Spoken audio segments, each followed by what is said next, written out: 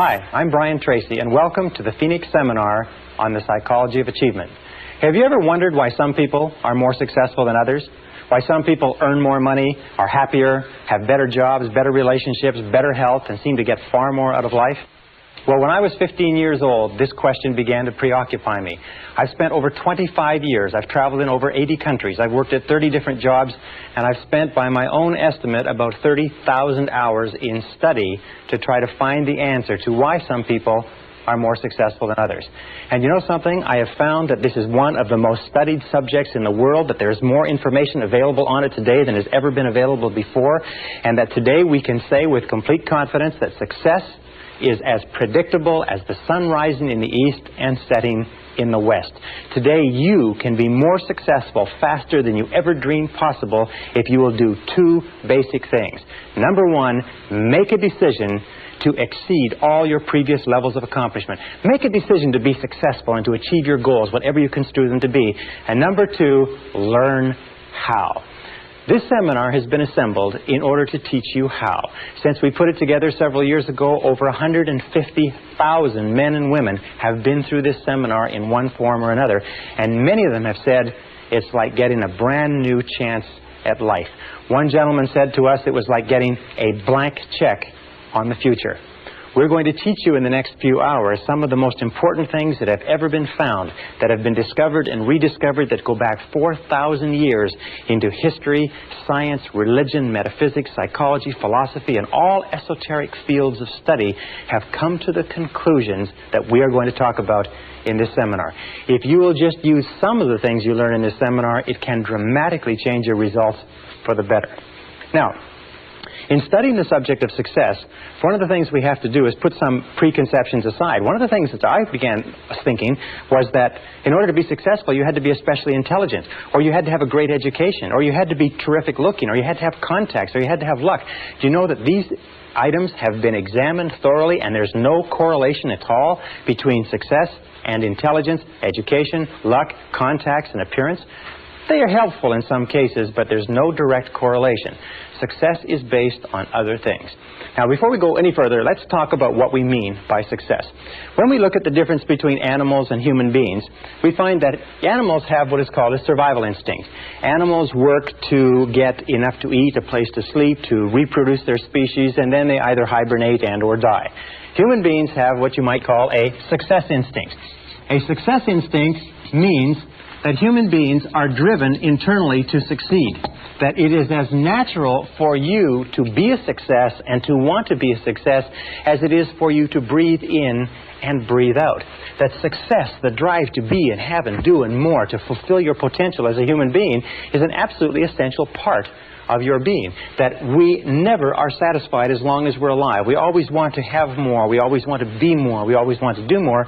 The question, of course, is why is it that so few people achieve things in life? Let's talk about what the success instinct embraces. Now, I have looked at this for years and years, and in my estimation, success can be broken down and put under 7 categories. There are 7 ingredients of success, and if you have these 7, everything you could ever want in life can be put under one of these categories. So let's look at what we're talking about. Number 1, starting point of success, top of the hit parade throughout all of human history, is peace of mind. Peace of mind means that you feel content, at peace, relaxed inside. Peace of mind to a great degree means freedom. It means freedom especially from fear. Freedom from fear, freedom from stress, freedom from anxiety, freedom from want, freedom from lack, freedom from negative emotions, freedom from guilt, and so on.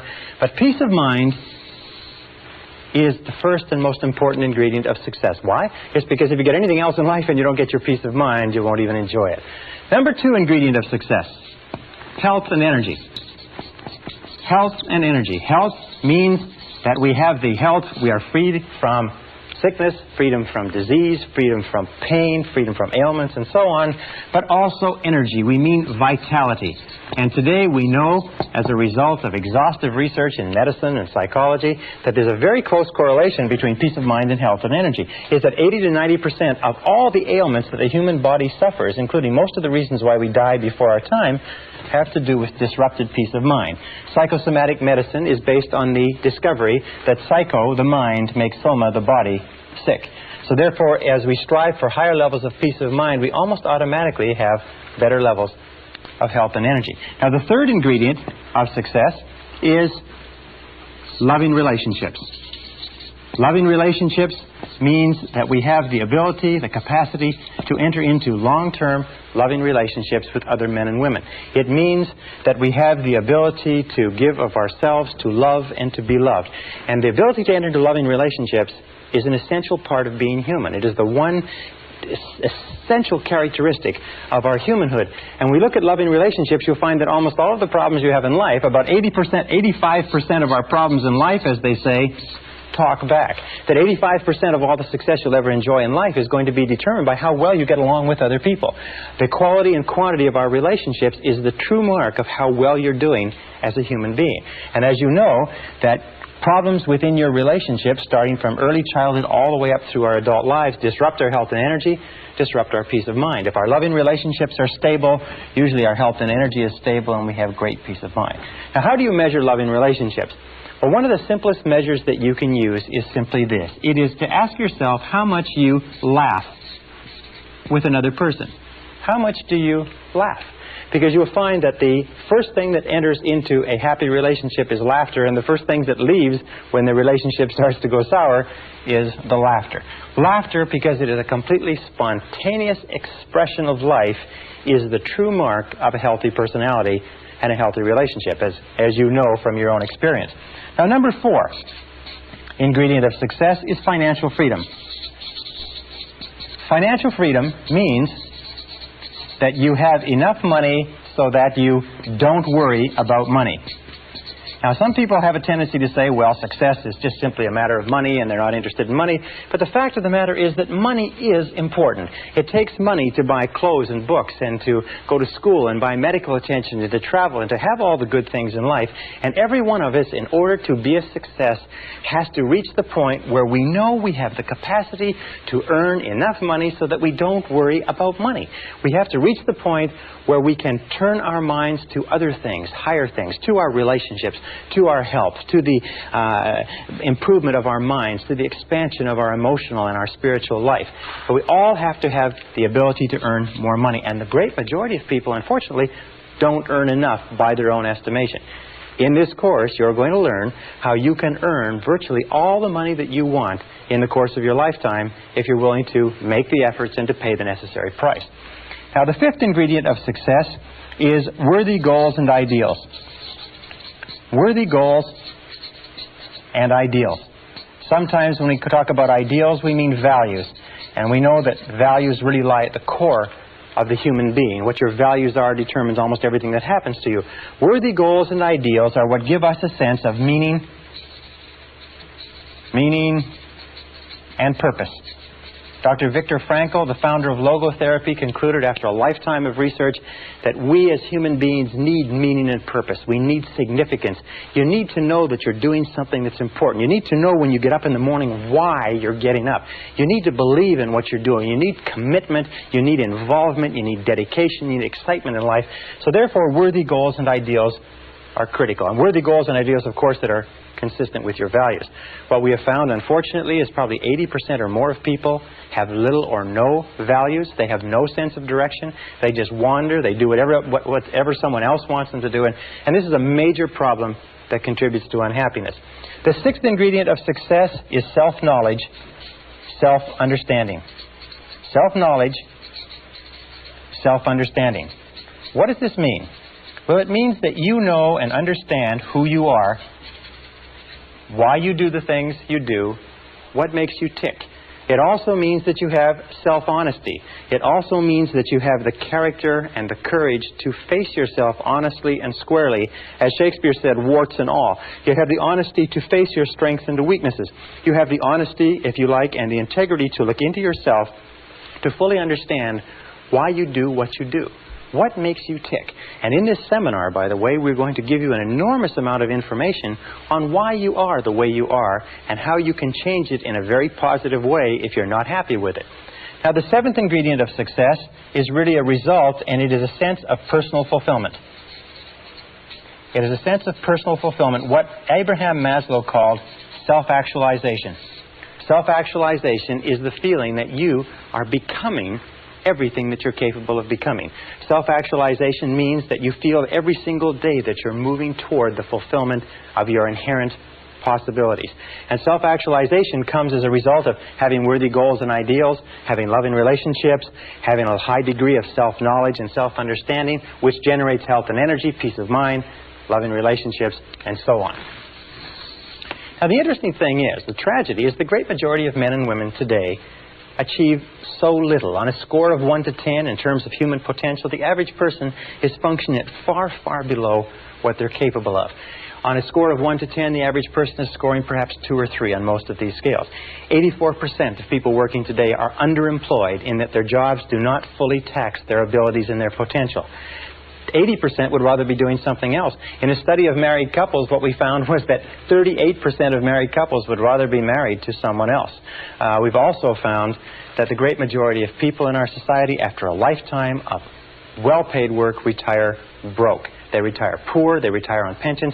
Only 1% become wealthy, only 5% become financially independent, 15% have some savings, and 80% are dependent on others. The average savings, lifetime savings of a retired couple in America or Canada today is less than $60,000. That's after earning between $500,000 and $1 million in an average working lifetime. Well, why is this? The number one reason is that we come into this world without an instruction manual. You can go through your entire education and never be taught anything about success. I personally believe that there should be a course on success in every single grade level, in every single school, in every single college and university. We come into the world like a computer.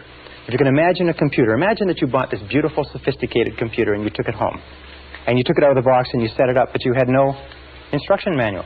That you had to figure out how to work out this computer all by yourself. Or imagine a combination lock, being given a beautiful combination lock that is on a box that contains everything that you'd ever want, but you don't know the combination. We come into the world with no instruction manual, and we spend our whole lives trying to figure out how to do things right.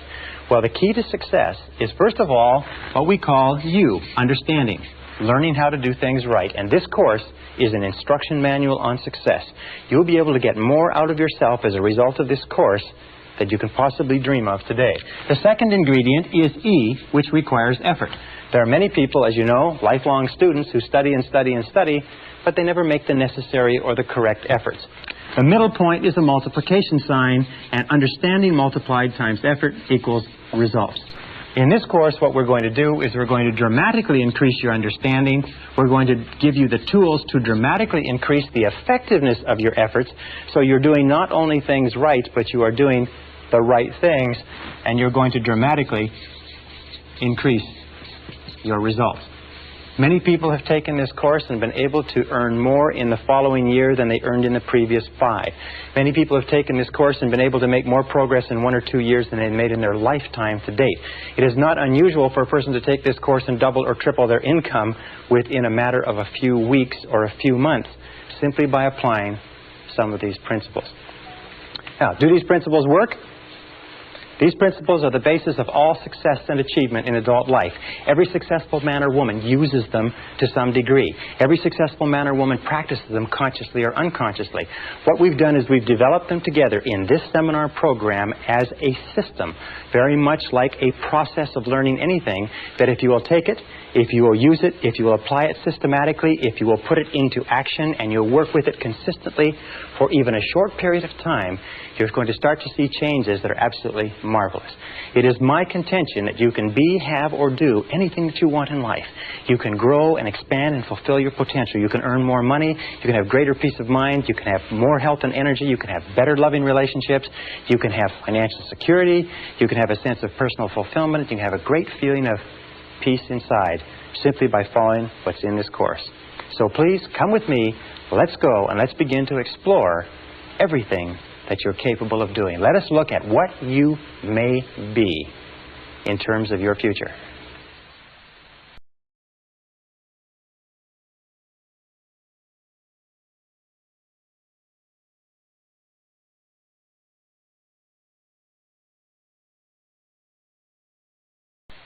Session 2, 7 Mental Laws.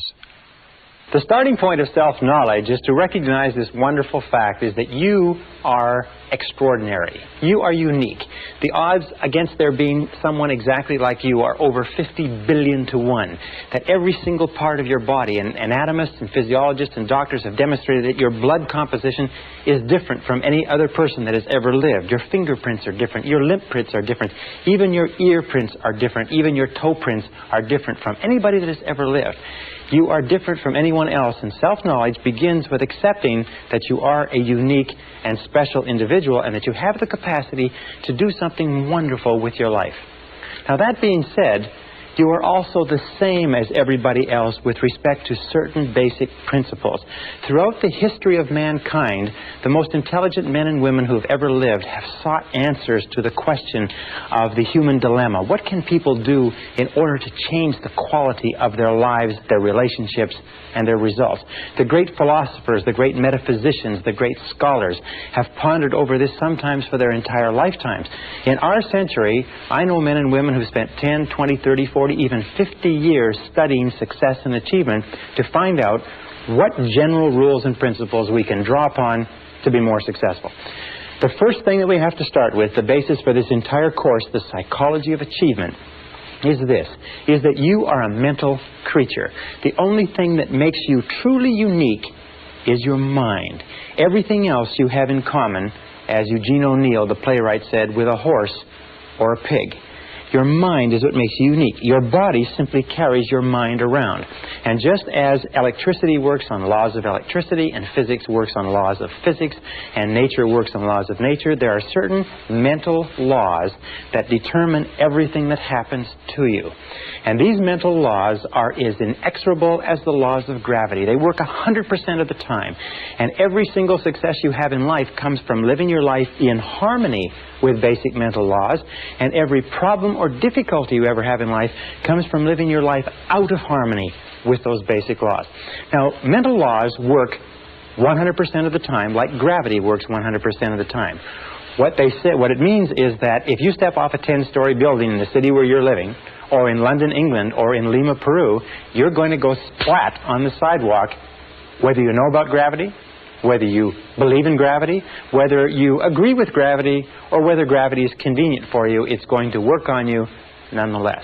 The mental laws are exactly the same, and in this course I'm going to introduce you to about 20 mental laws, some of which are more important than others, but all of which it is critical for you to understand. Now let's start with the first of the mental laws. The first mental law, and by the way, these laws have been written about and studied for century after century, and many of them have been tested in our leading universities, research institutes, and think tanks in the last few years and found to be as true as they've ever been imagined to be. The first law is what we call the law of control. Now, the law of control is very simple. It's the basic law, and we'll come back to it over and over again. It says simply this. It says that you feel good about yourself, you feel positive about yourself to the degree to which you feel you are in control of your own life. Or you feel negative about yourself to the degree to which you feel you are not in control of your own life. All you have to do is look at your life today and ask yourself, what parts of your life do you feel the best at? What parts of the life do you feel most in control? You'll find those are the places where you are the happiest. And since the supreme human good is to achieve a state of happiness, which is expressed in peace of mind and health and love in relationships, control is absolutely essential.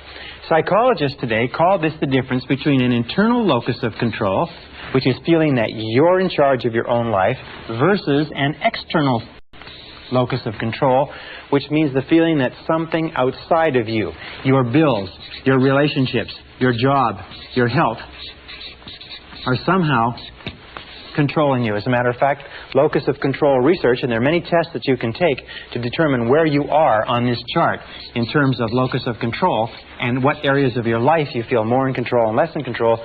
People with a very high internal locus of control are high achievers, they are more successful, they're more self-determined, they're happier. And many of the things we're trying to do in this course is to give you a far greater sense of control, of being in charge of every aspect of your life. Now, control begins with, first of all, your thoughts. Interestingly enough, your thoughts, what you think about things and how you think, determines your values. It determines what is going on inside you. Once they are stored away, your thoughts determine your feelings. It's how you think about something that determines your feelings, whether you are happy or unhappy, whether you are scared or confident. Your feelings then determine your actions. So we start off with the law of control, saying that the key to success is to feel that you are the master of your own destiny, that you're behind the steering wheel of your own life. You're in charge of your life by taking full and complete control over your thoughts. Your thoughts will control your feelings will control your actions, and your actions, remember, it's always your actions, will determine your success or your lack thereof. So the law of control is important. Now, as opposed to the law of control, we have what is called the law of accident. Now, the law of accident is really a metaphysical principle. It is only a law, like a traffic law or like a legal law, to the degree to which we live by it consistently. The law of accident is what about 80% of the population live by, plus or minus. The law of accident simply says that by failing to plan, you're planning to fail. Failing to plan is planning to fail. Now, the majority of people don't believe that they're living by this, but if you look at their lives, you see that that's true. Failing to plan means planning to fail. These are the sort of people that say, well, it's not what you know, it's who you know. It's being in the right place at the right time. It's luck. It's the luck of the draw, and so on. These are people who, as a result of feeling that their life is controlled by forces outside themselves, don't have clear plans, don't have clear goals, are not working persistently and consistently day by day toward accomplishing something they want, and their lives just seem to drift and go around in circle like a ship without a rudder. Now, a person, just like a ship without a rudder, a person with no central plan is a person who has very little control. Is a person who feels that, in fact, they are out of control of their lives, like they're falling through space with no place to stop. And these people are invariably unhappy. The reason why people are negative today, the reason why people are unhappy, the reason why people are sick and frustrated, the reason why people underachieve in life is most of them are living by this law of accident. And in so doing, they have no sense of control over their lives, they have no sense of inner peace, they have no sense of happiness, and so on. So we are going to show you how to free yourself from the law of accident personally or permanently. Now, the next law is what is called the law of cause and effect. The law of cause and effect says that for every effect in your life, there is a specific cause. That everything that happens in the universe happens for a reason. That nothing happens by accident. That failure does not happen by accident and success does not happen by accident. That happiness or lack of happiness are a result of cause and effect relationships. That if you have an effect in your life that you want to have more of, more success, more money, more happiness, better health, you can trace it back to a cause. And what you do is you repeat and duplicate the cause. If you have an effect in your life that you want to have less of, if you have problems, difficulties, and so on, you can also trace that back to a cause. All progress in human life and human society stems back from identifying the causes of what we want more of or less of and changing the causes.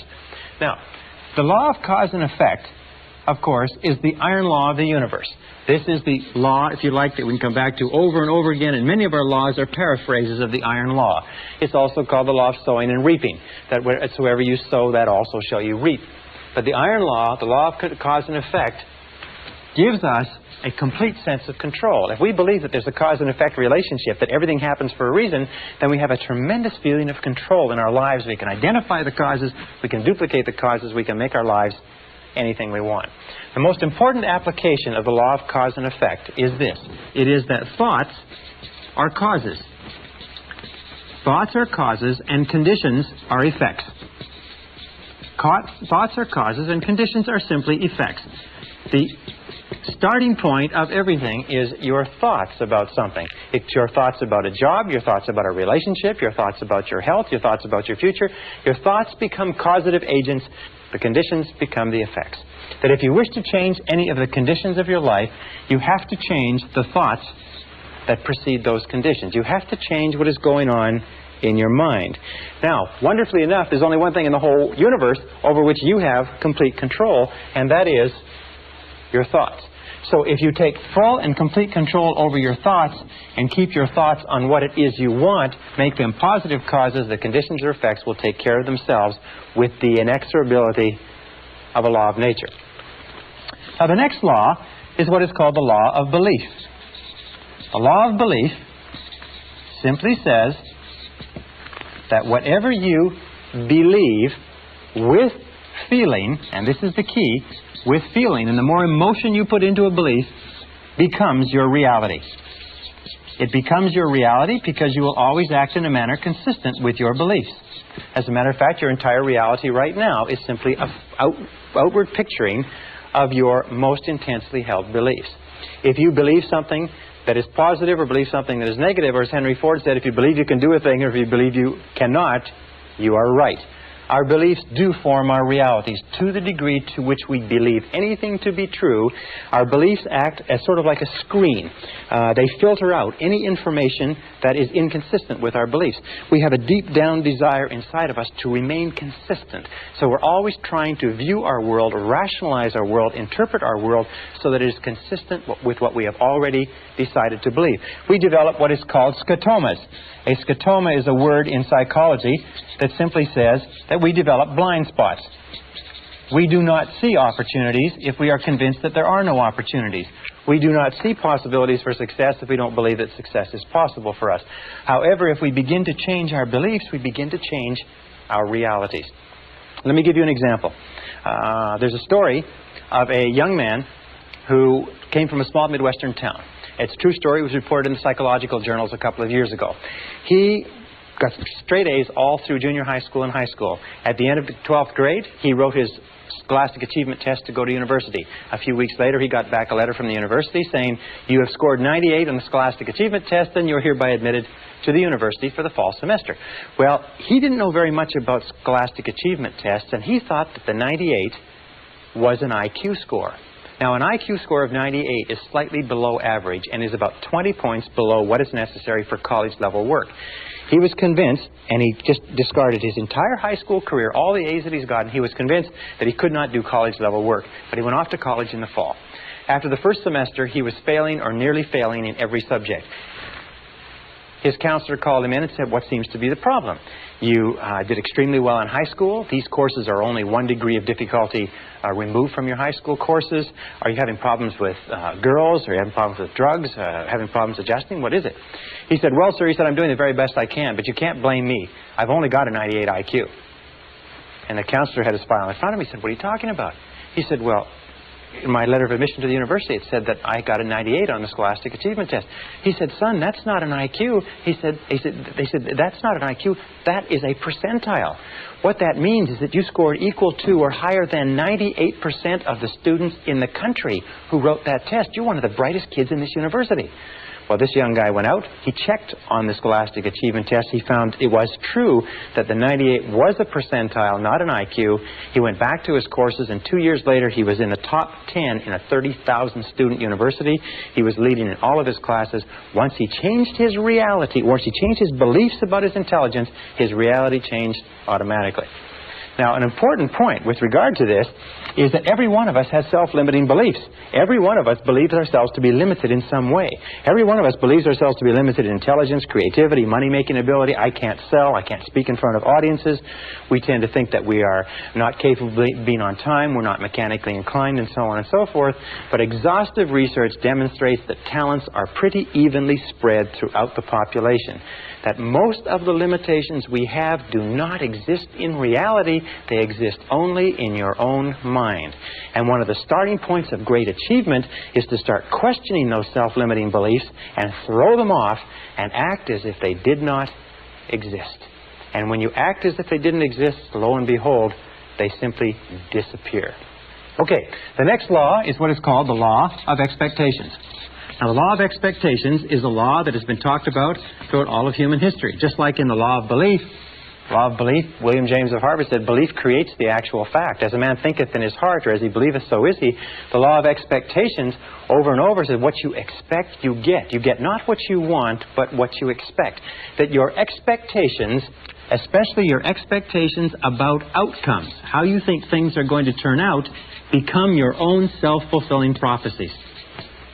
And Dr. Robert Rosenthal of Harvard University has done something like 300 experiments on expectations theory, on what is called experimenter theory, and he finds that your expectations have an effect on other people and events and circumstances, even if your expectations are based on totally false information.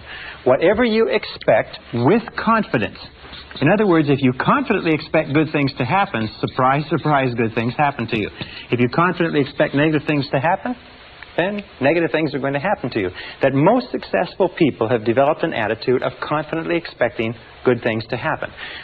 It's called the attitude of positive self-expectancy. It is the attitude of the winner. The winner looks for good things to happen. The winner expects to win in advance, and lo and behold, whatever you expect with confidence tends to come true, even if the information upon which your expectations is based is totally false.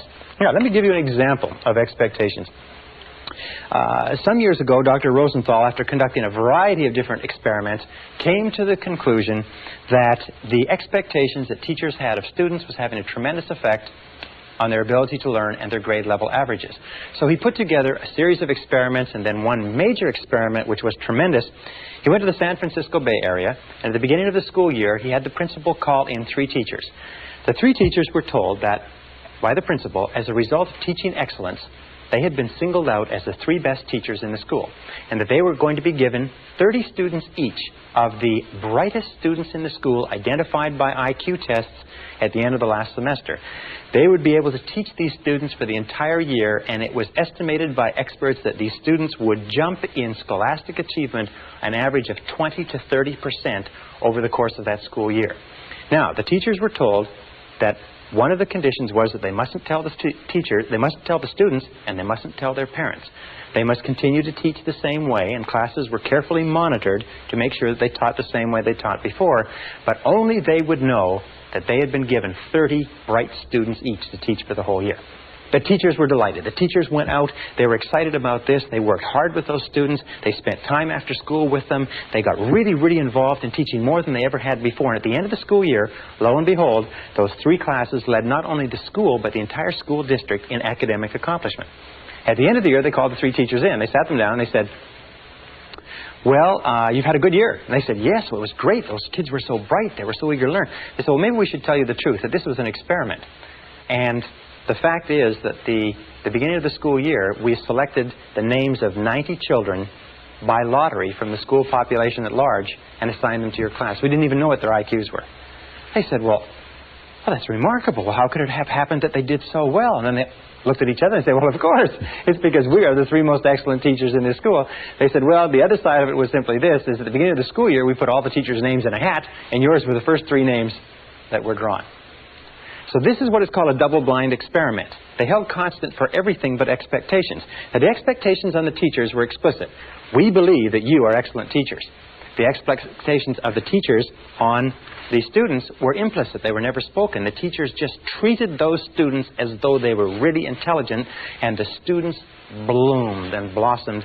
And in one of the classes, a student from beginning of the year to the end of the year jumped 25 IQ points. In a subsequent experiment, a student jumped as much as 27 IQ points, which is to prove that high expectations teachers bring out intelligence in students that is completely unheard of. Marva Collins, the famous teacher in the Chicago inner city, has found that if you treat students as though they're intelligent and talk to them and work with them as though they are really bright, they will absolutely astonish you in terms of academic accomplishment. All right, this brings us to the critical role of expectations in your life. First part of expectations in your life, number 1, and where expectations affect you. Expectations of your parents. We have found that we have a tendency as adults to try to live up to or down to the expectation of our parents all our lives. If our parents were strong and supportive and loving and kind and encouraging and really believed in us, all our lives we will strive unconsciously to live a life consistent with those expectations. If our parents were critical and condemnatory and bitched and complained and griped about our grades and so on and so forth, we will find that all of our life we'll have a tendency to hold ourselves back. So be alert to that. What were the expectations of your parents? Were they positive? Were they negative? Were they boosting or were they discouraging? And how much are they affecting you today? Second area of expectations is the expectations of your boss. In all of our studies, we have found especially in the studies on excellence in organizations, we have found that high expectations, bosses have high performance work environments. Now, if you work for a boss who's negative, critical, and condemnatory, if you work for a boss that has negative expectations or a negative attitude, chances are your performance will be at the very lowest. As a matter of fact, if you look at the course of your working career, you'll find that the times of your life that you've enjoyed the most is working under a boss that has high positive expectations of you and your ability. Isn't that correct? The third area of expectations is the expectations you have of others, especially of your children, especially of your spouse or your mate, especially of your subordinates or the people who look up to you. You see, we are profoundly affected by the opinions of anybody we respect, by the attitudes toward us of anybody we respect. And if you have high positive expectations of the people around you, especially your children, they will rise to fulfill those expectations. So the basic rule with regard to this is always expect good things of other people. In word and deed, tell them continually, I believe in you. And number 4 area of expectations is the expectations you have of yourself. In the final analysis, these are the most powerful. If you have high positive expectations of yourself, you'll be astonished at what it will mean to your life. Always expect the best. Always expect the best.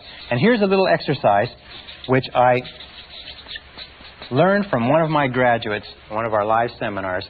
He found that by starting off every day with this simple little exercise and saying to himself, I believe something wonderful is going to happen to me today. I believe something wonderful is going to happen to me today. I believe something wonderful is going to happen to me today. That this little exercise changed his whole attitude. That he went through the whole day with the attitude of somebody with a confident self-expectancy. That everything that happened during the course of the day, he thought, maybe this is something wonderful that's going to happen to me. And you know that if you will do this, if you will say before you go to sleep, I believe something wonderful is going to happen to me tomorrow.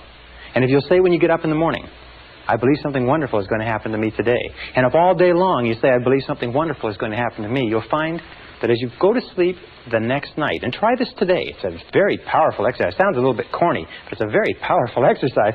If you'll try it, you'll find that when you go to sleep, you will not be able to think of all the wonderful things that happen to you. You'll just be surprised that your parking spaces will open up and friends will call and you'll get checks in the mail. Just your life will be a series of really positive, happy experiences. So always expect the best. I believe something wonderful is going to happen to me today, and by the inexorability of a law of nature, it's going to happen to you. I can assure you it's happened to thousands and thousands and thousands of our graduates who will literally astonish you, the effect of this corny little exercise. All right, the next law is what is called the law of attraction. Now, the law of attraction simply says that you are a living magnet. You are a living magnet. And that you inevitably attract into your life the people and circumstances that are in harmony with your dominant thoughts. In the universe, we know that all of energy is in a state of vibration. That everything is vibrating. Even this board is vibrating. Your skin is vibrating. Every substance is vibrating because of its molecular structure. And we also know there's a law of radiation. That everything is vibrating outward. The process of entropy. And we find that whatever you are thinking, your thoughts are also a form of energy that is vibrating and radiating out from you and that travels at the speed of light so that you can affect people and circumstances at great distances. Have you ever had an experience where you're thinking about somebody and the telephone rings and it's them? Have you ever had an experience where you phone somebody else and they say, we were just talking about you? It just leaps into your mind? Have you ever had an experience when you're in tune with your husband or wife and you think, you know, I'd like to go out to dinner at such and such a place tonight, and you call home and they will say, why don't we go out to dinner at such and such a place? These are all examples of this law of attraction. The law of attraction is considered by many to be one of the most important laws of human existence. In this, you will always attract to yourself, positive or negative, people and circumstances that harmonize with your dominant thoughts. That whatever you're thinking on a continuing basis, you're attracting into your life. You're drawing it into your life like a magnet. That's why it's so important that you keep your thoughts on what you want, keep your thoughts on what you desire, and keep your thoughts off of what you don't want. And by the way, as you advance and develop and become more proficient and more sharp with these methods, the law of attraction will work faster for you and with greater accuracy. So be careful. Use it right. The last law we'll talk about in this session is called the law of correspondence. The law of correspondence is a law that says, and it's quoted by Jesus, as within, so without. As within, so without. And what it simply means is this. It means that your outer world is a mirror. And that's probably the best word. Your outer world is a mirror, and it simply reflects back to you what is going on in your inner world. That your outer world is the result of your inner world. That what is going on within determines what is going on without. That if you want to change your outer world, you have to change your inner world. Now that means that you can look at your world, you can look at your level of health. What is going on in terms of your physical health is largely determined by what is going on in your mind. What is going on in your relationships is the most perfect example, because you find that when you are feeling good inside, your relationships go smoothly. When you're feeling negative or stressed inside, your relationships go poorly. Your relationships are the mirror image reflection of the quality of your own personality. You can tell how healthy your personality is by looking at the relationships around you. Your wealth is a very important thing. The level of financial wealth, the level of comfort that you have, is a direct relationship of what you have put into your mind in terms of thought and preparation for achieving wealth and affluence. If you wish to be more successful on the outside, you have to be more successful on the inside. And the more you go to work on the inside, which is the only part of your whole life that you can control, the more you go to work on the inside, the more rapidly your external world changes. The big mistake in life, and the reason why most people are unhappy, is why? It's because most people try to change the external world, which they cannot control, and they leave the internal world messy. It would be the same as trying to make an automobile run better by washing the outside of it, polishing the outside of it, and changing the tires. No, you've got to go to work on the inside workings. As you change your mind, as you change what is going on inside, you change what is going on outside. Now, many years ago, Earl Nightingale, a great success philosopher, woke up in the middle of the night with a quotation which changed his life and changed the lives of millions of others, which sort of tacks on to all of these laws that we're talking about. And it was simply this, is you become what you think about. You become what you think about. And since the only thing that you can control is your thinking, if you change what you are thinking about, you will begin to change your reality. If you change what you expect, you change what you believe, you change your dominant thoughts, you change your inner workings, you begin to attract into your life people, circumstances, events, opportunities, and everything consistent with your new thoughts. The reason people are unsuccessful is they think thoughts of unsuccess or failure. Another line, which is very, very important, says that all causation is mental. We live in a mental universe. All causation is mental. If you wish to change your universe, you have to change your mentality. And this brings us to the most important line of all, which is simply this. And let me write it over here. If you change your thinking,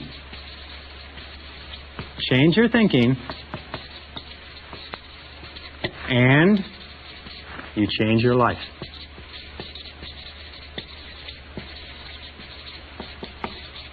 Change your thinking, and you change your life. Now, over the course of years, you have accumulated and gathered an enormous amount of information. You've accumulated and gathered an enormous number of experiences, some of them positive, some of them negative. Every single one of them is stored away. Every single one of them is having an effect on what is happening to you right now. In the New Testament, Jesus had a beautiful line, which I refer to and I think about all the time. He said, "By their fruits you shall know them." And what it simply meant was that you can tell what is going on inside the person, what the fundamental character and thought life of a person is, by looking at the fruits of their external life, by looking at their health, looking at their relationships, looking at their levels of success. If you change your thinking, you change your life. And as we proceed through this course, we're going to show you systematically how you can change your thinking and bring it into perfect correlation inside with the type of successful, happy, dynamic, vital, living, successful life that you desire on the outside.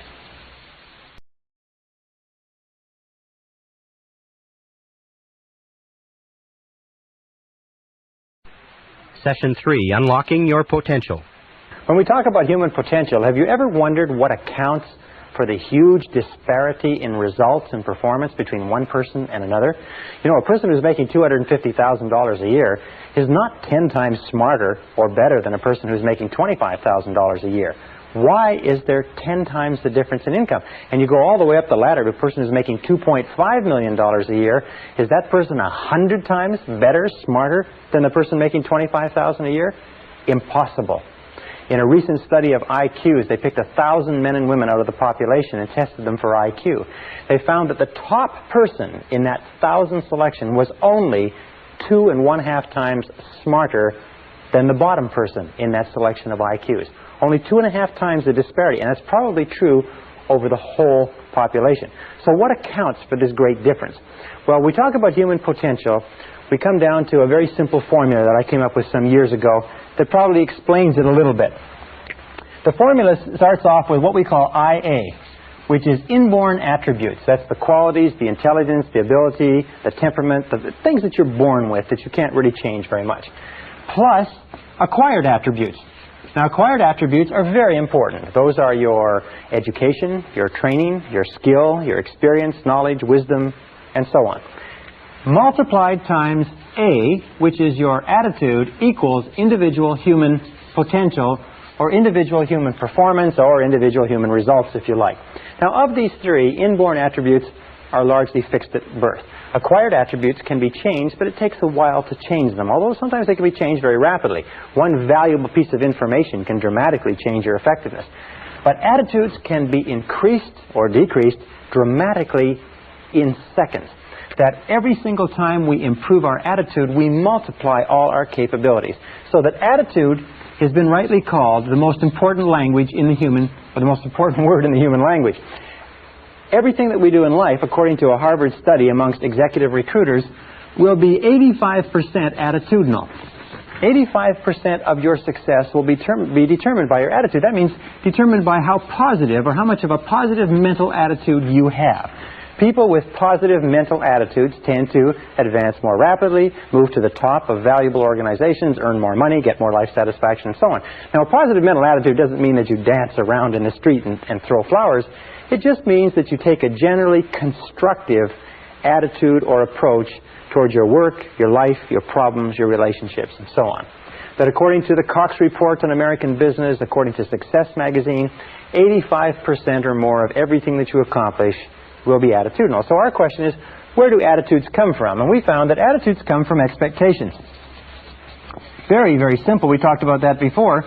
And a very powerful way to instantaneously improve your attitude is to say to yourself, I believe something wonderful is going to happen to me today. As we said before, our expectations about outcomes determines our attitude. In other words, if you expect things to turn out well, you're going to have a positive attitude. If you expect things to turn out negatively, you're going to have a negative attitude. And the wonderful thing is you can manufacture your own expectations. I mean, you can expect whatever you want. You can expect good things, you can expect negative things, and chances are you won't be disappointed. Where do our expectations come from? Our expectations come from our beliefs, if you like, and our values. These are the core or the central motivating factors in our personality, our beliefs and values. And this brings us to an understanding of human potential. It means that basically our attitude is the outward expression of what is going on internally, consistent with the mental laws that we talked about. And with regard to beliefs, each of us has a bundle of beliefs way down deep inside, which psychologists call the self-concept. Now, the self-concept, or the discovery of it, has been considered by many to be the most important single breakthrough in understanding human performance in the 20th century, and I personally agree. The self-concept is like, if you wanted to use a military analogy, is the command center. Or if you wanted to use a technological analogy, it is the central program of your basic computer. It is a bundle of beliefs, values, attitudes, feelings, ideas, and so on, which are stored away down inside, which are a result of virtually every experience you've ever had in your life. And some researchers say that the self-concept begins to form even before birth. But this self-concept, once it is in place, precedes, predicts, and determines your levels of effectiveness and performance in every area of your life. Your self-concept becomes the command center or the master program. The self-concept, or this bundle of beliefs, then determines what you will say, what you will do, how you will act, how you feel and react, and so on. What does it mean? It means that all improvements in your external life, all changes in your reality begin with a change in the self-concept. Let me give you an understanding of how it means. Here's a very simple graph. We talk about human potential. We say the average person uses 10% or less of their potential. According to the research, it's probably much less. Stanford Brain Institute in Santa Clara, California, estimates that it's probably closer to 2%. But we'll be generous and we'll say the average person is using 10%. It means that in the best of cases, the average person, you and I, have 90% of our potential untapped. One of the great philosophers, Oliver Wendell Holmes, said the great tragedy of the average person is that they go to their grave with their music still in them. They're still functioning on far, far less of their potential. So this is human potential.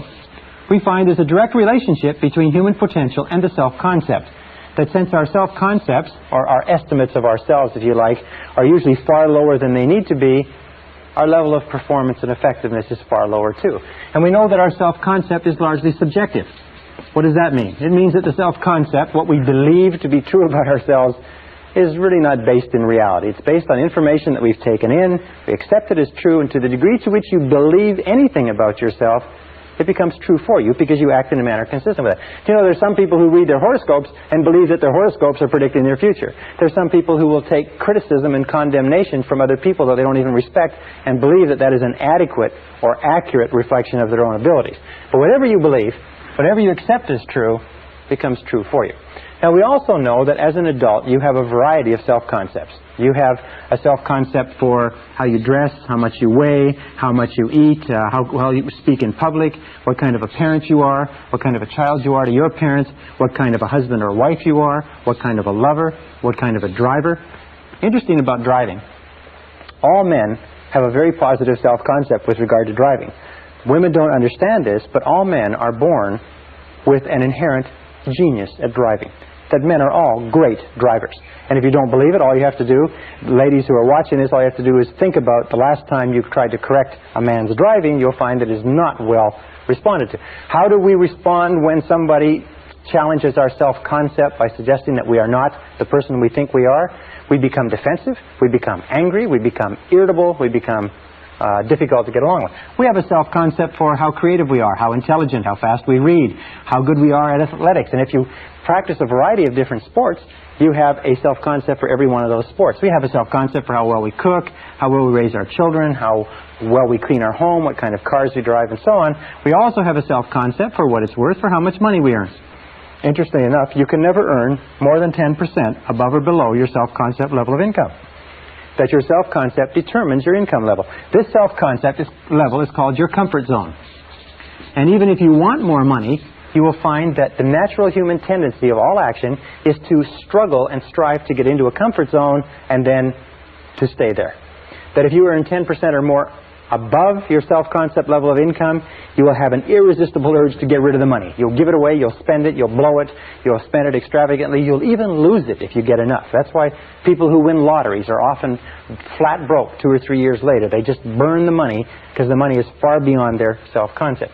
If you go 10% or more below your self-concept level of income, you find yourself scrambling. You work harder, you work longer, you think more creatively, you look at different ways to increase your income or second income opportunities. The only way to improve any part of your life, including your income, is to raise your self-concept level of income by beginning to think about yourself continually in terms of earning more money. If you want to lose weight, the only way you can lose weight is what? Is to think thin, by beginning to think of yourself as a thinner person. If you want to become a more popular, a more loving, a happier person, a healthier person, you have to begin to think over and over about those things until they become part of your new self-concept. And we'll talk about that a little bit later. It's an essential part of programming your mind for success. Your overall self-concept is determined by the average of your self-concepts in all the areas that you consider important. Now, your self-concept is made up of 3 critical parts. The first part of the self-concept is the self-ideal. The self-ideal is the person you would most like to be. It is your idea of what constitutes a winner. It is your vision or your mission or your ideal of the very best you that you can be. Now, one of the things that we know about successful people is this, is successful people have very clear self-ideals. They have very clear ideas of who they want to be in the future. Unsuccessful people have very vague ideals. Number 2 is your self-image. Your self-image is a picture of the way you see yourself and the way you think about yourself. Your self-image, the inner mirror, is how you perceive yourself now and determines your current performance on a day-to-day basis. The third part is your self-esteem. Now, your self-esteem is how you feel about yourself.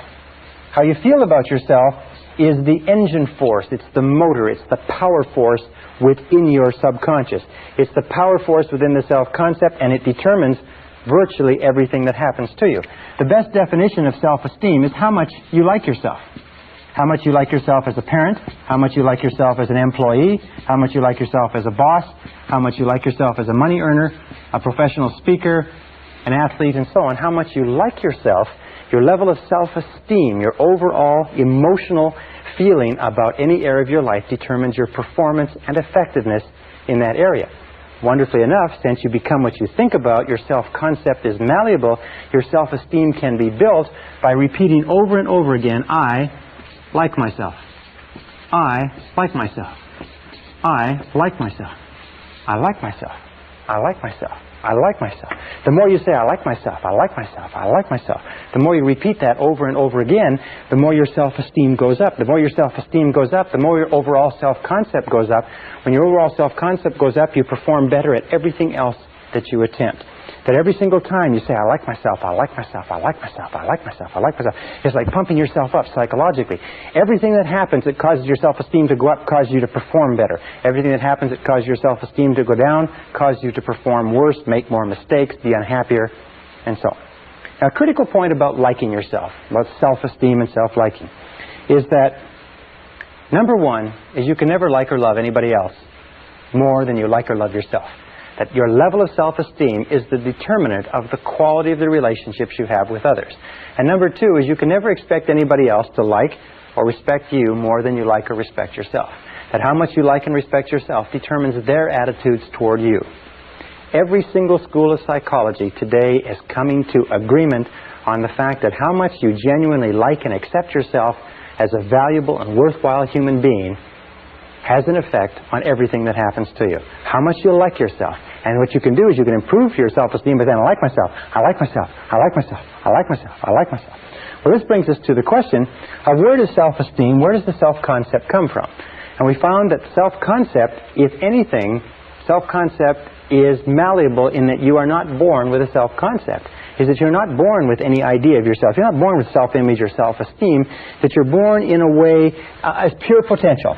Probably the best way to put it. The average person comes into the world as pure potential and has no self-concept.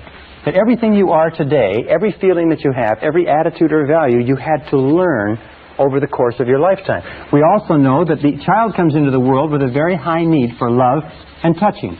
And a tremendous amount of research indicates that we need a lot of love and touching all of our lives, but especially in our formative years, because as a child, we learn who we are, how valuable we are, whether we're important, intelligent, attractive, lovable, funny. We learn all of these things by the way our parents treat us.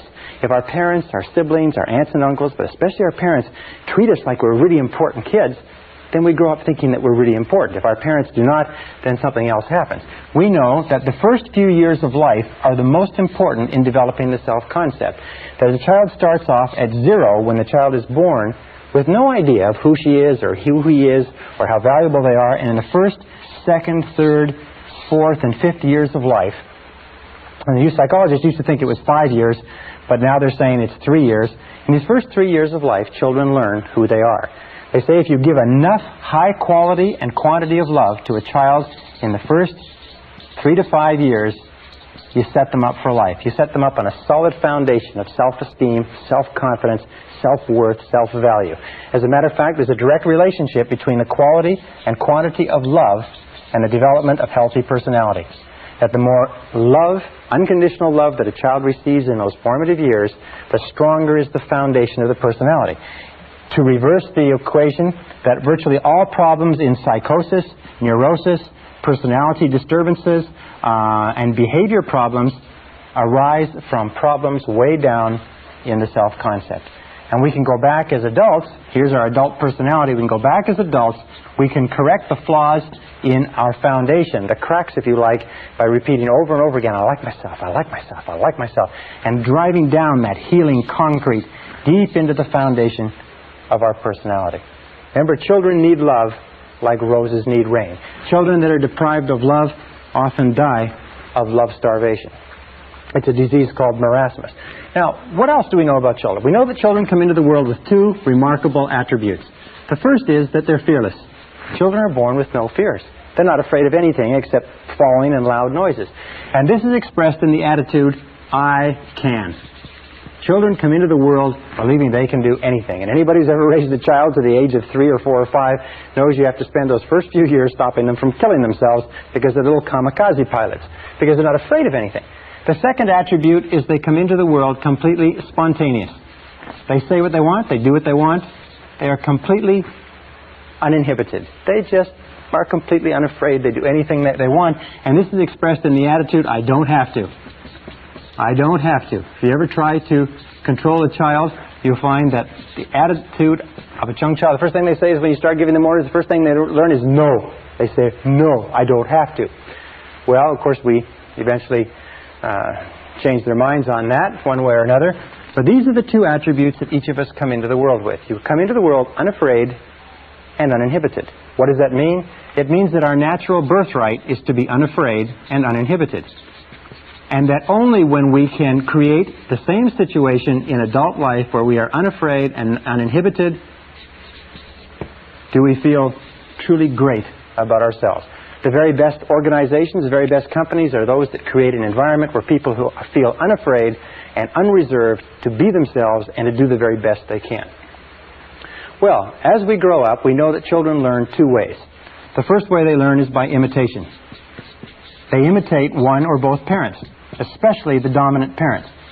And sometimes the dominant parent will change as the child is growing up. Sometimes children will imitate the father, sometimes the mother, but they learn by imitation.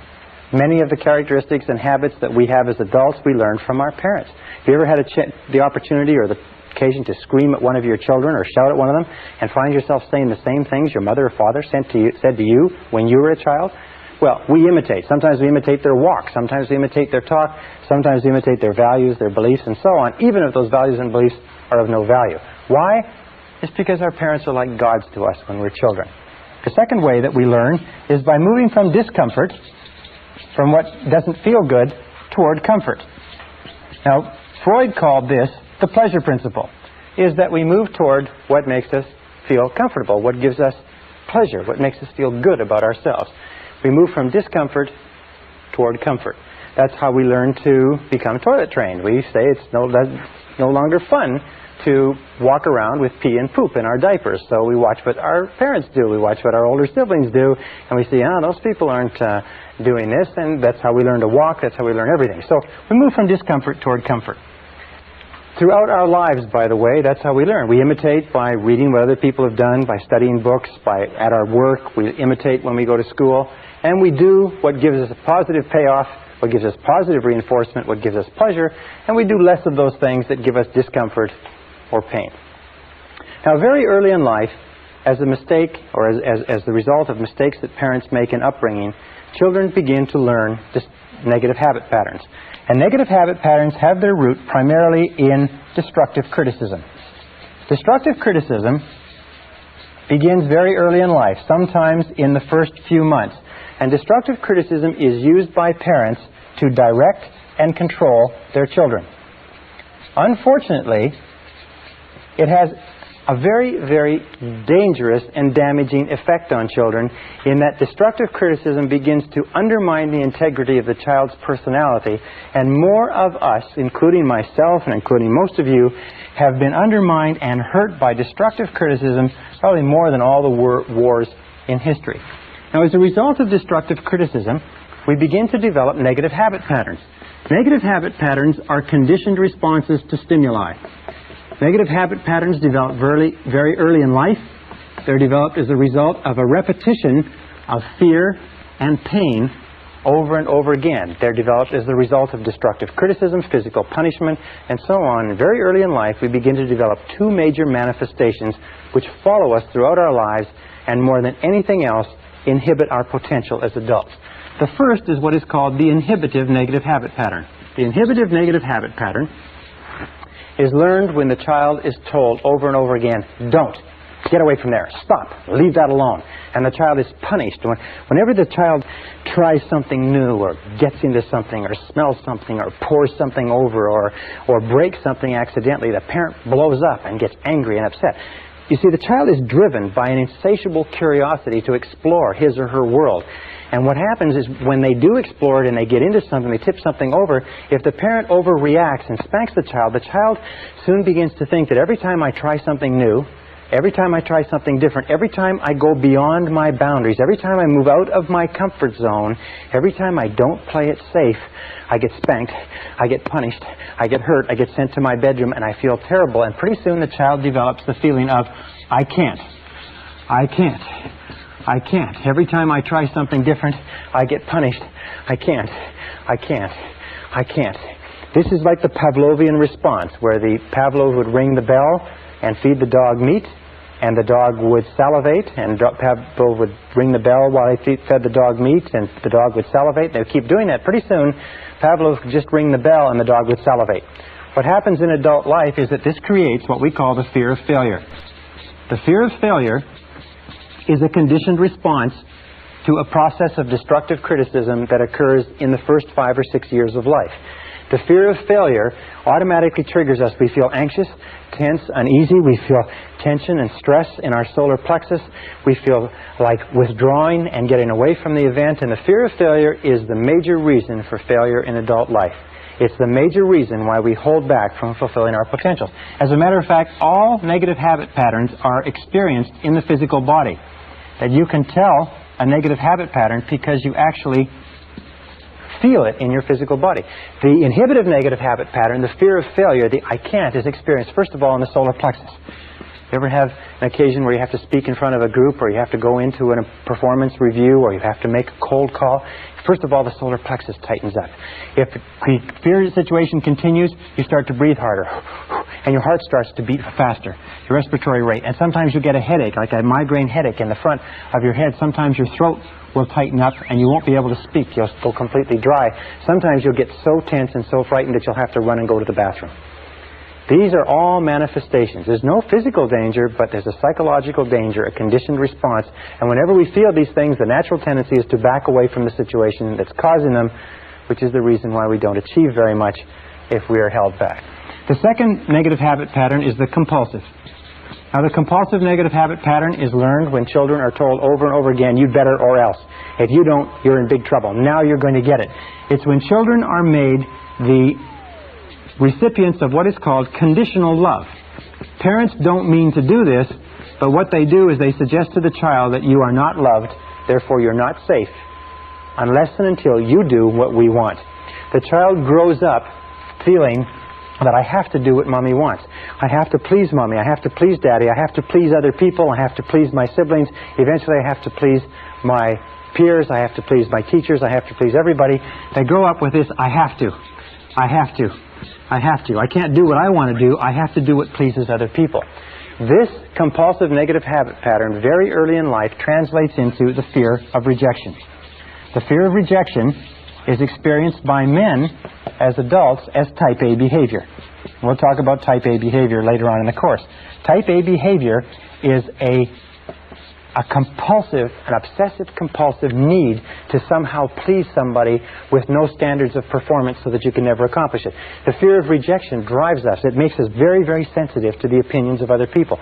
We do things that other people want. We don't do things that we want. We're always trying to please others. We have a preoccupation or a concern with the opinions and feelings and attitudes of others to the point where we deny our own needs. Now, the fear of rejection is felt down the back half of the body. If you divide the body in half, it's felt right down the back half of the body. The first place you start to feel the fear of rejection is usually in the shoulders and in the neck. You start to feel stiff and sore and tense. Sometimes when you have a lot to do, you'll feel tremendous stress in the lower back. The muscles will start to pull in the lower back. Sometimes it'll manifest itself in phlebitis and varicose veins. Very often it can give you very bad headaches in the back of the head because the carotid arteries, which carry blood up into the head, the muscles around them constrict, and the amount of blood flow to the head slows down, and you feel this pounding headache in the back of your head.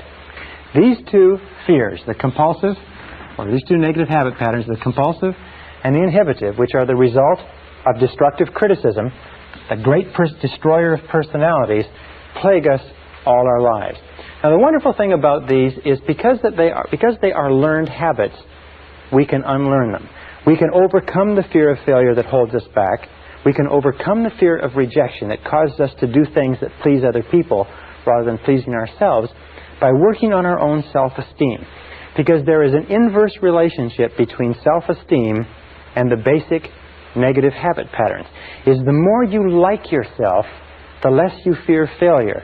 The more you like yourself, the less you fear rejection. The more you like yourself, the less you fear anything.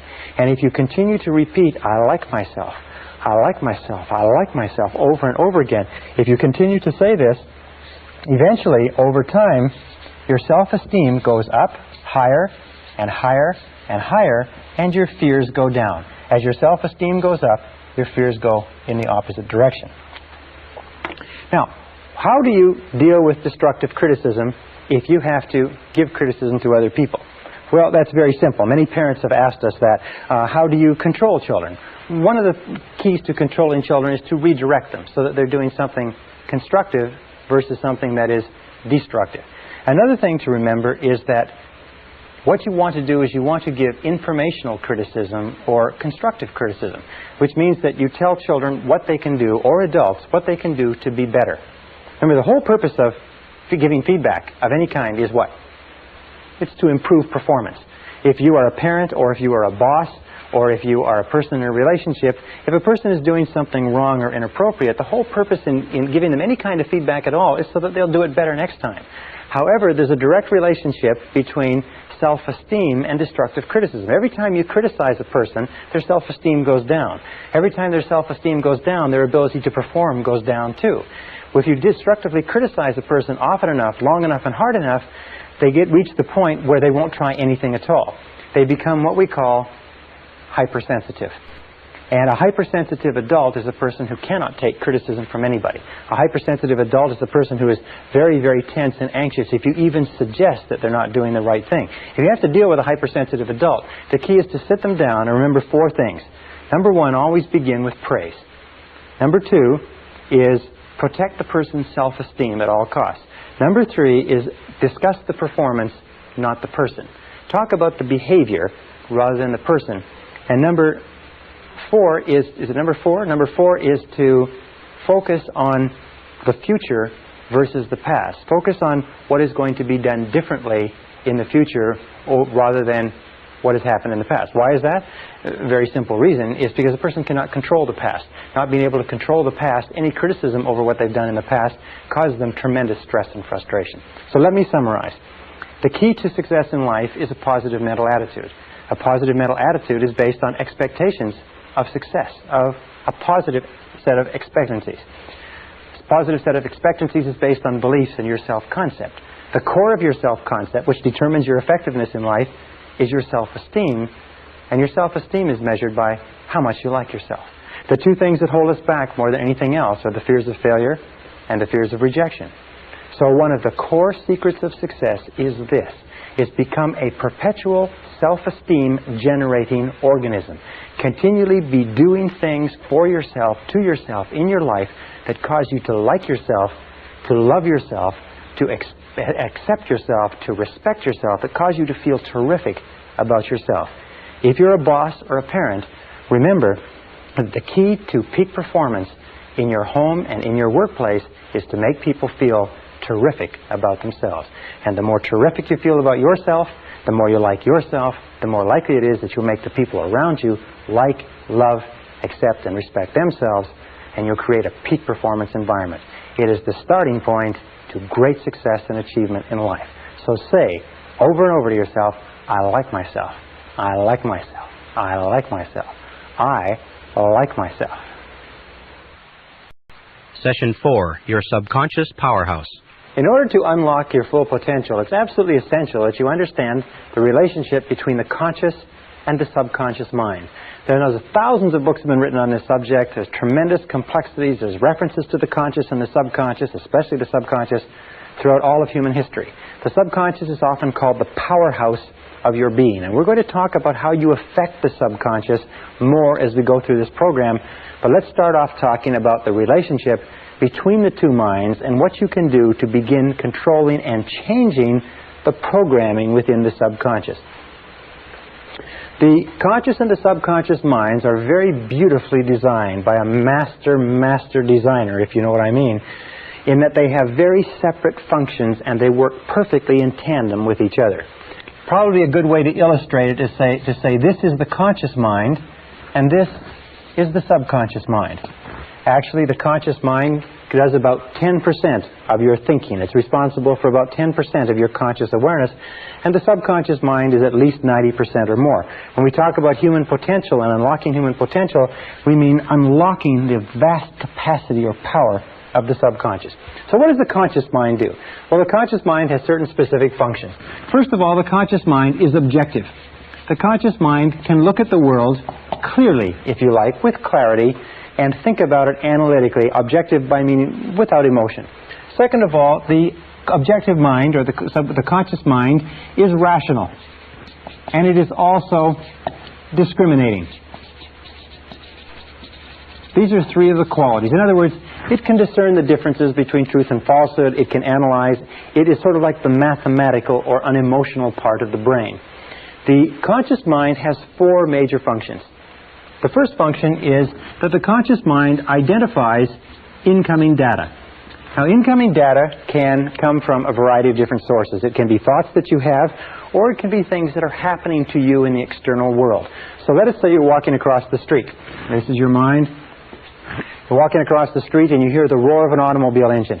Your eyes immediately turn to the right to see what the sound is and to identify what is that sound. When you see the automobile, you identify, you attach the sound to the car. The second thing that the conscious mind does is it compares that moving automobile to all other moving automobiles of your experience. Now, if you live in a big city like New York, when you see a car and you compare that moving automobile with other cars, you've seen 100,000, maybe 1 million cars moving, and your reflexes are very, very sharp. If you live in a country that doesn't have very many automobiles, chances are when you see a moving vehicle, your reflexes will be very, very slow.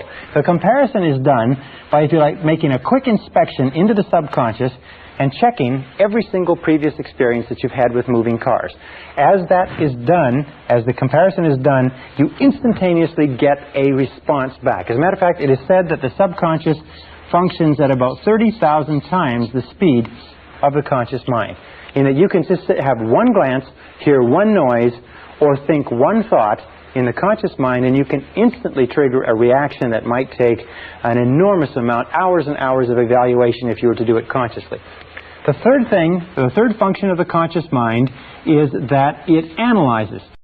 Once it has a response back in its comparison, it analyzes the situation. You're walking across the street, you hear the sound of the automobile engine, you turn eyes right, you see the car moving down at you. Your comparison tells you that that car is moving at a speed of 50 miles an hour, and it will be where you are in 1 second unless you move. So you now analyze and you say, what do I do? Should I move or not? And if the answer is yes, what you do is you move. And that takes us to the fourth function of the conscious mind, which is to decide. The conscious mind decides what to do after the analysis. It says yes or no. The conscious mind functions like a binary computer. It is always saying yes or no to incoming information. And the conscious mind can only hold one thought at a time. Now, this is really amazing, as you're going to see. It's really a brilliant structure. So you're walking across the street, you hear the sound, you look to the right, you see the car moving. The comparison says that that car is moving on you. The analysis of the moving car says you've got to get out of the way. So you say, do I move, yes or no? Answer, yes.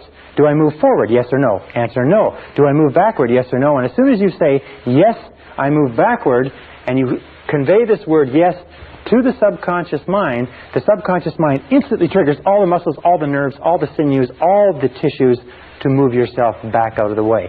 You don't have to sit there and think, well, should I move my right foot first? Should I move my left foot first? All you do is send a signal to the conscious mind, backed by a charge, if you like, or a detonation of emotion. And the stronger the emotion, the more instantaneously the subconscious responds to your command. The subconscious is activated by emotion. emotion of fear, emotion of desire, the survival instinct, the love instinct, but it is always an emotion that triggers the subconscious. Okay, what are some of the features of the subconscious mind? The subconscious mind is like a massive data bank. As a massive data bank, the role of the subconscious is to store and retrieve data. In other words, the subconscious mind is the subjective mind, in that it simply is the mind that obeys. Just as the conscious mind commands, the subconscious mind obeys. The subconscious mind has no thought of its own. By the way, the conscious mind has no memory. The subconscious mind is the seat of all memory. The conscious mind, remember, can only hold one thought at a time, whereas you can remember millions of facts. The relationship between the conscious and the subconscious is the conscious is like a gardener, and the subconscious is like a garden. Whatever seeds you plant in your subconscious mind, the subconscious mind goes to work to grow. In the subconscious mind, you have a whole series of different programs, the self-concept, which contains all the information on all the subjects that are important to you and all of your previous experiences and responses to those situations, so that if you have a new situation similar to it, one of the roles of the subconscious is to keep your behaviors consistent with your previous behaviors, so that if you've always been fearful in a situation, you see the situation, you'll instantaneously be fearful without thought. If you're in a situation that you don't know anything about, the natural tendency is for you to be neither fearful nor unfearful, because you don't know enough until you build up an experience bank. And this brings us to three critical laws. Three of the most important mental laws that we talked about. Remember, we talked about how your whole life is determined by mental laws. The first of these three mental laws is the law of subconscious activity. The law of subconscious activity says that whatever you plant into your subconscious mind, it immediately goes to work to bring into your reality. And your subconscious mind makes all your words and actions, it makes all your words and actions fit a pattern consistent with your self-concept. In other words, it keeps all your words and actions in a pattern, fit a pattern consistent with your self-concept, or consistent with all previous information that you have put in. Also, it keeps your words and actions consistent with your dominant goals, which eventually, if you like, become part of your self-concept. So that means that your body language, your attitude, your level of energy, your level of self-confidence, the way you get along with other people, your social skills, everything is consistent with your self-concept.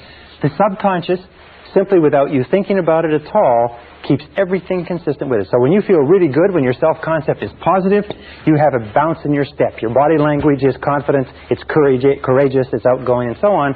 And when you feel negative, your self-concept is negative, and you will act in the same manner.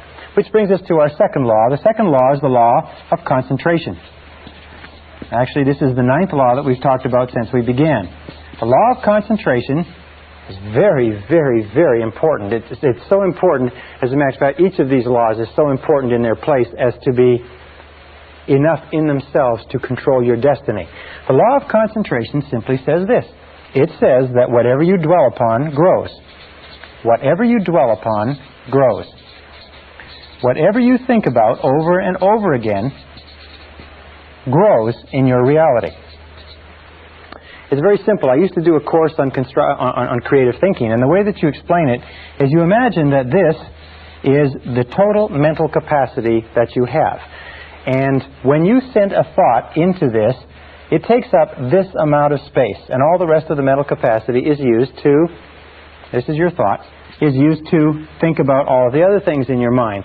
But the more you think, from the conscious down to the subconscious, the more of your mental capacity is committed to thinking about this one idea, until you reach a point where if you dwell upon something consistently, you reach a point where you think of nothing else. And as you think of nothing else, you begin to set up this vibratory field.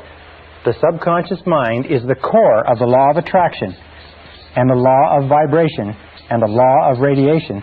You begin to set up this vibratory field that sends out thought energy from you consistent with what you are thinking about, and draws back into your life people and circumstances in harmony with those thoughts. So you just have to look around you and you have to say, What are you thinking about all the time? What are you dwelling on all the time? And the basic rule with regard to the law of concentration is to dwell upon, think about what you want to happen, not about what you fear. And this brings us to the third law in this series, and that is the law of substitution. Now, the law of substitution, I've had many of my graduates tell me this has been the most important law they've ever learned. It's a very simple law, and it's based on a fact that the conscious mind can only hold one thought at a time, positive or negative. If you want to get rid of a negative thought, the mind is not like a vacuum. It doesn't stay empty. If you want to get rid of a negative thought, you have to knock it out, if you like, with a positive thought. Is that you can replace one thought with another. You can replace one thought with another. And if you do that consistently, and if you replace any negative thought, any fear thought, any anxiety thought, any self-limiting thought, any negative expectations, anything that's holding you back, any fear of failure, lack, poverty, rejection, loss, or anything else, if you replace it with a desire thought, and this is the key, fear versus desire. If you keep your mind on what you want and keep it off of what you don't want, as you dwell on your desire, your fears diminish and get smaller. As you think about what you want, eventually, because of the law of substitution, you have less and less time, less and less emotion to think about what you don't want. Why is it that people are successful? It's simply this. In the Bible it says, to them that hath shall more be given, and from him who hath not, even that which he hath shall be taken away. What it means is simply this. The rich get richer, the poor get poorer. Why?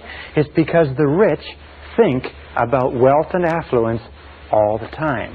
And what do the poor think about? The poor think about lack, loss, and limitation, risk, danger, fear, failure all the time. So if you want to unlock your potential, if you want to go straight to the stars, you have to use the law of substitution to keep your mind on what you want. Use the law of concentration to dwell continually on the results you desire. Be solution-centered rather than problem-centered. Be goal-centered rather than loss-centered. And the law of subconscious activity will begin to adjust your words, your actions, your feelings, your emotions, and everything to the point where you will draw into your life the people and circumstances that will harmonize with it. Now, what's the most powerful thing you can do? It's very simply this. Success begins with taking purposeful, systematic control of the content of your conscious mind. Purposeful, systematic control of the content of your conscious mind. Everything comes back to the law of control, as we talked about at the very beginning. Purposeful, systematic control is best taken by saying over and over again, I like myself. I like myself. I like myself. I like myself. When you repeat, I like myself, or better, I love myself over and over again, you drive this thought into the subconscious mind. More and more you think of yourself in positive terms. More and more you push out thoughts of inferiority, negativity, fear, failure, rejection, and so on. More and more you reprogram all previous data in your subconscious computer so that it is consistent with high self-esteem, personal effectiveness, and excellent personal performance. Is that the key to your success in life is to use the power of your subconscious mind to program it with thoughts, words, pictures, ideas, and feelings consistent with high performance, and keep your mind on what you desire and off of what you fear. Remember, the only thing in the world you can control is your thinking. The only thing in the world you can control are your conscious thoughts, and if you will do that, everything else will become possible for you.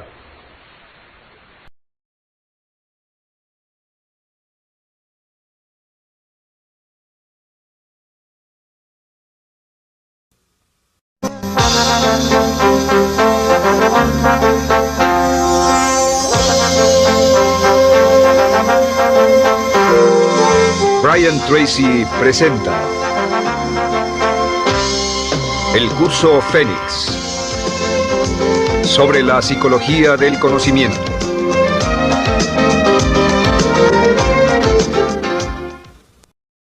Session 5, Taking Charge of Your Life.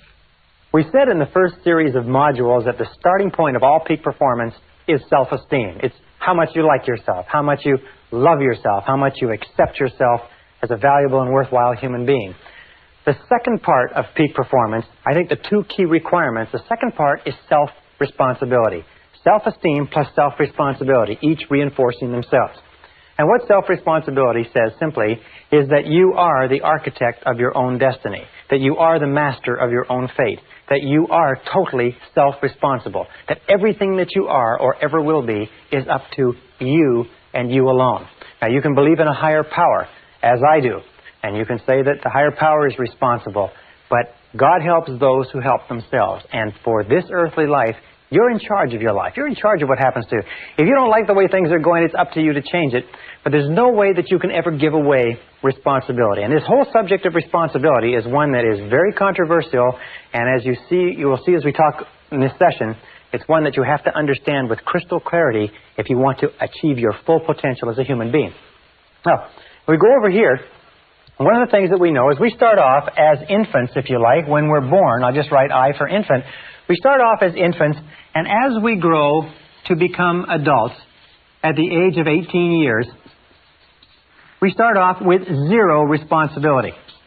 And as we grow toward becoming adults, we gain responsibility more and more, until by the time we become adults at the age of 18 years, if our parents have brought us up properly, if they have prepared us, if they've encouraged us to be self-reliant, if they've encouraged us to make our own decisions and think for ourselves and plan our own lives, at the age of 18 years, legally speaking, psychologically, morally, mentally, physically, and everything else, you are ready to take over your own life.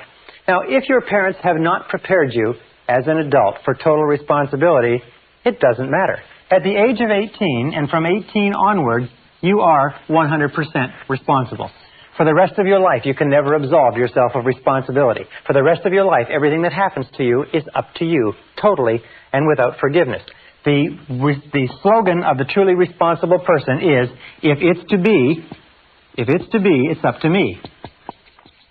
Which means, as Henry Ford said, never complain, never explain. Never complain, never explain. What that means is if you don't like the way things are, then it's up to you to change them. And if you're not willing to take steps to change them, then don't complain about them. Just simply accept them. Men who are men and women who are women don't complain about the difficulties of life. They just accept them as the difficulties of life, and they either do something about them or they don't say anything. So if it's to be, it's up to me. If it's to be, it's up to you. This is one of the hardest things to understand, because when we're children, at this stage, we're totally dependent. And being totally dependent, we develop, if you like, a habit pattern or a conditioned response, and we look for the reason that things happen outside of ourselves. As we become adults, if we're not careful, we will still retain this dependency, and we will long for what is called the pseudo-security of childhood. That time in childhood when someone took care of us. That time in childhood when we were fed and clothed and our home was taken care of and our school and everything. We didn't have to worry about a thing because they took care of it. As we grow up, we go off to school, and the people at school, they take care of things. And if we're not careful, we get into the work world, and then again it's they. It's always someone else outside of ourselves who is ultimately responsible for ourselves. One of the things which I'll talk about later is the whole idea of self-development. Most people, because they've been taken all their education in the public school system, think that it's up to them when they're adults to continue their education. If nobody comes along to continue it, they just simply don't do it.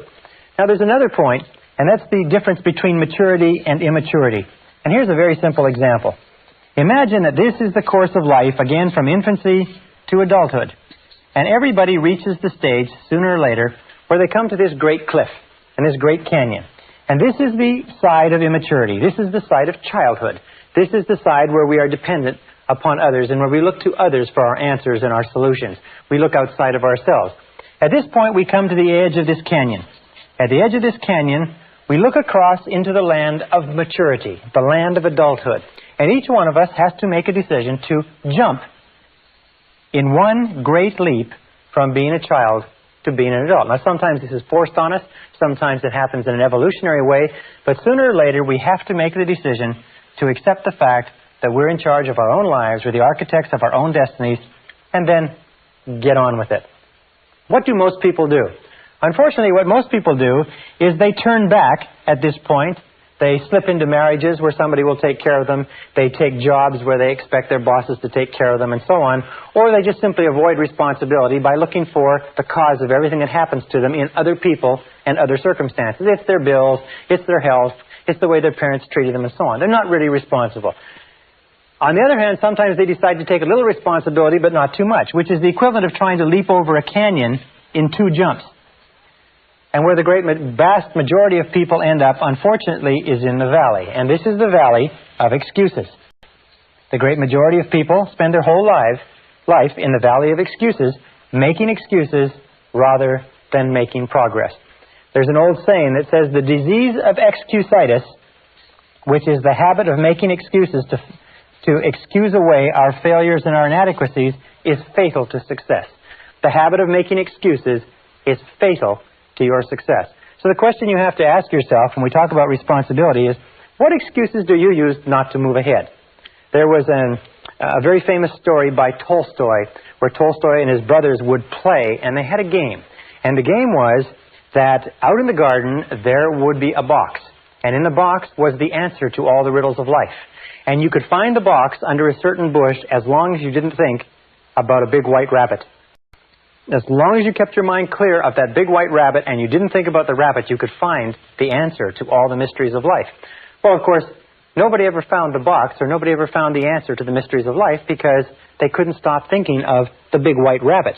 The question you have to ask yourself is, what is your big white rabbit?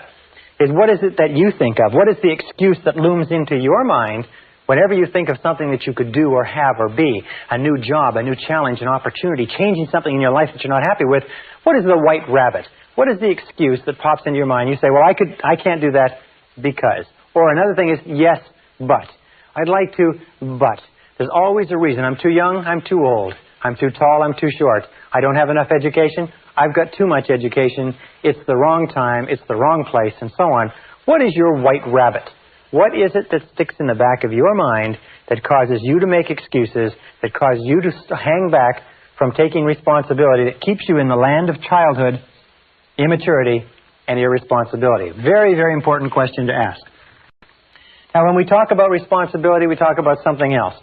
It's simply this, is that the acceptance of responsibility is not optional.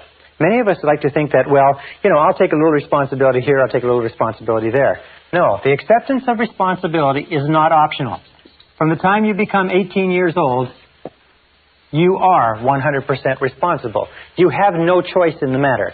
As a matter of fact, there are very few things in life over which you have no choice, but you have no choice in this. It is mandatory.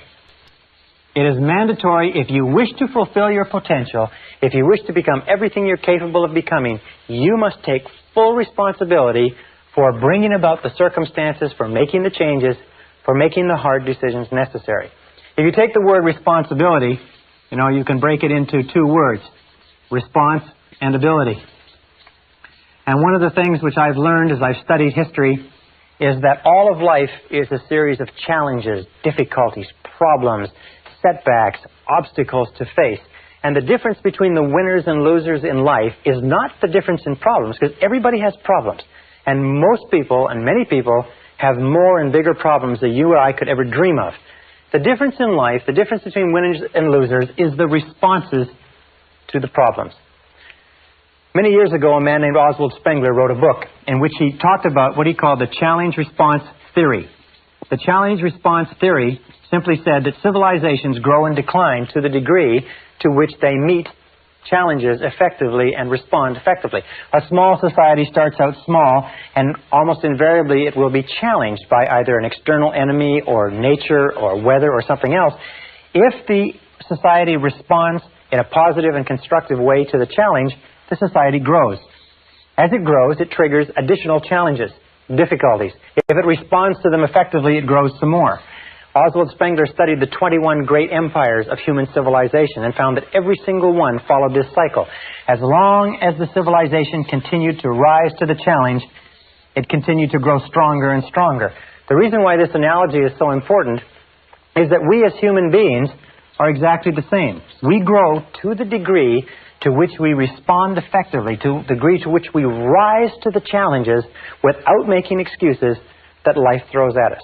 And when we look at the great men and women of history, whether it's Albert Schweitzer or Winston Churchill or George Washington or Abraham Lincoln or Franklin Delano Roosevelt, we look at those great people, we find that they were always people that rose to the challenges of the time. If ever you wish to be capable of rising to great challenges, what you have to do is you have to start off on a daily basis rising to small challenges, which means no matter what happens, you accept the challenge, you accept the responsibility, you refuse to make excuses, and you go forward. Now, there's three areas in life, in our modern life, which you must be very, very aware of. The first area is the political area. If you look around you, you will find that there is a great drive toward the government doing it, the government being responsible. Make the government responsible. What people are doing is they want the government to be their parent. They want the government to protect them and take care of them. But as the more you vote for politicians to do things for you, the more you give politicians control. You see, you can never give away responsibility. You can only give away control. How do you give away control? You give away control in terms of voting for them to spend more of your money, regulate more of your businesses, tax away more of your income, and so on. The second area, so let me just finish this.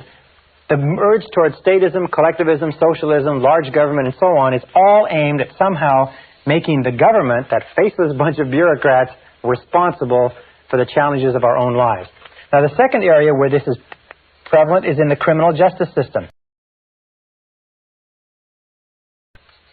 In the criminal justice system, you will find that the one characteristic of all criminals is that they refuse to accept responsibility for their crime. It was always someone else or something else. It was always their childhood or the background or the other guys. That the way that people get out of the criminal justice system is they accept responsibility for the crimes they've committed. And they say, I did this. Nobody made me do it. I am responsible. And they stop going back to jail. The third area is in medicine. Today we know that almost all of our problems in medicine are psychological in origin, or we inflict things on ourselves. The average American or Canadian is about 10 to 20 pounds overweight. In medicine, we expect the doctor to be responsible. Just imagine how we would take, what kind of care you would take of yourself if you were on a desert island for life, with no doctors, no nurses, no hospitals, no medicine, no nothing, where you had nothing to fall back on. Very, very important point. So all around you in society, you're going to notice this clamor, this demand, I am not responsible. Make somebody else responsible. But this is the key. Remember, you are always free to choose. You are free to choose your responses. You are free to choose the quality of your emotional life. Do you know that you decide how you're going to feel by how you are going to respond? You decide when to get angry, when to be happy, when to be unhappy. You decide what your attitude is going to be when you get up in the morning. You decide the quality of your physical life. You're the one who decides what you eat, what you drink, what you don't eat and drink. You determine the quality of your financial life. You're the one who determines the quality and quantity of the work that you contribute. In every case, you're free to choose what you want. If you want things to be different, the starting point is to accept full, unqualified responsibility for your life. Well, I first discovered this whole concept of responsibility when I was 21 years old. I was living in a little apartment. I was working on a construction job. It was 35 degrees below zero outside. I didn't have a car. I didn't have any money in the bank. My clothes were old. I had failed out of high school. And I looked around me in that cold winter in that little apartment with no future and not much of a past. And I said to myself, if ever I want anything to change, it's up to me. That's the time where I really got scared. It suddenly hit me right between the eyes that if I wanted my life to be different, it was up to me to make my life different. And if I can get only one point across to you in this simple segment, this little segment, is that the starting point of flying to the stars, the starting point of taking complete charge of your life, the starting point of great success and great achievement is to accept complete, unconditional responsibility. If it's to be, it's up to me. If it's to be, it's up to you.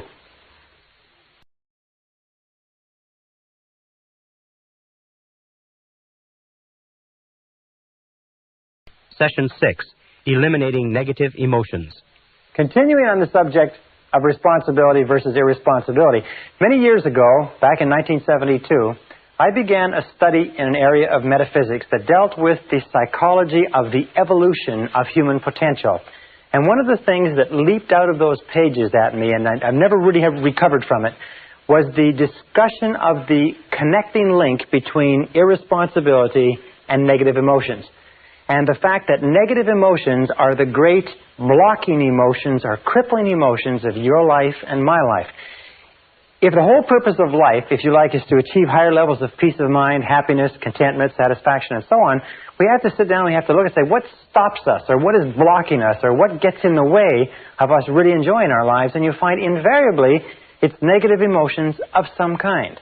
Now, I'm not talking about the negative emotions that are associated with someone dying or with a great loss. I'm talking about the negative emotions that we experience on a day-to-day basis that rob us of peace of mind, rob us of health and energy, affect our loving relationships, get in the way of our financial independence, rob us of a feeling of fulfillment, and so on. So we're going to talk in this session about eliminating negative emotions, and I want to bring us back to this whole discussion of responsibility. This is one of the most important things that I've ever found in my life. It's simply this, is that if we take a graph or chart, and come with me for a second and let's chart this, and we take from the highest to the lowest, and up here we have a totally responsible person. This is a person who is completely self-assured, completely self-responsible, makes no excuses at all, and down here at the other end we have an irresponsible person, a person who makes excuses for everything. Now, this is the positive end of the scale, this is the negative end of the scale. Every one of us, you and I, are somewhere on this scale moving up or down with every decision that we take. Now, we found, and this is what got to me, and I said a little bit earlier, that there's a one-to-one relationship between how much you feel you are in control of your own life and how positive or how happy you are. Well, there's a one-to-one relationship between the amount of responsibility you accept and the amount of control you experience in your life. And there's a one-to-one relationship between the amount of responsibility and control you accept and the amount of freedom that you feel that you have. Freedom is the indispensable requirement for happiness. That true success, true happiness in life means being free to live your life your own way as you decide, without anybody else telling you what to do. Living your life as a bird, free as a bird, to do whatever you want. Well, there's a direct relationship between responsibility, control, and freedom, and there's a direct relationship between these three and positive emotions. Now, positive emotions are the great emotions. Positive emotions are those of happiness and love and joy and vitality and energy and exuberance and enthusiasm and excitement and so on. Now, down at the other end, however, we have an attitude of irresponsibility. And what does that lead to? This is what shocked me so much when I first learned it. It leads to a lack of control. Is that to the degree to which we are irresponsible, we lose control. Our inner selves disintegrate and fragment. It also leads to a lack of freedom, because we no longer see ourselves as free agents choosing the direction of our own lives. We see ourselves as pawns, as victims, if you like, of external forces. And a lack of control and freedom leads to negative emotions. When I first began to understand this, I thought, well, yeah, but what about my parents, and what about my childhood, and what about my condition? I didn't have a very good job, and what about my friends? I had crummy friends, and what about my health, and what about the weather, and what about the economy?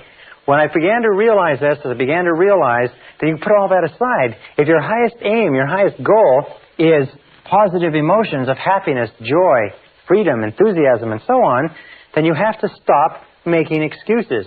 Now, Carl Menninger, the great psychoanalyst, said a very interesting thing some years ago. He said that physical ailments are all different, caused by different bacteria, different viruses, and so on.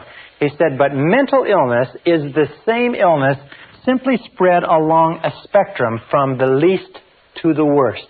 And Thomas Szasz, the psychiatrist, said in his book, The Myth of Mental Illness, that there is no such thing as mental illness.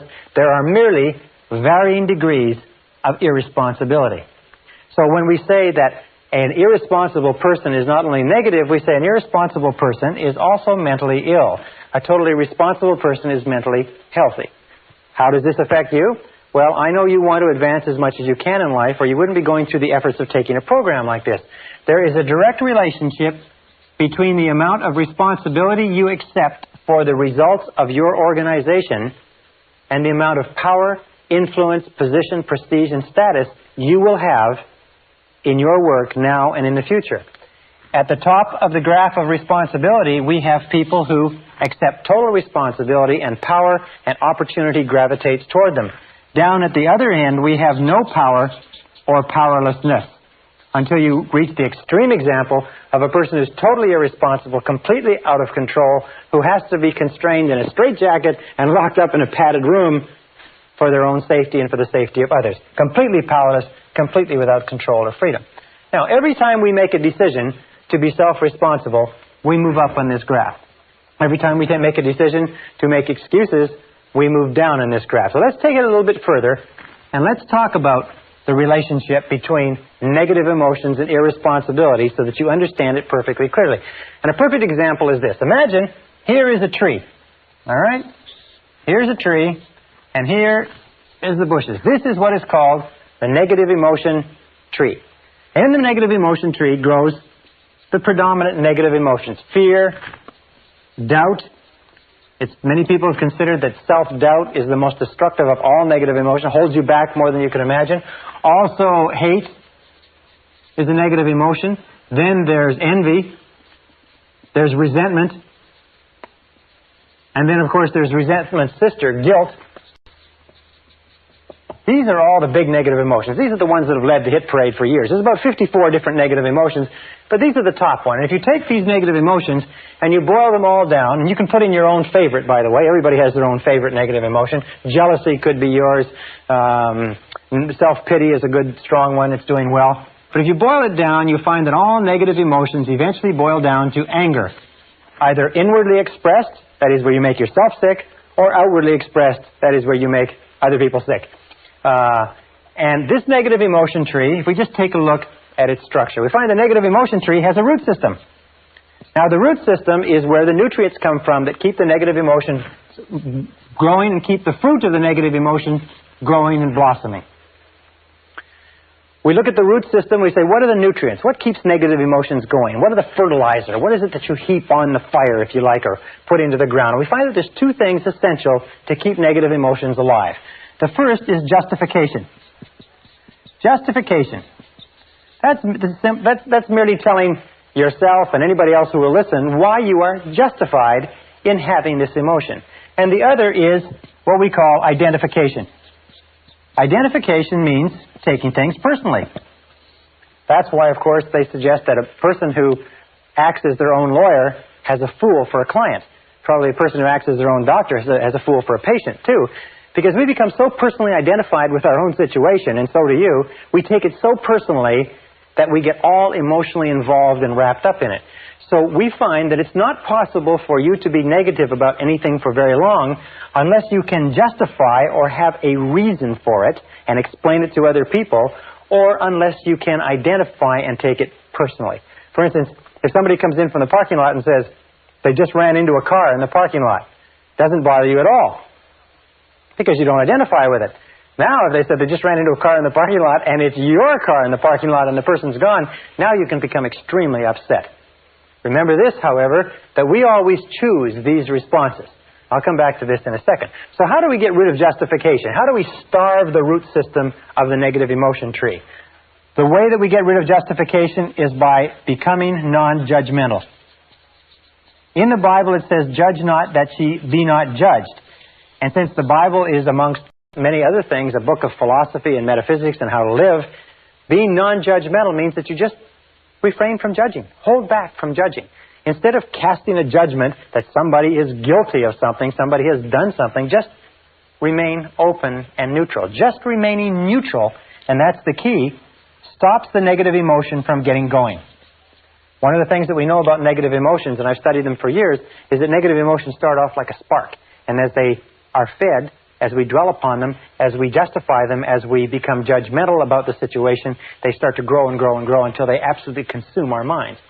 Now, with regard to identification, which is taking things personally, what we do is what is called, we disidentify. We objectify, or we again remain neutral. We try to keep it at arm's length. We say there is a problem, but I am not the problem. There is a difficulty, but the difficulty is not me, and we keep it at arm's length. So these two, once we begin to stop justifying and stop identifying or taking things personally, stop getting emotionally involved. Have you ever had the situation where somebody comes to you with a problem and you get so emotionally involved with their problem that you start to feel upset, and they go away and they don't have a problem anymore, and you're still there and you're upset. This is because we've taken it so personally.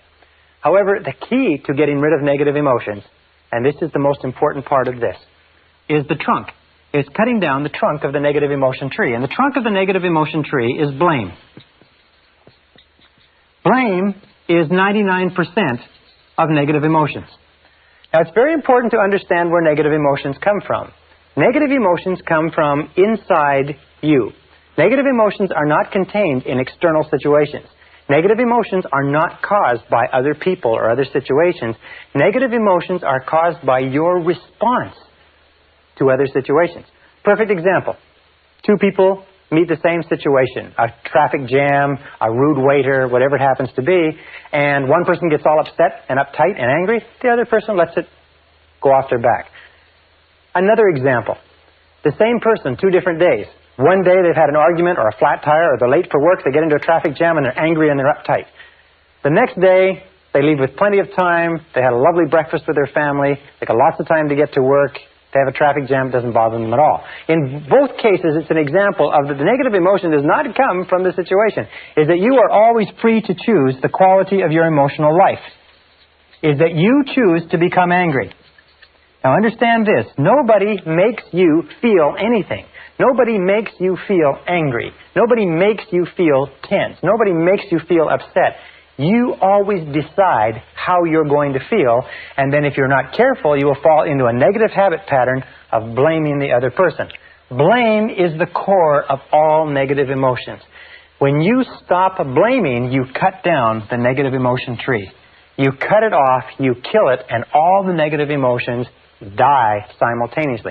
It's almost exactly as if this negative emotion tree were a Christmas tree and it were plugged into the wall. And the negative emotions were Christmas tree lights. And you took this plug and you jerked it out of the wall, what would happen? Well, what would happen is that all the negative emotions, the lights, would go out simultaneously, just like that. How do you do this? You do this by using the law of substitution. Remember, the law of substitution says that the conscious mind can only hold one thought at a time. It's the thought that the conscious mind holds that determines how the emotions will react, how the subconscious mind will react. Since it can only hold one thought at a time, what you do is you knock out the thought that is causing the negative emotion, the blame thought, and you replace it with this affirmation. I am responsible. I am responsible. I am responsible. This, in conjunction with I like myself, I am responsible, is the most powerful positive affirmation you can use, because the instant that you say I am responsible, you exert complete control over your emotional life. The instant you say I am responsible, suddenly you are back in the driver's seat. You cannot say I am responsible and feel a negative emotion simultaneously. The one knocks the other one out of your conscious mind. And you can start off, for instance, each one of us has a situation that causes us a lot of aggravation. You have a situation, it may be a person, but every time you think about it, you get angry. Every time you think about it, you get cross or you get distracted. What you do is whenever you start to think about that situation, neutralize it by saying, I am responsible. Wait a minute, I am responsible. Is it a relationship? Who got yourself into the relationship? Did somebody put you there at gunpoint, or did you get into it by yourself? Is it a job? Is it an investment? Is it a health problem of some kind? In every case, accept responsibility. Now, there's a big difference between acceptance and responsibility. And let me just write this up. It's responsibility versus blame.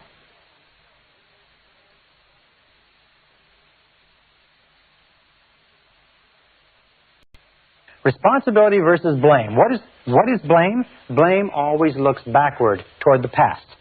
Blame looks toward the past, toward what cannot be done, toward what can't be changed. Responsibility always looks to the future. So people say, well, when you accept responsibility, isn't it the same as saying you're to blame? No. It's the same as saying that you are in charge of the quality of your thinking from this moment onward. So let us say that you come out to the parking lot and somebody's run into your car. Now, you have two choices. You can become angry and upset and run around and scream and shout, or you can act in a responsible manner. You can do everything possible to trace the culprit, and other than that, you can live with it maturely.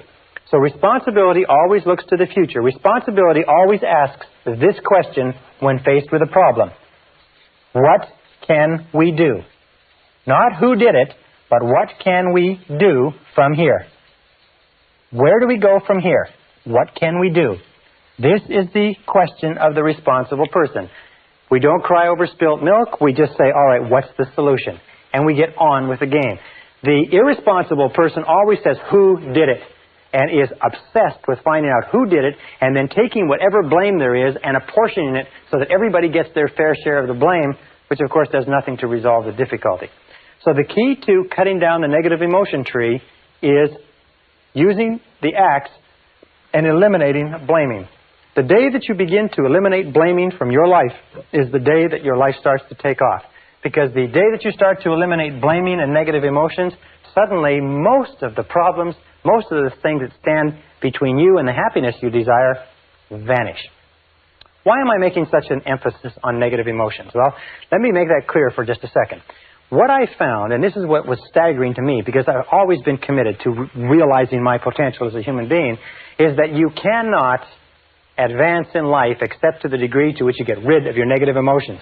You cannot make any progress. You cannot go any further than where you are right this minute except to the degree to which you leave your negative emotions behind. Now, by the way, with regard to the negative emotion that you have that's associated with another person or situation, it's difficult to accept responsibility. It's difficult to say, I am responsible initially, because you've been blaming that person for so long. So sometimes you have to say it with gritted teeth. You have to say, wait a minute, I am responsible. I am responsible. But the more you repeat this, I am responsible, I am responsible, I am responsible, it comes easier and easier. Eventually it gets to the point where as soon as you think of that person or situation, you can neutralize the thought by the law of substitution by saying, wait a minute, I am responsible. I am responsible. There's a beautiful line that you can use also in dealing with difficult people that goes back to self-esteem, and it also has to do with eliminating negative emotions, is say something like this: no matter what you say or do, I'm still a valuable and worthwhile person. Or, no matter what happens, I am still a valuable and worthwhile person. Or, no matter how this situation turns out, I am still a valuable and worthwhile person. The natural course of life is this.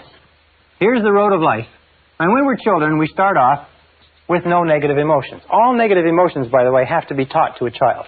They have to be taught, and the child has to learn them from their parents. Have you ever seen a negative baby? There's no such thing as a negative baby. Babies just laugh, and they're happy, and they cry when they have needs, but babies are not negative. But as we grow up, we watch the people around us, and we begin to develop our own negative emotions, which we carry in a sack on our back. As we become teenagers, this sack grows big enough to the point where we can even go to slumber parties, or we can get together with our buddies, and we can talk about how terrible our childhood has been, how rotten our parents are, how rotten our siblings, teachers, and everything else are.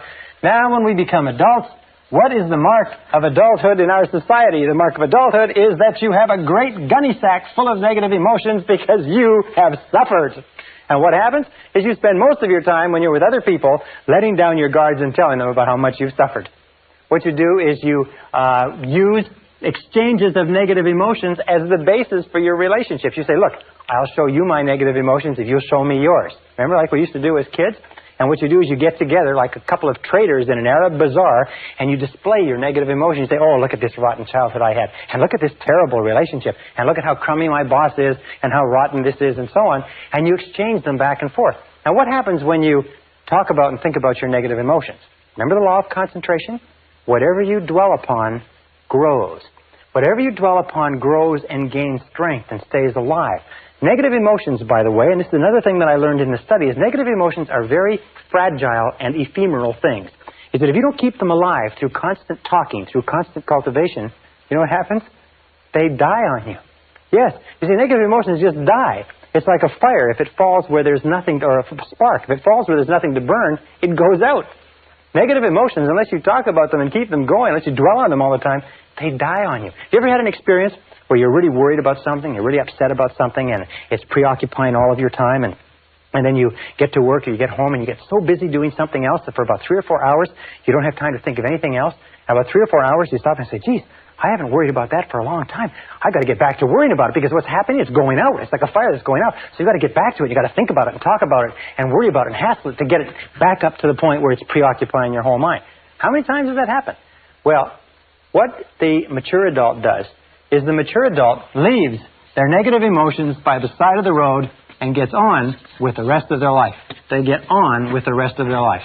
They leave them there instead of dragging them along. They leave them like a big pile of garbage at a garbage strike. They just leave it there. And when people say, how are things going? You say, wonderful.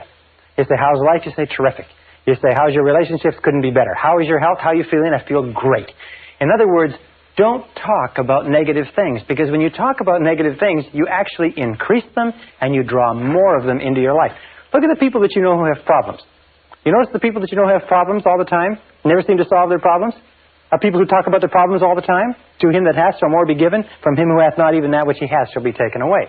Now, this is another critical point with regard to relationships. And I learned this again in my studies. It is that each of us has a certain amount of suffering that we've gone through, and people fall in love with their suffering. People love their suffering. As a matter of fact, they feel that they've paid for it, they've thought about it, they've lived with it for so long that most people are very reluctant to give up their suffering. You can't talk them out of it. You say, well, why don't you just forget it? Why don't you just put it behind you? Why don't you just get on with it? They say, well, I can't do that. Do you know how much I've suffered? Do you know how much emotional investment I've put into this relationship, this job, this career, and so on? I remember, I can tell you 1,000 people who have come up to me who are in bad relationships. And they say, well, I've been in this relationship or in this marriage now for several years, and I'm miserable, I'm unhappy, we don't like each other, it's going nowhere. I say, why don't you do something about it? But after all these years? And what I say to them is, I say, look, the average life expectancy of the average American today is between 75 and 80 years, and it's going up. By the time we reach the end of the century, the average life expectancy will probably be 80, 85, 90 years old. Do you know what that means? That whatever age you are now, and you may be 20, 25, 30, 35, it doesn't really matter, you subtract that from 80, you get the number of years that you've got left to live in this current situation. You ask yourself, do you want to live in this situation for the next 30, 40, 50 years? And the answer, in all honesty, has to be no, because it's probably not going to get any better. People love their suffering. They hate to give up their suffering. So what we've devised is a very simple bit of advice. And this advice, I just recently discussed this with a consulting psychologist, and he said it's the simplest advice he's ever heard to give to people who need it. It's when somebody comes up to you and wants to talk to you about their problems. You say yes, and you be sympathetic and empathetic. It's very good to hear people and let them talk out their problems, except there are some people who do nothing but talk about their problems. Every time you see them, they talk about their problems. Very often, they talk about the same things they talked about last time. What you do is you say, yes, I hear what you say, and I'm very sympathetic. However, you're responsible for your own life. You are responsible. What are you going to do about it? You are responsible for your own life. What are you going to do about it? Now, what will happen is this, is that your good friends will say, yes, you're right, I am responsible. I have to make a change. I have to do something about it. And they'll go out and they'll do it. As a matter of fact, they'll come and they'll lay out all their problems to you, and all you say to them is this. You say, well, what do you think you should do about it? Now, your good friends can use that conversational time to get their own thoughts in line, to come up with their own conclusions and go out, and they don't need your advice. Most people don't need advice. There's an old saying that says that don't worry about the universal propensity to give advice, because the propensity to ignore it is equally universal. People don't need advice sometimes, they just need a sounding board. However, there are some people who don't have any intentions of doing anything about their problems. All they want to do is they want to use their problems as an excuse to get you to talk about them. You understand that? The very common neurotic tendency in our society is to use your problems as the basis for the discussion.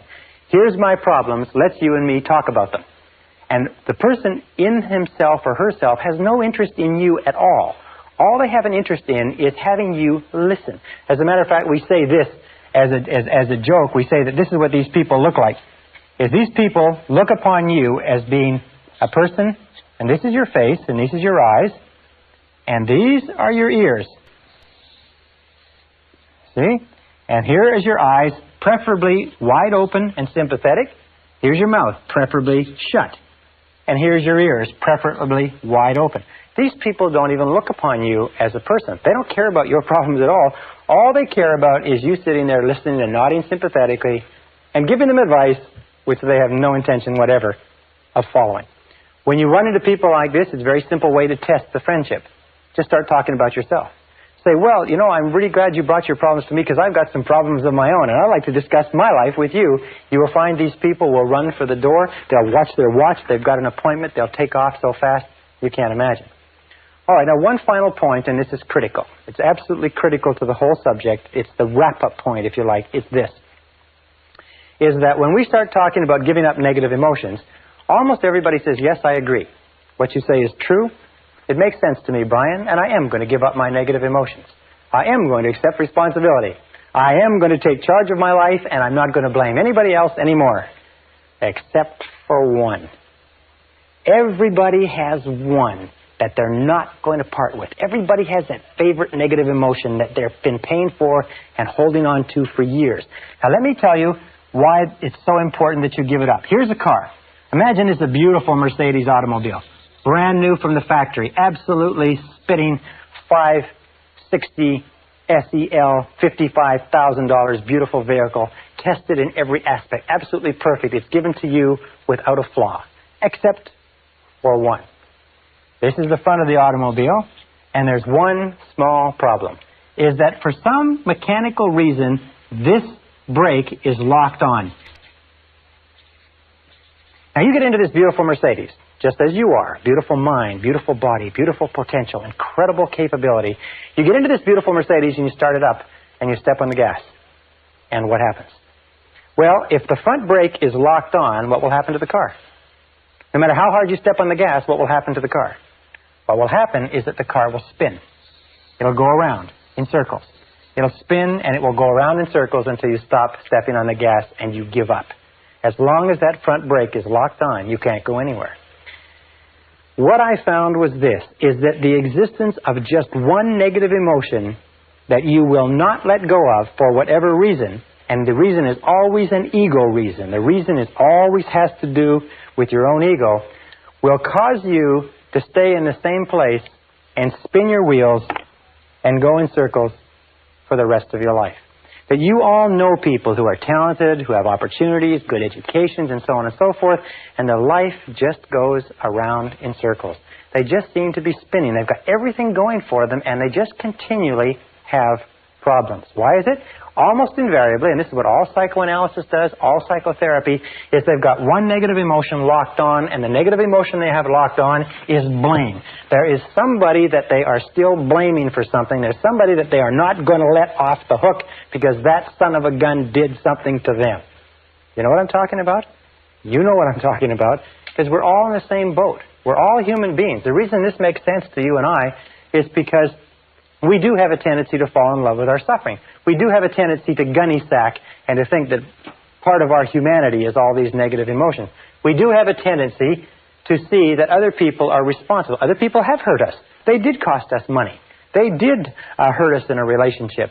But the key to peak performance, the key to happiness, the key to success is to use the law of substitution and knock those negative emotions out of the box. By the very first time you think of anything that causes you any stress, you say, I am responsible. Wait a minute, I am responsible.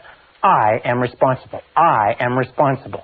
I like myself and I am responsible. I like myself and I am responsible. And nothing outside of me is going to disrupt my peace of mind. I am in charge of my emotional life.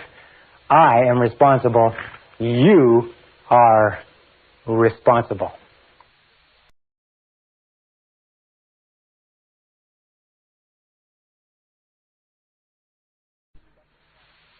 Session 7, Releasing Your Brakes. When I began studying negative emotions many years ago, the most critical point I discovered was that you cannot make any progress toward health, happiness, love, and fulfillment of your potential as long as you insist on keeping your negative emotions intact. Now, the only good thing about negative emotions, if there is any good thing at all, is that negative emotions are not permanent. Even according to Sigmund Freud, there is no permanent place for negative emotions in the subconscious. In other words, they are unwanted visitors. They are negative habits or negative response patterns that can be eliminated. And the starting point of eliminating them is understanding where they came from. Understanding what were the causative factors going back to early childhood that have triggered the development of negative emotions and have given us as adults a propensity to be negative in one way or another. That takes us to early childhood conditioning. Remember we said before that the starting point of inhibitive and compulsive and negative habit patterns was destructive criticism. Destructive criticism is the great destroyer. Destructive criticism destroys people on the inside and leaves them walking around on the outside. More personalities have been undermined and destroyed. More self-esteem has been cast aside as a result of destructive criticism than anything else that we can possibly imagine. So destructive criticism is the great killer. Now, why is it so bad? Well, we know that children as infants, children as they're growing up, have a tremendous need for love and approval from their parents. In fact, many psychiatrists and psychologists have said that the number one reason for mental illness in adulthood is withdrawal of love, or love withheld. We know that any prestigious person, any person who is important to a child, has an inordinate impact on that child, and that children up to the age of 6 years have very little ability to discriminate between valid and invalid criticism. What this means is that anything that a parent or an older sibling or an older relative, anything that a prestigious person or important person says to a child is accepted as true, is accepted as a valid representation of reality. If a mother says you're a bad boy, if daddy says you're lazy, if someone says that you're not dependable, if someone says you're stupid or you're clumsy or you're ugly, the child has no capacity whatever to discriminate between valid and invalid. The child accepts that as a true representation of reality. It bypasses the conscious mind, goes straight into the subconscious, and is stored. Many of us, as adults, are still living on the basis of negative information that was programmed into us when we were children. And then as adults, what do we say? We say, well, that's just the way I am. Or, I've always been that way. Or some people even say, well, it runs in the family. Your father was like that, children are like that. Or your mother was like that, and so on. But where did it come from? None of these things run in the family. For instance, when I was growing up, my parents had gone through the Depression. And the Depression had made an inordinate impact on them. So whenever we talked about buying anything, all the time I was growing up, my parents would become very, very tense, and they said, we can't afford it. We can't afford it. We can't afford it. We can't afford it. They had this lack mentality, this we can't afford it mentality all their lives. And I grew up, so even though I've never experienced the Depression, and you've never experienced the Depression in most cases, 10, 20, 30, 40 years later, we're still saying, I can't afford it. I can't afford it. I can't afford it. We're still going on the basis of those critical remarks, those emotionalized remarks that our parents said. Maybe your parents said, as my father told me over and over again, you never finish anything you start. You never finish anything you start. You never finish anything you start. Or you're lazy. You never finish anything you start. Do you know, when I was an adult, I had a terrible time finishing things that I started. As I would get close to the end of a task, I would actually begin to seize up and look for every single excuse to procrastinate and delay. Now, the second factor that predisposes us to negative emotions is lack of love. We know that children's personalities develop to the degree to which they receive a high quality and a high quantity of love from their parents. There's a one-to-one relationship between the amount of love, the quality and quantity of love, and healthy personality. That love withdrawn or deprivation of love is the key cause of unhappiness, negativity, and mental illness in adulthood. Now, in order for a child to feel truly loved, the child must have high self-concept parents, and most of us, unfortunately, had parents that were the victims of their parents and the victims of their parents. What one of the writers says, everybody is a victim of a victim. We are all victims of victims. In other words, parents meant to raise us the best way they could, but they were victims of victims themselves. Now, in order for a child to feel fully loved, three conditions have to exist. Number one condition is that parents must love themselves. Parents must love themselves. Remember, you can never give any more love to others than you have for yourself. If you don't love yourself, you can't love your children. If you have a little bit of love for yourself, you have to spread it over your children. If you have a little bit of love for yourself and that's all taken up by your husband or your wife, then sometimes, even though you want to love your children, you don't have the love. Even if your parents wanted to love you, in many cases, they didn't have the love to give. Why? It's because they never got it when they were growing up. The second requirement is that parents must love each other. In order for a child to grow up feeling self-confident, to grow up feeling loved, to grow up feeling safe and secure, he or she must grow up in an environment where the parents love each other. There is nothing that is more frightening to a child than to grow up in a household where the parents are fighting with each other, where the parents don't love each other, where there's difficulty, because the child always has a tendency, first of all, to be a victim, in that the child is shouted at and screamed at, and the child believes that the reason my mommy and daddy are fighting is it's my fault. Now, interesting research. Since there are so many single-parent families today, interesting research shows that when one of the parents leaves as a result of a separation or a divorce, the remaining child or children are invariably convinced that the reason the other parent left was because of something they did. And it's critical, if a marriage or a relationship is going to end and one is going to leave, that the remaining parent tell the children over and over again that the reason the relationship didn't work out has nothing to do with you. It has only to do with me and Daddy or me and Mommy. It has nothing to do with the child. The child needs to hear it many, many times before the child feels confident and secure. And of course, it's always better that a child be raised in a home with one parent that loves them rather than two parents that don't love each other. Now, the third condition that must be fulfilled if lack of love is not to exist is that parents must love the child. Parents must love the child. Well, this seems pretty obvious. I mean, it's pretty logical. The fact of the matter is, though, and this is the hardest thing for you or I as adults even to think about, but it is possible that our parents didn't love us. Not that they didn't intend to. I mean, they meant to love us, and they wanted to love us, and they had us intending to love us, and so on, but simply because they had conflicts with each other, and they had unresolved problems with their parents, and they had the war and the depression, and they had their careers, and they had other responsibilities, they just never got around to it. See, that was the difficulty. They meant to, but they never got around to it. The only way that you can really love a child is by spending a high quantity and high quality of time with the child. High quantity, high quality with the child. 10 minutes a day doesn't do it. Children consider themselves valuable to the degree to which the most important people in their lives spend time with them.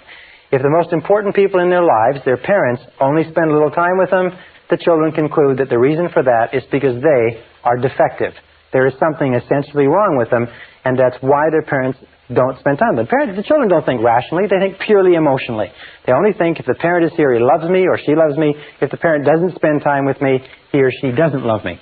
So if any one of those three conditions or more existed when you were growing up, the parents didn't love themselves, the parents didn't love each other, or maybe the parents didn't love you because they never got around to it, although they meant to, then you will have grown up in conjunction with destructive criticism with what is called guilt. Now, what is guilt? Well, guilt is a feeling of not being worth very much. Where do we get this feeling? Well, when we're continually criticized by the important people in our lives, and simultaneously we are not given the amount of love that we need, we feel that we're not worth very much. We feel that we are worth less. And a feeling of guilt leads to a feeling of worthlessness. Worthlessness. And guilt, the feeling of worthlessness, is the underlying fundamental problem of the 20th century. It is the main source of mental illness. It is the main source of problems in relationships. It's the main source of psychosomatic illness. It is the main source of most of the problems that beset our society, is this deep down feeling of guilt and worthlessness, which is expressed or unexpressed in the thought or the attitude, I'm not good enough. I'm not good enough. I'm not good enough. You know, we talked about self-esteem and how important it was. Self-esteem means I like myself. I like myself. I like myself. I like myself. People who've been raised with destructive criticism and lack of life not only don't like themselves, they don't feel that they're good enough for anybody or anything, and in many cases, they are plagued by self-hatred. They hate themselves.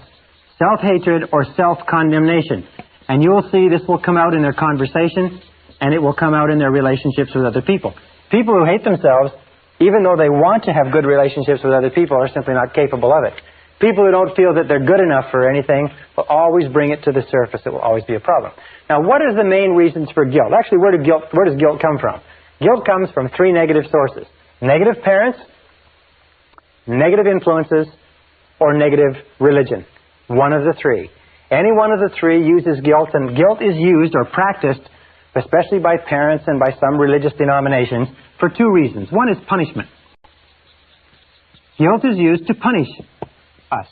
When we're growing up, it's the easiest way to punish a person is to make them feel bad. So our parents make us feel bad by physically punishing us or by verbally abusing us. And punishment is a very good way to gain conformance. Punishment is a very good way to get people to do what you want. The second reason why guilt is used when it's consciously practiced, and some organizations practice it consciously, is for control.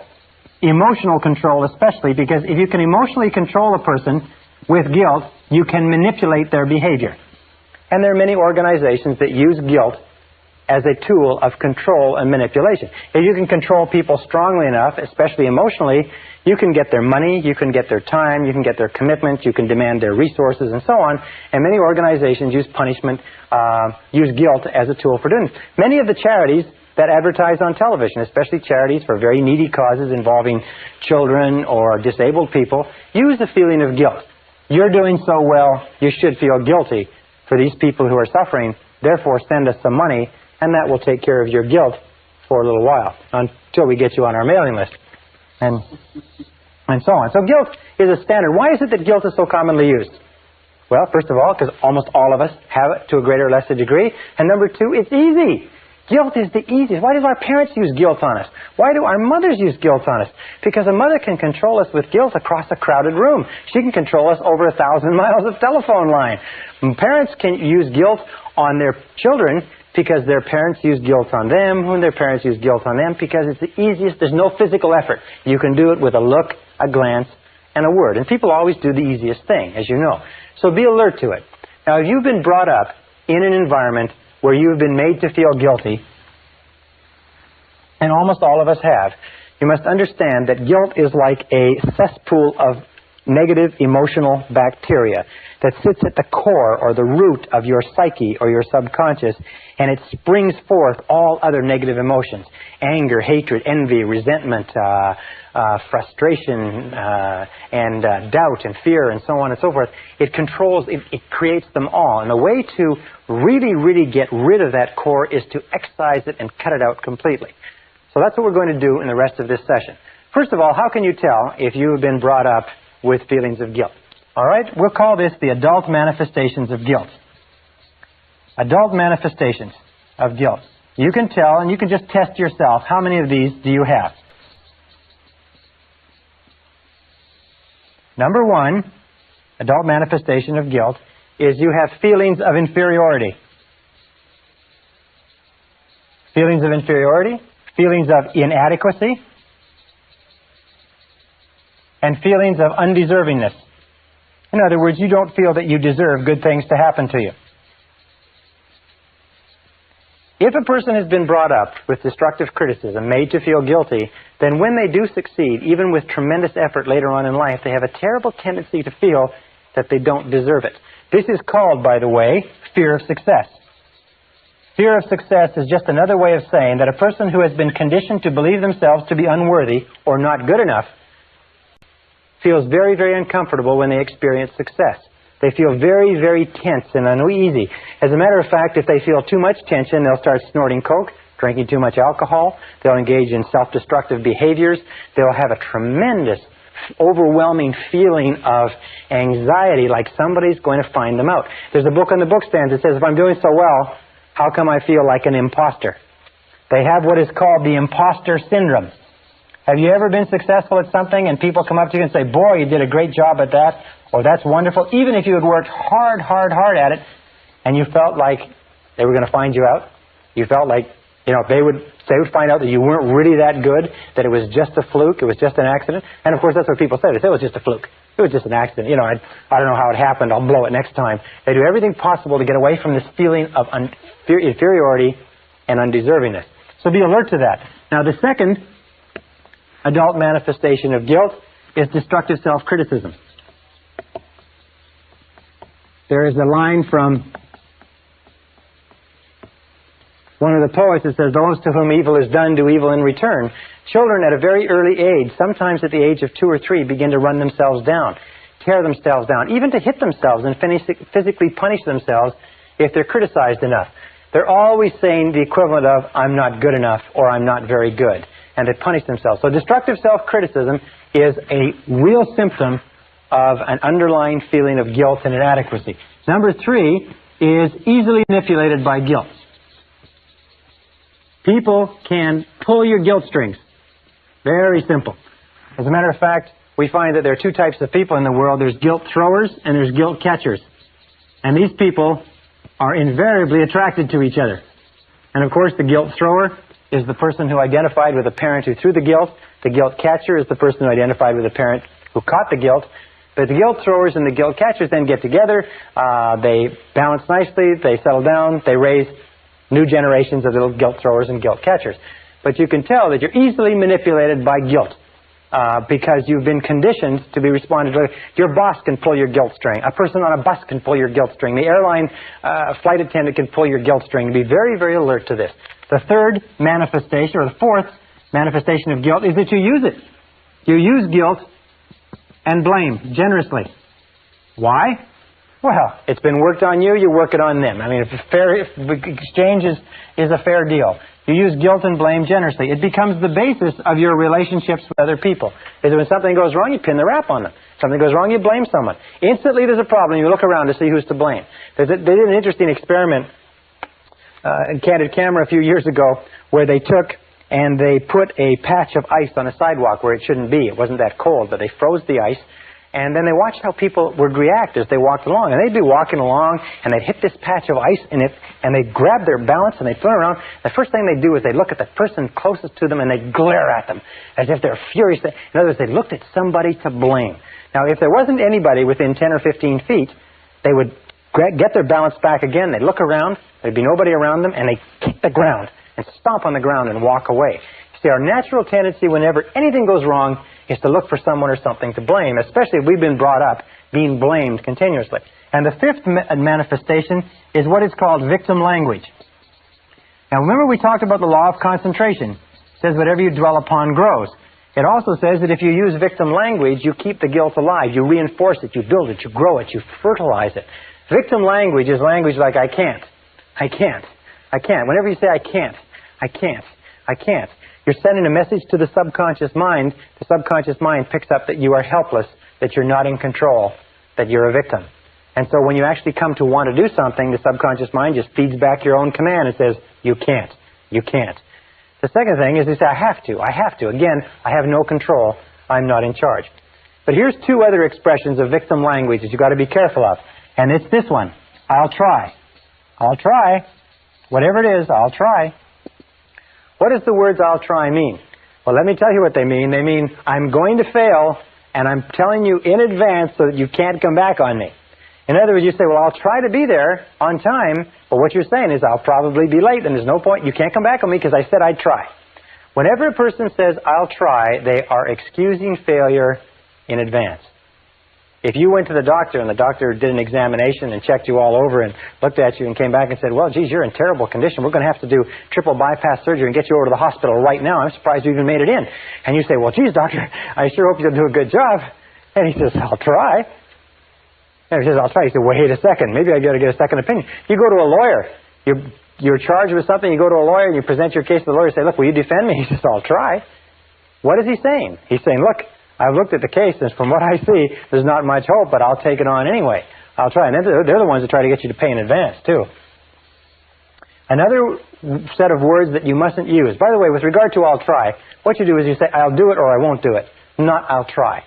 If ever, in our business, we run a very, very active business. Whenever we call somebody up and we ask them, can we get this or that, and they say, well, I'll try to have it to you by Friday, or I'll try to get it done on time, we instantly know that they're telling us that they want off the hook, they're not going to do it. And so we never let anybody get away with I'll try. We say it has to be done or not, and we want a guarantee. And if necessary, we'll go and pick it up. But whenever they say I'll try, what they're doing is they're sloughing you off. So be alert to that. And the other words are I wish. A wish, as they say, is a desire or a goal with no energy behind it.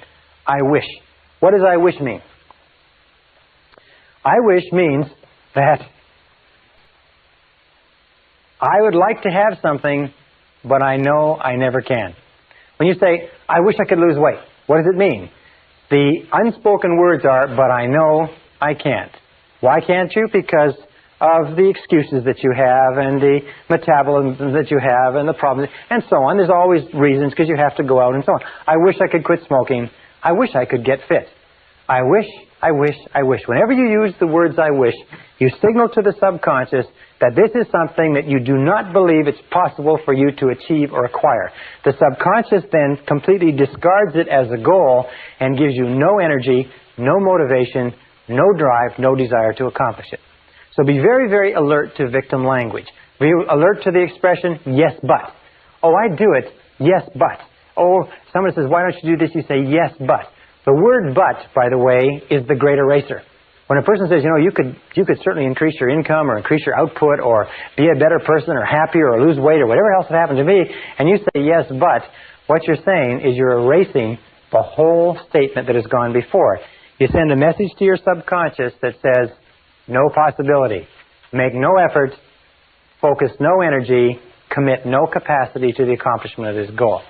So people who've been brought up feeling guilty have 5 qualities or 5 adult manifestations. One is they feel inferior, they feel inadequate, they feel like they don't deserve good things to happen to them. You're very alert to that. Number 2 is they run themselves down continually. They use destructive self-criticism. Number 3 is they use guilt and blame on themselves and on others. Number 4 is they're easily manipulated by guilt. Number 5, they use victim language. So let's go and say, how do we get rid of guilt? Isn't it amazing how this board just clears? Isn't that amazing? It's absolutely vanishing. We have a sort of a magic wand that we wave when I go over and sit on that desk. Okay, how do we rid ourselves of guilt? Ridding yourself of guilt. Here's the process. It's got a few really critical steps. Number 1, top of the list, eliminate destructive self-criticism. Eliminate destructive self-criticism. In other words, never say anything destructively critical about yourself. Just don't say it. Here's the basic rule. Since your subconscious accepts whatever you say as true, as being a command, what you do is you don't say anything about yourself that you do not sincerely desire to be true. Don't say, I'm fat, I'm tired. Don't say, I can't, or I have to. Don't say anything unless you want it to be true. Remember, the words that come after the word I are the words that your subconscious records as commands, except for when you say, I wish or I'll try. So eliminate destructive self-criticism. Only speak in positive terms about yourself. I like myself. I like myself. I can do it. I will do it. I choose to do it. But not I can't or so on. Number 2 is refuse to be manipulated by guilt. Refuse to be manipulated by guilt. Because every time you allow somebody to manipulate you by guilt, you know what happens? You reinforce and make stronger the effect or the influence of guilt in your life. Now, when I grew up in a family that was greatly influenced by negative religion. As a matter of fact, my mother, God bless her, had a black belt in guilt, and she did a superb job on it.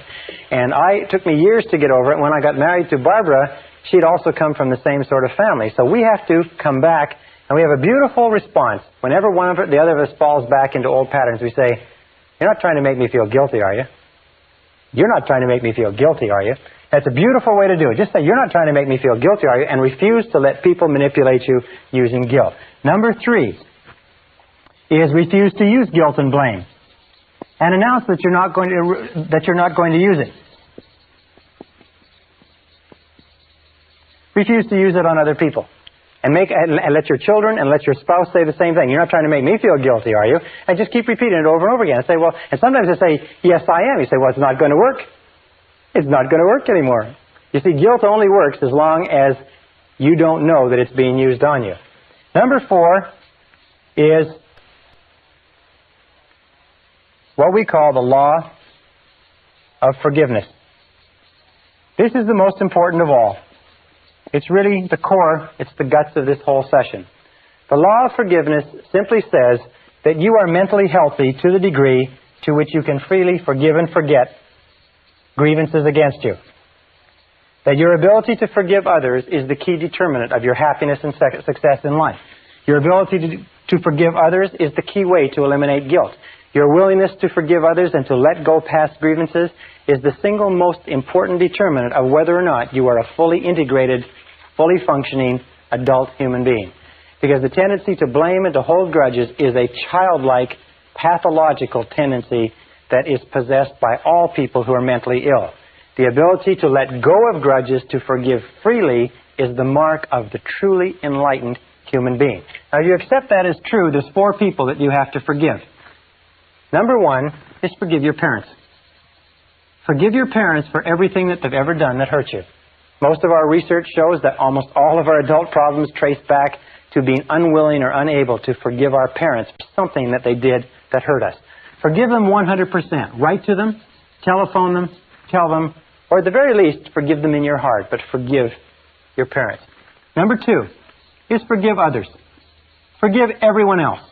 Forgive everyone who has ever hurt you in any way for anything. Just let it go. Now, some people say, well, I can't forgive that person because what a terrible thing they did to me. Remember this, that forgiveness is perfectly selfish. Forgiveness has nothing whatever to do with the other person. It has only to do with your peace of mind and with your assuring your own mental integrity. Number 3, forgive yourself. Forgive yourself for every wicked, senseless, brainless, foolish, stupid thing you ever did. Because every single person has done wicked, senseless, brainless, foolish, ridiculous things. But forgive yourself 100%. And finally, the last part of this is if you have done something to hurt someone else, go and apologize. It's amazing how many lives are ruined year after year by people who do not have the intestinal fortitude, the guts, the courage to go and say, I'm sorry. One of the most important things in life is to develop character. We develop character to the degree to which we do things which are hard for us, the degree to which we do things which we know are right, even though they're difficult, and especially when they're difficult emotionally. And the key to getting rid of guilt, the key to being a totally, fully functioning person, is to forgive others. Forgive people that you've been in relationships with. Forgive previous employers. Forgive friends who've hurt you. Forgive investments that went wrong. Forgive bosses that fired you. Forgive your parents. Forgive everybody. Develop an attitude toward life that you refuse to hold a grudge against anybody. Just repeat over and over again, I forgive him or her for everything. I forgive him or her for everything. I forgive them for everything. And let it go. The key to freeing yourself from negative emotions is to absolutely refuse to carry any negativity forward. Remember, it's a perfectly selfish act. You can be as selfish as you want. The act of forgiveness frees you and liberates the other person and guarantees that you will move rapidly toward the fulfillment of your potential.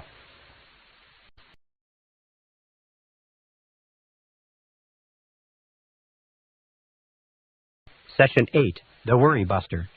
One of the great aims of life is to achieve your own peace of mind. And the reason why so few people have peace of mind is because they don't set it as an important enough goal. And if they do, they don't take the time to understand what stands between them and peace of mind.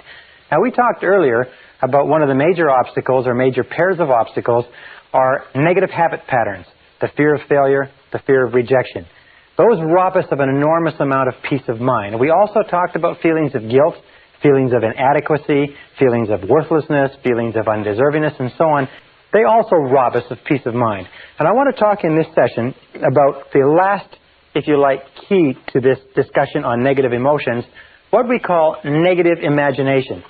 Now, the word negative imagination comes from an extensive body of literature that was written at the beginning of the century, but they found that negative imagination is something that we create in ourselves that causes us an enormous amount of stress and distress, if you like. Negative imagination creates fear. And one of the best definitions of fear that I've seen lately is what is called fantasized experiences appearing real. Fantasized experiences appearing real. In other words, these are experiences which we create in our minds and our imaginations, and we dwell upon them, and the more we dwell upon them, the more real they become to us. It's like I have 3 little children, and if I let them watch a scary movie, even if they insist upon it, they begin to feel that there are scary creatures under their beds and in their cupboards and so on. Is these fantasized experiences become real, and at one time, with little Michael, we couldn't get him to sleep in his bedroom at all because he was convinced that there were monsters in there. What do we call negative imagination? Well, another word for it is worry. Worry is a sustained form of fear caused by indecision. Worry is a sustained form of fear caused by indecision. Now, what does that mean? It means that when we make decisions, we do away with worry. A study was done some years ago where many thousands of people were surveyed and asked what were they worrying about at the current time. And they accumulated it all up and they found this is what people worry about. 40% of the worries that people had were things that never happened. When they went back later, they found that the things they were worried about would never happen. They were going to be late, or they'd lose a job, or they wouldn't work out on a date or a relationship. The next figure, 30%, were things that were in the past, that had already happened and nothing could be done about. There were 12% of worries were worries about health. In most cases, needless worries. The thought that they had a pain or an illness or an ailment or something else that didn't turn out to be true. 10% of the things people worried about were petty worries. They were worried about whether or not they had enough change in the parking meter, whether or not someone would phone them. Really irrelevant worries. Only 8% of the worries were about anything substantial at all, and of those 8%, half, or 4%, were totally outside the control of the person. They were worried about whether Red China would invade northern Vietnam and things like that. I think the things that the person could have nothing to do about anyway.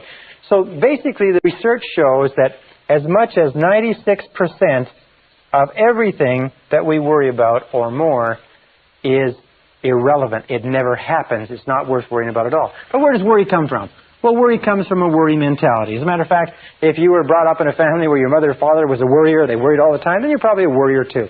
It's a conditioned response. You saw them worrying, you want to be like your mommy and daddy because they're the most important people in your world, so you worry too. And I've seen little kids 4 and 5 years old that are really good, accomplished worriers, and they and their parents will sit together and worry, even though there's nothing involved. But it's fantasized experiences appearing real.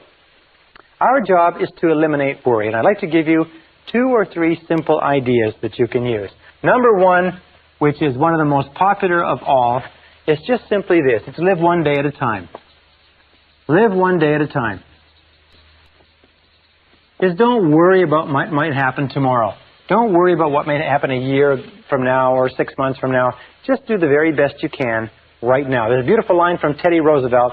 He said something to the effect that do what you can where you are with what you have and don't worry about the rest.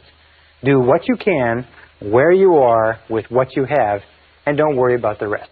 Live one day at a time. Just worry about getting through today and taking care of today. And as the Bible says, let the morrow take care of itself. Sufficient unto the day are the cares thereof. Number 2 key to dealing with worry, and I have an enormous number of challenges that I face in my business life, is get the facts. This is so important. Get the facts. Not the apparent facts, not the quick facts, not the facts that seem obvious, but get the real facts. Take the time to look into a situation and find out what the real truth of the matter is. I have found that most worry situations evaporate if you get enough facts. You hear that somebody has done something or not done something. You hear about a change in your business or your personal life or change in one of your relationships. Find out. Call the person. Find from the right information source the answer, and you'll often find that the facts eliminate the worry. Most people who worry are people who would much rather worry than take the time to ask and find out what exactly is going on. Ask people, do your research, do your reading, do your homework, get the facts. One of the most important requirements, by the way, for your success in business or any other thing, any other field of endeavor, is to get the facts that you need so that your answers are accurate and up to date. Now, the third method is what I call the worry buster. The worry buster is a word or an expression that came from one of our graduates. He said this expression literally saved his business and saved his mental health. It's one of the simplest of all techniques, and it is just dynamite. It consists of 4 steps. All right, step number 1 is when you have something on your mind, define it clearly in writing.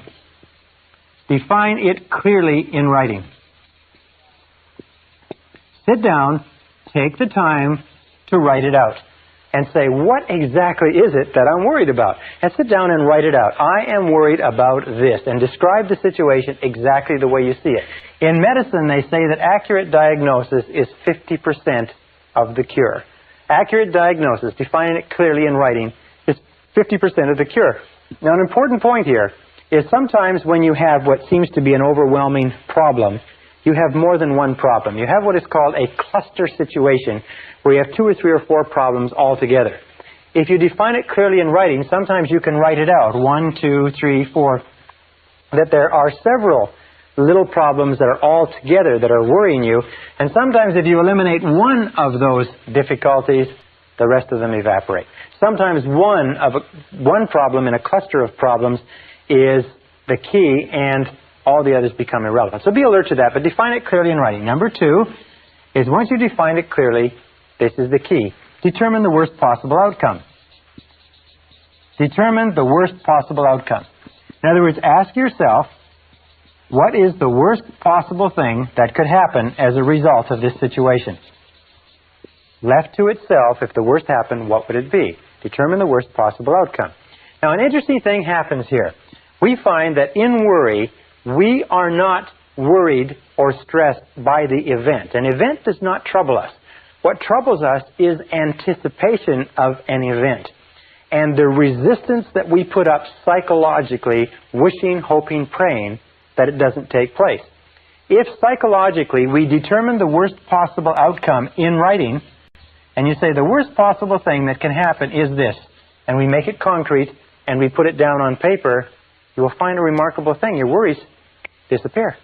They just seem to evaporate as soon as we define the worst possible outcome. The stress comes from not wanting to face what it could be. We talk about this later, but it's the psychological phenomenon of denial. We deny, we don't want to put off. For instance, you have an investment, and the investment is getting worse and worse. So you have to say to yourself, what's the worst thing that can happen with this investment? And the worst thing is that you lose it all. Once you say, I lose it all, suddenly you're not so worried about it anymore, because, it just may happen. The third step, or let me go back a second, with regard to a relationship. Sometimes we're in a relationship that's very unhappy, and we say, well, what's the worst thing that can happen here? The worst thing that can happen here is that you lose the relationship. The relationship disappears. Then you have to ask yourself, will that kill me? Will the loss of the investment kill me? Will the loss of the job kill me? Will the loss of the relationship kill me? And the answer, of course, is no. You will recover from the loss of almost anything. So number 3, by the way, there are many people who get and have the signs of cancer, but they won't go to a doctor because they don't want to know. The stress of not knowing actually exacerbates the course of the disease, and finally, when they do have to go to a doctor, it's gone so far the doctor can't save them. But the stress of not facing the possibility keeps them away from a doctor long past the point where a doctor could help them. Number 3 is resolve to accept the worst should it occur. Resolve to accept the worst should it occur. This is not passive, and this is not fatalistic. Just say, if nothing could be done, and this were to happen, I will accept it. I have a saying which I use that is, what cannot be cured must be endured. What cannot be cured must be endured. So you say, well, all right, if this happens, I'll accept it, and I'll learn to live with it. I'm not going to let it break me. I'm not going to let it kill me. And then number 4 is begin immediately to improve upon the worst. Begin immediately to improve upon the worst. What does that mean? It means you've now accepted that it might happen, and you've now decided that you will live with it should it occur, and now you do everything you possibly can to work back and make sure that the worst doesn't occur. In business, by the way, this is called the minimax regret analysis. It's minimizing the maximum regret. In other words, it's saying, what is the worst thing that can happen and how can I minimize that maximum regret? This minimax technique is a tremendous technique because it clears your mind considerably. And one of the best ways to use it is this. Really neat method. Take a piece of paper, draw a line down the center and a line across the top, and then work down the page. And right on this side, write WPO. Right on this page, your definition. In other words, this is a clear definition of what's bothering you. On the top of this page, you write WPO. Worst possible outcome. And then you write 1, and you say, I'm worried about this. And you write it out clearly, and then you write 1, you say the worst possible outcome is this. 2, I'm worried about this. 2, worst possible outcome is this, and so on. You'll find that every single time you do this, the problem just evaporates. And most, not all of course, but most of the stress or strain disappears. Your mind goes clear, and with a clear mind, you can then deal with it effectively. Now, the final point with regard to this whole idea of worry and negative imagination is, what is the antidote? What is the antidote to worry? What do you think it is? Well, it's simply this. It is purposeful action. The only real antidote to worry is purposeful action. Everything that gets you to the point where you can take purposeful action, where you can move, and as Shakespeare says, take arms against the sea of troubles, and by so doing end them, anything that gets you to the point where you can take purposeful action will eliminate the worry. Why? Because of what we call the law of substitution. You cannot be working on a problem or a situation and thinking and acting purposefully to resolve it and still worry about it simultaneously. Worry almost always comes when you have too much time on your hands. Worry is a form of negative goal setting. Remember we talked about the law of concentration? It says whatever you dwell upon grows. Well, whenever you have a worry situation, what do you find yourself doing? What you find yourself doing is thinking about, talking about, dwelling upon, vividly imagining exactly what you don't want. By the law of expectations, is whatever you expect will come into your life. That which I greatly feared has come upon me, is what it says in the book of Job. Or the law of attraction says, you will attract into your life the people and circumstances in harmony with your dominant thoughts. The reason why we're taking a whole module to talk about worry is this, is that there are some people who don't worry about anything. This method, by the way, of determining the worst possible outcome, the worry buster, is also a tremendous method for decision making. When you go into any situation where you have to make a decision one way or another, the first question you should sit and ask, once you've analyzed it, is what's the worst thing that can happen? I remember the great J. Paul Getty, who at one time was one of the richest men in the world, said that this method of determining the worst possible downside was used by him as a decision-making method into every business deal he went to. What he went into, what he would do is he would say, no, what's the worst thing that can happen? And then he would make sure that the worst didn't happen. So make the decision right now that you're going to eliminate worry, fantasized experiences appearing real, that you're going to accept the worst possible outcome should it occur, and now get busy, do everything humanly possible to take constructive action to eliminate the worry situation and do away with it. That's the key to eliminating the final of the worst of our negative emotions. This is the end of Side 2. Please fast forward the tape to the end to cue up Side 1 for your next listening.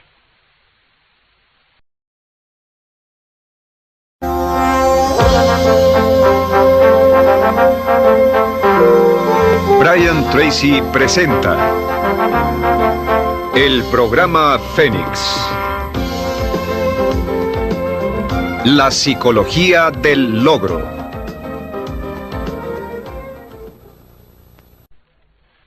Session 9. Programming your mind for success. Everything you are or ever will be is a result of what is going on inside your mind. This is the most awesome concept that I've ever discovered, that anybody has ever discovered, that you can dramatically change the outer realities of your life by changing your inner attitudes of mind, as William James said. We talked earlier about the various laws, the law of belief, that your beliefs do become your realities, that you actually see the world in terms of what you believe to be true about it. Beliefs create the actual fact. As a man thinketh in his heart, or as a woman thinketh in her heart, so are they. We also know that law of correspondence says that your outer world will always correspond with your inner world. That means that there is something in your inner world that corresponds to everything in your outer world. The great Emmett Fox said this when he talked about the mental equivalent. He said that everything in your outer life has a mental equivalent in your inner life. Anything that you want to see different in your outer life, you must first provide the mental equivalent internally. And the law of attraction says that anything that you keep holding your mind on a continuing basis, you draw to you. That your dominant thoughts set up a force field of energy that draws into your life the people and circumstances that you need. I mention that because of this. Many people say, well, how will I get a better job or a better relationship? How will I find the information I need or get the education and so on? You don't have to worry about it. All you have to do is get it crystal clear in your mind, and you trigger into and get into the flow of these universal mental laws, and everything that you need will be brought to you exactly as you need it, exactly when you need it, and exactly in the form that you need it. Now, we're going to talk in this session. We talked about self-concept before. We said that your self-concept is that bundle of beliefs inside that determines everything that happens to you. Your self-concept is the sum total result of every single piece of information that you've ever taken in about yourself or your world, accepted as true. It becomes part of your self-concept, and your self-concept is the corresponding inner mechanism that determines what happens to you. What does this mean? It means that all change begins with a change in the self-concept. All change begins by you taking in new information that changes your beliefs.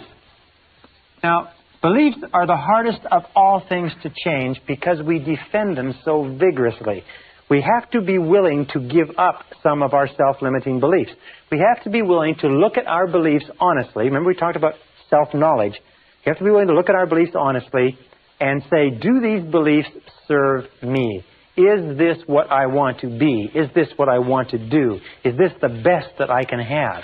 And you begin to question your beliefs and change your self-concept by taking in new information that develops a new self-concept. And that brings us to a concept called the psychology of becoming. The psychology of becoming says that each one of us is in a continuous state of growth and change, that your self-concepts and your beliefs are changing all the time. For instance, when you were a child, you believed one set of things about the adult world. When you were a teenager, another. When you were in your early 20s, you believed another. And as we grow and evolve, we change our beliefs and our self-concept. We change our self-image. We change the way we see the world. So we're in this process of becoming all the time. It's going on. It's almost like this. It's like a tumbleweed, is that you are evolving and changing and growing all the time, but always in the direction of your dominant goals. Always in the direction of what you are thinking about the most intensely at the time. For instance, an alcoholic or a drug addict is also evolving and changing in the direction of his or her dominant goals, because that's what they think about all the time. And if you want to evolve and grow rapidly, you have to make those goals clear, you have to make them sharp, you have to make them intense, and you have to dwell on them all the time. Sometimes you see people who are very successful at an early age, but you'll find that those people had an obsession, a total preoccupation with a particular area or field for a long time, whereas other people who may be much older have never had an intense feeling or have never dwelled on anything they want to accomplish. Now, there's two obstacles to this psychology of becoming. Number one is called homeostasis. Now, homeostasis is the desire for consistency. It is a natural desire within the human mind to stay constant with what has happened in the past. If you like, we like to maintain the status quo. These are the people who say that's the way we've always done it, this is the way we do it around here, etc., etc. You must watch out for homeostasis, because what it does is it causes your thinking to become rigid and inflexible. And the other is called psychosclerosis. Psychosclerosis is simply a hardening of the attitudes. A hardening of the attitudes. People with psychosclerosis develop what is called fixed ideas. Fixed ideas lead to rigidity and an unwillingness to change. Both of these lead to getting stuck in the comfort zone. Remember, the natural tendency of all human behavior is for you to start doing something in a certain way and then get stuck in a comfort zone. You get stuck in a comfort zone in a relationship, even if you're not happy, in a job, even if you're not satisfied, with a particular level of income, even if it's not enough. You have to fight the comfort zone, because the comfort zone very soon becomes a rut. And they say that a rut becomes a grave. And the only difference between a rut and a grave is the depth. Or another way that it's been put is that a grave is simply a rut, or a rut is simply a grave with the ends kicked out. So be very alert to that, because the great majority of people in our society tend and evolve naturally to get into a comfort zone, to become very rigid defenders of the status quo, to become very hardened in their attitudes. They get into this comfort zone, they fall into this rut, and even if it would be good for them, they don't change. Now, this leads us to the two great powers that control everything that happens to you. And the first power is the power of love. The power of love is the power that shapes your personality and shapes your destiny. The power of love simply says that everything that we do is either to get love or to compensate for the lack of love. We said earlier that children's entire personality is formed by the quality and quantity of love that they get, and that all adult problems are as the result of love withheld. Love withheld from our parents, and perhaps love withheld from people when we grow up. The other power is the power of suggestion.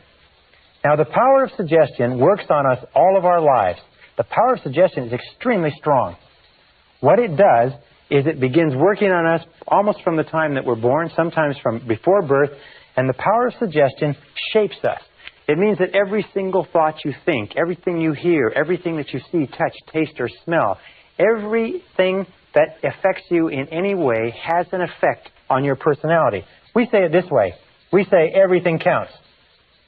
Everything counts, and especially when you become an adult, remember that everything counts. Now, the average adult in America watches 20 to 25 hours of television every week. The average senior citizen watches about 7 hours of television. Average child watches 3 or 4 hours of television per day. Do you know that the average chief executive officer of major American corporations watches less than 5 hours per week? Now, let me ask you a very simple question. Do you think there's a correlation between the number of hours that a person watches television and how successful they are in life?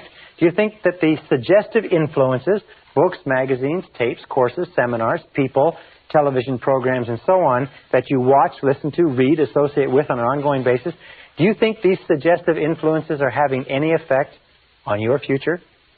Let me just put it this way. Everything does count.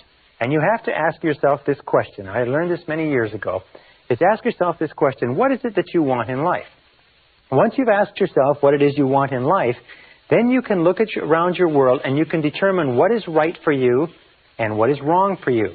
What does that mean? It means that everything that moves you toward what you want is right, and everything that moves you away from what you want is wrong, but everything counts.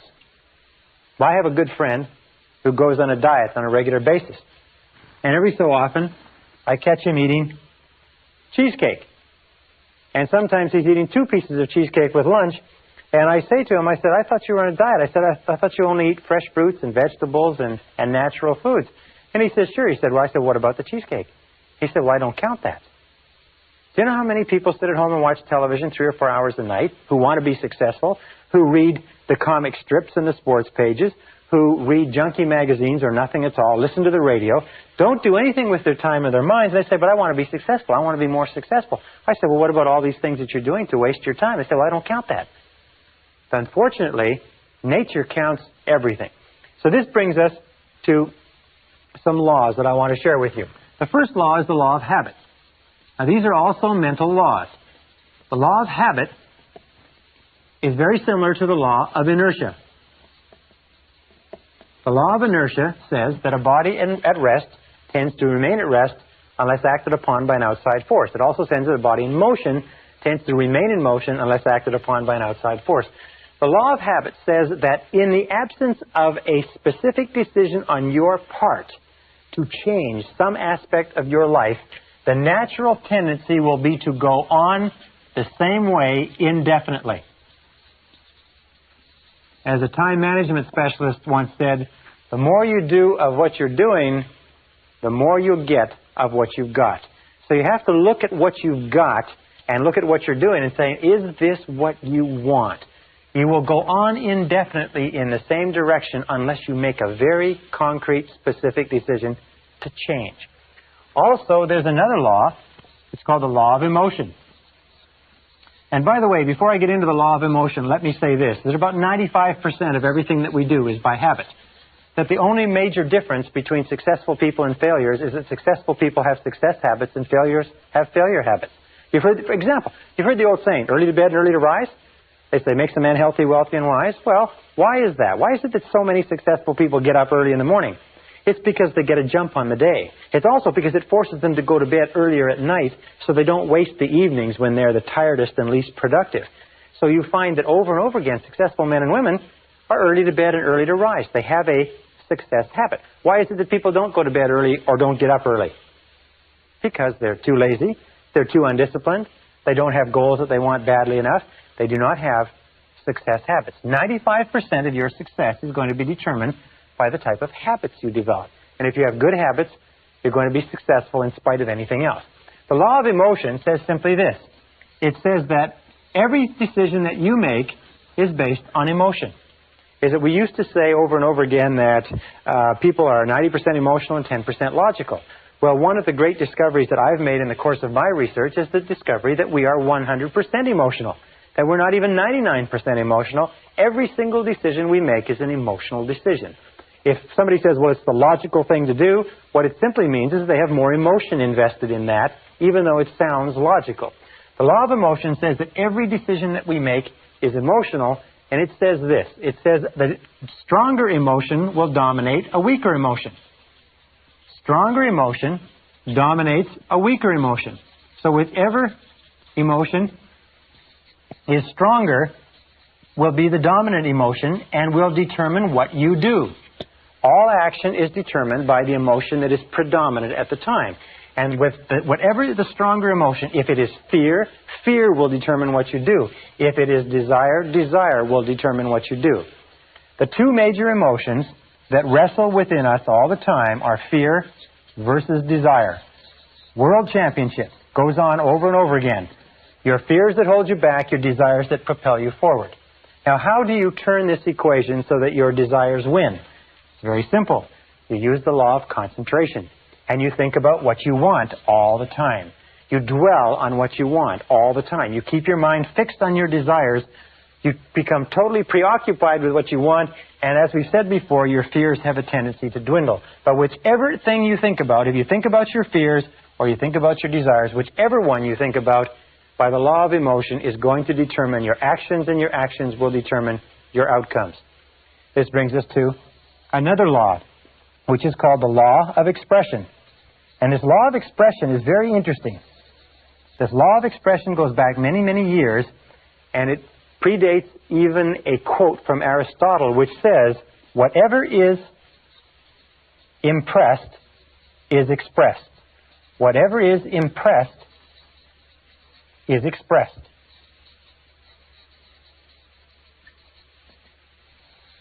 Whatever is impressed is expressed. Now, what does this mean? Let me go and sit down while we get the board cleaned off. It means simply this, is that whatever is impressed into your psyche for any reason, and from whatever source, whatever is mixed with emotion and dropped into your self-concept, will eventually be expressed as part of your personality, part of your reality. It says, in effect, that you see the world through your self-concept. You actually see your concept of the world. You do not believe what you see what you believe. Whatever has been impressed on your mind as a fact, or as a truth, or as a reality, will then be expressed in your reality, or expressed in your world, because that is what you will see. If you believe that a certain type of people are good, then you will see goodness in those people. If you believe that members of a particular political party are fools, then all members of that political party will appear foolish to you, even the wisest and most intelligent. If you believe that there is opportunity everywhere, you will see opportunity everywhere. If you believe that you're in complete control of your own destiny, then you will see indications of that. If you believe that you are a popular, courageous, confident, influential person, then you will act in a manner consistent with it, and you will see it all around you. I was reading a very interesting story not long ago about a young man who came from poor beginnings and had no self-confidence at all, but was convinced by a fortune teller that he was the reincarnation of Napoleon Bonaparte. Wonderful story, true story too. And he began to believe that he was the reincarnation of Napoleon Bonaparte. And he went to the library and he studied Napoleon. He read all about Napoleon, and he began to walk and talk and act like Napoleon. He began to think like Napoleon. He began to imagine great plans like Napoleon would have imagined. He began to act with courage and confidence in the face of uncertainty, as Napoleon would have. Over time, he became absolutely convinced that indeed this person who was shy and retiring was truly the reincarnation of Napoleon. And as he did, his career improved, He was promoted, he was advanced, he changed the way he dressed, he spoke more confidently, and by the time he found out that he had been misled by the fortune teller, he was already an extremely successful businessman. Very interesting. Whatever is impressed and accepted becomes expressed. And this brings us to another critical mental law. And it is this. It is what is called the law of reversibility. When I first learned about this law, I was so excited I wanted to wrap it up and tie it up and not tell anybody. This is the first time in any form that I've ever explained this law to other people. The law of reversibility says simply this, is that if you achieve a certain level of success, a certain level of health, a certain quality of relationships, then that quality of relationships will create a subjective state. A subjective state means a feeling or an emotional state. In other words, if you win a prize, you will feel like a winner. If you fall in love, you'll feel like a lover. If you succeed in business, you'll feel like a success. The objective creates, in other words, the objective reality or the fact actually creates the subjective or the emotional state. Does that make sense to you? In other words, something happens, you feel great, you get the feeling. However, the law of reversibility says this. If you can grasp this, this one fact alone can change your life because it has changed mine. Is that if you can create artificially the subjective state, the feeling will trigger the law of attraction and correspondence into motion and will draw into your life the people, circumstances, and opportunities necessary to create the objective that is constant with the subjective. And here is the method. It's so simple, it's astonishing. It is this, is whenever you think of something that you really desire, imagine that you have it already. Imagine that you have it already. It sounds like a game, like children would play. But it is so powerful that it is awe-inspiring, and all I suggest you do is try it for a little while. Just imagine, close your eyes, drive it along, think about it if necessary, stand, relax, do whatever you want, but just imagine that you've already accomplished it and try to get the feeling. Get the feeling. As though it were already a success, as though it were a past tense, as though it were already accomplished, that you don't have to worry about it again. You've already got the feeling. And if you will play that feeling over and over again, this law of reversibility will create this feeling. As you dwell upon the feeling more and more, the feeling will actually begin to change things inside you and outside of you, draw you toward your goal and draw your goal toward you, and the objective will come into reality exactly at the right time and place. You don't even really have to worry about the process between the two or what the steps are. All you have to do is hold that feeling very, very intensely. And we'll talk about this a little bit more when we talk about mental programming methods. Now, the next law is the law of practice. The law of practice is also called the law of repetition, but it says that whatever you do over and over again, often enough, becomes a new habit. Do you want to be a positive, exciting, enthusiastic person? Do you want to become wealthy and successful? What is it that you want in life? Whatever you want in life, if you will practice it over and over again, it eventually becomes a new habit. If you practice it by thinking about it, you see, a new habit takes about 21 days to develop. It takes about 21 days to develop a new habit. 21 days of repeating it over and over again. Now, what we're going to ask you to do as a result of this course and as a result of what we've talked about is we're going to ask you or suggest that you go on what we call a 21-day PMA diet. That means that for 21 days, we're going to ask you to do a very difficult thing. One of the most difficult things you'll ever do in your life is for 21 days, we want you to keep your mind on what you want and keep it off of what you don't want. Keep your conversation on what you want. Keep your conversation off of what you don't want. Keep your dreams, your imagination, your thoughts, your feelings, everything in your environment consistent with what you desire, and keep it off of what you don't want. It's very simple. It's not very complicated. It's one of the most difficult things that you'll ever do. Now, why do we pick 21 days? Well, a very good reason. You see, it takes 21 days for a chicken that has a brain the size of a pea to sit patiently, calmly, faithfully on an egg to hatch the egg. Now, we feel that if a chicken with a little brain like that can sit on an egg for 21 days without seeing any change, just in faith, for 21 days it can sit there on that egg, then we could probably ask adults who have brains that are the size of 3 pounds, that have 12 to 20 billion cells, and have the capacity to remember and retain all the knowledge known to man, if their brain could be tapped, we ask them to keep at it for 21 days. If you will go on a positive mental attitude diet for 21 days, keep your mind on it, the goal is to become what we call a purely positive person. A purely positive person. Because we know that if you're a purely positive person, if your conversations, your acts, and your relationships are purely positive, what we call a PPP person, and you practice that for 21 days, you will find that your life will change. That everything around you will change. Your health, your relationships, your work, your opportunities, and everything else. It's simple, but it's not easy. If you can do it, if you can practice it, it will become a new habit. The very law of reversibility, the very law of emotion, the very law of habit that we talked about will actually begin to be changed. Now, what are the 4 things you need in order to make this great change? Number 1 is you need desire. Desire is the starting point of all change. The most important question that you have to ask yourself in life is, how badly do you want what you want? How badly do you want it? Or do you want it at all? You see, there's an awful lot of people who want an awful lot of things. But how badly do they want it? If you want it so badly, if you want it with tremendous intensity of desire, there's really nothing in the world that can stop you from getting it. There's an interesting story was told about Socrates, and Socrates was talking to one of his students, and the student said, I am hungry for knowledge. What can I do to increase my knowledge? And Socrates said, knowledge is something that is readily available and easy to get if you want it bad enough. He said, I'm sure I want it badly enough. And Socrates said, come with me. And he walked him offshore into the ocean, and walked him offshore into the Aegean Sea. And they got about 3 or 4 feet, and Socrates, a very, very strong man, grabbed the young man and put his head under the water. And the young man began to struggle and struggle and struggle, and finally became incredibly frantic, and finally brought him up. And he said, now what did you want while you were under the water?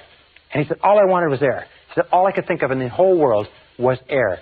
He said, when you want knowledge with the same intensity that you wanted that oxygen, you will get all the knowledge that you could desire. And when you want anything with great intensity, if you have the desire, you'll get it. Now, the second step is decision. Over and over again, where I travel, I find that the major change in a person's life begins when they make a decision. I also find that the great majority of people are incredibly indecisive, is that they're very reluctant to make decisions, to cut off their options. They are very, very reluctant to make a commitment of any kind. And in not making a commitment, they just drift. They unfortunately condemn themselves to living by the law of accident. So the next step is to make a decision, a very clear, unequivocal decision, is that this is what you want and you are willing to pay the price to get it. There's a very interesting little book called The Ultimate Secret by Michael Hernacki, and he said that the key to success, after he's studied many, many successful people, says the key to success is simply this, is be willing to do whatever is necessary. Be willing to do whatever is necessary. Be willing to do whatever is necessary. That means once you've made the decision, be willing to go the extra mile. Be willing to do whatever is necessary. And the interesting thing is that you won't ever have to do everything that's necessary, but you must be willing to do it. And it's that unequivocal decision, that do or die, that complete, total, 100% commitment that makes all the difference in your success.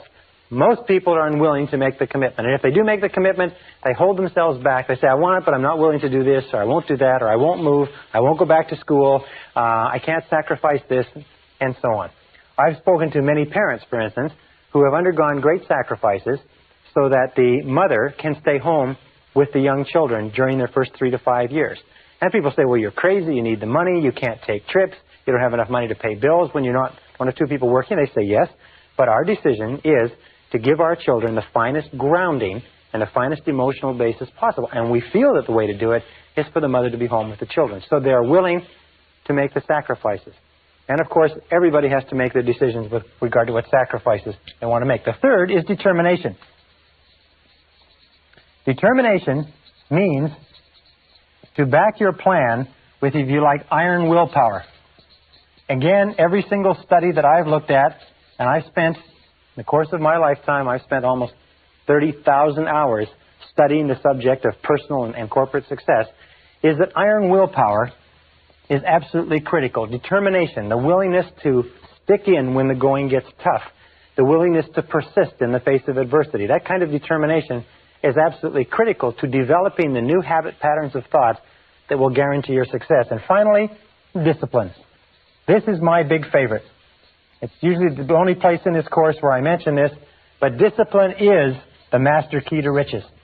Discipline is the master key to riches. Discipline, the willingness to do what you know you should do, when you should do it, whether you like it or not, is the critical key to your success. Why is it that people fail in life? It's no miracle. It's no mystery.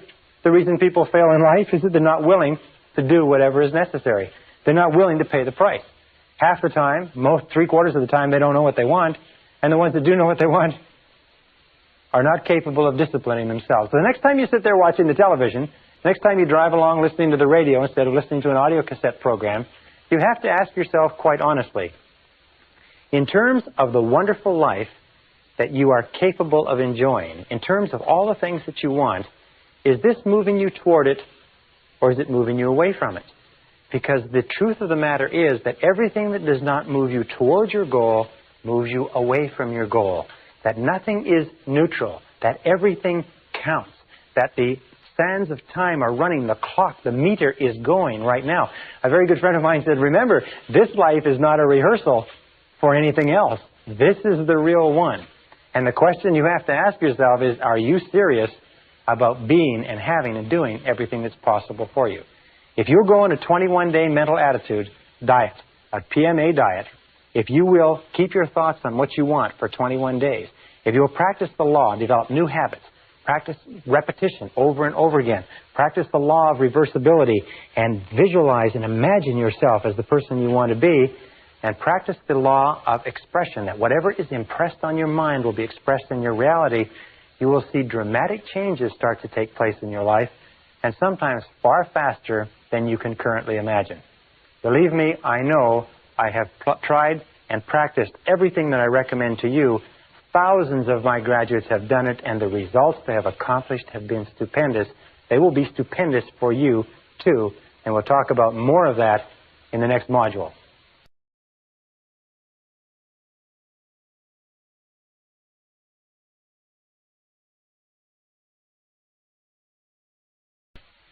Session 10, Changing Your Self-Concept. To repeat, all change in your life begins with a change in your self-concept. And that brings us back to what we talked about when we talked about the three ingredients of self-concept at the very beginning. We said that there were three parts: the self-ideal, the self-image, and the self-esteem, or how much you like yourself. And what I'd like to do now is I'd like to talk a little bit about what we call the self-ideal. Because the self-ideal is the person that you would most like to be. When you start thinking about changing your personality, improving the quality of your life, your inner and your outer life, you have to start off with a target. You have to start off with something to shoot for, something to aim at. So let's talk about this. The self-ideal is a fundamental part of your personality. The self-ideal is a combination of all of the qualities of men and women that you have read about, studied about, associated with, or admired throughout your entire life. Your self-ideal is sort of like a role model for you, an internal role model. And this internal role model acts as a directional mechanism within your psyche that determines your words, actions, thoughts, behaviors, and so on. As a matter of fact, you are today, in many respects, the sum total composite of all the different men and women whose qualities and characteristics that you've ever admired. If you read a biography, an autobiography, a story about a person who has done something that you think is admirable, displayed qualities of intelligence or character or compassion or perseverance or persistence or courage and so on, if someone has done those things and you have a tendency to admire them, if you admire them, what happens is you have a tendency unconsciously, even without your knowing it, to try to be more like them. Now, there is a difference between the self-image, which is where you see yourself now, and your self-esteem, which is how much you like yourself. And there's a difference between your self-image and your self-ideal. The distance between these two, the way you see yourself now and the way you would ideally like to be, has a major impact on your self-esteem. People who see themselves working progressively toward becoming more and more like the people they want to be have high self-esteem. People who see themselves as having an enormous, almost unbridgeable distance between the person they see themselves as now and the person they know they should or could be usually have low self-esteem. So the starting point of change in the self-concept, to repeat, comes with defining clearly what it is you want to look like. Now, when I was about 17, 18 years old, I sat down with a notebook and I wrote out a description of the person that I wanted to be when I grew up. I wrote several pages. I described my personality and my height and my weight and how I would get along with people and so on. And many years later, 10, 15, 20 years later, after I had traveled around the world twice, after I'd been in 80 countries, after I had done a great variety of things, I came across those notes in an old suitcase. And I looked and I read them. And you know, the surprising thing was that I had become, over the course of that time, the person that I had described in that notebook. So I suggest to you this, is you start off by saying, who is it and what is it that you would like to look like 1 year, 3 years, 5 years from now? Or let's put it this way, and here's a really good question. Name 3 men or women, living or dead, that you really admire, that you really feel are wonderful, fine, upstanding role models. And then ask yourself the question, why is it that you admire them? Why is it that you like them? What is it about them? What are their qualities, if you like, that you consider outstanding? Because those are the qualities, if you can identify them, that you'll begin moving toward accomplishing in your own life. Remember, we said that desire, discipline, determination, and decision are the keys to success, but also definition. You have to define clearly what you want to be. I remember a wonderful story of a young fellow who decided he wanted to improve his life, and he was working for an insurance company. And he sat and looked around him, and he was number 28 or 29 out of 30 people in an insurance company selling insurance, and he'd been there for several years, and his career was going nowhere. And he began looking about him, looking at this, and he said, now, who do I admire? Who would I like to be like? Who would my ideal be? And he decided he wanted to be like the top salesman in the branch. And he started to look at the top salesmen and the top 1 or 2 salespeople in the branch, and he started to think about them and think about what they did. And he began to talk to them and get advice from them. And over the course of the next few years, by using this process, by patterning himself after the people he admired, he became more and more like them. He dressed like them. He walked like them. He talked like them. He worked the way they did.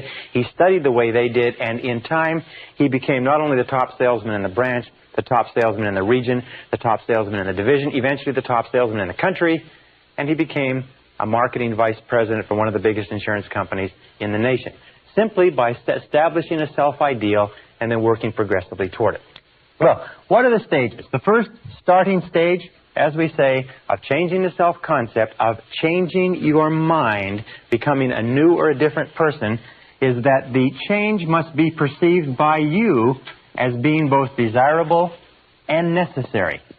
In other words, you must see that if you were to make this change, it would be a worthwhile change, and in terms of what you want to be, have, and do, in terms of the future of your life, it's necessary that you make this change if you want to get ahead.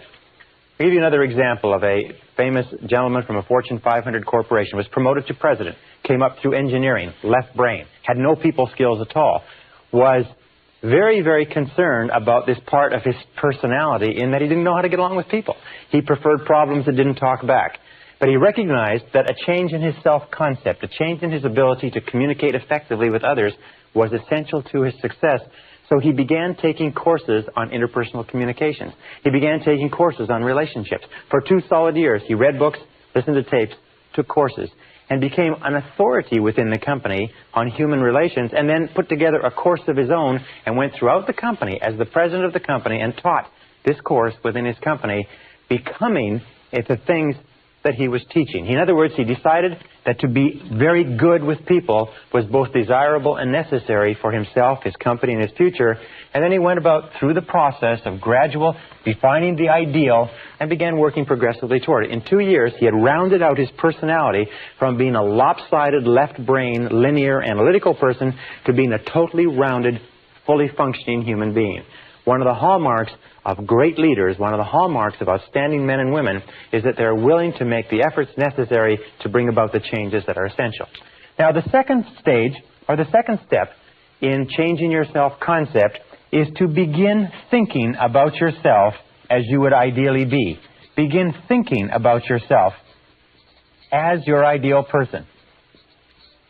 For instance, if you wanted to be an outstanding person in human relations, you'd begin thinking about yourself as you would be as a human relations specialist. But let us say you want something very simple. Most people say that their major weakness is that they are too impatient, too intolerant, they get angry too quickly, irritable, so on. Maybe what you should do is start with something very simple. Very important to start with something simple, because if you can change something simple, it proves to you that you can change something large. So you begin thinking about yourself. Let us say that you tend to be a little bit impatient or short-tempered when you're tired, or you're a little bit irritable with your children or your spouse at the end of the day. So then you begin thinking about yourself as you would be if you were a warm, patient, kind, loving, tolerant human being. Begin thinking about yourself in the situations where you normally become cross and irritable, and begin thinking about yourself as being relaxed, positive, supportive, encouraging, unruffled.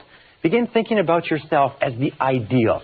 Think now, who do you know who has the type of personality? Now, it can be a television personality. It can be Bill Cosby, if you like. It can be somebody that you admire in sports. It can be somebody whose biographies or stories you've read. It doesn't really matter, but keep thinking about how would that person act in this situation.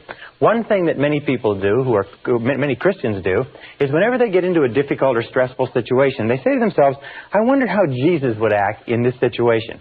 I wonder how Jesus would act if they were dealing with a difficult person. Or I wonder how Jesus would act if he were put in the same position I'm in. And what it does is, irrespective of your belief, what it does is it gives you a role model to pattern yourself after. The great tragedy of many young people growing up in the inner cities today is that the role models that they have are not positive role models. The people who are the most successful, sometimes in the ghettos in the inner cities, are not admirable people who are working hard and building families and businesses. What they are is they're criminals who are engaging in criminal activities. So the role models that you choose have a critical effect on who you become. So begin thinking about yourself as you would like to be. As you would like to be. Now that's starting point. Because of the law of expression, whatever is impressed is expressed. If you begin thinking about yourself, you begin finding it's almost like turning the wheel of your personality. You begin to become a different person. Now the third stage, the third step, is you begin to visualize. Now what does visualize mean? Well, there are thousands of books written on visualization. One of the most powerful of all human abilities is the ability to create clear mental pictures. You see, your subconscious, which is where all of your programming takes place, is activated by mental pictures combined with emotion. So when you create clear mental pictures, when you begin to dwell on a clear mental picture of the person that you would like to be, you begin to close your eyes or think about the person that you would like to be, the subconscious cannot tell the difference between a real experience, one that is actually happening to you, and one that you vividly imagine on the screen of your mind. And this method of visualization, of creating a clear mental picture, and then remember we talked about the law of practice, which is the law of repetition. By practicing it over and over and over again. Imagine, for instance, that you wanted to become a proficient public speaker. Simple as that. And let us say this is you, and this is your eyes, and here is your conscious mind, and here is your unconscious mind. Let us say you wanted to become a proficient public speaker. Well, if you went out and you gave a whole series of talks, and you got positive response, and people applauded and told you that it was a good talk, and you did this over and over again, no matter how terrified you are of public speaking right now, if you did it often enough, gradually you would store up enough memories to the point where you would feel no uneasiness at all about speaking publicly. Now, the reason I mention speaking publicly is that something like 54% of the American public would rather die than give a talk in public. They put the fear of public speaking ahead of the fear of death. It's one of the greatest of all fears in our society. However, no child is born as afraid of public speaking. No child comes into the world with a fear of speaking in front of audiences. As a matter of fact, every one of us gave our first public talk stark naked, upside down, in front of a room full of strangers, if you remember that, and it's been downhill for most of us ever since. If you have a series of external experiences, however, and all of those experiences are positive, then they're stored away as positive reports in the public speaking file. However, let us say that you have a tremendous feeling of anxiety about speaking, and that can come from 100 different reasons, but you begin to play on the screen of your mind. You have this continuous real projector.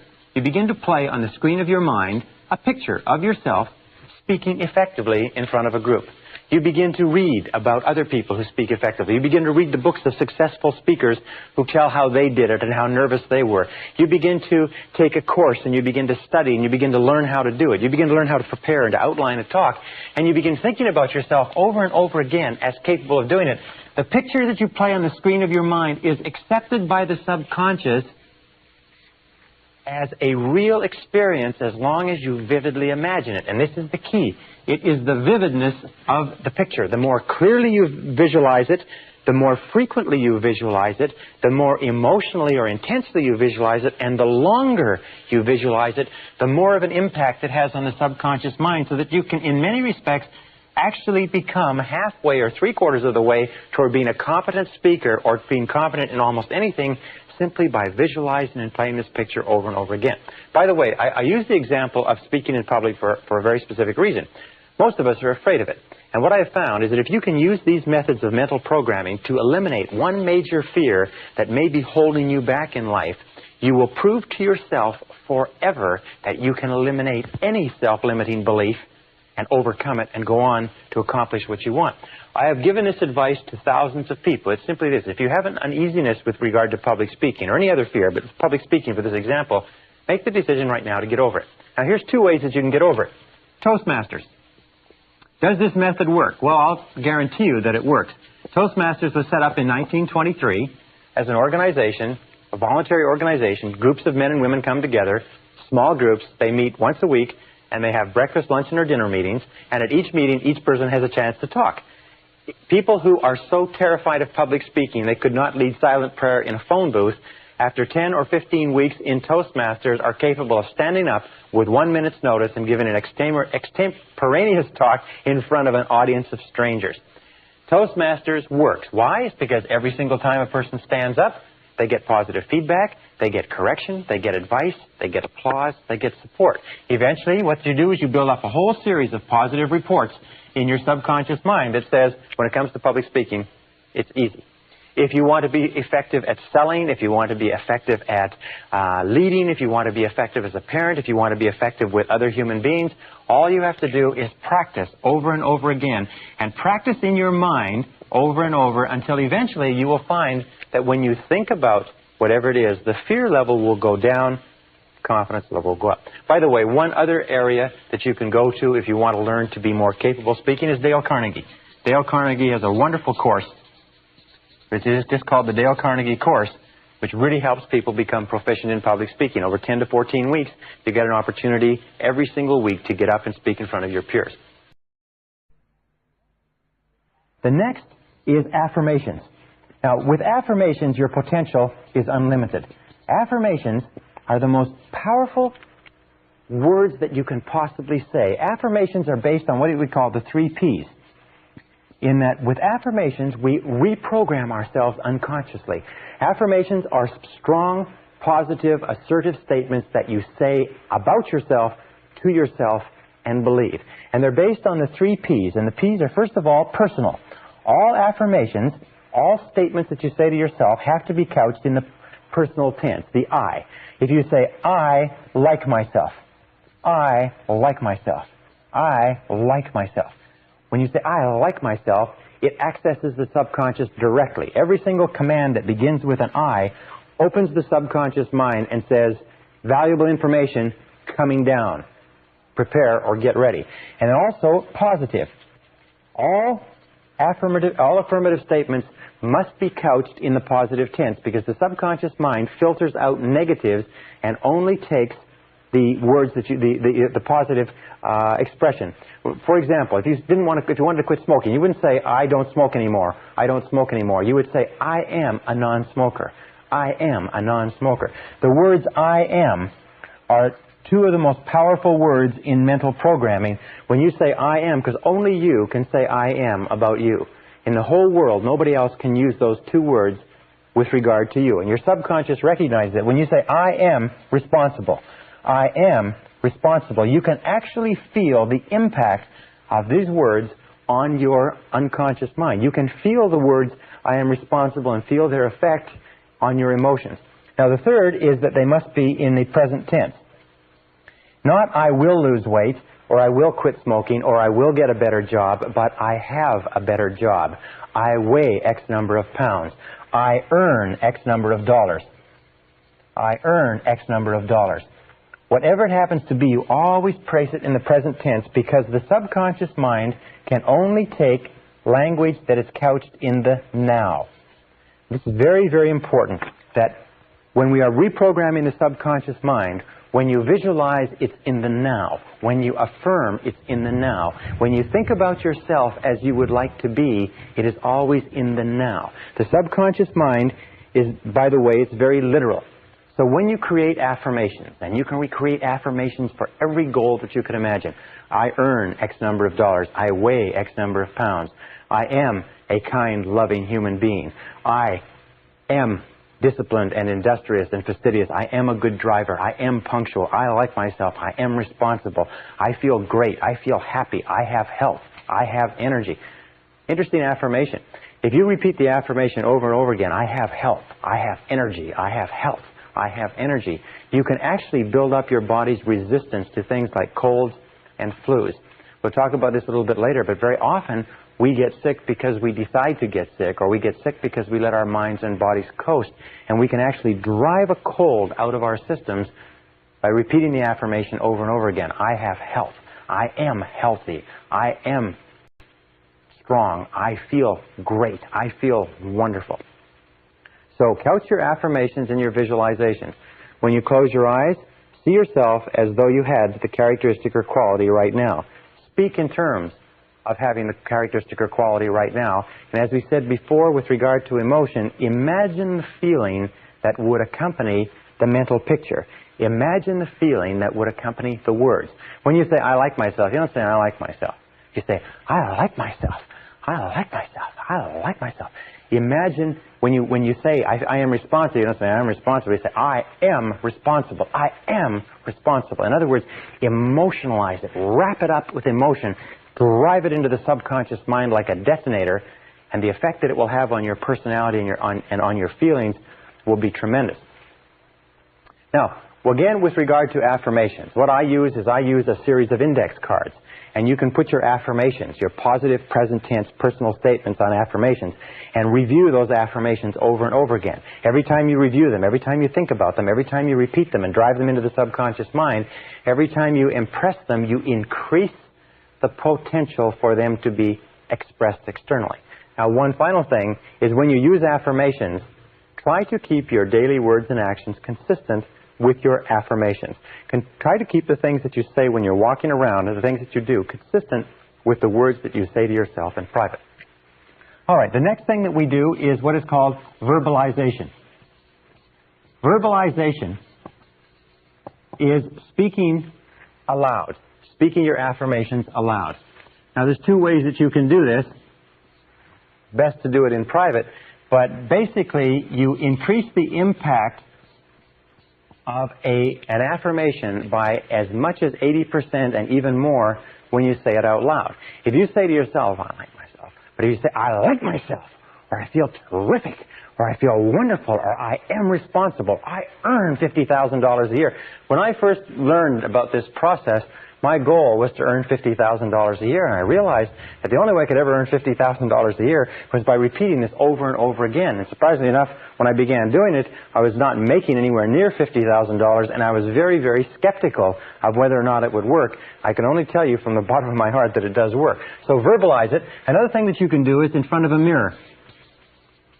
If you verbalize in front of a mirror, you have two impacts working simultaneously.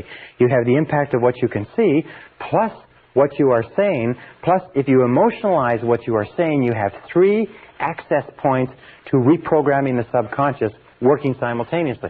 So you stand in front of a mirror, you can say, in front of the mirror, you can say, I feel terrific, or I look great, or I look great, or you can say, you look great. Because when we talk to ourselves in front of a mirror, now you mustn't do this in a public washroom when there's other people around, because they may think you're a little bit strange, but nonetheless, verbalization is a very important part of driving this message into the subconscious. Remember, the key to this is whatever you can hold in your mind on a continuing basis, you can have. The only question is, can you repeat it long enough and hard enough, often enough, to impress it permanently in the subconscious mind? Once you impress it permanently in the subconscious mind, it takes on a power of its own that will eventually bring it into your reality at exactly the right time and in exactly the right way for you. And this brings us to the next method, which is the method of assume the role. Assume the role. Assume the part. You see, one of the most important discoveries that we have made in behavioral psychology is this, is that if you feel a particular way, if you have particular emotions, the feelings will lead to actions. We've talked about this before, that we act in a way consistent with our feelings. However, what we've found is that most of us do not start off feeling motivated. Most of us do not start off feeling positive. Most of us do not start off feeling confident and capable of accomplishing our goals. Most of us start off feeling average to negative. However, if you will act exactly as if you had the feeling, the action will generate the emotion just as the emotion generates the feeling. In other words, you can act your way into feeling. This is very important. You can act your way into feeling. Have you ever had the occasion where you are sitting comfortably, relaxed, and somebody says, come on, let's go and do this, or let's get up and do that, and you say, no, I'm comfortable. Remember, you're into your comfort zone. Comfort is a great killer of human potential. You say, no. They say, oh, come on, just get up and do a little bit. So you get up just a little bit, and you move just a little bit, and as you begin to move, you start to get into the swing of it, and pretty soon you get into it completely, and you totally forget about going back to the couch or the chair that you were in. Well, you can act your way into feeling. You can act your way into feeling almost anything. We call this, if you like, pretending. Pretend that you have the quality already. For instance, if you want to be courageous and unafraid, pretend that you're courageous and unafraid already. If you want to be confident, pretend that you have the confidence. There's an old saying that says, fake it until you make it. Fake it until you make it. Remember we talked about the gentleman who was told that he was the reincarnation of Napoleon? That all he had to do was he had to act like Napoleon and realize that he had this cultural history behind him, that he had the decisiveness, the power, the courage, the genius, the brilliance, the tenacity, the foresight of one of the world's great leaders. Well, this acting, this pretending, this assuming the role is a critical part of actually becoming that person. If you want to be the finest salesperson in your organization, if you want to be a superb executive, if you want to be a tremendous technician, if you want to be an excellent medical professional, if you want to be the best mother or the best father, if you want to be excellent in athletics, there's an entire body of work today in neurolinguistic programming and what is called the inner game of winning that says that if you want to be a better tennis player, for instance, what you do is you imagine that you were a championship tennis player. Imagine that you are Arthur Ashe or Jimmy Connors or Chris Everett Lloyd or Maria Navatra, whatever her name is, Navatra, or one of the great tennis players, and play tennis exactly as if you were one of those. Play tennis as though you were them and in their body and on the court. And you know what will happen is that judges and people observing a person doing this find that you will hit more accurately, you hit with more force, you are better, you are more confident, you're more capable. Golfers. Another example is if you want to be a great golfer, is imagine that you are already a great golfer. If you want to be a great salesperson, imagine that you are already a great salesperson and walk, talk, carry, act as though you had the part already. Dress the part. Look at yourself in the mirror and say, do I look the part of a great golfer? Do I look the part of the executive, the salesman, or the saleswoman or whatever it happens to be that I would like to be. These four, we call this the VAVA. V-A-V-A. V-A-V-A. Well, actually, I should do it this way. V-A-V-A. These are the keys to rapid personality change. The V is for visualization. Visualize and play the picture of the desired person you would like to be over and over again until it is accepted by the subconscious as a reality. Remember, the subconscious obeys your conscious commands. If you command the subconscious, and you command the subconscious by the thoughts you hold in your conscious mind, by the thoughts that you dwell upon, the law of concentration. If you hold that thought in your mind on a continuing basis, eventually it clicks into the subconscious and it takes on a power of its own. The second is to affirm, and affirm over and over again. There are many people who say that they would rather go without breakfast than go without their affirmations each morning. Speak to yourself positively. Use positive self-talk all the time. Remember, you talk to yourself at the rate of almost 1,500 words a minute. Most people talk to themselves in terms of doubt and fear and worry and anxiety. Talk to yourself positively. I can do it, I can do it, I can do it, I can do it. Just repeating, I can do it, over and over again. Boost your self-confidence and boost your self-esteem. When you have nothing else to do, say, I like myself, I like myself, I like myself, I like myself.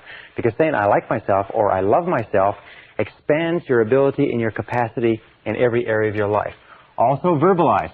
Speak out loud. Make sure the things that you say out loud are consistent with the person that you want to be and the things that you want to do.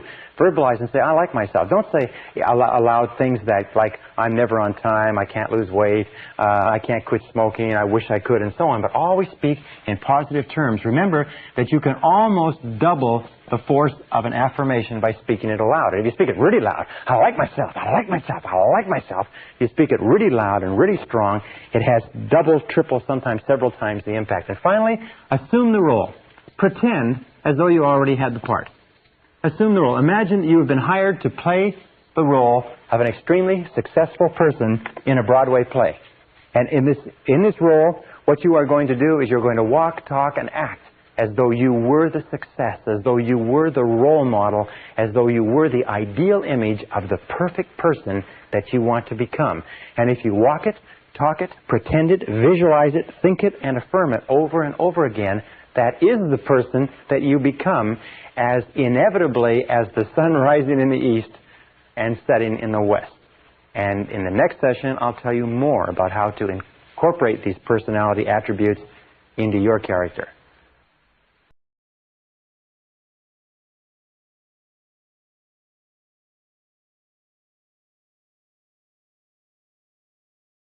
Session 11, The New Mental Diet. Back in the 1930s, a man named Gaylord Hauser shocked the medical world by coming out with a series of claims and statements that said that everything that we ate in some way affected our body. He said that everything that you eat is translated into something and has a positive or negative effect. And he wrote a book called The New Diet Does It. Now, in this session and in the previous sessions, we've been talking about the new mental diet. And just as everything that you eat has an effect on your physical body, everything that you take into your mind has an effect on your mental body, on what's going on inside you, which determines what happens around you. When we were talking a little bit earlier, we said that the power of suggestion is one of the most important powers in your life. The power of suggestion says that everything that you take in, everything that you think about, everything that you read, everything that you listen to, all of your conversations, radio, television, newspaper, books, papers, magazines, everything that you allow to influence your thinking affects your subconscious mind, affects your attitudes, your expectations, your values, your beliefs, and ultimately your potential as a human being. In fact, the great difference between human beings is not intelligence and not education and not opportunity. It is what they are feeding into their minds on a regular basis. Now, we also said, and it's the same thing, if you were to say, well, yes, I eat good food a lot of the time, but some of the time, or 50% of the time, I eat junk food. I eat food that's high in salt, high in sugar, low in nutrition, inert foods, dead foods, white flour, French fries, grease, and so on. But it doesn't bother me, it doesn't have any effect on my body, you would know that that is nonsense because everything counts. Everything counts. One of the marks of a truly honest person is that they accept reality. And reality is that everything that you do, mentally or physically, counts. And it's either positive, it's either helping you, moving you toward what you want to be and have and do, or it's negative, it's moving you away, but nothing is neutral. Everything counts. So with regard to the power of suggestion, let's go on and talk about how we complete this process of reprogramming ourselves so that inside we are totally successful human beings, so that outside we will be totally positive, enthusiastic, successful human beings. Feed your mind the same way you would feed your body. Feed your mind carefully. If you were concerned about physical health and longevity, you would measure and calculate and look into the foods you eat. Look carefully into the mental foods that you eat too. Because these mental foods, by a process that we call the law of accumulation. Now, the law of accumulation is both a mental law as well as a physical law. And what it says is that every single thing that you do, positive or negative, accumulates. That every single great achievement in life is the result of thousands of ordinary achievements, struggles, fallbacks, failures, minor disappointments. Every single big accomplishment is preceded by thousands of tiny little accomplishments. Every overnight success is preceded by years and years and years of working off-Broadway. Every single great fortune. By the way, in studying self-made millionaires in America, do you know what we found? Is the average time that it takes to become a millionaire in America is over 20 years of hard work. In other words, we see a person who is wealthy, got a beautiful home, beautiful car, financially independent, but we don't realize that there are years and years and years of hard work, struggle, and sacrifice that preceded it. We see the person, we see the end result, and we say, isn't that person lucky? Well, the fact of the matter is that there's no luck. There's just this long process of accumulation, and everything counts. Every single honest effort that you make toward becoming a better person accumulates like a snowball and has an effect. Every single time you do something that takes you away, that wastes your time, wastes your mind, wastes your thought, and so on, that has an effect too, and that accumulates. Now, the great mistake that many people make is they go a little bit forward and a little bit backward. They do a few things that are good for their mind and a few things that are crummy for their mind, and a few things that are good and a few things that are crummy. And you know where they end up? Exactly where they started.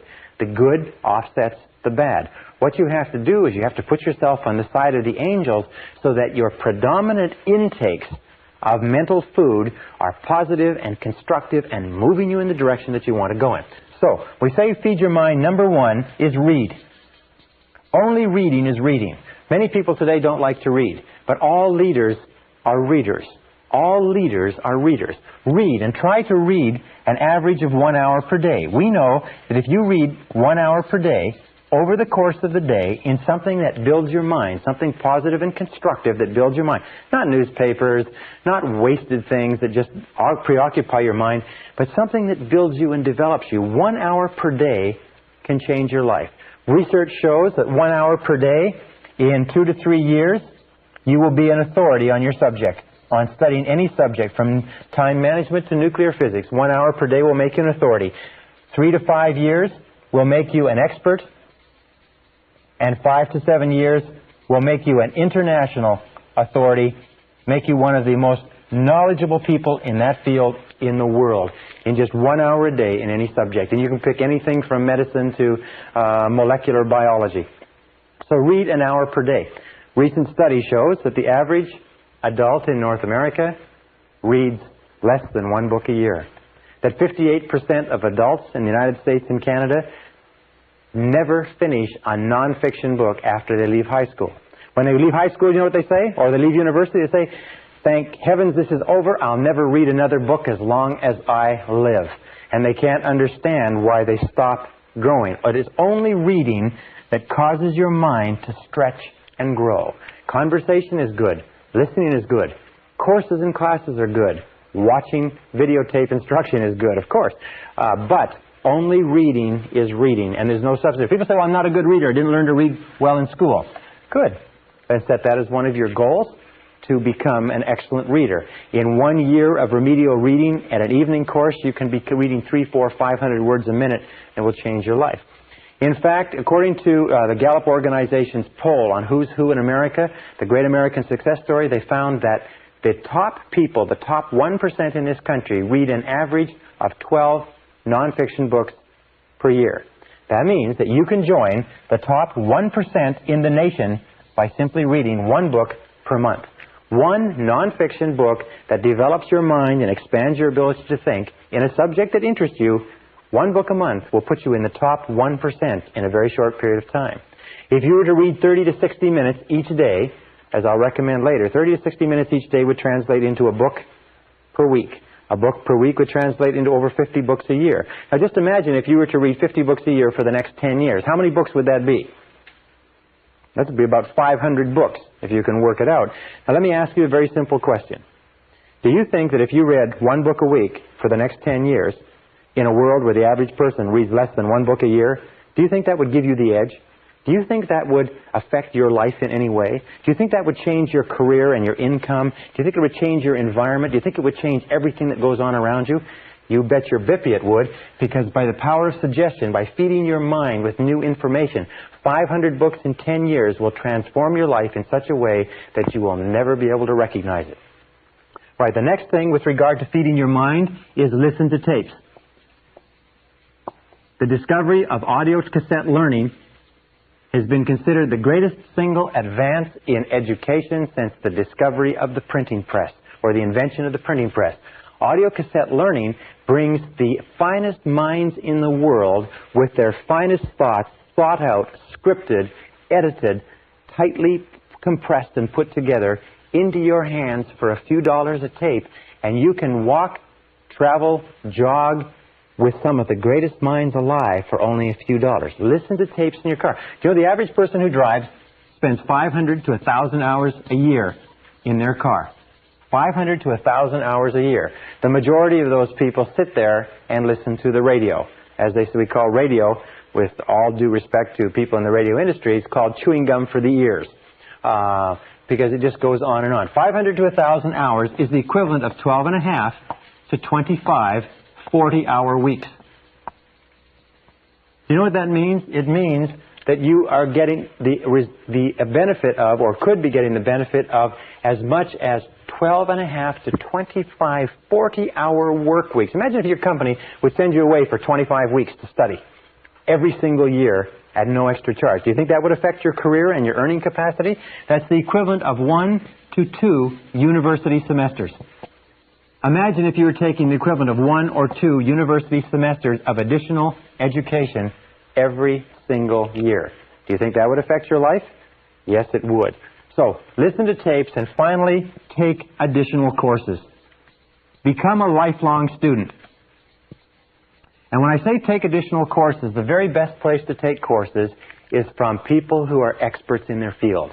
Try to avoid taking courses from people who've only got their education out of a textbook. Take courses from people who are experts. Take seminars. Seminars, for instance, like this seminar that you're attending, you can get more information in a 1 or 2 day seminar taught by people who spent 10, 20, 30 years gathering and compressing the information than you can in an entire university course. So take additional courses. I recommend a minimum of 4 per annum. 1 every 3 months. In a world where the average person never takes an additional course, 80 to 90% of people never take a course after they leave high school or university. If you take 4 per year, listen to tapes in your car and read on a regular basis. And by the way, where do you get the time for reading? Just don't read so much newspaper. Simple as that. Just cut back on the newspaper a little bit and expand the amount of self-development reading that you do. Where do you get time to listen to tapes? Just don't listen to so much radio. I'm not saying don't listen to the radio at all, but just don't listen to so much of it. Where do you get time to take additional courses? Instead of sitting around on the weekends, take a course. Instead of watching television in the evenings, go and take a course. But remember, the clock is running. If you want to get to the top of your field, if you want to be a leader, if you want to be a star in your field, knowledge is power. Knowledge today is more important than anything else. Knowledge is the great power in our society, and the more knowledge you have, the more practical knowledge that can be put to purposes that can help other people and benefit yourself and the people around you, the more knowledge you have, the more power you will have, the more self-esteem you will have, the more status, the more position, the more security, everything. The most insecure person in our society is the person who has stopped learning and growing, and they know it. All right. By the way, one other thing. According to the Harvard studies, one of the keys to self-motivation is perpetual growth. As long as you're growing and learning and feeding your mind with new material, you will be continuously motivated exactly as if you were taking psychological vitamins. As soon as you stop growing, you start stagnating. When you start stagnating, your self-esteem goes down, your energy level goes down, your health level goes down, you become prone to more diseases, and so on and so forth. So as long as you're learning and growing, you'll be vital physically and mentally. The next part of feeding your mind is what we call the reference group. Or put it another way, get around the right people. Get around the right people. Now, getting around the right people simply means this, is that when we talked about the power of suggestion, we said that about 85 to 95% of all of the influences in your life, all the reasons you do anything, is because of suggestive influences around you. Not only physical suggestions, the weather, the heat, the cold, and so on, but also the emotional suggestions, the impact of the people you associate with. And the more you associate with people, especially people in your family, people in your close social circle, people that you work with, the more you associate with these people, the more of an impact they have on your thinking and on your future. David McClelland found at Harvard University, after 25 years, he found that the choice of a reference group was one of the key determinants of success or failure in life. Now, a reference group are the people that you identify with. Remember we talked about identification? The people that you consider yourself to be one of. It's as simple as that. Who do you identify with? Well, let me give you an example. I was reading the story of a self-made millionaire not long ago, and he had started off as a young man when other kids were collecting baseball cards or football cards or hockey cards. He became fascinated with executives of Fortune 500 corporations. So he began reading his father's Business Week, Newsweek, Fortune magazine, Wall Street Journal, and he began keeping files on executives who were in the news. And he began to identify with those executives. He began to think about being in a Fortune 500 corporation, and he began to think about being an executive in a Fortune 500 corporation at a time when some people were thinking about being hockey stars or baseball stars. The interesting thing was that as he grew up, this directional mechanism, this role model, this reference group that he identified with began to affect what he read in school, what he studied, how much he applied himself, how hard he worked, what companies he went to work with, what company he went to work with when he came out of high school and university. And by the time he was 25 years old, he was an executive of a Fortune 500 corporation, one of the youngest executives of a Fortune 500 corporation in business history, but it's because he started at the age of 12 identifying with those. Question, who do you identify with? Now, whoever you identify with today, one of the things you have to ask yourself is, who would you like to be like? Who do you want to identify with?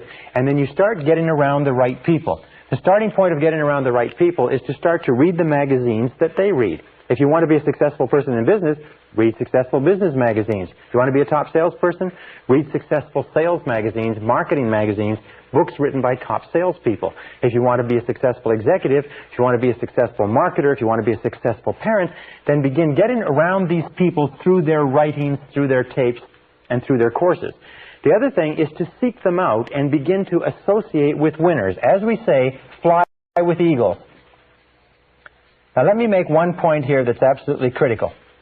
It is simply this, is that if you scratch with the turkeys, you can't fly with the eagles. That if you spend time with losers, you will be a loser yourself. That David McClelland of Harvard found that 99% of the failure rate in life could be attributed to associating with people who were going nowhere. Because we're so strongly influenced by the people around us. We talk like them, we walk like them, we take on their attitudes, their values, their beliefs, their expectations, even their self-concepts. If we associate with negative people, critical people, cynical people, lazy people, people who waste their time, we will become exactly like them. Every one of us has the tendency to be like a chameleon. We take on the colorings and the behaviors of the people around us. So it's very important that you make a decision what you want to be like, and you begin to associate with people who are like that. And especially get away from the losers. Get away from the no-hopers. Get away from the negative people, because these people will drag you down as surely as an anchor would drag you down if it was tied to your leg.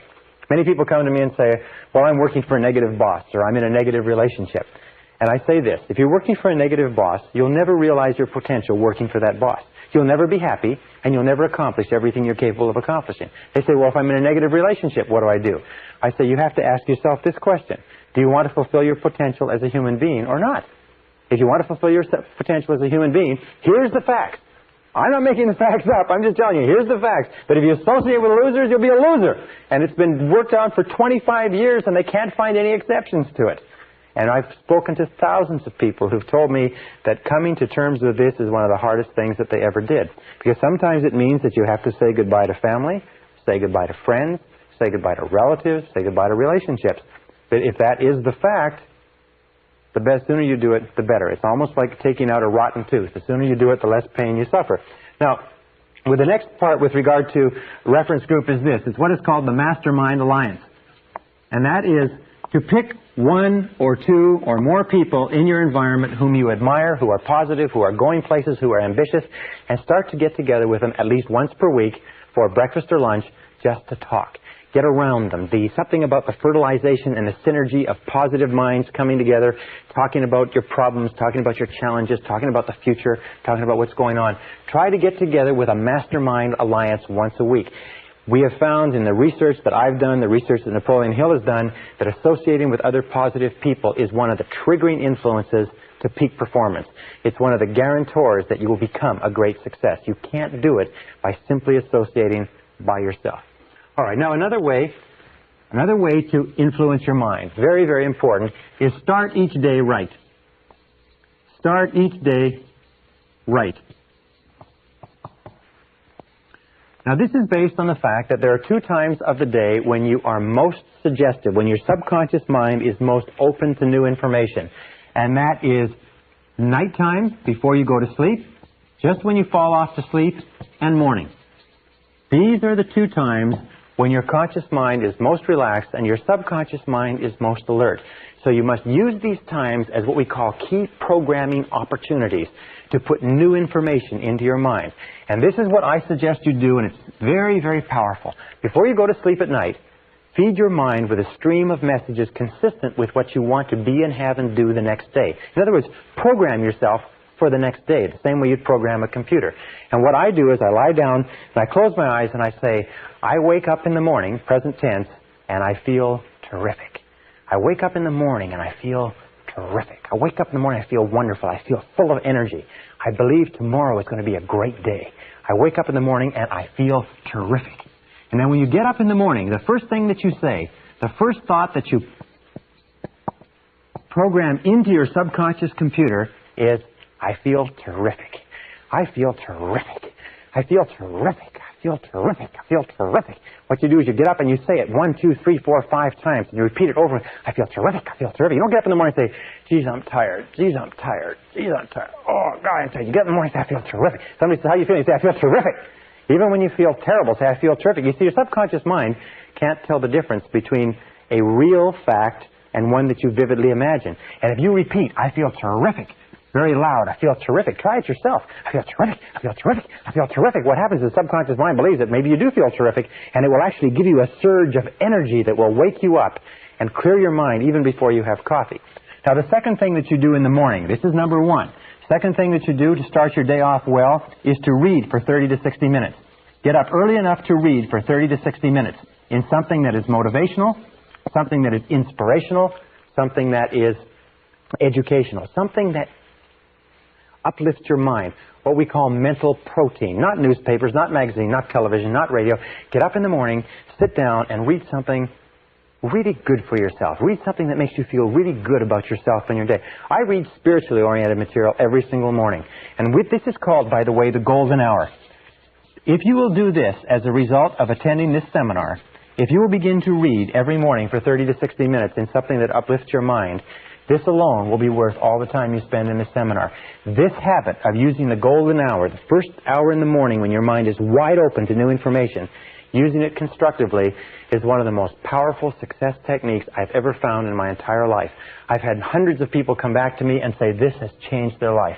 Just getting up a little bit early so you can sit and read quietly. You will become so addicted to using that golden hour that you will not be able to do without it. Even if you have to get up tired, even if you have to get up long before you have to go to work, get up and milk that golden hour. Fill your mind full of rich mental protein, beautiful thoughts and ideas. Uplift your mind and you'll find that your whole day will go better. And the third step is review your goals every morning. Review your goals every morning. Every morning before you start out, review your goals. Just the same as if you were on a long motor trip, or if you were at sea, you'd look at the map. You'd shoot the stars and the moon. In other words, you'd take a look at where you are and you would plot your destination, and you would think about it, because when you review your goals, you program them into your subconscious mind. Well, programming them into your subconscious mind by repeating them every day and using that wonderful technique, that golden hour. I learned this many years ago, and I've been absolutely astonished. Those 3 points: wake up in the morning and say, I feel terrific. Read for 30 to 60 minutes and write and review your goals every single morning. And the most remarkable thing that happens is you start off every day supercharged. You start off every day feeling positive. You start off every day feeling energetic. So let's just review for a second, and I'm going to wrap up with 2 really critical points.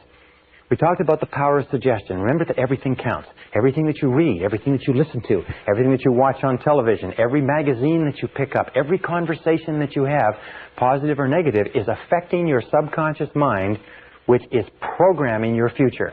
Remember, your external world is a reflection of your internal world. Your external world is a reflection of your internal world. If there is negativity, concern, anxiety, fear in your internal world, then it's going to be reflected in your external world. So be sure that what you're taking into your mental diet is just as pure as what you would take into a physical diet if you wanted to sustain high levels of physical health and energy. Absolutely important. Feed your mind with books. Feed your mind with tapes. Feed your mind with positive conversations. Feed your mind with courses. Go and attend and listen to experts. Feed your mind with positive people. If one of the recommendations that one of the business philosophers says is poor people should take rich people out to lunch. Why? Because taking a rich person out to lunch is an opportunity to learn from that rich person, to get information from that person that you could not buy at any price. Poor people should take rich people out to lunch. Get around the winners. Think about the winner that you want to be and look around you in your world and say, who is like the person that I want to be? Here's another very important point in terms of mental programming. It's simply this, is discard past labels. Discard past labels. Don't ever allow anybody to tag you with the way that you used to be. If you were late before, don't allow anybody to say, well, you're always late. You say no. You say, in the past, I was late, but now I am punctual. You can't control your eating. In the past, I overate, but now I eat sensibly and soundly. You're irritable and impatient. No, in the past I was, but now I am. These are the words. In the past, I was. Past tense. In the past, I was. Remember, the subconscious is listening, but now I am. But now I am blank, blank, blank, whatever it happens to be. In the past, I didn't work very effectively, but now I am an effective worker. In the past, I didn't manage my time well, but now I manage my time well. Now, if you make a mistake and you fall back, then what you do is you just simply cancel the mistake by saying, well, next time, I'll. You show up late for an appointment, you say, well, next time, I'll be on time, etc. Next time, I'll. Those are the words. You cancel every mistake. You refuse to carry past labels forward. Underlining all this, teach others. Teach what you know to people who are interested. Teach what you know to people who are interested. Because remember, you become what you teach. You will find that the more you teach other people and share this information with other people, the more you internalize it yourself. You become what you teach. Does this material work? I can tell you, yes, it does work. Since I began to teach this material, since I began to lecture on it and tape on it, since I began to speak to hundreds and thousands of people, I have internalized all the things that we talk about in this course. And everything that I talk about here when I first began teaching, I hoped it worked, I thought it worked, I sort of believed it worked, but now I know it works. Having taught it, I've internalized it. Having internalized it, I have seen examples of every single bit of this. Back everything that you do with confident expectations. An attitude of confident expectations is the mark of the truly healthy personality. Remember we talked about the power of expectations? An attitude of confident expectations means that you confidently expect good things to happen. You have an attitude of positive self-expectancy. You become what W. Clement Stone calls an inverse paranoid. An inverse paranoid As you know, a paranoid is a person who is convinced that the world is out to get him, that the whole world is conspiring to get him. An inverse paranoid is a person who is convinced that the world is conspiring to do him or her good. So become an inverse paranoid. Be absolutely convinced that the world has got a plot out there. It's plotting to do you good. It's plotting to somehow get good to you, whether you like it or not. That no matter what happens, look into it for the good. No matter what happens, this is the key to becoming an inverse paranoid. Look for the good. Expect the best and look for the good. Expect the best and look for the good. Ralph Waldo Emerson said that the measure of a healthy personality is your ability to look for the good in everything around you, your propensity to look for the good. You have to ask yourself, how much of the time do you look for the good? How much of the time do you expect the bad? The degree to which you look for the good is the degree to which you are healthy as a human being. And finally, remember this. The process of changing from where you are now, here's where you are, to here's your goal. This is where you want to go. The process of getting from here to here is progressive, but this is what happens. When you begin to visualize and affirm and imagine and write and plan your new self, that is, say you want to earn $50,000 a year, and you're currently earning $25,000 a year, and your goal is to earn $50,000 a year, what happens is this. You keep saying, you start to affirm and visualize over and over again, I earn $50,000 a year, I earn $50,000 a year, I earn $50,000 a year. Your subconscious mind disbelieves it. But as you say it over and over again, your subconscious mind still disbelieves it. But as you repeat it, I earn $50,000 a year, I earn $50,000 a year, I earn $50,000 a year, the disbelief shrinks, and your disbelief gets smaller and smaller. Eventually, you actually overcome your own skepticism, and finally you reach the position where you neither believe nor disbelieve. But as you keep repeating it and thinking about it and reading it and studying it and saying over and over again, I earn $50,000 a year, I earn $50,000 a year, I earn $50,000 a year, eventually you start to believe it just a little bit.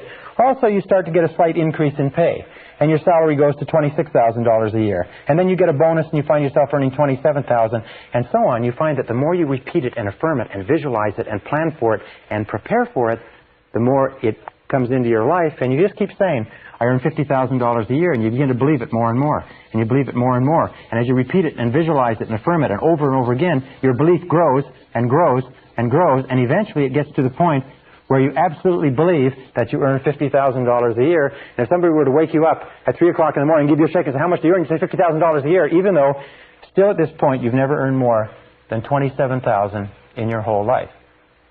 Now, this is the way all our beliefs change. We start off with where we are now. We look at where we want to be in the future, and we begin to feed our mind with new mental food consistent with where we want to be.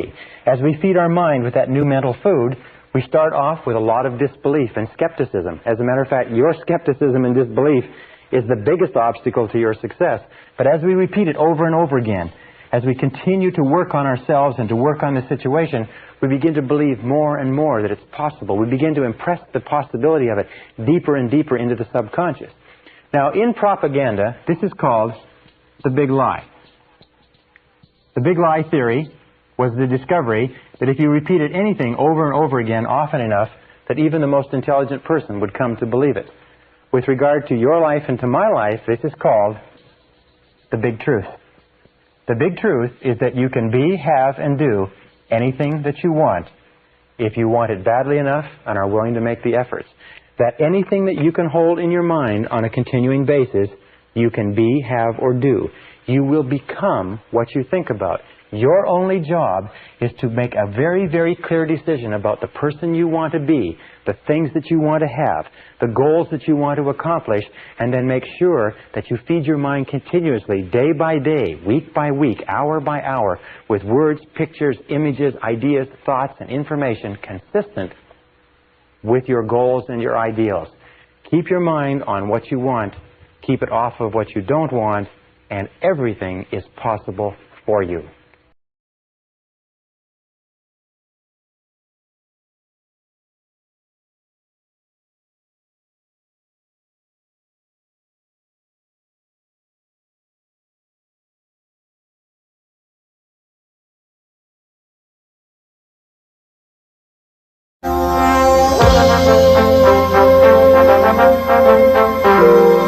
Brian Tracy presenta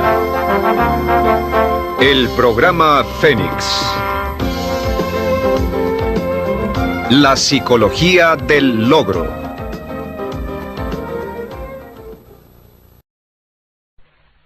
Session 12, Software for the Brain.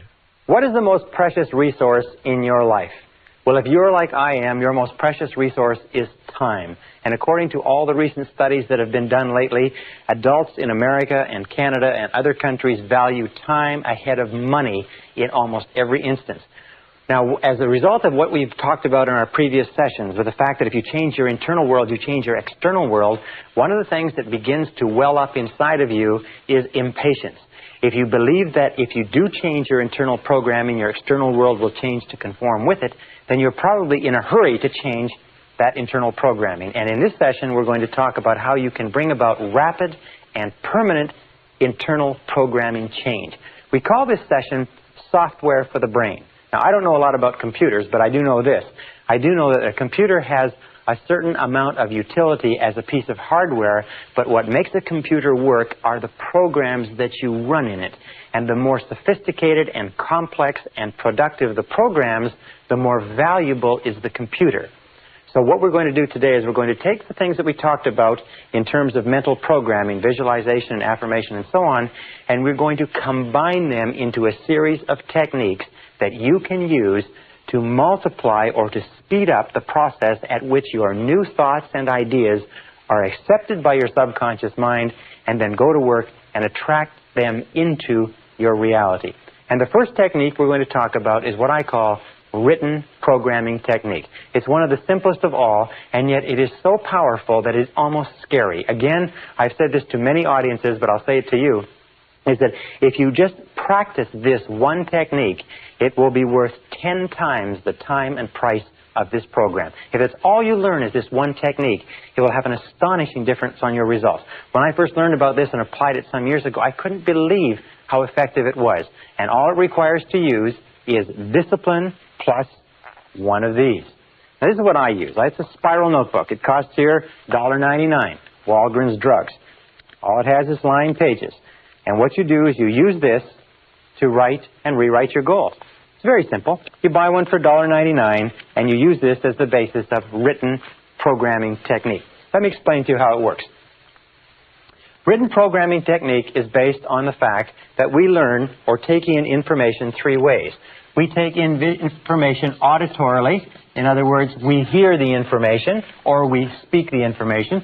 We take it in visually. We see the information, and we take it in kinesthetically, is we feel the information. Now, any one of these is a good way of learning, or if you like, bringing in information to the unconscious mind. However, the more of them you can combine simultaneously, along with some of the other mental principles and programming techniques that we've talked about, the more rapidly the information is accepted. Sometimes, if you combine information in the right way, it's accepted instantaneously as a permanent change in your unconscious programming. Written programming technique is based on this, as are some of the other programming techniques which we'll talk about in the next few minutes. Written programming technique is based on the fact that when you write something down, it requires total concentration, law of concentration. You cannot write accurately and correctly and think of anything else at the same time. So writing requires concentration. It also requires intensity. It also requires visual, because you can't write without looking. And when you do write, you have a tendency to what is called sub-vocalize. In other words, you say the words to yourself as you're writing. So even though you can't hear them with a conscious ear, you hear them internally.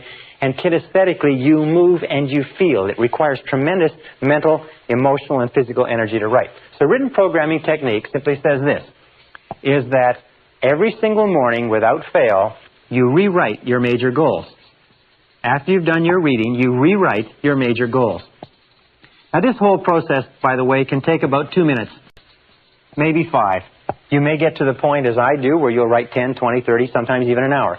But you just rewrite your major goals as positive, present tense, personal affirmations. In other words, your goals could be, I earn X number of dollars per month. I weigh X number of pounds. I am outstanding in my field. I do this, I achieve, I accomplish, I choose, and so on. Whatever you want to be, have, or do, you just write it out in a series of affirmations, one at a time. Now you'll find, and we'll talk about goal setting later on, you'll find that as you write your goals over and over again, an interesting thing will happen, is that your more important goals will tend to be rewritten first, and they'll tend to become clarified and to become sharper and more distinct. And every single time you rewrite your major goals, you are driving them, you are impressing them deeper into the subconscious, which leads to the guarantee that they will be expressed in your reality. Every time you rewrite your major goals, you're programming them into your subconscious, and you're setting them as a directional mechanism, the same way you would set the directional mechanism on a guided missile, so that it will move you unerringly in the direction of accomplishing it. Number 2 is close your eyes after you've rewritten your goals. Close your eyes and visualize your major goal or goals of the day as accomplished. Visualize them as a reality. What would they look like? Now, a very valuable thing to do, by the way, is cut out clippings from magazines and books and put them in your notebook so that you can actually look at a picture. Do you want to own a brand new car or a beautiful house or something like that? Well, then get a picture of it and make a very clear picture so when you write out the goal, you can look at the picture and then close your eyes and feed that picture into your subconscious mind. And then the third part, which is most important, is imagine the feeling of pleasure you would have. Imagine the feeling of pleasure you would have if you already owned it. Just imagine that it is already a reality. The way that you imagine that it's a reality is imagine that you are on a path towards your goal, and your goal is on a path toward you, and that there is a predestined time when you are ready and it's ready, when everything is ready, that you and the goal will meet. And that you cannot speed up the time. You can't make it go faster and you can't make it go slower, but what you can do is continually repeat the picture and the feeling and the description over and over again, and at exactly the right time and place, it will meet. Someday you'll probably write me a letter and you'll tell me how remarkably this has worked in your life, because it's worked remarkably in my life and the life of many other people. Now the second point, and before we go on with this, let me give you a key point. It's called the law of relaxation. The law of relaxation is one of the most important mental laws. The law of relaxation simply says this, that in the physical world, if you want to drive a nail, the harder you hit it, the more physical effort or energy you put behind it, the faster you accomplish something in the physical world. If you want to drive a car faster, you step on the gas, which causes the engine to work harder and propels it forward. However, in the mental realm, it's exactly the opposite. The law of relaxation says that in all mental working, effort defeats itself. In all mental working, effort defeats itself. What does this mean? It means that the harder you don't try, the better it works. Now, it's interesting. I'll give you a perfect example. Relationships. You will notice that in any relationship of yours that works, the harder you try to make a relationship work, the more difficult it is. Because a relationship is basically a meeting of minds. And whenever you just relax and let the relationship flow, the relationship unfolds exactly the way it should. If ever you try to speed something up or slow it down out of its own time, you create a crisis. You create tension, stress, and anxiety. So anything that has to do with mental working, anything that has to do with minds, and all interactions between people have to do with minds, anything that has to do with goals and dreams and plans requires that you just relax and let it unfold. That's why we say, close your eyes, visualize, imagine the feeling, and just relax without making any effort. And the more relaxed you are, the more rapidly the idea is accepted by the subconscious mind. Now, the next technique is what is called the quick affirmation technique, or quick programming technique. Quick programming technique is used specifically before any non-recurring event of importance. Before any non-recurring. That means an event that happens only once. For instance, if you're going to be in a sports event, or if you're going to go into an interview for a job or a raise, or if you're going to make a sales presentation. By the way, all top salespeople use this quick programming technique. It's very, very powerful. What it does is it has a temporary effect, but it sets you up psychologically, physically, mentally. It programs your self-concept and your subconscious to give you the words and actions and behaviors that are perfectly appropriate to the situation. All athletes use this, as we'll talk about in a second. Now, how do you use quick programming technique? Well, let us say that you have a talk coming up. A good friend of mine just gave a very important talk to 2,500 people. And he was very tense and worried about it. I said, look, this is all you have to do is each time you think about this talk that's coming up, just close your eyes and use this technique and just think like this. First of all, visualize the perfect outcome. Visualize the perfect outcome. In other words, visualize if you could script what was coming up, the interview with your boss, the sales presentation, so visualize the perfect outcome. In other words, the perfect outcome for a discussion about a raise would be the boss giving you the raise. The perfect outcome of a sales conversation is the person signing the sales order. The perfect outcome of a job application is getting the job. In this case, my friend's situation, his perfect outcome was a standing ovation. So he visualized a standing ovation. That's what he programmed into his mind. He saw the entire audience rising to their feet in a standing ovation at the end of the talk. Then affirm the visualization. In other words, it could be as simple as, this talk goes beautifully, or this talk is extremely successful, or I feel absolutely perfect going into this talk, or this talk is a complete success. In other words, give an affirmation that is consistent with it, and affirm the visualization, and then emotionalize it, or imagine how you would feel if you experienced it, and release. And this is the key word. And then just release it as though it had already happened. Just let it go. As though it had already happened, as though you were already past the event and the perfect outcome of the event has already occurred. As you release it and let it go, it drops like a computer card into the computer, and the subconscious computer goes to work on it.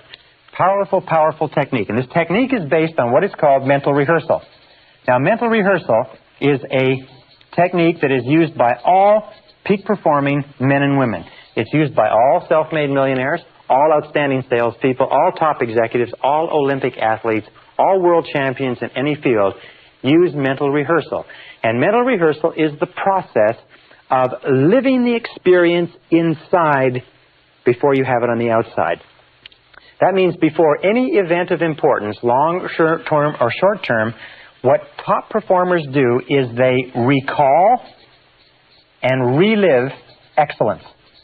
They recall and relive excellence. In other words, they think of the last time that they engaged in a performance like this, and the satisfaction that they had, the pleasure that they had, the feeling of an excellent performance, and they take that feeling. It's almost like you have a screen here, and here's the screen. You take a split screen, and on this side of the screen, you recall the last time you did this in an excellent fashion. And on this side of the screen, you imagine the upcoming event. And then when you get this perfectly clearly in your mind, and you can see it with perfect clarity, that last triumph, that last success, the last sale that you closed, the last interview that went well, the last successful party or meeting or social engagement, then you transfer this into the new situation that's upcoming, and you transfer the feeling and the experience, and you overlay the two, so that as you anticipate the upcoming experience, you combine it with the feelings of success and pleasure and joy of the previous excellent experience. What that does is it programs the subconscious mind for you to go into that experience and engage in the same words, actions, and behaviors that got you the results of success and winning the last time. Now, what is the difference between winners and losers? Major difference between winners and losers. Can you imagine what it is? Winners versus losers. It's simply this, is that we all engage in mental rehearsal. You, me, everybody. The difference between winners and losers is this, is that prior to every event, upcoming event, losers think of the last time they went into an experience like this and it didn't work out. They think of their previous failures. They vividly imagine and think about how embarrassed, humiliated, unsuccessful, how badly they felt, and the losers relive and recall failure and poor performance. The winners insist upon reliving and recalling excellence and success.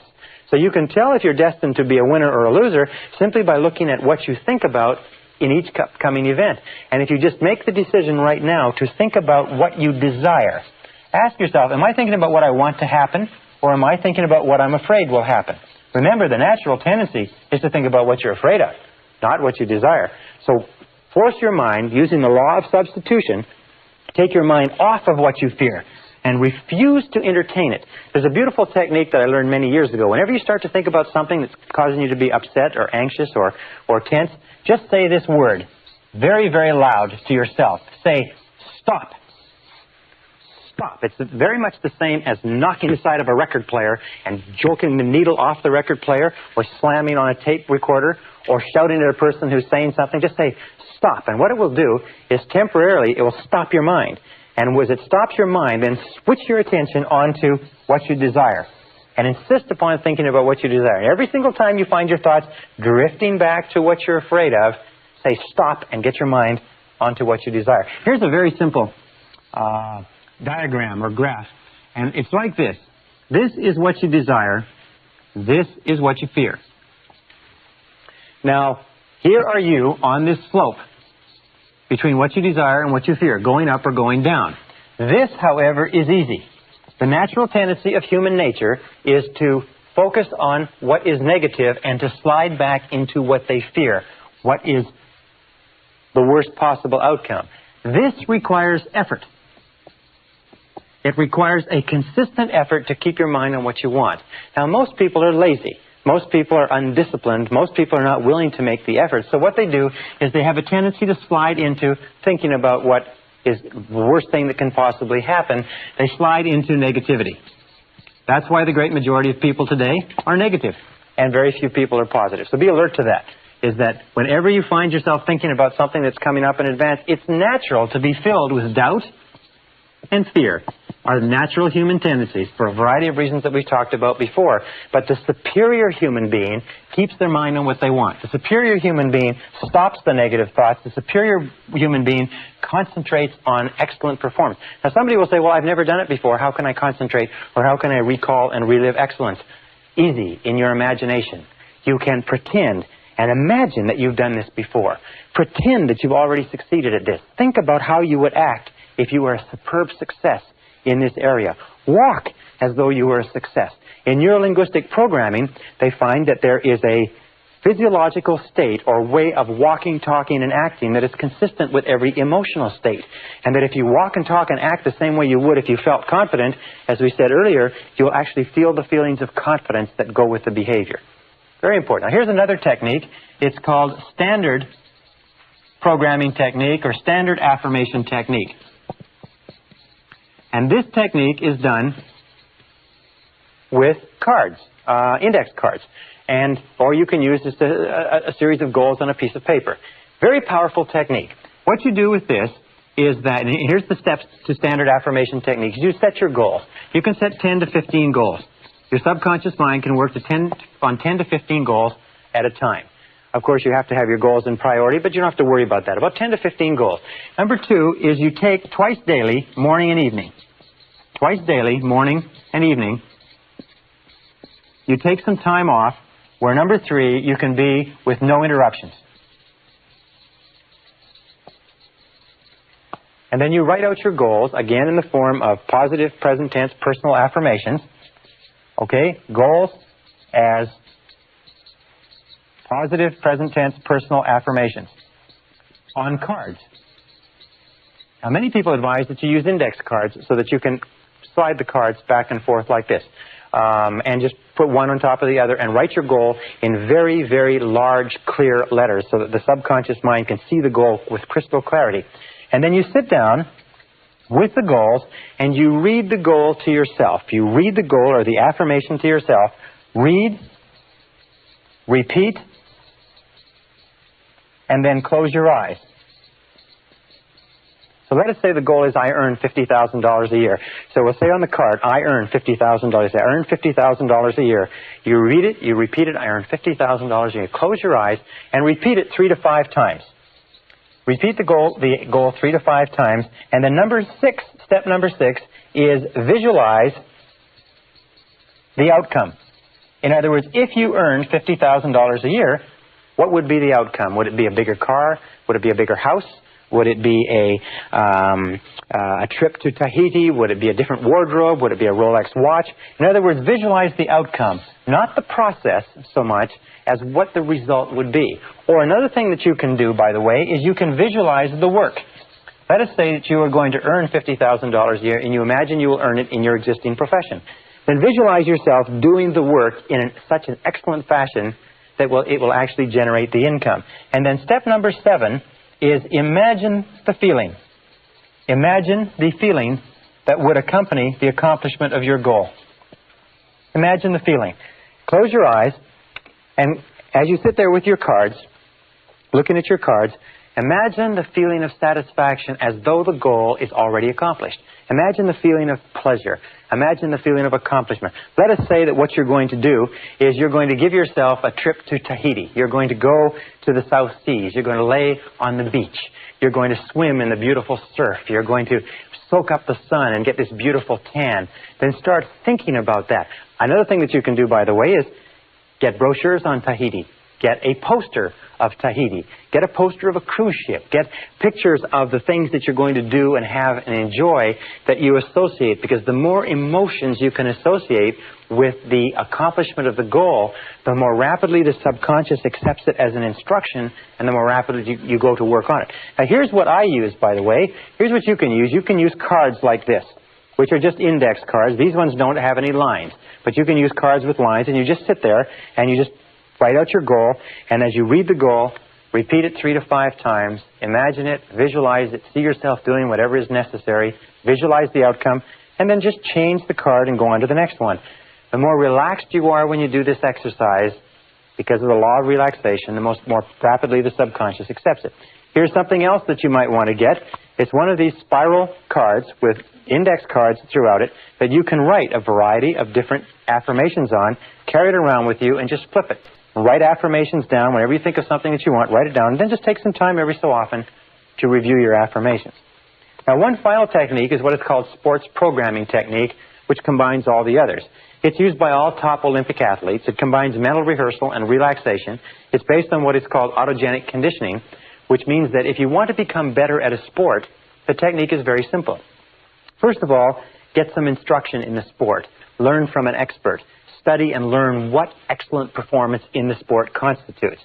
Second of all, before you go to sleep or sitting in a very relaxed position, take several deep, deep breaths and relax your body, and then visualize perfect sports performance. Say you want to be a better skier.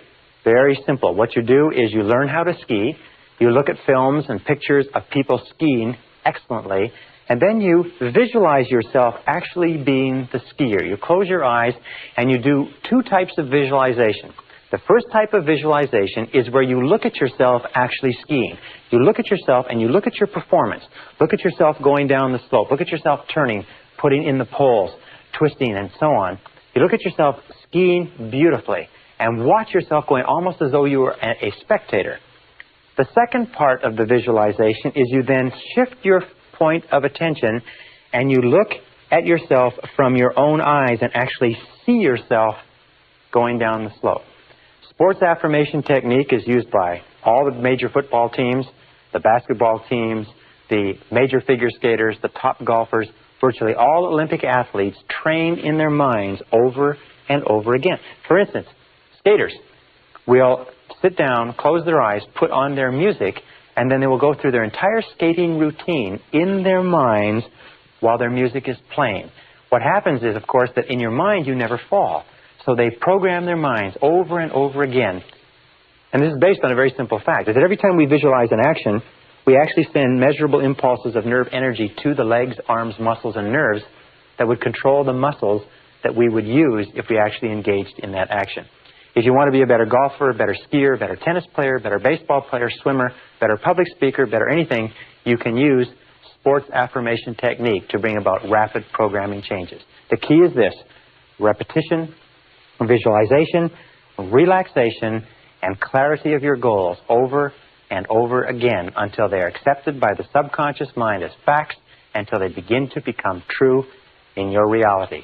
And if you stick with it, it will work for you.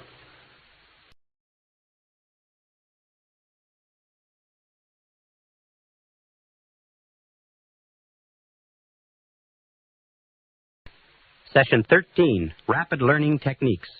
At the beginning of this seminar, we talked about human potential and about how the average person uses less than 10% of their potential, how Albert Einstein's brain was removed from his cranium when he died, and it was studied at Cornell University, and they found that he never used more than 15% of his mental potential in his entire lifetime, one of the great geniuses of this century. What does this mean, mental potential? Well, it means the ability to use our thinking capacity. It means the ability to activate the brain cells in what is called the neocortex, or the thinking brain of mankind.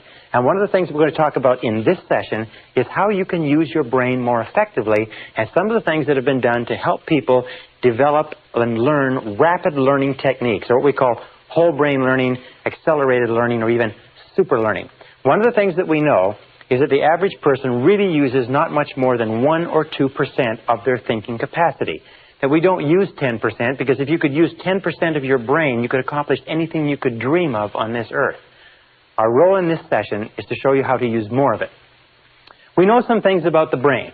We know one thing with regard to intelligence, is that intelligence is not a matter of IQ. Intelligence is a way of acting and a way of thinking. When we look at people who are apparently extremely intelligent, we find one thing. We find that they are not much more intelligent than you or I, but they have developed their intelligence. So let's put it this way. Intelligence is developed through effort. Intelligence is developed the same way that muscles are developed. A person who has an intelligence with regard to a business or a profession, a lawyer or a doctor or a business person, is not necessarily a person who was born with that genius. It's a person who has developed it as a result of years and years of study and practice. So look upon intelligence like a muscle. IQ is malleable. IQ, or percentage points, or mental ability, is malleable over a broad range. Remember we talked about the case of positive expectations where one student's IQ jumped 25 points in the course of one school year. This is very common. We've had many cases on record where IQ points, in other words, the total thinking ability of an individual has jumped 10, 20, 30 points as a result of a particular way of learning or a particular way of studying. And we'll talk about some of these ideas. So IQ is malleable over a broad range. What I'm saying is that you are far smarter than you know. You are far more intelligent than you've ever given yourself credit for. We also know that IQ is a matter of self-concept.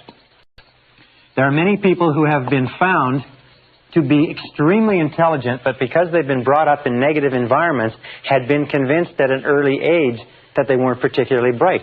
One gentleman who was encouraged to leave school in the 10th grade because they felt he was a complete academic failure was turned out later to have an IQ of 175 when he tried to enlist in the Army. After he got out of the Army, he started 6 businesses and became a multi-millionaire by the age of 28 because they proved to him that he was brilliant. The reason he didn't pay attention in school was not because he didn't have the intelligence, but because he learned everything the first time it was mentioned and he was totally bored.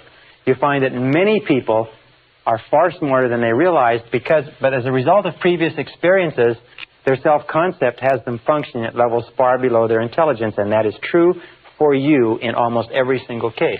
Now, another important point is learning ability is malleable. Learning ability is malleable. What does that mean? Well, malleable means it can be shaped. It can be bent. It's like a metal that can be bent and pounded. Learning ability is malleable in that you can learn to learn. Wonderful thing is that human beings are learning creatures. You can learn to learn whatever you want. And the more you learn, the more we have found, the greater capacity you have to learn. Is that learning ability is like a muscle. The more you stretch it, the more you use it, the greater its capacity becomes. That the more you learn math, the more capable you are of learning history. The more you study philosophy, the more capable you are of learning psychology. That your capacity to learn expands as you learn any subject. Now, there's another important point, too, with regard to learning, is that if you want to earn more, you have to learn more. If you want to earn more, you have to learn more. This is one of the most important, simple, trite little expressions that you'll ever hear, is that we live in a knowledge-based world, and your external world of earnings will be a direct reflection of the amount of useful knowledge that you take in. So if you're like me, you're probably impatient, and you probably would like to know how to learn more faster so that you can earn more faster, and that's what we're going to talk about. Our third point, by the way, is a direct relationship between longevity and learning. Is that we find that the more active your mind is, the longer you live.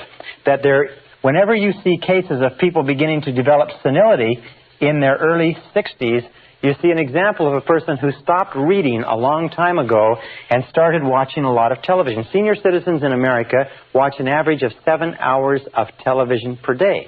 And what it does is it makes their mind very, very passive. Their brain begins to atrophy. Their reflexes, their intelligence, their ability to respond and to be alert to their environment begins to deteriorate. The longer you learn, the longer you study, the more active you keep mentally, the more energy you have, the more vitality, the healthier you are. In fact, if you look at the lives of the great creative men and women, like Goethe, began the composition of the second part of Faust when he was 85. Grandma Moses started painting at the age of 75 and was still painting at the age of 100. Albert Schweitzer, whom I worked with in Africa, was still working a full day at the age of 91, when most of the people, if not all the people he had grown up with, had been in their graves for decades. So, if for no other reason than the fact that you want to live forever, is you must become an active, intelligent learner. You must develop the capacity to learn. You must learn how to learn. Now, a few years ago, back in the 50s in Bulgaria, a man named Georgy Lazanov began some experiments that have had a tremendous tremendous influence on our thinking in the Western world in the last couple of decades. A tremendous book has been written on his work called Super Learning, talking about the results of his experiments. And Lazanov began studying the fact that information was exploding at such a rate that nobody could keep current on their field anymore. That no matter what field you were in, tens, hundreds, even thousands of articles were being written every year, that nobody could absorb the information. So he became preoccupied with the need to create a way for people to learn more rapidly. He called his system accelerated learning. We call it rapid learning. Some people call it super learning. It means the same thing. It means how can you take in more information at a faster rate? And what Lazanov found was this. He began as a pioneer of whole brain research. He found that there are really two hemispheres of the brain, and the two hemispheres of the brain perform different functions. And that people who learn the very best are capable of harmonizing and using both hemispheres of the brain. If the left hemisphere is responsible for certain functions, the right is responsible for certain functions. He also found that there's a massive tissue that divides the brain. It's called the corpus callosum. And that children up to the age of 5 or 6 learn at about 25 times the adult rate. And his thoughts were, would it be possible to recreate the conditions that exist in early childhood that enable children to learn at a fantastic rate of speed in adult life? And so he found that in looking at the functions of the brains, he found that the left hemisphere and the right hemisphere were responsible for very different ways of thinking. Let me give you some examples. For instance, the left hemisphere is verbal. It thinks in terms of words. The right hemisphere is pictorial or artistic. It thinks in terms of pictures. The left hemisphere is analytical, whereas the right hemisphere is holistic. It sees all the facts and information. It sees the big picture, if you like. The left hemisphere is pragmatic. It's very matter-of-factual. The right hemisphere is intuitive and is the seat of intuition and feelings. The left hemisphere is concrete. It likes to see things that it can count, touch, taste, and feel. The left hemisphere, the right hemisphere is abstract. It's responsible for abstract concepts, scientific concepts, artistic or philosophic concepts. The left hemisphere is linear, in that it sees things in an orderly row, and it is also sequential, and likes to take things one thing at a time. The right hemisphere, on the other hand, is musical and artistic, if you like, and spontaneous, and is responsible for humor. The left hemisphere is responsible for language, the stringing together of words in a logical order to make sentences. It's also responsible for math. The right hemisphere is responsible for dance and for poetry. And these two hemispheres, in order to work properly, have to be harmonized. but they have very, very different functions. And as Lozanov did his research, he found another thing, is that when he studied the way that people learned, he found that people learned at different levels of brainwave activities and as a result of different things. For instance, he found that the brain functions at 4 different levels. And the first level is what is called the beta level. The beta level is 14 waves per second or above. The beta level is normal waking. This is where you and I are. Whenever our mind is very active, very intense, our brainwave activity, or what is called cycles, our brainwave activity is very frantic. This is where most of us spend most of our time. It's also the time where we learn the least efficiently. He said he found that below that beta was the alpha level. The alpha level was 8 to 13 waves or cycles per second. And this was a more, if you like, modulated wave level, and he found that we have a tendency to learn in this stage. This is the deep relaxation stage. This is the stage that we're in when we're sitting deeply relaxed, when we're daydreaming, if you like, or prior to going to sleep, we drop into this level. Just below the alpha level is what is called the theta level. The theta level is 5 to 7 waves per second. The theta level has, again, bigger waves, and this theta level is where we just are starting to drop into dreaming. It's called the hallucinatory or illusionary area, where we're starting to have dreams just before we fall asleep. Have you ever had the experience of being woken up just as you're falling asleep and being jerked out suddenly from this theta level? You weren't into delta, you weren't sound asleep, and you notice how jarring it is. But what Lozanov found was the alpha theta level. This level in here is where we do our best learning. And that when we are learning at this level, our ability to learn is dramatically increased. And just below theta is delta, and delta is 1/2 to 4 waves per second. And these are long waves, if you like. Now, of course, below 1/2 a wave per second, you are no longer working. As a matter of fact, the cessation of brainwave activity on an electroencephalogram is one of the clinical definitions of death. Now, what Lozanov tried to do was he said, would it be possible to bring people down from beta, where they're awake, into this alpha theta level and somehow activate the right and the left brains so that they work simultaneously? And he came up with a method using music and relaxation. And he began his experiments back in 1965-66 in Bulgaria. One of the most interesting experiments, he started off with language. And the language he chose was the language of French. Now, if you were to take a French course at your local university as an adult, you would be expected in a 3-hour period, and 3 hours seems to be the ideal study period for a language. You would be expected in 3 hours to learn approximately 25 to 40 words. And you'd be expected to have a retention level up until the final exam with due study and so on of about 80% and maybe less. As a matter of fact, what Lozanov found, he said that most of the ways that we learn in our society are so inefficient as to be deplorable, in that the average person who gets a university degree in our society after 4 years and $25,000 to $50,000 of expenses forgets 80 to 90% of everything they learned at the university before the summer after the university, the final year, is over. As a matter of fact, as much as 80% is lost in the first 30 days.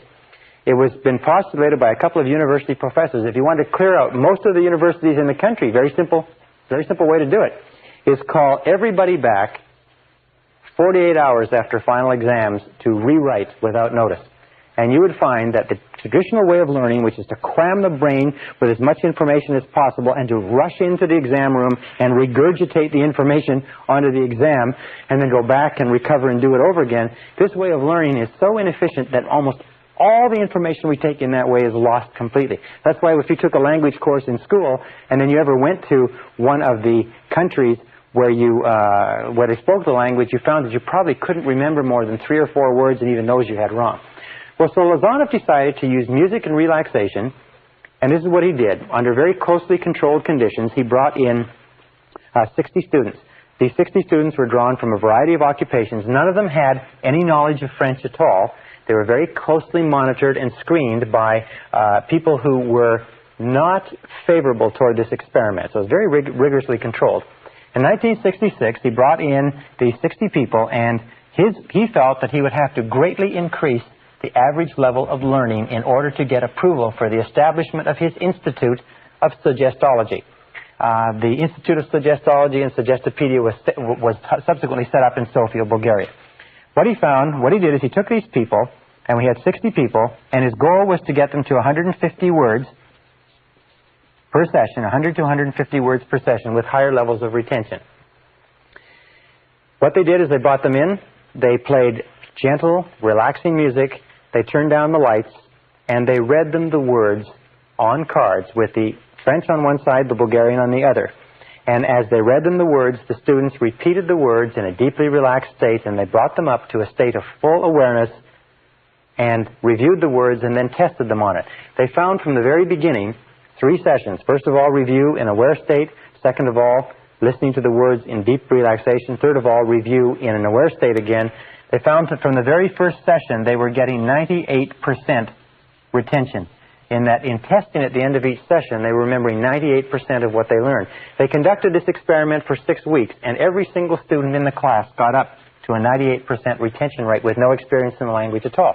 Now, before they disbanded this experiment in '66, he called for volunteers and got 15 more. 15 of these students volunteered, and they said, would it be possible to learn 500 words in one day? Well, they came in on a Saturday. They worked all day, because nobody in recorded history had ever learned 500 words in a day. And at the end of the day, they tested out at 98% retention of 500 words. Now, an interesting point is that many of these people were suffering nervous disorders. As a matter of fact, 40% of them were drawn from the registers of psychologists and psychiatrists. And after this 6-week learning period, learning 150 words a day, almost every one of them was completely better. That there was no stress in this type of learning, that it was very, very relaxing, that they found that it cleared their minds and they felt wonderful afterwards, as opposed to our current way of learning, which is so stressful and so tense and so competitive. They found that after this 500 words, at the end of the day, everybody felt great. There was no stress, no fatigue, nothing. Well, he said, let's see if it's possible to increase this before we disband the experiment. And he called back 12 of the students, the best learners. 2 weeks later, they got together to see if they could learn 1,000 words in one day. 1,000 brand new words in one day. The result of it was that at the end of the day, they were able to learn the 1,000 words and test out at 98%. Interesting, later on, about 6 months later, they brought these students all back to see how much of the language they had retained with no opportunity to read in it, no opportunity to speak it. They found that they tested out at 69% recall without any review, and with one review, the entire class was back up to 98%.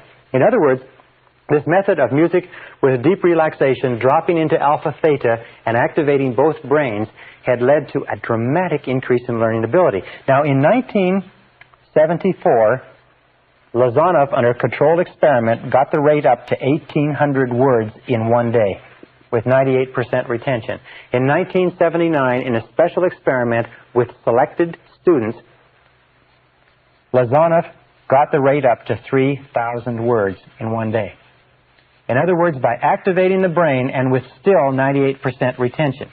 Now, this is a phenomenal thing. It's almost an unheard of thing to believe.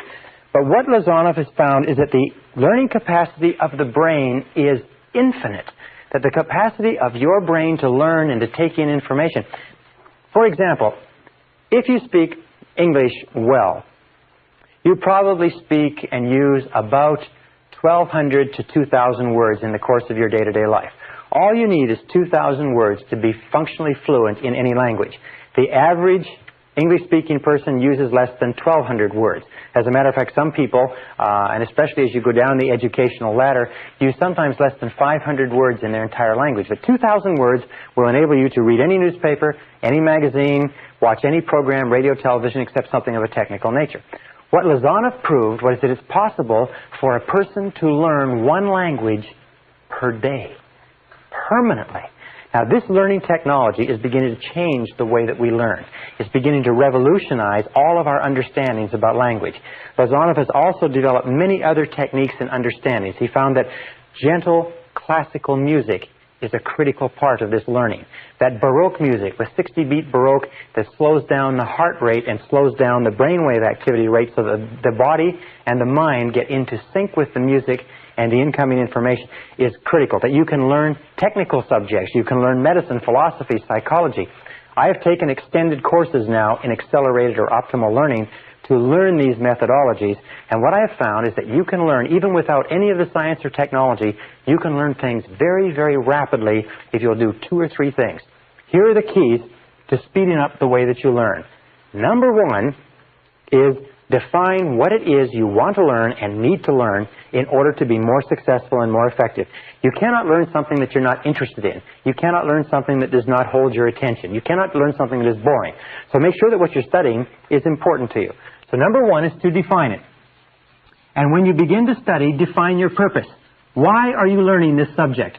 Think it through, read it through, study it, and only study things with an aim in mind. Remember, you have to have a goal. Number 2 is you must have an intense desire to learn. You must have a desire. In other words, you cannot learn because somebody else wants you to learn. Number 3 is always study, when you can, with classical music. Gentle classical music with no words. Gentle classical music of any kind, especially music from the classical period of Mozart, Bach, Brahms, Dvorak, Beethoven, and Stravinsky, for instance. These composers have a classical 60-beat Baroque backbeat within their music. And if you play with classical music or even environmental sounds like the sounds of waves or the oceans, white music as it's called, if you have that in the background, it relaxes the brain, it opens the left and the right hemisphere, and it allows information to come in through the left brain and be internalized into the right brain where it is stored in the seat of memory. So what you want to do is through music, you want to relax the corpus callosum, relax the brain so that information can flow in through the left brain and into the right. A 4th key point is spaced repetition.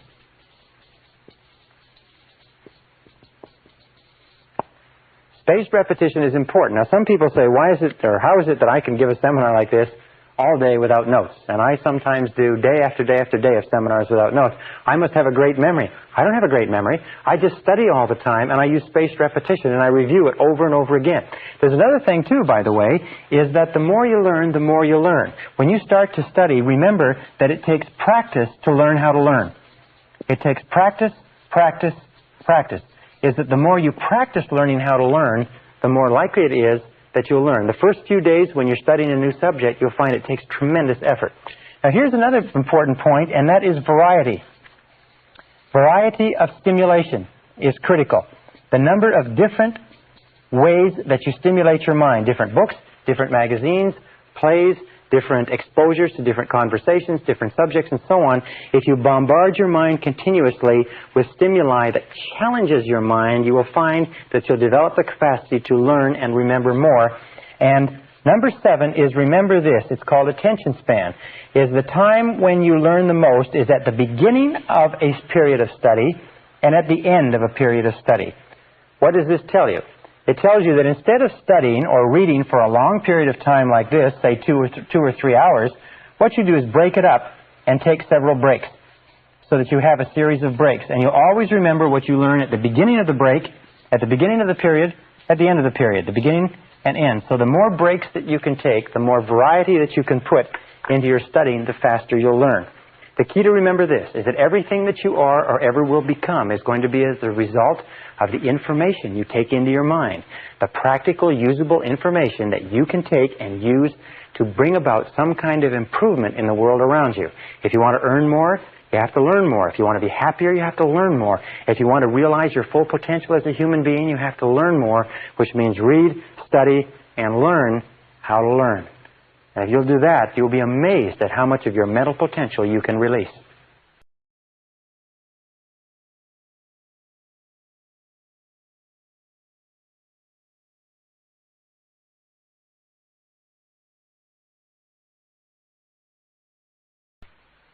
Session 14, Progressive Relaxation with Music. The work of Georgy Lazanov in establishing the sciences of suggestology and suggestopedia, which is the application of the power of suggestion to the process of learning, also have applications with regard to you and I in terms of reprogramming our subconscious mind. You see, if we can learn a subject like French or English, if we can learn history or mathematics, if we can learn something very, very fast as a result of deep relaxation with music in a systematic, organized process, can't we also learn new belief systems? Can't we also learn new ideas, concepts, characteristics, qualities? Can we develop confidence, courage, the ability to earn more money, the ability to be better parents, better bosses, and so on, using the same techniques?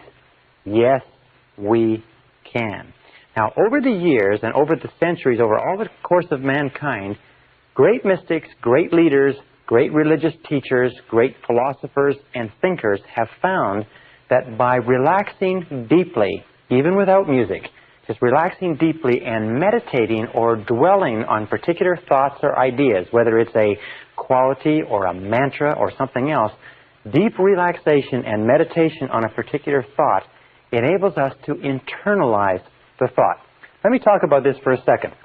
The key is deep relaxation. Remember, we talked about the law of relaxation that says the harder that you don't try, the better it works. In all mental working, effort defeats itself. Therefore, whenever you present new information to your mind in a state of deep relaxation, it is accepted far more rapidly. If you want to become a positive, outgoing, enthusiastic, wealthy, influential, successful human being, you must change your mental programming so that your internal programming, your beliefs, your self-concept, your essential fundamental convictions are consistent with what you wish to experience in the outside. And deep relaxation is the key. That relaxation is the key to the vault of riches. That relaxation is what unlocks your tapped potential. And most of our modern times have been spent on finding ways to do things harder, to force things, to drive things, but we're finding more and more as we study the history of man and the Eastern religions and the research that's been done in this field that deep relaxation is the key. Even Harvard University has done experiments on relaxation and found that even one process of deep relaxation changes brainwave activity over that of people who don't. Now, there's several ways. One is meditation. Well, what is meditation? Meditation is simply closing your eyes, taking a deep breath, dropping into alpha. It's as simple as that. As you take a deep breath and close your eyes, you drop into alpha, and your brainwave activity from here just goes here. When you sit on a park bench and daydream, you're in a form of meditation with your eyes closed. Meditation is very, very healthy, restful, very refreshing, and many people have gotten into what is called transcendental meditation, which is really a systematization of the process of meditation, where you take a mantra and you sit down, close your eyes, relax, and you repeat the mantra. Now, what is a mantra? A mantra is merely a meaningless word. Dr. Herbert Benson at Harvard University found that if you just repeat the word one over and over again, that'll be good enough. In terms of closing your eyes, repeating the word one each time you exhale, you'll drop into a state of meditation in a matter of a few seconds, even if you've never done it before. Now, meditation is very healthy. What does it do? It relaxes the whole body. It relaxes the mind. It integrates the personality. It causes you to feel more calm and more assured. It lowers your flash point in that it causes you to be more self-assured and less likely to get angry, to get tense. It causes you to sleep better at night. It causes you to digest better. It causes you to achieve your goals better, and so on. So meditation or deep relaxation is an essential part of you achieving your potential. Sometimes people say, I don't have the time to do this. Whenever you don't have the time, that's the time when you have to do it the most. Anything that takes you into a state of deep relaxation brings you down to the point where your mind can function in the levels of alpha and can integrate your personality. There's a whole science called the science of psychosynthesis that says that meditation on any subject actually synthesizes and integrates and brings together the mind. Well, what Lazanov also found that if you combine relaxation with music, and this is the second part, you can accelerate the process. That when you play gentle music, when you are in a state of deep relaxation, you actually go deeper into relaxation, your mind relaxes even deeper, and as a result you function better. And if you combine relaxation plus music plus informational input, or the input of words or ideas, that you can learn at an accelerated rate. You can bring about rapid and permanent behavioral changes. On the market today, there's a great number of subliminal tapes where they play words hidden beneath the sounds of music or ocean waves or something like that. Now, there's a tremendous amount of research that shows that subliminal tapes work. Many of the subliminal tapes that are sold are not based on that research. They're based on other principles, and I suggest you look at it very carefully before you buy them, because some of them are completely useless, overpriced and useless. Some of them are excellent. But music plus informational input causes the conscious mind, which is the mind that says, wait a second, I'm not taking in that information, causes the conscious mind, the guard at the door of the subconscious, it causes it to relax and fall asleep. And when the conscious mind falls asleep, the words with the music combined flow straight into the subconscious mind, change and revise all previous programming, and bring about permanent behavioral change. We call this the process of taped affirmation, which I'm going to explain in a second. But let me give you just a brief explanation with regard to Muzak. There are many systems now that have been developed, Muzak systems, which play sort of neutral music as background music in offices, warehouses, and stores. In a Montreal experiment, in a Dominion stores experiment some years ago, they put under the Muzak system a series of messages that said, do not shoplift. Shoplifting is bad. If you shoplift, you'll be caught and you'll be prosecuted. If you shoplift, when you're prosecuted, you'll get a criminal record. So shoplifting is something that you shouldn't do. And they repeated these messages over and over again, but they were inaudible to the human ear. The only thing that shoppers could hear was music. Now, this was a store that was in an area where there was a lot of shoplifting. They found that they played this for a period of 2 months. For 2 months, they played this message under the Muzak system, and in 2 months, the level of shoplifting dropped 50% in that store. They left it on for 2 months, and it stayed at that level, and then they put back the regular music. Over the course of the next 2 months, the level of shoplifting went right back up to normal. They are now using this same process, by the way, where they will put Muzak. There's sales messages, for instance, in sales organizations, they will put a whole series of messages behind the Muzak system. They'll tell everybody that they're there, because they'll say, you love to sell, you're a great salesperson, you love this product, you eagerly make calls, you are a good closer, you're a good prospector, you manage your time well. A whole series of messages like that, which will be played behind the Muzak system, and they will find that sales will go up 10, 20, 30, 40, 50%. In some warehouse operations, they have systems where they'll have a Muzak system that says, do not steal from your employer, do not pilfer from the warehouse, and so on. They'll find that theft and pilferage will drop 20, 30, 40% in a matter of a very short period of time. Now, this brings us to what we call taped affirmation, which is progressive relaxation with music. Taped affirmation is absolutely wonderful. Taped affirmation is a way of putting your goals onto a tape with music and playing them over and over to yourself in a relaxed state so that they bypass the conscious mind, drop into the subconscious, and begin to come true in your reality. I began using taped affirmation several years ago. I have now thousands of graduates who use taped affirmation. I'll just tell you this, is that every single goal I have ever put on a musical tape and played to myself over and over again has materialized in my reality. Every single one of them has come true, and some of them in a surprisingly short period of time. This is one of the most astonishing discoveries.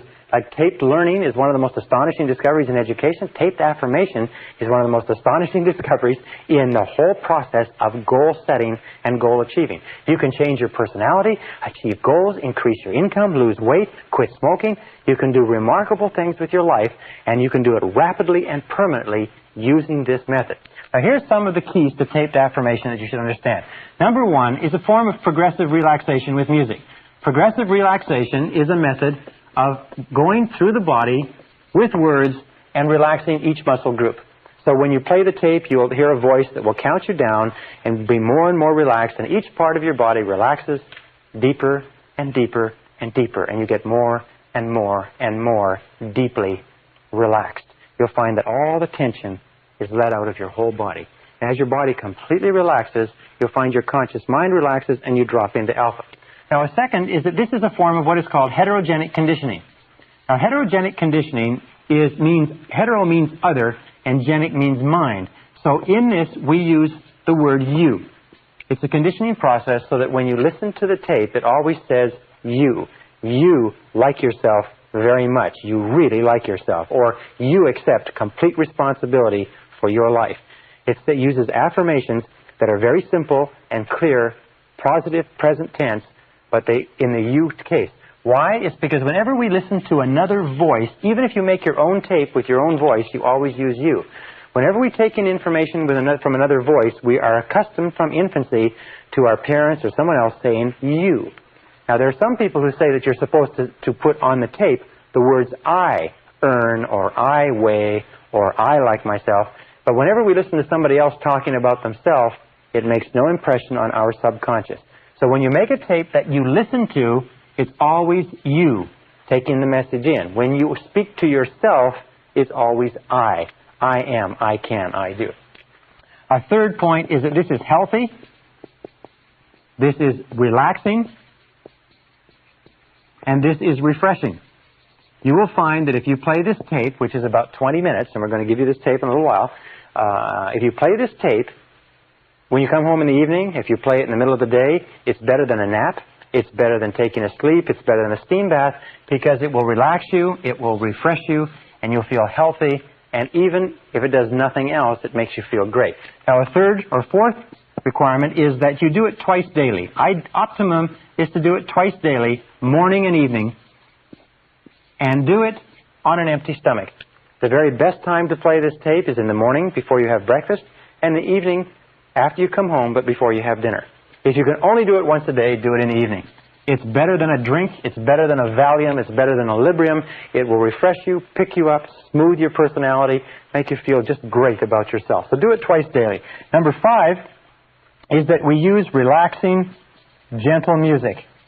Now, you can use almost any music you like. The slower, the more relaxing, the more classical music that you use. You can use Baroque. You can use the sound of the ocean. You can use gentle classical music from any piece that you like. But relaxing, gentle music in the background is what causes the mind to relax and relax and relax. You can use flute music. You can use guitar. You can use violin. You can use anything that is relaxing to cause you to calm and settle down. But not music or anything that has words to it. Now, another characteristic of this is that the position that you use, and we call this assuming the position, is to sit erect, relaxed, eyes closed. We call this assuming the position. And basically the position is you sit in a chair, you sit completely erect, you put your hands on your lap, not touching, close your eyes, take a deep breath, and just listen to the tape.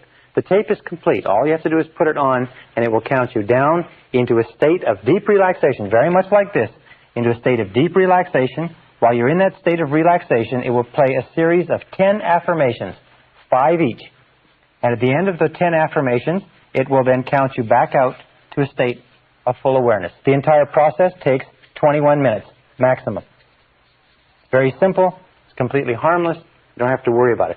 Now, it's very important with regard to this position that you be sitting erect. Some people say, well, can I do it before I go to sleep? Well, what happens if you try to do it in bed or laying down is one of two things. Either you'll fall asleep, and when you fall asleep, the message stops going into the subconscious mind, or number 2 is you will become so relaxed and refreshed that you'll wake up and you'll be unable to sleep. The best time to do this is not before you go to bed, unless, of course, you're having difficulty sleeping. We've had many people who've been going through stressful periods in their life who have found that by playing this, sometimes 5, 6, 7 times a day, they've been able to completely calm down, get over their insomnia, and sleep deeply for the first time. So number 7 is do it with no interruptions. Go somewhere where you can play it where there's no interruptions. If you're near a telephone, disconnect the phone or go away from the phone. There's nothing worse than playing this tape and having a telephone go off in the middle or having somebody walk in on you. Sometimes people say, well, can I play it in my car? I say, yes, you can play it in your car as long as you drive your car with your eyes closed. People say, well, can I do it when I'm jogging? Yes, if you jog with your eyes closed. Because if your eyes are open, this is critical, if your eyes are open, your eyes are bombarded with so much stimulation that you do not drop into alpha. So it's important to remember that. Remember, no interruptions. Do it twice a day. Do it on an empty stomach. Don't do it after drinking anything. Don't do it after eating anything. And don't do it after smoking anything stronger than a cigarette. Now, what will happen as a result of this? This process takes just 2 things. It takes discipline, which is what most people lack, which is why most people fail, and it takes repetition. It's very simple. Repetition. What will happen? Well, the first time that you use this, you will notice a deep relaxation. As a matter of fact, many people have said they've relaxed more deeply with this tape than with any other process they've ever tried. And these are people who've tried meditation and tried a lot of other things. Second of all, you will find that in a very short period of time, about 2 or 3 days, you will find yourself feeling far calmer. You feel far more relaxed. You feel sort of good about yourself. And you find that your flashpoint, your levels of tension have dropped. Within a week, the people around you will know the difference. They'll say, you're doing something different. Within a month, people who only know you marginally will notice that there is a difference in your personality. A good friend of mine, who's a psychologist, pointed out to me that the way that he first noticed the effect of this tape was that he used to get very, very tense in traffic. He'd be driving along in traffic and somebody would cut him off, or he'd be stuck in traffic. He'd get very, very angry. What he would do is, he found when he played the tape, is that he didn't get tense anymore. He would just relax and found that he might get angry, but he would be only angry for a few seconds and he'd be calm again. So it's very, very healthy. By the way, you cannot play this tape and be a stressful type of person. Now, how many goals can you work on? Well, you make your own tape, and you can work on 10 to 15 goals on your tape. When you write out the goals, what you do is you repeat at the beginning of each goal, which is a positive present tense affirmation, you repeat, yes, I agree, or yes, that's true. What this does is it reinforces the affirmation and drives it deeper into the subconscious. For instance, you're listening to the tape, you close your eyes, the tape says, you like yourself unconditionally, you really like yourself, and you say, yes, that's true. Yes, I agree. So when you say that to your mind, you're acknowledging to your subconscious that this is a true statement. Remember, in affirmations, the most powerful effect on your subconscious is what you say to yourself and believe. If a person were to say to you, you sure look good today, and you say, yes, I do.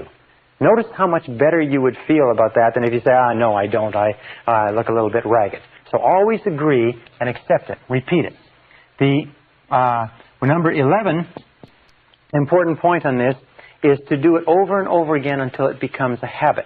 Put your own affirmations. Take your own affirmations with regard to your goals. For instance, if you want to lose weight, put your ideal weight on there. If you want to increase your income, put your ideal income on there. If you want to change your temperament, put your temperament. If you want to be a better time manager, put better time management. If you want to be more creative, then put creativity on there. Do you want to have more energy? Then put energy on there. Do you want to sleep at night? Then put sleep at night on there.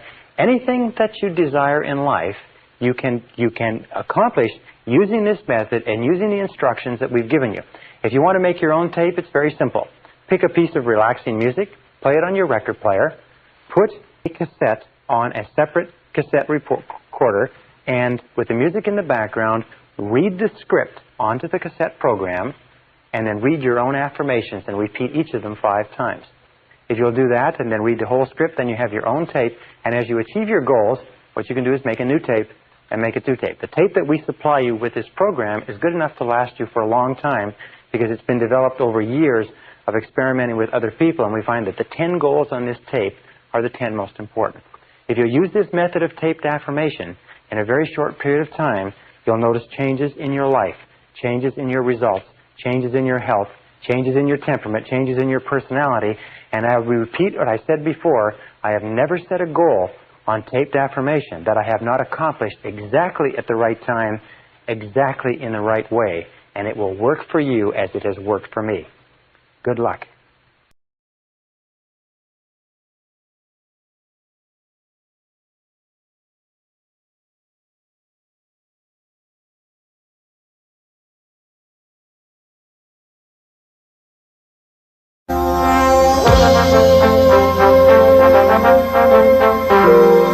Brian Tracy presenta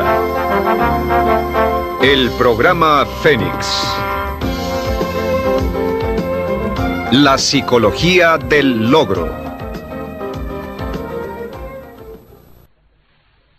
Session 15, 5 Keys to Goal Setting. We started this seminar asking the question, why is it that some people are more successful than others? And a friend of mine who's been working in this industry for many years told me a story that I think you'll enjoy and which I found very relevant.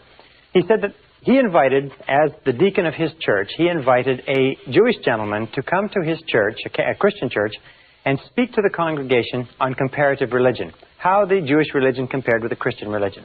Well, the Jewish gentleman came after several weeks, and he stood up, and he began his talk. And he said, ladies and gentlemen, he said, I've examined your books, and I've examined our books. He said, I've examined your basic teachings, and I've examined our basic teachings, and I've come to this conclusion. He said, the Bible and the Talmud and all of our books say that the two great rules of life are to love God and to love your neighbor as yourself. He said, ladies and gentlemen, all else is commentary. All else is commentary. He said, we've been working in the field of success for 25 years, and we sat down around the table not too long ago, and we said, what is success? What are the determinants of success? And the unanimous conclusion was simply this. Ladies and gentlemen, success is goals, and all else is commentary. Success is goals, and all else is commentary. And I don't think there's anything that you'll ever learn that is truer than that. During the course of this seminar, we've talked about many different laws, the law of attraction, law of correspondence, law of belief, expectation, and so on. But you find that the only way to utilize all of those laws, or the easiest way to utilize all of those laws, is just to simply set a goal. When you set a goal, what do you believe in? A goal. What do you expect to happen? A goal. What do you attract into your life? People and circumstances in harmony with your goal. What does the law of correspondence affect? That your outer world will harmonize with your inner world with your goal. What do you concentrate on? Your goal. What do you plant in your subconscious? Your goal. What do you use for the law of substitution? A goal.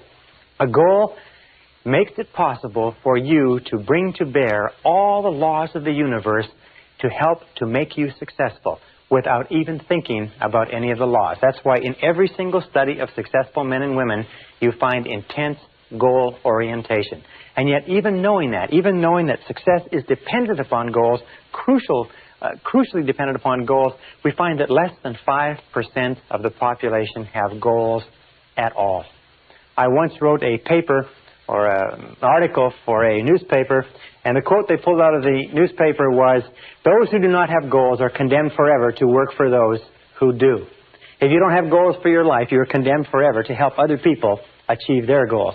In fact, in 1953, one of the famous studies, in 1953 at Yale University, they did a survey amongst the graduating class of seniors, and they asked them, amongst other questions, do you have goals, and have you made plans for their accomplishment? They found that only 3% of the graduating seniors of one of the most favored classes that ever graduated from an Ivy League college in America had goals.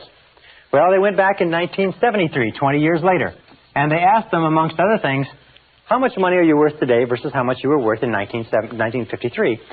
And they found that the 3% who had set goals at the beginning of their careers were worth more in financial terms than the entire other 97% put together. Now, this is a phenomenal accomplishment, but it is not unusual. As a matter of fact, every statistic that I've looked at in studying goal setting, and I have been a fanatic on the subject of goal setting for years, shows that only 3%, 1 in 30, has clear, specific, written goals with action plans for their accomplishment. Now, let me say this, is that the ability to set goals and the ability to make action plans for their accomplishment is the master skill of success. It is the master skill. It is the most important single skill that you can ever learn. And through the course of what we're going to talk about now, if you can learn to set and accomplish one major goal, it can be the most important thing that you ever discover. More important than math, more important than science, more important than computer technology, more important than sales skills, is the ability to set goals. Because once you have set goals, you trigger into force what is called the cybernetic goal-seeking mechanism of the brain. The cybernetic goal-seeking mechanism is this mechanism that once you've programmed the brain or impressed the brain into your subconscious, you tend to move automatically and unerringly toward the goal, and the goal tends to move toward you. It's almost as if you set into motion a whole series of cosmic forces that cause you to move unerringly even though you do not know where the goal is. And we'll talk about that and why that works a little bit later. It is to say that within you is a mechanism that will lead you unerringly toward what you want to accomplish as long as you know what it is. The great H.L. Hunt, the oil billionaire, was asked his secrets of success on a television program some years ago, and he said there's only 2 things you need to know to be successful. He said, number 1, he said, decide exactly what you want. He said, number 2, determine the price you're going to have to pay, and then resolve to pay that price. But the problem is that most people don't know what they want. In our civilization, in our society, you can have anything that you want in life, but 95% of the population has either a vague idea of what they want or no idea at all. And by the time this session is over, I'm sure that will be changed a little bit for you. Setting goals is the master skill of success. I think that goal setting should be taught in kindergarten and first grade and second grade, right up to every single year of school. There should be some module and some process of teaching young people to set goals. It would guarantee greater success, faster and easier in life than any other single skill that a person can develop. No matter how old you are, no matter where you are today, the sooner you learn to develop the master skill of success by practice and repetition over and over again until you become completely focused as a goal-achieving human being, the sooner you learn it, the faster you will accomplish great things in your life. Now, an interesting point. Each of us has what we call a failure mechanism in life. The failure mechanism goes off automatically. The vast majority of people fail to live up to their potential. They fail to become everything they're capable of becoming, over 80%. And the failure mechanism is what we call the comfort zone. It's the tendency to fall into a comfort zone, to do what is easy, not to avoid making the efforts necessary to succeed. Now, this failure mechanism goes off automatically. From the time we are infants, we talked earlier about the pleasure principle. We always move toward what is pleasurable, what is easy, what is fun, what is enjoyable, and we move away from what is uncomfortable, what is difficult, what requires discipline, what requires effort, and so on. However, the only way to override this failure mechanism is by activating your success mechanism. And your success mechanism is triggered by a goal. Whenever you write out a goal, you override the failure mechanism. Whenever you think about a goal, you override the failure mechanism. You see, when you set a goal, it releases positive energy. It builds up drive and desire. It gives you persistence. It gives you clarity of thought. It gives you intensity of purpose. And it moves you forward towards your objective. The only way you can break out of the comfort zone is by setting goals that are progressively higher than anything that you've accomplished. And all leaders in every study that I've looked at in the last few years make a habit, a conscious habit of not getting stuck in a comfort zone. They're always aware that natural tendency is to slide, to take it easy, so they're always setting goals that are just a little bit higher than they've ever accomplished before. They're always striving, always reaching out beyond anything they've done before, and that's what keeps them growing, that keeps them alive, it keeps them alert, it keeps them bright, and it keeps them successful. Now, we know, by the way, that achieving goals is automatic. You have this cybernetic mechanism that once you've programmed a goal into your mind, you go off toward it automatically. The problem is not in achieving goals. As human beings, you are a goal-achieving organism. The only time you're happy is when you have a goal. The only time that you are fully alive is when you're working towards something that's really important to you. You need that sense of meaning and purpose, that sense of direction, that sense of significance in your life. The question is not why is it that people don't achieve goals, because achieving goals is automatic. The question is why is it that people don't set goals? Now, I've heard for years before I began working in this subject, you're supposed to set goals, you're supposed to set goals. And yet I talk to people who've read the books and taken the course. I say, do you have written goals? They don't have any written goals. So I began to look into the psychology of goal setting, and I found that there are 4 major reasons why people don't set goals. Even though they know they should, they know they're important, they've been told over and over again, 4 major reasons. And until you understand these 4 reasons and how they work on you unconsciously, we can't go on to the next step. So let's talk about them. Why don't people set goals? Number 1 reason why people don't set goals is they don't realize the importance of goals. They don't realize the importance of goals. Now, what does this mean? Well, it means that you and I are the products of our upbringing. You and I are the products of our parental influences, our brothers, our sisters, our friends, our family, and so on. If you grew up in a home where your parents did not emphasize goals, did not talk about goals, did not encourage you to set goals at an early age, do you know what happens? Is that you can grow up and you can become an adult and you cannot even be aware that there's such a thing as goals out there.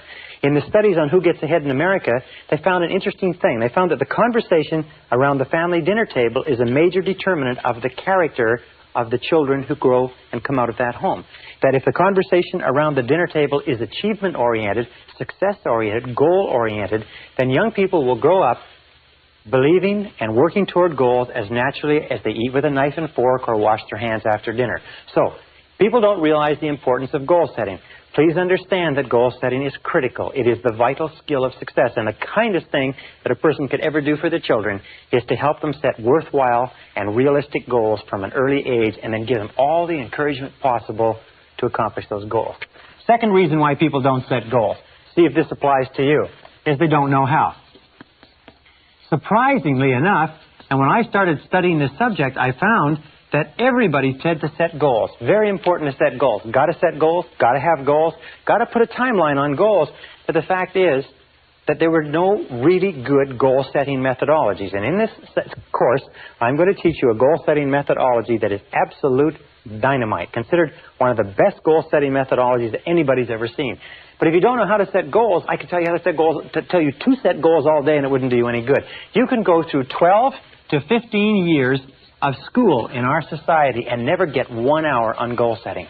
Imagine 12 to 15 years. I have taken a postgraduate degree in business from a major university, and never once did they spend 1 hour talking about how to set and achieve goals. Never once did they discuss the master skill of success.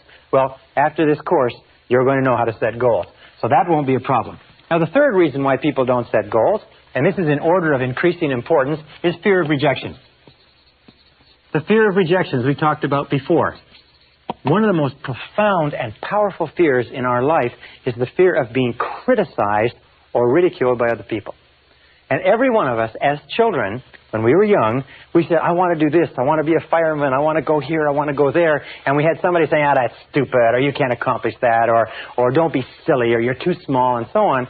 And what we learned at a very early age is that if we talked about a goal or something that we wanted that was bigger than we were, the most important people in our lives would ridicule us and would criticize us and make us feel bad and small. So unconsciously we made a decision, if you want to get along, you've got to go along, so we don't talk about our goals. That way nobody criticizes us. Now, as adults, we fall into the trap, an unconscious habit, we fall into the trap of not setting goals at all, and not talking about goals and not thinking about goals, then nobody can criticize you. And I will tell you this, that 80-90% of the people around you, if you decide you're going to do anything from finding a new parking spot to finding a new job or a new marriage, they will tell you that it can't be done. They'll tell you all the reasons, and they'll line them up, and they'll try to discourage you from doing anything different than you're doing. So here's the key. Keep your goals confidential. Keep goals confidential. Don't discuss your goals with anybody, except that the great majority of people are threatened by anybody who has a goal. They're worried. It makes them feel inferior and inadequate because they don't have goals of their own. So only discuss your goals with people who also have goals of their own. Discuss them with the people close to you whose help you need to accomplish them, but just don't discuss your goals with people at random, and don't give them a chance to shoot the goals down. Now, the fourth reason why people don't set goals. This is the top of the list. This is the worst of all. It's our old friend, our old enemy, if you like, fear of failure. The fear of failure is the number one reason why people fail in adult life. The fear of failure, the fear that I can't. I might lose my money. I might lose my time. I might lose my investment. I can't. It causes us to become tense and stressed. It causes our heart to pound and our stomach to churn. This fear of failure is the number one reason why people underachieve and fail in life. It's because the fear of failure holds them back from ever trying. And the reason why people fear failure is they don't understand failure. They don't understand this critical point. If you can understand this point, it can turn your whole attitude around. It's simply this, is that it's impossible to succeed without failing. That failure is an indispensable part of success. Failure is essential to success. That if you avoid failing, you cannot succeed. That every single great success in human history has been a failure up until the moment of their success. That the key to success is to fail and fail in a forward direction, is to continue to learn from everything that goes wrong. To every setback, every obstacle, every disappointment, step back and say, what can I learn from this situation? Use the law of substitution and derive a valuable lesson from every single failure. Remember we talked about becoming an inverse paranoid, confident expectations? Every time something goes wrong, look into it and say, now, I wonder why this is happening to help me. And you'll find that in every single setback or disadvantage, as Napoleon Hill said in his book, there's a valuable lesson, an opportunity, or a benefit that you can find if you look for it. That successful people, leaders, are people who never use the word failure. They never think of the word failure. Thomas J. Watson, the founder of IBM, was once asked by a young man, he said, Mr. Watson, what can I do to be more successful? And Watson said, without hesitating, he said, double your failure rate. Double your failure rate. Why? It's because, let me put this down. It's because if you look at the life stories of successful men and women, if you look at the life story of a person like Thomas Edison, one of the greatest failures in history. Thomas Edison, in the course of his lifetime, patented 1,052 devices at the U.S. Patent Office. Over 1,000 of those devices were actually turned into commercial products that made enormous amounts of money. Watson, or Edison, was also the greatest failure in the history of invention. He failed 17,000 times to come up with a plant that from which natural latex could be drawn. He failed thousands of times in other experiments. He failed over 11,000 times in his attempt to come up with a filament for the electric light bulb. After he had failed 5,000 times, and it was in the newspaper, it was called Edison's Folly, this attempt to somehow light the world with an incandescent light bulb. Everybody knew the world, people were supposed to light their way through the world with a kerosene lantern. A reporter came to him, young reporter, said, Mr. Edison, why do you persist in spending all of this time and money after you failed 5,000 times? And Edison said, young man, he said, you don't understand how the world works. He said, I haven't failed at all. He said, I've just successfully discovered 5,000 ways that will not work. He said, that puts me just 5,000 ways closer to the way that will work. It was over 11,000 experiments before he found the tungsten or the carbon impregnated filament that lit the first electric light bulb and changed the world. Colonel Sanders went to over 1,000 restaurants. A 66-year-old man went to over 1,000 restaurants to try to sell his recipe initially before he found one restaurant that would pay him a 5-cent a chicken royalty. But he kept on. Would you keep on after 100, 200, 500, 1,000 people had told you no? Sanders did, and became one of the richest and most well-known and most respected men in America. So you have to understand that success and failure go hand in hand, that wherever there's a possibility for success, there's also the possibility for failure. There is nothing wrong with failing as long as you learn from every lesson. And remember, if you have a certain number of failures that you have to go through in order to learn the lessons and gain the experience in order to achieve your great success, the sooner you do it, the faster you get on with it, the more mistakes you make, the more times you fall on your face and pick yourself up and learn from it, the faster you're going to achieve what you're capable of achieving. All right. This brings us to the second part of goal setting. And these are what I call the 5 keys. Now, these 5 keys are 5 key parts of the process of goal setting for you to keep in mind on a regular basis. The first key part, number 1, is this, is that the scariest thing in human life today is change. We know, however, that change is inevitable, that change is a part of progress, that there's no progress without change, that your life cannot even improve with change. We know that change is scary. And there's a natural tendency, what we call homeostasis. There's a natural tendency for people to resist change, to push it back, to avoid it, to dig in their heels, to get into that comfort zone. And as I've said before, the comfort zone is the greatest single enemy of human potential. Change is scary unless it is goal-directed. Unless it is goal-directed. And this is the key, is that we can overcome this persistent unconscious fear of change by one simple technique, is by taking control of it. Remember, we said that the law of control is the critical law of human harmony, that you only feel positive about yourself to the degree to which you feel you are in control of your own life. Well, goals allow us to control the direction of change. We know that life never goes on in a straight line for any period of time. Life is either getting better and improving, or life is getting worse and deteriorating. That just happens to be the fact. However, when we set goals, we can control the direction of change. And controlling the direction of change is the key to our success. So that everything that happens in our life is goal-directed. It is towards something that we want. It is toward improvement. It is in the direction of our highest ideals rather than random. See, nobody fears change if it's in the direction of something that they want. The only change that we fear fear is change that leaves us worse off than we were before. Now this brings us to our second key concept in goal setting. It's what we call the area of excellence. Now the area of excellence concept is very simple. What it says is that everybody has talents that rotate around the average.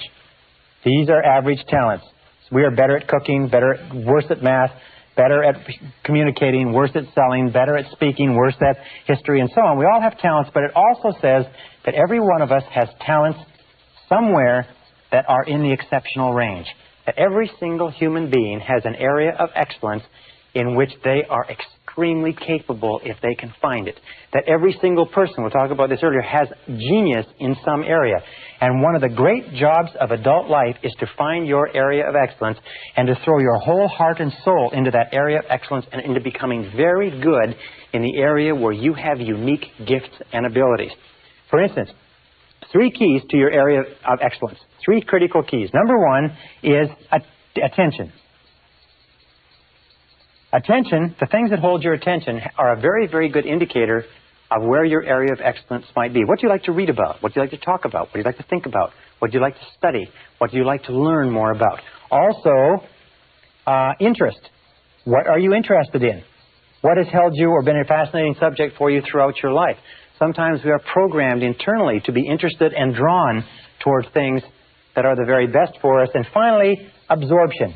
What could you become totally absorbed in? What absorbs your attention completely? When you're working at it, when you're thinking about it, when you're reading about it, it absorbs your attention completely. Attention, interest, and absorption are the 3 keys to finding your area of excellence. And one of the most important responsibilities of adult life is to find your area of excellence. Because until you do that and commit yourself to it, you will never achieve your full potential. And everybody has an area of excellence. Now the next key, number 3, area of excellence is number 2. Next key is what we call the acres of diamonds. And the acres of diamonds theory comes from a story about an old farmer who went off seeking diamonds in Africa, sold his farm, wrapped up everything, went off seeking diamonds, ran out of money, and finally died, poor, impoverished, and alone. And meanwhile, back on his farm, the new owner went out and discovered some of the biggest diamonds in history. The Acres of Diamonds philosophy says that under your own feet, right now, in almost all cases, is everything that you're looking for. Right now, contained within your own talents, your own abilities, your own experience, your own wisdom, your own knowledge, your industry, your family, your contacts, that somewhere right now under your own feet is the opportunity that you're looking for. You don't have to go across the world. You don't have to move to another city. You don't have to change. All you have to do is mine your own acres of diamonds. But the interesting thing is that diamonds don't look like diamonds in their rough form. Diamonds or opportunities always come disguised as hard work. The reason why people are always looking somewhere else is because they don't recognize that your great opportunities always come disguised as hard work. And they take a tremendous amount of work and effort to develop and to realize. So look under your own feet for your acres of diamonds. Look into your own unique talents for your area of excellence. Absolutely critical to goal setting.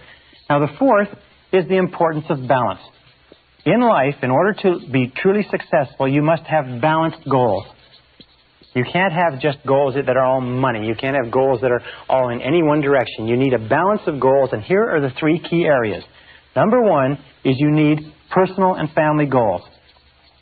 Now, your personal and family goals are the goals that, more than anything else, determine the quality of your emotional life, determine how good you feel about yourself and life.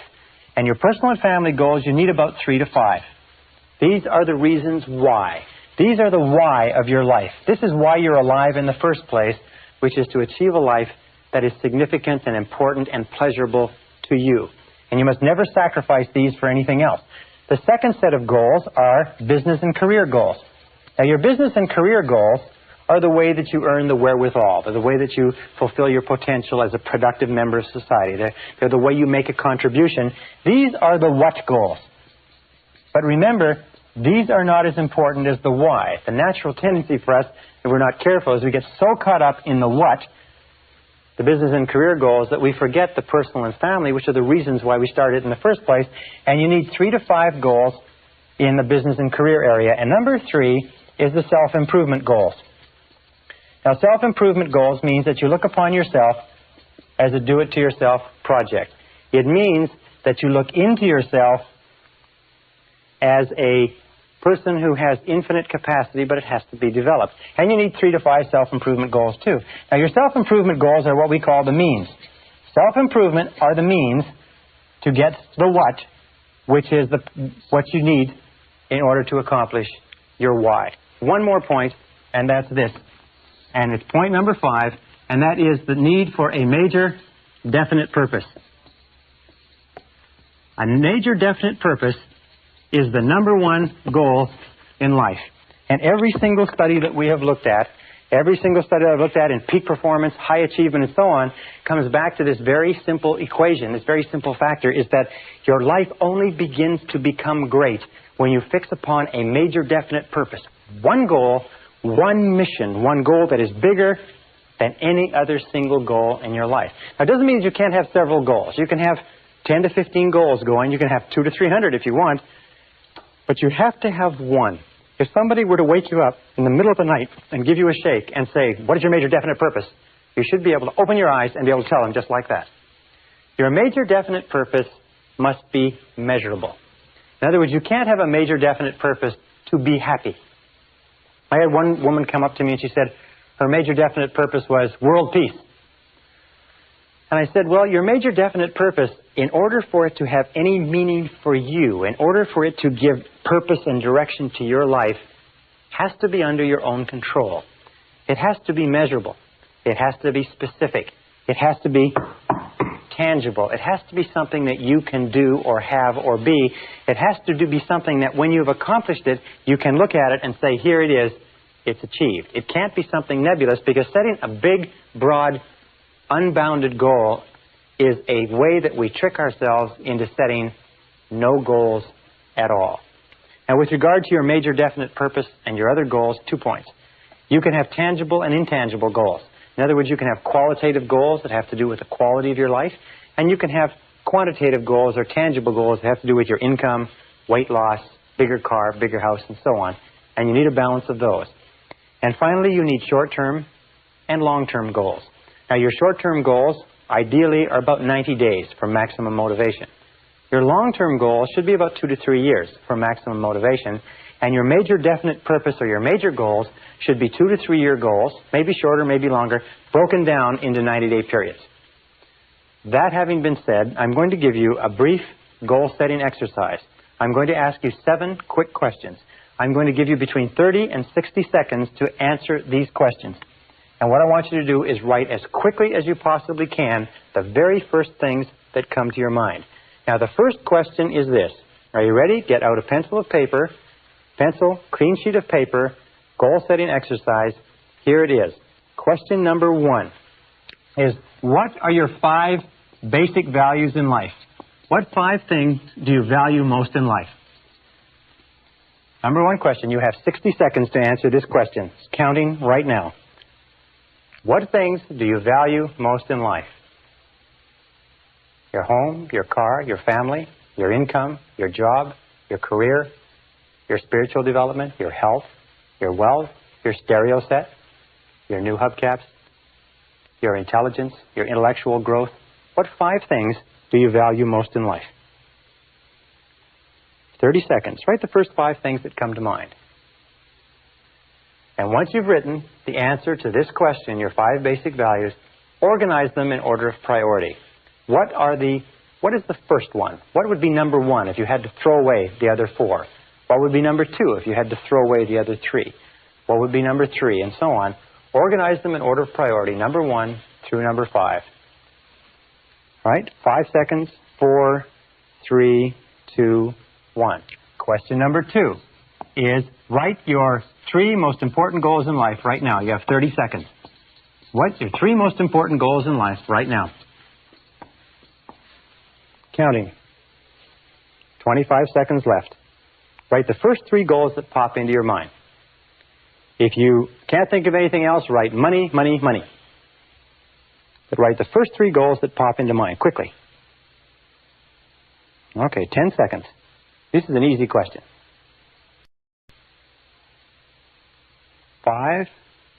4, 3, 2, 1. Question number 3.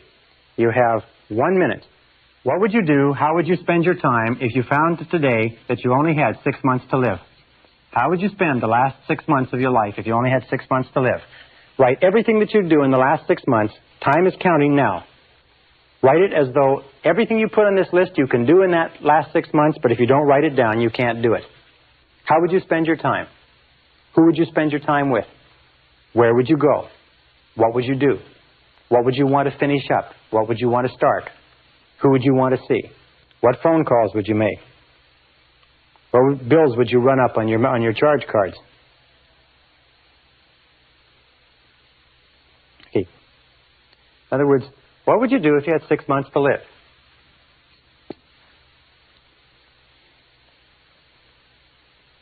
All right, 10 seconds. Write everything you can think of. Remember, if it's written down on this sheet in front of you, you can do it. If you forget to write it, you won't be able to do it.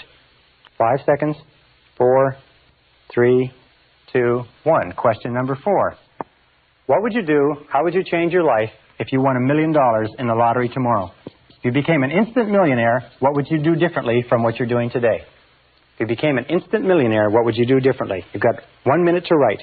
Everything that you write, you'll be able to do with that $1 million. If you don't write it down, you won't be able to spend it. The $1 million won't be given to you. Interestingly enough, when most people are asked this question, the average amount that they can spend is about $200,000. They can't get their mind around $1 million. But what would you do differently? Good question. Would you continue working at the job you're working at if you won $1 million? If the answer is no, it means you're in the wrong job for you and you are wasting your life. Would you stay in the relationship that you're in? Would you continue spending your time the way you spend it? What would you do if you won $1 million? All right, 5 seconds left. Write down everything you can think of. I had a farmer in one of my courses once. He said he'd just keep on farming until it was all gone. Anyway, number 5. You have to be a farmer to appreciate that. Number 5 is, what have you always wanted to do but been afraid to attempt? You've got 30 seconds. What have you always wanted to do in life but been afraid to attempt? 30 seconds, right? The first thing that pops into mind. Run for public office, give a professional talk, start a new relationship, start your own business. Half the population would like to start their own business. Did you know that? Over half the population. But they don't do it because they're afraid of failure or rejection or something else. 10 seconds left. What have you always wanted to do but been afraid to attempt? This is a very revealing question. Write whatever comes down on the page. All right, question number 6. What sort of activities in life give you your greatest feeling of importance? What sort of activities give you the greatest feeling of pleasure, self-esteem, happiness, joy, and fulfillment? What do you really like to do? Look back over your life and ask yourself, when have you been the happiest? 30 seconds left. 30 seconds to go in this question. When have you been the happiest in life? When have you been the most fulfilled? When have you felt the very best about yourself? When have you had the greatest amount of peace and personal satisfaction? What sort of circumstances? What were you doing at the time? Who were you doing it with? Where were you going? What were your goals? What were the circumstances? And so on. Very, very important question. All right, 5 more seconds. And then here is the key question in determining your major definite purpose is this. Imagine that I could give you a pill that was a magic pill, and if you took this magic pill, you could accomplish any one thing in the whole world. And the question is simply this. What one great thing would you dare to dream if you knew you could not fail? What one great thing would you dare to dream if you knew you could not fail? All right, 45 seconds. What one great thing, what one goal would you dare to dream if you knew beyond a shadow of a doubt that you could not fail? You're absolutely guaranteed of success. What would it be?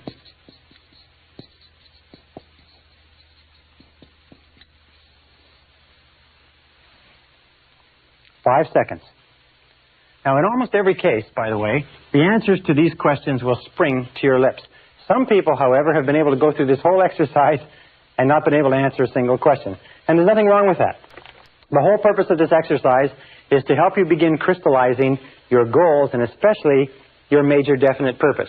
Let's look at these goals. Let's look at these questions, and I suggest that you take this exercise every single month until you can pop out the answers to every one of these questions, and they begin to improve and crystallize.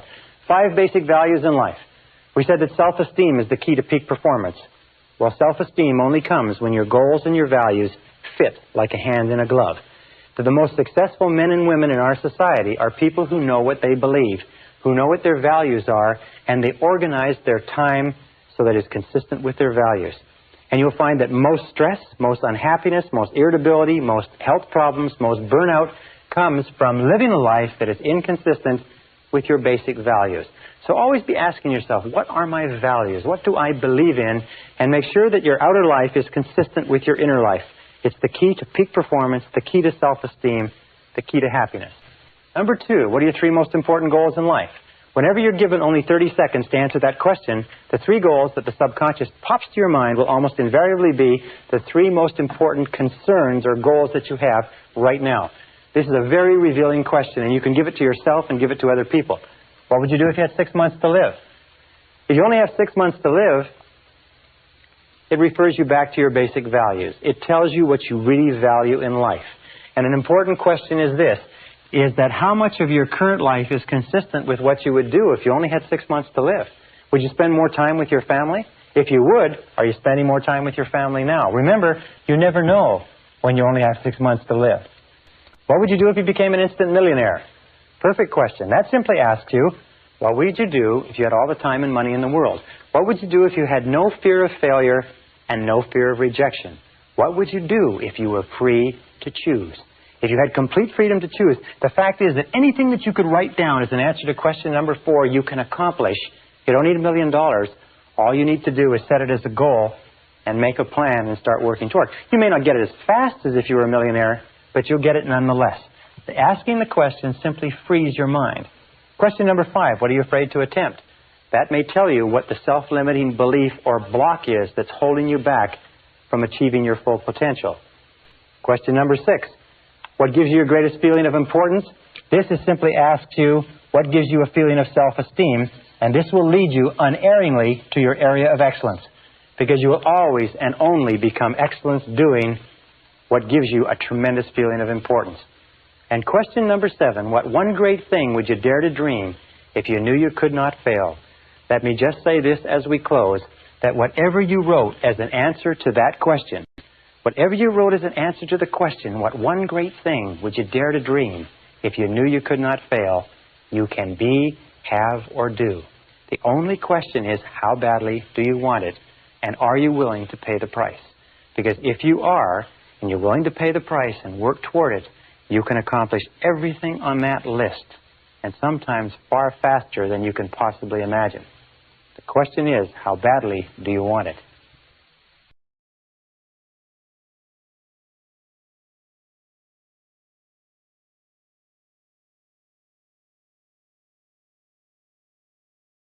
Session 16, 12 Steps to Goal Achieving. One of the wisest men I ever met gave me a success secret some years ago that made a real impression on me, and it was simply this. He said one of the most important things he found in 50 years of research was the need to use proven success methods. He said, your life is too short to try to reinvent the wheel or to learn it all by yourself. So the smartest thing that you can do is what is called creative imitation, which is to go out and find what other people have done that works and do what they do until you get it to the point where you really know it well and then improve upon it. What I want to tell you about in this session is a proven success method.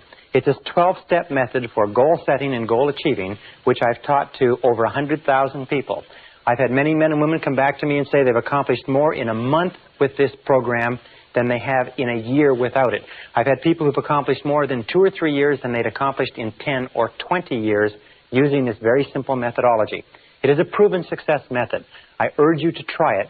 I urge you to use it, incorporate it into your life, use it as an automatic process, and whenever you start thinking about your direction, your meaning, your purpose, where you want to go, sit down and work it through these 12 steps until it becomes automatic. Remember, the ability to set goals and to make plans for their accomplishment is the master skill of success, which can only be learned through practice and repetition over and over and over again. Now let's go to the board and let's talk about these 12 steps. Step number 1, starting point of all success. And by the way, let me step back just for 1 second. We talked a little bit earlier about the importance of the major definite purpose. Your major definite purpose. The major goal, the number 1 goal in your life. And many people come to me and write to me and phone me and they say, how do I pick my major definite purpose? And the only solution I can give you is go through the 7-step goal setting exercise, which we did in the previous session. And also, if you can't come up with it then, make it your major definite purpose to find your major definite purpose. Dwell upon your major definite purpose. Ask yourself, what could it be? What should it be? What will it be? What ought it to be? And keep running this over and over in your mind. Seek information, look, discover, and you will find that with the inexorability of a law of nature, that your major definite purpose will come to you, and it'll be so clear, so obvious, so right, and it will happen in exactly the right time. We'll discuss that when we talk about the superconscious mind a little bit later. But for now, if you don't have a major definite purpose, make finding your major definite purpose your major definite purpose. And when you do find it, run it through this exercise the same way you would run something through a computer to get an answer out the bottom. Step number 1 in goal setting is desire. And the more intense the desire, the more burning the desire, the more you want something, the more likely it is that you will accomplish it. As a matter of fact, it's been said over and over again that burning desire is the starting point of all great accomplishment. Why is that so important? Well, burning desire is the desire that drives you ahead over all the difficulties, disappointments, temporary failures, obstacles, because if your goal is worthy of you, you're going to fall on your face over and over and over again. You're going to make mistakes. It's going to cost you money. It's going to cost you time. It's going to cost you anxiety. As a matter of fact, if you're not laying in bed at night staring at the ceiling with your heart pounding at least 3 nights a week, you're probably not trying hard enough. So, burning desire is the starting point of all great goal attainment. Now, burning desire is always personal. Always personal, which means that when it comes to setting goals, whatever the goal is, it has to be your goal. You cannot want a goal for someone else, and someone else cannot want a goal for you. When we talk about desire, make it personal. Somebody says, I want to get a raise at my job. That's my goal. That's setting a desire for your boss. I had a young man say to me, I want to marry this particular girl. That's setting a goal for the girl. Only you can set goals for yourself. But be very certain that the goals that you do set are yours. That the goals that you do set are ones that turn you on, not goals that somebody else wants for you, or goals that you think you should do, or you ought to do, or they'd be good for you to do. Think through yourself and be perfectly honest. Be perfectly honest. Ask yourself, what is it that you want? Now, interestingly enough, it takes tremendous courage to be perfectly honest and perfectly selfish in goal setting. But if you are not perfectly honest at this stage and asking yourself what you really want, what is it deep in your heart you really want to be, have, or do, if you're not honest at this stage, the whole rest of the process falls apart. If you are honest at this stage, it's like a rocket launch. You can go there, from there you can go anywhere. Step number 2 is belief. Remember we said before that your external world will always be a representation of your internal world, and that your internal world is made up of your beliefs, your convictions, if you like. Another word is faith. It's what you believe or what you have faith in deep down inside. There's a great talk by Reverend Ike where he talks about fascination, and he says that what you are fascinated by becomes your reality because you are drawn toward it and it is drawn toward you. What you believe in, what you have faith in, what interests you, what draws you, what fascinates you is critical. And another word is conviction. You have to believe that it is possible for you to accomplish the goal. You have to believe that it is possible for you to achieve it. For that reason, it's very important that you make your goal believable. Many people, when they learn these new ideas about goal setting, they make a mistake. They think, wow, I'm going to go out and I'm going to make $1 million in a year. And the fact of the matter is that $1 million, if you're making whatever you're making now, to jump to $1 million in most cases is so big that your conscious mind rejects it as being illogical, not acceptable, impossible. And if your conscious mind rejects it, it never gets to the subconscious mind. Remember, your subconscious mind can only accept as a command something that you totally believe in the conscious mind. So make it believable and make it achievable. It's better to set a smaller goal at first and accomplish that, and then a larger goal and accomplish that, and then a larger goal and accomplish that. For instance, 2 examples. If you want to lose weight, don't say I'm going to lose 20 pounds or 30 pounds. Lose 5 pounds. You see, 5 pounds you can believe. You can get your mind around 5 pounds. If you want to increase your income by 50%. Question mark plus. Increase your income by 50%. If you're earning $10,000 a year, say, my goal is to earn $15,000 a year. I earn $15,000 per year. You can get your mind around 50%. That's less than 4% a month compounded. You can get your mind around 5 pounds. And as you begin to move your income up or begin to move your weight down, then adjust the goal and make it 5 more pounds. Make it 50% more, and so on. But keep your goals believable. According to the work at Harvard University, your goals should have a 50-50 probability of success. 50-50 probability. And each goal should be aimed at what is called your next step. Your next logical step on the road to accomplishment. So if you want to run a marathon and you've never run before, the first thing is to run a mile. And run a mile without pain. And then run 2 miles and then run 3 miles. But to go from 0 to running a marathon has been found to be a self-defeating exercise. It'll actually hurt you more than it will motivate you. Remember, in order for a goal to unlock the motivational capacity that lies within you, you must be able to believe that it's possible of accomplishment. So better to set it lower to start with and then raise the standard than set it so high that it defeats you right at the beginning. Number 3 is write it down. Now this is very important because most people don't write their goals down. Only 3% of the population have written goals. Only 5% have goals at all. Only 3% have written goals, and I venture to say that probably you don't have any written goals either. And if you do have written goals, you probably don't have them written out in any detail. Write the goal down. Remember the reasons why people don't set goals. One of the reasons why they don't write the goals down is that when you write a goal down, you make it concrete. Suddenly, your subconscious wakes up and says, ha, you mean business. When you don't write it down, you are avoiding making a commitment. Unconsciously, the reason why people don't write their goals down is because of the fear of failure. The reason they don't write their goals down is they don't want to make a commitment to it. You see, if you never write it down, then nobody can ever tell you didn't accomplish it. If you don't write it down, well, then you're not really locked into anything. You keep your options open, if you like, and you go on to fail and underachieve in life. All the successful people have written goals. And if you want to be successful, you really have no choice. So write the goals down, make it concrete, make a commitment. A 100% commitment to accomplishing your goal will do more to drive you towards your goal than you can possibly imagine. Now, when you write it down, make it clear. Don't make it fuzzy. Don't say, I want to be happy or I want to be rich. Make it clear. Make it specific. If you want to earn a certain amount of money, make it a specific amount of money. Make it after-tax dollars. If you want to start a business, make it a profitable business. If you want to get into a relationship, make it a happy relationship. But make it clear, specific, and use vivid words or vivid language. Because the more vivid the language is, the more rapidly the subconscious accepts it. Emotional words like warm, exciting, powerful, loving, happy, dynamic. These are the kind of words that drive the goal into the subconscious mind. It's absolutely essential that it be a written goal. This is, by the way, where the winners part from the losers, because the losers always have a reason not to write out their goals. Number 4 is ask yourself this critical question. Why do you want it? Why do you want it?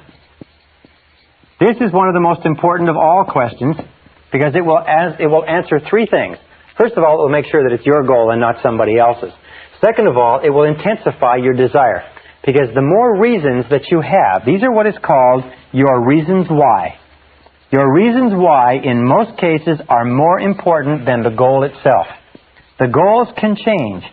The reasons why stay the same. Do you want it because it will make you happier, healthier, more popular? Do you want it because it will fulfill your deepest needs? It will give you a sense of meaning and purpose in life? Why do you want it? You see, the more reasons you have to want something, and if you make a list of them, list the reasons. The more reasons you have, the more desire you'll have, because reasons are the fuel in the furnace of achievement.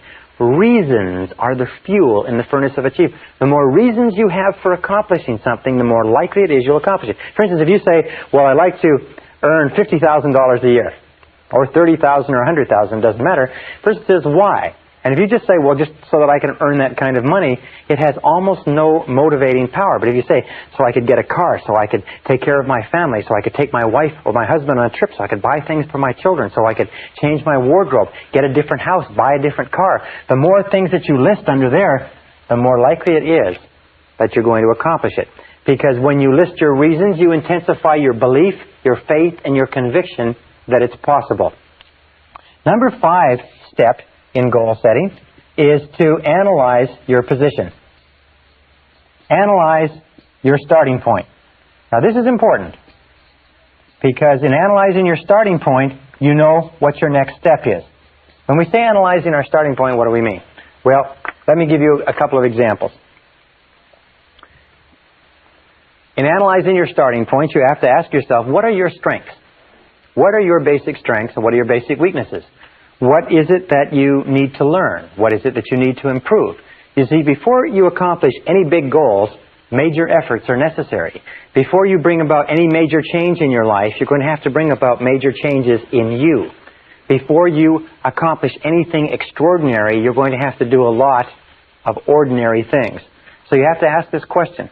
If you want to lose weight, what's the first thing you do? Is you weigh yourself. If you want to increase your income, the first thing you do is you figure out how much did you make last year? How much are you making right now? And then if you want to increase your income and you're in the business of sales, then you say, how many calls am I making on a daily basis? How many closes am I making? What is my average sales volume? What is my average sale? How many of those do I have to have? How much do I have to increase it, and so on? If you want to build a bigger business, you analyze your starting point and you say, where am I in the marketplace? How am I fixed with regard to capital resources? How am I fixed with regard to manpower? How am I fixed with regard to market opportunities and credit? And you sit down and you do a very, very clear analysis, exactly the way a military commander would do a strategic analysis of his or her position before launching a major battle campaign. One of the big mistakes that people make in goal setting is they launch without taking the time to think through what their launching pad is. And when they find themselves driven back, if you like, or falling on their face, they don't have a foundation underneath them. So those are the 6 starting points. Determine what it is that you desire. The 5 starting points. Determine what it is that you desire. Believe that you can accomplish it. Write it down. Determine the reasons why. Analyze your starting point. And number 6, set a deadline.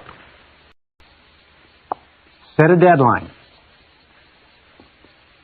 You see, a goal without a deadline is not really a goal at all. A goal without a deadline is an exercise in self-delusion. So be very alert to that. Set a deadline on your total goal and then set mini deadlines. Not many, but mini. So if you have a 1-year goal, then set 12 one-month goals. Write 2 6-month goals, 4 3-month goals, 12 one-month goals, and then 4 one-week goals. Set mini deadlines and establish a reward schedule. This is one of the most important findings in psychology, is establish a reward schedule. Is that if you will give yourself a small reward, and we find that many, many of the most successful men and women that we've studied have little games with themselves. If it's nothing more than every 3 phone calls they give themselves a jelly bean, or every 2 appointments that they get, they give themselves a cup of coffee or a walk outside. It really doesn't matter what it is, but establish a reward schedule so that every time you achieve a mini deadline or a mini goal on the path to your bigger goal, you give yourself a reward. And you'll find that people who have not been able to motivate themselves for years, if they have little rewards, one after the other, you see, it's not enough to have a big reward at the end of the road. As human beings, we're almost like kids. We have to have a whole lot of little rewards on the way, a whole lot of little jelly beans on the way to the birthday cake or the birthday party. So set yourself a reward schedule. It may be buying a new article of clothing. It may be taking a trip. It may be going out to dinner. It may be anything that you like. You can have little rewards for small achievements, medium-sized rewards for medium-sized achievements, big rewards for big achievements. And make sure that that why is there, because it intensifies the desire, it keeps up your excitement and enthusiasm, and it unconsciously reinforces you and drives you forward into the next action. Step number 7. This is where we come down into the planning step. Step number 7 is this, is identify the obstacles you will have to overcome. Identify the obstacles. One of the things that we know is that obstacles equal success. Success means obstacles. That there is no success without obstacles. As a matter of fact, obstacles come to instruct, not to obstruct. Instruct versus obstruct. Remember this, every obstacle or difficulty that you meet on the way to your goal has come to instruct you in some way. So identify the obstacles you're going to have to overcome on the way to your goal. One of the things that holds people back from great accomplishment is that they see that there's an enormous number of obstacles that they have to overcome. It's like the settlers coming across the prairies 100 years ago saw those enormous Rocky Mountains and said, how are they ever going to get through that massive mountain range of mountains? Until some of the trappers and some of the scouts found that there were valleys that they could find that would lead them through the mountains. And all they needed was one valley through one set of mountains in order to be on the other side. So identify the obstacles and then list the obstacles. Ask yourself, what are all the things that are holding you back from accomplishing the goal right now? Why aren't you at the goal right now? You see, if there aren't any obstacles, then it's not a goal at all. It's just an activity. So what's standing between you and the obstacles? Also, be grateful for obstacles, because it's obstacles that assure that there is success at the other end. Where there are no obstacles, where there are no difficulties, where there are no challenges to overcome, there's no possibility of success either. Then, set priorities on your obstacles. In other words, look at them and say, of all the things that are standing between me and my goal, which one is number one? Which is the number one obstacle? Imagine that this is you, okay? Hope you can see that this is you, and here is your goal. Well, now, on the way to your goal, there's a road. And the road twists and turns. And on the way to the goal, there's a few obstacles, and there's pitfalls, and there's deadfalls, and so on. But somewhere on the way to this goal, there's also what we call the rock. Now, your rock is your major obstacle. The rock is the major thing that is stopping you from achieving your goal in the quality and the quantity that you desire. One of the most important things that you can do is ask yourself, what is your rock? What is the major boulder? What is the big obstruction that stops you from getting from here to there? Identifying the rock is one of the marks of the strategic thinker, and identifying the rock is one of the key things you do. Why? Because if you get rid of all of these other little obstacles on the way to the goal, the rock is still going to be there, and you're still not going to accomplish the goal. If you're not very careful, if you don't set priorities on your obstacles, you'll tend to work on a whole lot of irrelevant things and leave this rock undisturbed. However, the intelligent person focuses on the rock. The intelligent person says, this is the major obstacle, and they go to work on that rock. And they work day and night. They work as long as is necessary. There's a beautiful expression that says, swarm all over it.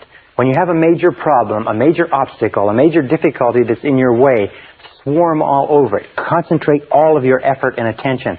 Work at it day and night, week in and week out, to get rid of it, because getting rid of that one obstacle will get you further towards your goal than getting rid of all of the other obstacles put together. So, in terms of your major definite purpose, what is your rock? What is your major obstacle? What's stopping you from going ahead? It could be internal. It could be lack of self-confidence. It could be self-doubt. It could be fear of loss. It could be a lot of things. That's quite normal. Or it could be external. It could be lack of money. It could be lack of information or knowledge. It could be lack of support from other people. It could be health. It could be a variety of things, but whatever it is, if you're determined to accomplish your goal, find out what it is and go to work to remove it. Now, number 8 is identify the knowledge you're going to require. Identify the knowledge that you're going to require. You see, we live in a knowledge-based society. There's no question about that, is that no matter what it is that you want to accomplish, you're going to need more knowledge than you have now. The basic rule of life is that to a greater or lesser extent, you have gone as far as you can go in your life at this moment with what you now know. That's why I've emphasized so strongly the need for continuous self-development, reading, learning, taking in new information, because you need more knowledge. Now, there's two ways that you can get knowledge. You can go out and get original knowledge, which is to read, research, and find it yourself, or you can get knowledge from other people. But in any case, identify the knowledge you require. What do you need to know? For instance, If you want to be successful in business, one of the things that you have to know is marketing and sales. If you want to be successful in your own business, the critical skill in entrepreneurial success is salesmanship. The critical skill in executive success is the ability to sell your ideas to others and to persuade others. So maybe what you need, maybe the critical knowledge you need is persuasion skills. Or it could be the knowledge that you need has to do with the law, has to do with accounting, has to do with technology. 2 points is set priorities on your knowledge. You see, when you set priorities and you determine what's the number one piece of knowledge that you need, what's the number one piece of knowledge that more than anything else can hold you back from accomplishing your goal? And you'll find that if you concentrate on the number one piece of knowledge, it's like the rock in terms of obstacles. The number one piece of knowledge, once acquired, will catapult you toward your goal. Whereas if you accomplish a whole lot of other knowledge, it won't help you at all. Now, finally, and this is the last part with regard to knowledge, is ask your way to success. Ask your way to success. This is one of the pieces of advice by a great success counselor, is ask, ask, ask. What he said, and what every person who's ever studied this has said, is that this three-letter word, A-S-K, is the key to your success in life. Ask the people who have the knowledge. If you need, hire the lawyers, hire the consultants, hire the specialists, hire the accountants.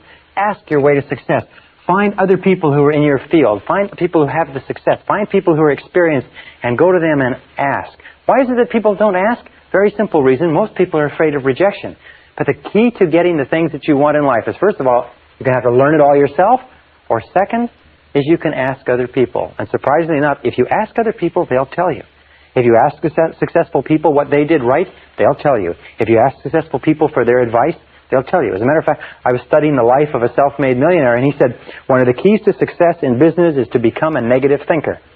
And I thought that was astonishing, because I teach that you should be a positive thinker. And as I read on, what he said is, by that I mean is that once you come up with a great idea, take it to experts who can tear your idea apart, who can point out holes and weaknesses and flaws. Now, if you cannot plug the holes, weaknesses, and flaws, it probably means the idea isn't good enough. But if you are not willing to subject your idea to the scrutiny of critical people whose job is to find fatal flaws in something, then the idea is probably not good enough. So seeking out negative people, asking people their opinion, ask your way to success. Remember, in order to succeed, you need knowledge. You need more knowledge than you've got. You don't have very much time. You've got to get the knowledge the fastest, cheapest way possible. If necessary, buy the knowledge you require. Don't be cheap when it comes to knowledge. Number 9 step in goal setting is identify and ask yourself, who is your customer? Who is your customer? This means that you have to identify the people, the groups, and the organizations whose cooperation you require in order to be successful. Who are the people? Who are the groups? Who are the organizations? You see, in life we have a very simple equation, is that everybody makes their living by satisfying or serving somebody. That you and me have a customer. And that we move ahead in life to the degree to which we satisfy our customer. So we are all in the business of customer satisfaction. Now, if you work for a company, your customer may be your boss. If you're a salesperson, your customer may be your boss on the inside and the person who buys your product or service on the outside. If you're a nurse, your customer is the head nurse. Whoever you are, there is somebody in your environment. If you have a business person and you have to expand, one of your customers is your banker. Another one of your customers is your staff, your employees. Another customer may be your family. But there are always people that you have to work with in order to accomplish your goals. Now, why should people work with you in order to help you accomplish your goals? There's only one way, and that is what we call the law of compensation. The law of compensation, which comes from Ralph Waldo Emerson's wonderful essay called Compensation, simply says that for every force in life, there's an equal and opposite force. We call it the law of sowing and reaping. But it says this, it says that you are always compensated in equal measure for what you do. In fact, it always says that you are compensated in more than equal measure. So if you sow good, you reap more good than you sowed. If you sow bad, you reap more bad than you sowed. The law of compensation says that as long as you are doing good things for other people, other people will do good things for you. So you ask this question, and this is everybody's favorite radio station. It's called WIIFM. What's in it for me? WIIFM. What's in it for me? If you want to be successful in life, the most successful people are what are called go-givers, as opposed to go-getters. Go-givers are people who are always asking, what can I do to please my customers? What can I do to give value? What can I do to earn their cooperation and their help to accomplish my goals? They're always trying to put themselves on the side of this law of compensation, knowing that if they put in, they'll get out. All the best companies in America or Canada, anywhere in the world, are built on the law of compensation, built on the law of sowing good seed and reaping good harvests. All unsuccessful laws, or all unsuccessful individuals and companies, are built on the premise of taking as much as you can get, putting in back, or as little as you can put in. Now, a second law, which ties in with this, is what it's called the law of service. The law of service says that you will always be rewarded in life in exact proportion to the value of your service to other people, to your customer, whoever your customer or customers are. The law of service says that your returns will always equal your service. That if you want to increase the value of your returns, you have to increase the value of your service. But it also says this wonderful thing, is that the great satisfactions in life, the great joys that you will enjoy in life will always come from serving other people. It'll always come from doing a good job, from contributing something of value to others. And the more work you do on yourself to increase the value of your contribution, the happier you will be and the bigger your rewards will be. It also triggers the third law, which is the law of return. The law of return says that whatever you put in terms of service, you will get back in terms of return. And it brings us to one more law, again from Napoleon Hill, called the law of overcompensation. The law of overcompensation, to me and to many people, is the key to success in life. And it simply says this. It says, always do more than you're paid for. Always put in more than you take out. Always go the extra mile. Always do more than you're paid for. You can never be paid more than you're getting now until you do more than you're being paid now. And you put yourself on the side of the angels when you put in more and more than you're being paid for. Number 10 is make a plan. Make a plan, and make the plan over and over. All successful men and women are successful planners. And how do you make a plan? Simple. A plan is a list of activities. In other words, you just identify from everything that we've talked about, what are the activities that you have to engage in to achieve your goal. And then you organize the list, just like a ladder. You organize the list in terms of priorities and in terms of time. What do you have to do first? What do you have to do second? What's more important? What's less important? And then you take action and get going on your plan and continually revise the plan. Number 11 is visualization. Visualization is worth all of the other 10. Visualization is create a clear mental picture of the goal that you desire. Create a clear mental picture and then imagine or image the result. Get a clear mental picture and see your goal as already realized. See it as a reality and play that picture over and over again on the screen of your mind. Play that picture on the screen of your mind until you can see it with perfect clarity. Design it, draw it out, do whatever is necessary in order to create that mental picture, and then think about that mental picture. Think about your goal as a reality over and over again. Repeat it until you impress it deeper and deeper and deeper into your subconscious. Number 12 is back your plan with determination and persistence. Back your plan with determination and persistence. In the final analysis, the key to your success is your ability to hang in longer than anybody else. In all the studies that we've looked at of winners, of peak performance, we find that the quality of persistence is to the character of a man or woman as carbon is to steel. That persistence is only necessary when the going gets rough. That persistence only comes to the fore when everything falls apart around you and you feel like quitting. That persistence has no value at all when things are going well. Persistence only has value when you are willing to press on in the face of obstacles, difficulties, disappointments, falling on your face, losing your money, and so on. In the studies of self-made millionaires, we find that the average self-made millionaire in America has been broke or nearly broke 3.2 times. But irrespective of anything that they faced, male or female, they kept on struggling. And that's one of the reasons why they became successful. We also know this, by the way, that in order for you to achieve great success, you have no choice but to be willing to face temporary setbacks, temporary defeats, temporary obstacles. Winston Churchill, in one of the great stories of human history, was asked in speaking to a boys' school if he could summarize the lessons of his life in a few words. And he stood up and he said, I could summarize the major lesson of my life in 7 words, he said. And he stood there leaning on his cane and he said, they are these words, young man. He said, never give up. Never, never give up. And I think that more than anything else, from every study I've read, that's critical. If you resolve in advance that once you have set off to achieve your goal, that you will never give up, that you will never quit, that nothing can stop you, that every single difficulty will just be a spur to drive you on, that you will become an inverse paranoid and you'll look into every problem and you look for the good in the problem, you look for the lesson that you can learn, you look for the way you can turn the situation to your advantage.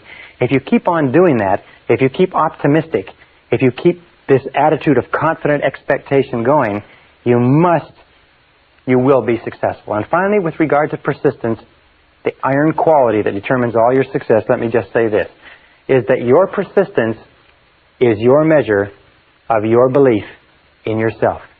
Your persistence is your measure of your belief in yourself. And every time you persist in the face of adversity, your belief in yourself increases until it reaches the point where you become unstoppable on the road and on the pathway to your goals.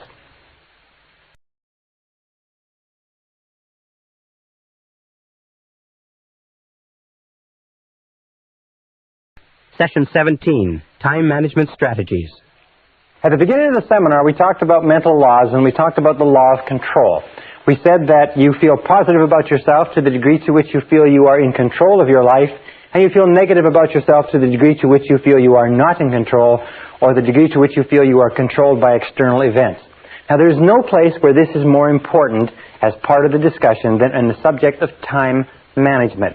Charles Hobbs, the time management specialist, has come up with a great definition of time management. He says, time management is the control of the sequence of events.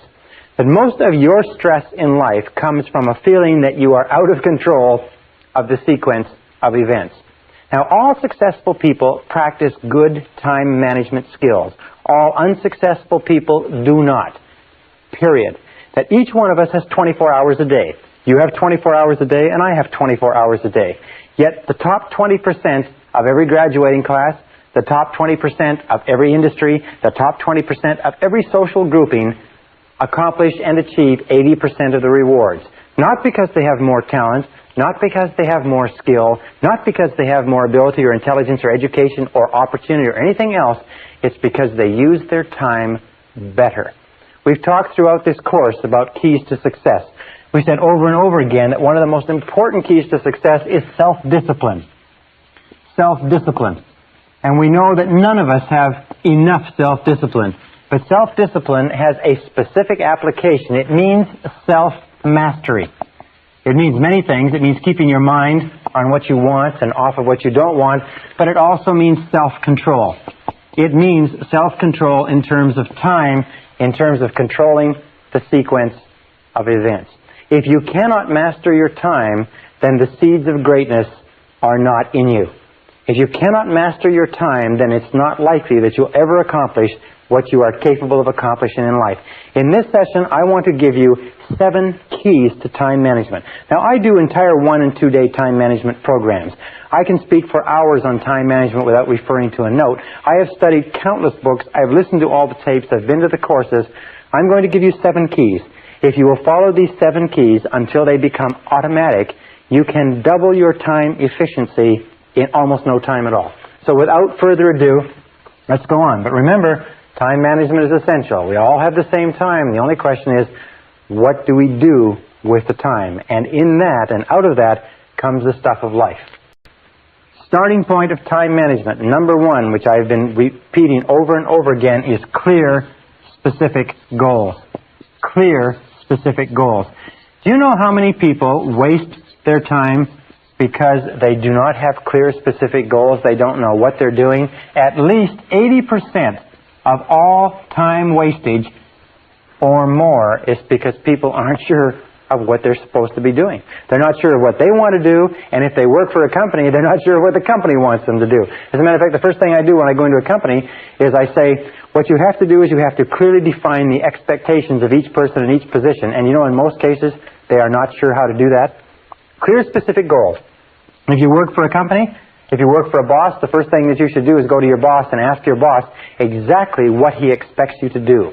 What are the most important things that you have been hired to accomplish? Clear, specific goals defined in terms of outputs, in terms of results. What results do you want? In fact, when you set your goals, you should always ask yourself, what outcomes do you desire? Rather than goals, ask yourself, what outcomes? Now, what do I mean by outcomes? Well, here's a perfect example. A person says, I want to be successful in my job. What does that mean? Well, what it means, the outcome that they desire is they want interesting, challenging work that pays well. And sometimes we find ourselves working at a job where it's not interesting or challenging, and we can't understand why we can't get any satisfaction out of it. Or a person says, I want my relationship to work. However, what are they saying? What they're saying is, the outcome I desire is I want to be happy in my relationship. And it doesn't matter who you're happy with. If the outcome is clear that you want to be happy in a relationship, that's very different from insisting upon being happy in this relationship. Another thing, a person says, I want to be rich. Well, you say, what does rich mean? What would rich look like? What would your outcome be if you were rich? How much would it take to accomplish that outcome? And then you start looking, you say, well, if I had a certain amount of money, I'd be able to do this, I'd be able to do this, I'd be able to do this. And sometimes you find that it's possible to achieve that outcome without accomplishing that kind of financial acquisition. Sometimes you find you cannot achieve the outcome you desire in life from the work that you're in. So be alert to outcomes. Clear, specific goals written down. Step number 2 is clear, written plans. As we talked about before, clear, written plans. And organize your plans, if you like, in a list of activities so that you know all the things that you have to do. These two alone, taking the time to plan, they say every minute spent in planning will save you 5 to 15 minutes in execution. And action without planning is the cause of almost every failure. Action without planning is the cause of almost every failure. So clear written plans and clear list of activities to work on, as we talked about in previous sessions. Step number 3 is make a list. All successful time managers work from lists. All unsuccessful people don't bother to write lists. Make a list for every day. Make a list for every week. Make a list for every month. Be a chronic list maker. When you have a series of things to do, the first thing you do is grab a piece of paper and write a list. Think on paper. All good time managers think on paper. They make a list of everything that has to be done. They don't try to carry it around in their minds. Consolidate all of your thinking. If you have to accomplish something, write down every single thing that you're going to have to do in order to accomplish it, and then begin working on your list. Call it a to-do list. By the way, the best time to make a daily list is the night before. Because if you make a list the night before, the subconscious goes to work on it while you're asleep. And in the morning, sometimes the subconscious has organized it, processed it, and gives it back to you and solves problems for you while you're asleep. Step number 4, once you've made a list, and this is the key to time management, is set priorities. You see, there's never enough time to do everything if you're living a busy life. But there's always enough time to do the important things if you can decide what they are. Setting priorities means using the 80-20 rule. The 80-20 rule says that 80% of the value of what you do comes from 20% of what you do. If you have a list of 10 things to do, that 2 of those things will be worth all the rest put together. Setting priorities means always looking at what is called the vital few versus the trivial many. The vital few versus the trivial many. The one or two things that you can do that make a real difference. Now, most people waste their time not because they're not working hard or not because they're not busy, it's because they're working on the trivial many, and no matter how many of them they do, it doesn't make any difference. The truly successful people do a few things, they do the right things, they do things one at a time, and they stay with them until they're complete. So set priorities. A very simple time management system is what is called the ABCDE system. The ABCDE is very simple. A stands for top priority tasks. Number one, must be done. B is secondary priority tasks, things that should be done. C are not particularly important tasks, which could be done if you have enough time after you've done your A's and B's. And D is delegate, and E is eliminate. Then what you do is you take and you list all of your A goals from your list, and then you write A1, which is the most important of all. And then you write A2, which is the second A goal, and so on. And then you begin to work, and you work on your A1. And you never work on an A2 or a B of any order until your A1 is complete. Very simple. Now here's the key question for time management. This can be worth a fortune to you. It's been worth a fortune to me. Ask yourself over and over again. Repeat it and repeat it and repeat it until it rings in the back of your brain. What is the most valuable use of my time right now? What is the most valuable use of my time right now? What is the most valuable use of my time right now? Every time before you start any new task, ask yourself this question, and then discipline yourself to do only what is the most valuable use of your time. Remember, Benjamin Franklin had a beautiful line. He said, "Do you value life, then waste not time, for it is the stuff of which life is made." If you are not working on the most valuable use of your time, just exchange the word time for life. And say, what is the most valuable use of my life right now? And remember, if you are working on a second order priority, you are, relatively speaking, wasting your time and wasting your life. Number 5 is concentration of power. Again, a beautiful word from Charles Hobbes. Concentration of power means that you do first things first and second things not at all. Do first things first and stay with them until they're complete. Surprisingly enough, in the studies of every effective man or woman whose lifestyle has been examined, we find they're always doing first things first.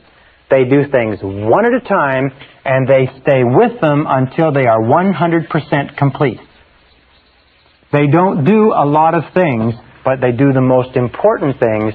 They do them right, and they carry them through to completion.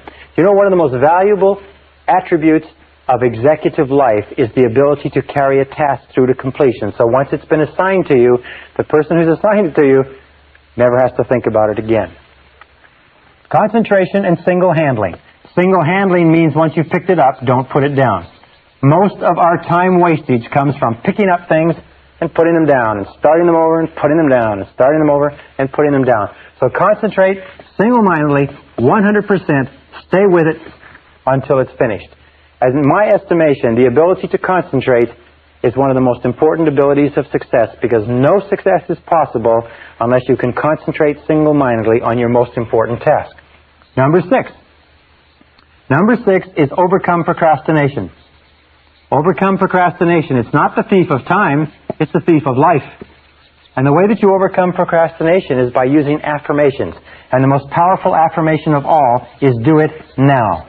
Do it now. W. Clement Stone built $1 billion fortune by rehearsing and then getting everybody in his company to say 50 times every morning, do it now, do it now, do it now, do it now, do it now. Drive that, impress that into your mind.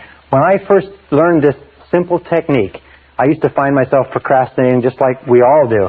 But the more I repeated this, do it now, do it now, do it now, do it now, do it now, do it now, the more you repeat it, the more you find that eventually it works automatically.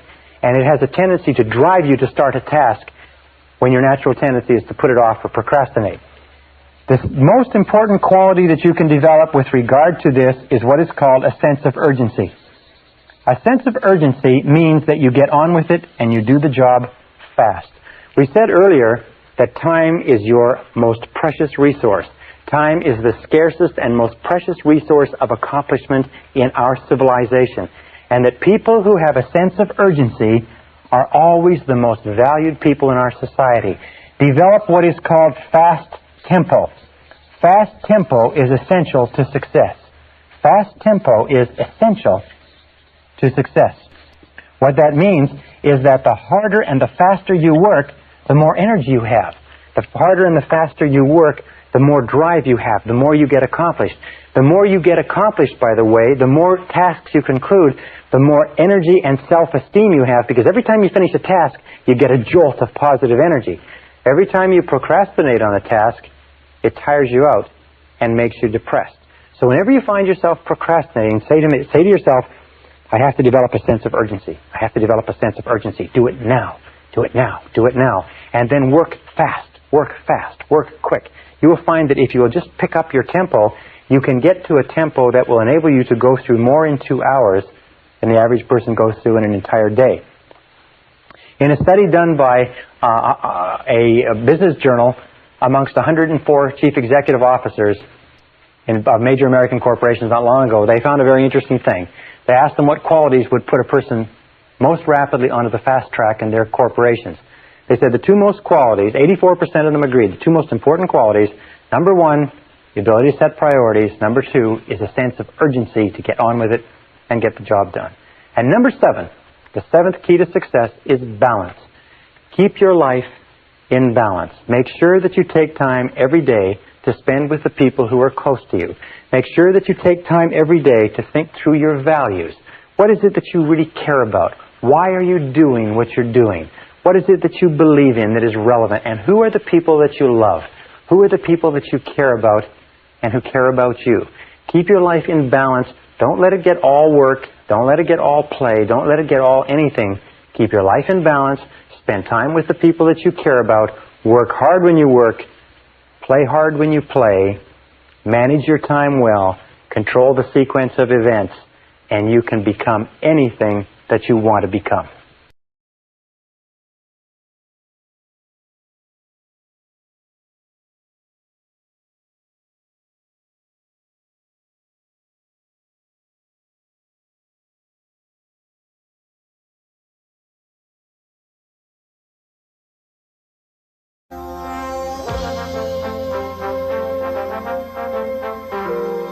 Brian Tracy presenta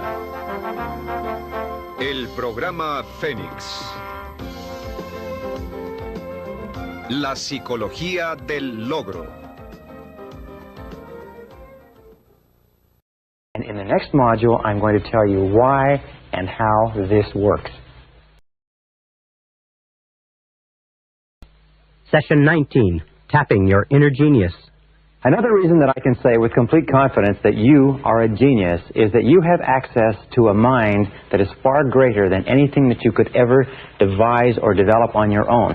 Throughout all of human history, going back 4,000 years to the ancient Egyptian writings, there has been discussion of mankind having access to a greater mind. And this mind has been called things like the universal subconscious mind, or the collective unconscious, or the superconscious. Napoleon Hill calls it infinite intelligence. Ralph Waldo Emerson says we lie in the lap of an immense intelligence like a cork floating in the ocean, and that we have access to this intelligence at any time to bring us the answers we need and to solve the problems that face us. Carl Jung called it the supraconscious mind, the mind that is above other minds, and we call it, for the purposes of this talk, we call it the superconscious.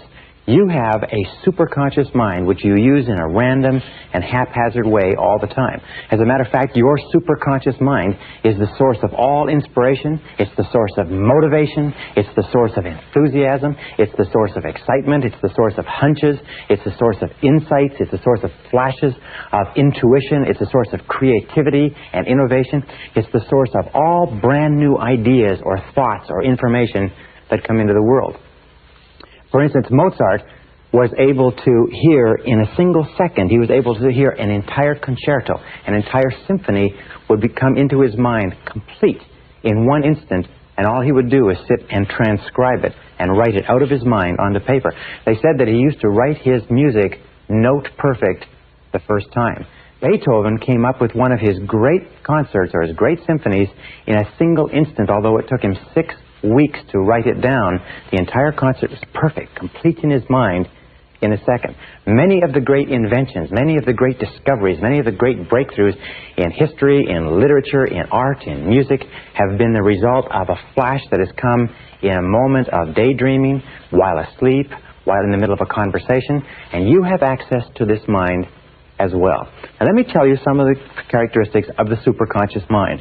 As I said, imagine you have your intelligence, which is your IQ, your knowledge, your experience, your wisdom, and so on, but in addition to that, you are a genius because you have access to this incredible mind that has every idea and every bit of intelligence ever known or available to the universe is available to you at virtually every instant of time. The discovery of the superconscious and your understanding of the superconscious can and will change your life. The superconscious mind or superconscious capacity makes your capacities unlimited. You are no longer restricted to what you know, what you can access, what you can do physically and mentally. You have an external source that you can draw on, like an energy source, to bring you answers to your questions and to move you towards your goal.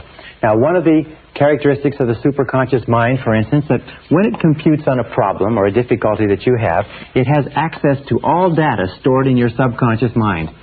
It has access to all data stored in the subconscious. That means everything that you've ever learned in your life, every bit of information you've ever read, every experience you've had, every conversation, every movie, television, radio, magazine, it's all stored in your subconscious mind permanently. As they say, we have permanent memory, but we have lousy recall. Every experience you've ever had in your life has been permanently stored. However, when the superconscious mind calculates or computes, it has access to everything you've ever learned. However, it can discriminate between valid and invalid data. In other words, when the superconscious mind computes on a problem that you are working with, it will give you an answer that is based only on valid information. There are many things that you have in your mind which you can think to be true, but they're not true at all. You may have read them, you may have heard them, you may have surmised them or concluded that a certain thing was true, but the superconscious, in bringing you an answer, knows the difference between what is true and what is not true. Sometimes you'll come up with an idea or a solution that will seem to be inconsistent with what you thought was the truth or what you thought was reality, but when you pursue it a little bit, you'll find that what you thought was true was not true, and your answer is correct. Now, a second characteristic of the superconscious mind is it has access to data outside your experience. It has access to data outside your experience. That means that you can get answers outside your own experience. You don't have to know everything or have everything in your mind. That it has access to data, it can bring you ideas, information, and insights. For instance, with regard to this, we reckon in calculating that every single person has, on the way to and from work, about 4 ideas per year, is the estimate done by one researcher. 4 ideas per year, any one of which could make you a millionaire. You'd be driving along. How many times have you had the experience where you're driving along or you're going about your day-to-day business and you see the need for a product or a service, and you say, now why doesn't somebody do that? Or why doesn't somebody make that or sell that? And you say, well, must be a good reason, and you forget all about it. Then a year or two later, somebody comes out with that same product or service and makes $1 million, and you say, I thought of that. I thought of that a couple of years ago. The difference was that the person who came up with the idea may have come up with it at the same time you did. Maybe you tapped into this energy source simultaneously, but that person had confidence or faith in their ideas, and you did not. There's a funny line from Groucho Marx, and Groucho Marx once said, I would never join a club that would have a person like me for a member. Very often we turn down our own ideas because they're our ideas. We say, that's my idea, it can't be any good. Listen to the ideas that come to you on a day-to-day basis, because very often, if one of your goals is to achieve financial independence, this mind will send you the ideas that you need to achieve financial independence. Here's a third characteristic of the superconscious mind, is it functions on a non-conscious basis 24 hours a day.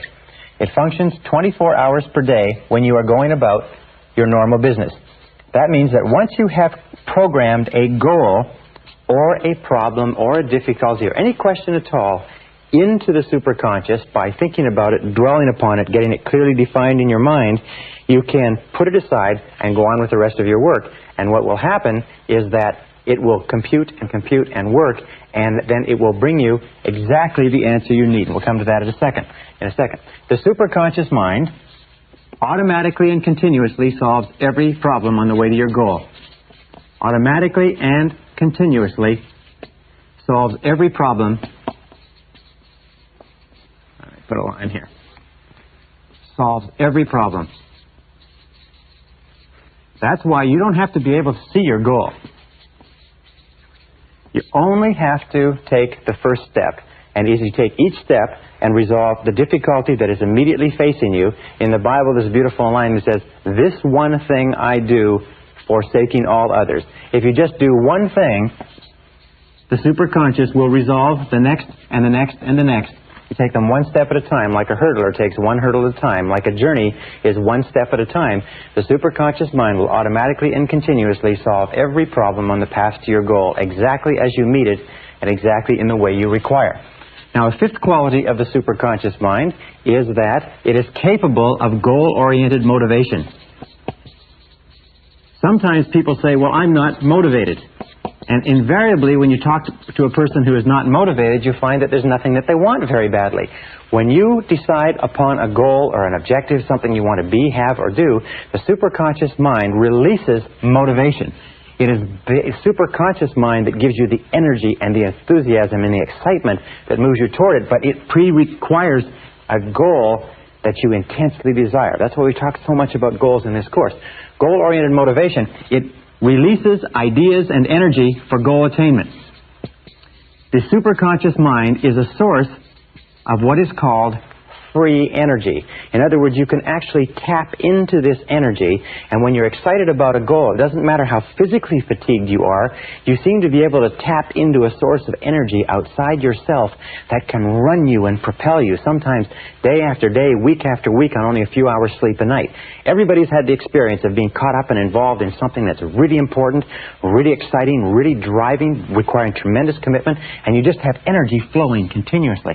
Nikola Tesla, the great electrical genius, was actually able to tap this free energy to run the electric lights and the electric appliances in his home in a way that we still don't understand. But in order for goal-oriented motivation to be released by the superconscious, you must have clear, specific goals. This is the key. The goals must be clear. Clear, specific goals are what release this motivation. There's an old saying, which is a little bit trite. It says, feeling listless, make a list. What it means is that if you're feeling listless and you make a list of 10 things that you want to accomplish in the next year, you will find that just writing that list of 10 things will give you a jolt of energy, almost like a detonator going off. Now, a sixth characteristic of the superconscious mind is that it responds to clear, authoritative commands. Responds to clear, authoritative commands. Now, what are clear authoritative commands? Well, one example of clear authoritative commands is positive affirmations. Whenever you use a positive affirmation, whenever you say, I earn X number of dollars, I weigh X number of pounds, I like myself, I am responsible, I feel terrific. Whenever you use these commands and you emotionalize the commands, that's why they must be authoritative and they must be emotionalized. You drive this message from the conscious into the subconscious, and the subconscious accesses the superconscious. So emotionalize your words. Use clear authoritative commands, and every time you use a clear authoritative command, it drives the idea deeper, it activates your superconscious abilities. It also responds to decisiveness. It's very interesting. There's an expression which I like to share with you, and it's simply this. It is, get serious. I have met men and women all over the country over the last few years, and I've noticed there's an interesting thing that successful people say. When I ask them, how did you come to become so successful? I mean, what was the turning point? Where did it change? You know, the words they use over and over again are these. They say, well, I finally decided to get serious. I finally decided to get serious. You see, we talked earlier about desire and decision, that there's a lot of people have desires. A lot of people want things, and they want to be things, and they want things to change for them, and they want things to be better, but they never make the decision to do something. They are going to make the decision, and they hope to make the decision, and they plan to make the decision, but they just haven't quite gotten around to it yet. And an important part of this is commitment. If I can put this down here, is that nothing great in life happens until you make a commitment. And a commitment means you decide to do one thing to the exclusion of almost everything else. You get serious. You make a total commitment, and when you make that total commitment, when you become decisive, when you start using clear, positive words, I will do it, I do it, I can, I shall, I choose, I want, I earn, I am. When you start using commands like this, you trigger the superconscious mind, and sometimes more can happen for you in a matter of a few weeks than it's happened for you in a few years. And many of you know exactly what I'm talking about. Number 7. The superconscious mind, in a way, is like a muscle. It grows in capability as it is used and believed in. It grows in capability as it is used and believed in. That means that you can actually get it to the point, as I have in my own life, as many of my graduates have, you can get it to the point where you're plugged into the superconscious mind continuously, and you just go with the flow of life, that all the things that you require, the answers that you need, the solutions, the people, the circumstances, will be drawn into your life in exactly the order, exactly the sequence that you require. And the people that you don't need, the circumstances that are old, the circumstances that have nothing to do with where you're going, they fall off as exactly as they're no longer needed. And the more you use it, the more you believe in it, the more you trust to it, the more rapidly and dependably and predictably it works. Now let me tell you this. In all my studying of the biographies and autobiographies of great men and women, I found one thing, is that you only begin to become great as a human being to the degree to which you tap into and go with the flow of this superconscious energy. Other than that, life is always a struggle. But once you get into the flow of this energy, life seems to be on the downhill side. You seem to be going with the current. An 8th characteristic is that the superconscious mind functions best or operates best with an attitude of confident expectations. Operates best with an attitude of confident expectations. You see, confident expectations is an attitude of positive emotion. Remember we talked about before becoming an inverse paranoid, always looking for the good, always expecting the best, always believing, trusting, being absolutely convinced that something good is going to come out of everything that happens to you. This attitude of confident expectation seems to be what puts the foot on the accelerator of the superconscious mind and brings things into your life and people and what you need into your life faster and faster and faster. Another characteristic of the superconscious mind, number 9, is that it operates best under 2 conditions. Operates best under 2 conditions. Condition number 1 is when you are concentrating 100% of your time and attention on the problem. 100% concentration on the problem. And the other time when it works best is when you are concentrating 0%, when your mind is busy elsewhere.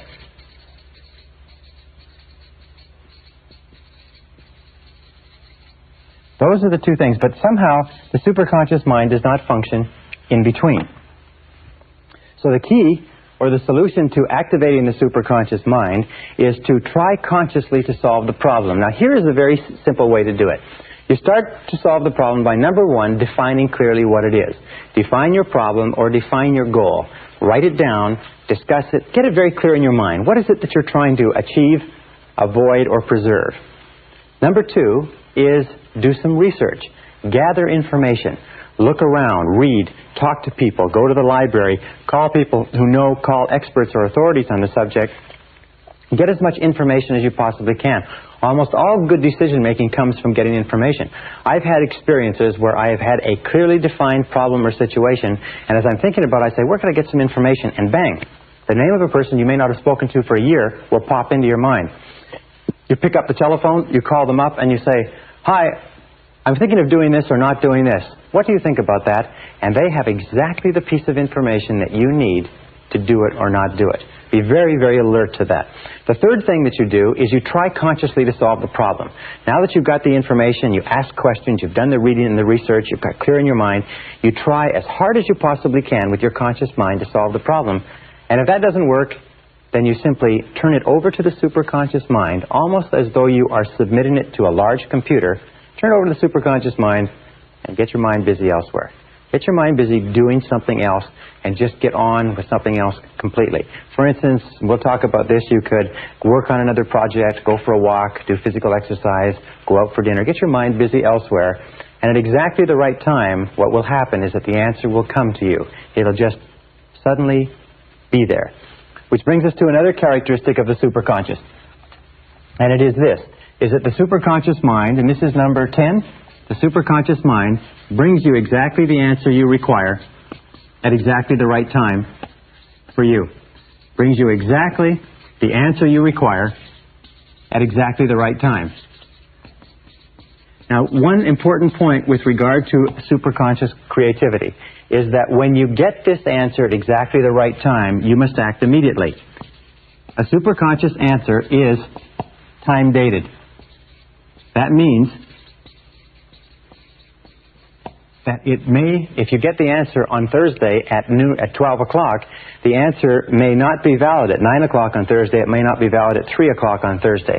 So when you get the answer, when it comes into your mind that this is what you should do, and you'll feel a very, very strong feeling of rightness about a superconscious solution, act immediately. Sometimes you'll be working on a problem. Have you ever had this situation? You're working on a problem and you get this feeling you should phone somebody, and you say, I should phone so-and-so, but I'll do it later. And you do it later, the next day or the next week, and you call them up and they say, I wish you'd phoned me last week because I had exactly the answer you needed, or I had the person, or I had the situation, or I had the job for you, and so on. So when you get this, I know a man who built $1 billion business, and he built $1 billion business by fully understanding what we're talking about here and doing just one thing. Very limited business acumen, but he always followed his superconscious instincts. Whatever he felt was the right thing to do at any instant, he acted immediately. He immediately took action. And his action orientation was enough for him to open doors of opportunity, to get feedback and information, to self-correct, to draw to himself the people that he needed to maximize the opportunities and so on. And he went from selling cars to $1 billion business in less than 10 years simply by following his superconscious intuition and following it continuously.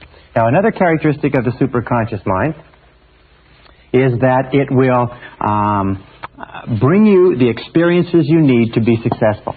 It brings you the experiences you need to be successful. This is one of the most incredible things I've ever found in my life. It brings you the experiences you need to be successful. And it'll bring you a whole bunch of different experiences. Now imagine that this is you here. All right?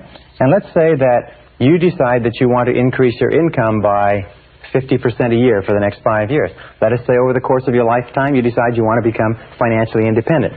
Well, now you normally, if you're working at a job or in a field, your line of sight, as they say, is that you will somehow find a way to do it in your existing field, within your existing experience and knowledge. However, once you have set this clear goal in your mind, once you have this idea of what your goal or your star is, as you start off, you'll often find that your life will go into almost like a crazy obstacle course. It'll seem to go through a whole series of convolutions over and over. And very often you will find a year, 2 years, 5 years, you will find your goal in a totally different place, doing something totally different, something you never expected. In studying self-made millionaires in America, we find that almost half of them made their fortunes doing something totally different from what they started off doing. As they moved down the road of life, they found there was an insurmountable obstacle or barrier in that direction. The market collapsed, the technology changed, the interest rates went up, it didn't matter what it was, and they found that they had to change course and change direction, and they had to go over a hurdle. Now imagine that you're running a race and you have to go over a hurdle, and each one of these hurdles, big hurdles and small hurdles, when you look back on it, and look back on anything that you've ever accomplished that's required a tremendous amount of time and effort, and as you look back, you will see that a whole series of different things happened to you that looked like setbacks at the time, but in retrospect you say, wasn't it good that that happened? Because if that hadn't happened, then this wouldn't have happened, and this wouldn't have happened, that wouldn't have happened, and so on. And you'll find that your whole life is a series of remarkable coincidences that initially looked like difficulties or setbacks, but in retrospect they contained within them valuable lessons that you needed to learn in order to achieve the goals that you've achieved. Perfect example, in relationships. When we start going out with members of the opposite sex when we're growing up, we have a lot of relationships that don't work out. Trial and error, we experiment, we learn what it's like to get along with other people and not to get along. And we think at the time that the relationships are not working out that this is a terrible situation. It's very emotionally stressful. But then when we finally find the relationship that's right for us, we look back and we say, boy, wasn't it good that we had all those difficult problems, because if we hadn't, we'd have never reached the point where I am now, which is being in the relationship that you wanted. I think the way they say it is you have to kiss a lot of horny toads before you meet the handsome prince or princess. So each time we go over one of these lessons, we learn a valuable, each time we go over one of these hurdles, we learn a valuable lesson. Now let me tell you this too, is that very often your greatest success comes just before, or just after, your greatest failure. In Napoleon Hill's study of over 500 successful men and women, he found that almost every one of them had faced their greatest failure, the point where they felt they should have quit, there was no point in going on, everybody else told them it was ridiculous. At that point, they persisted a little bit further, and wham, they made their greatest success. You notice Thomas Edison, one of the greatest inventors of the century, was broke or nearly broke many times. Henry Ford went bankrupt almost 3 times in the course of building his fortune. Many of the most successful men and women have fallen on their faces over and over and over again until they have finally arrived where they wanted to arrive. Now what does this mean? It means that you have to adopt the attitude that every single time you run into a roadblock, every single time you fall down, every single time you lose some money, you lose some emotion, you lose some time as a result of a temporary setback, you have to believe that this has been sent to you as a valuable experience that is moving you toward accomplishing your good. And here is a very simple technique that you can use. And I call it the movie technique. All right? Now imagine that you go to the movie. And you get there and it's very, very late. All right? And you get in, and they let you get in even though it's toward the end of the picture, and the new picture is going to be starting in a little while. And you go in and you watch the last 10 minutes. So we call this the last 10-minute technique. All right? You watch the last 10 minutes. You see how the movie ends. You see how everything comes together. You see how the hero advances. You see how everybody achieves. You see how it all falls together and everybody ends up happy, and so on. Now, having seen the last 10 minutes, you then sit through the whole movie. However, now you sit through the whole movie and you see the danger, the drama, the tragedy, the unhappiness, you see the misunderstandings and so on. However, you see, as you watch the movie, you know how it ends. You know that there's a happy ending because you've seen the last 10 minutes. Now, this is the critical attitude. As you look at the difficulties that you face on a day-to-day basis, have this attitude that these are just what happens, but in the last 10 minutes, everything comes out right and you achieve your goal. So take a look and take this philosophic attitude toward every difficulty as this is part of the movie, but I know that in the last 10 minutes, it's all resolved. Just pretend that you already know the end of the picture, and that pretending will make the movie come out exactly as you desire, and probably better for you. Number 12, the superconscious mind makes all your words and actions, makes your words, what you say, and your actions, and their effects. And this is the critical word, and their effects. In other words, the result of your words and actions fit a pattern consistent with your self-concept and your dominant goals. Fit a pattern consistent with your self-concept and your dominant goals. What does that mean? That means that the subconscious mind, which is a mechanical part of your thinking, makes your words and actions fit a pattern consistent with your self-concept. If you feel good about yourself, your words and actions will be consistent with that. If you feel negative or tired or fatigued, your words and actions will be consistent with that. However, the superconscious mind, once you have planted it with a very clear goal or set of instructions, will make your words and actions and the effect of those words and actions conspire together to bring you towards your goal. You've all had experiences where in the middle of a conversation something will just pop out of your mouth, and you'll just say it, and you never thought to say it, and it will turn out to be exactly the right thing to say in that situation. It may be in a date with a member of the opposite sex. It may be in a business meeting. It may be on a sales call. But you'll find that you'll just naturally say exactly the thing or the words that are appropriate for the situation.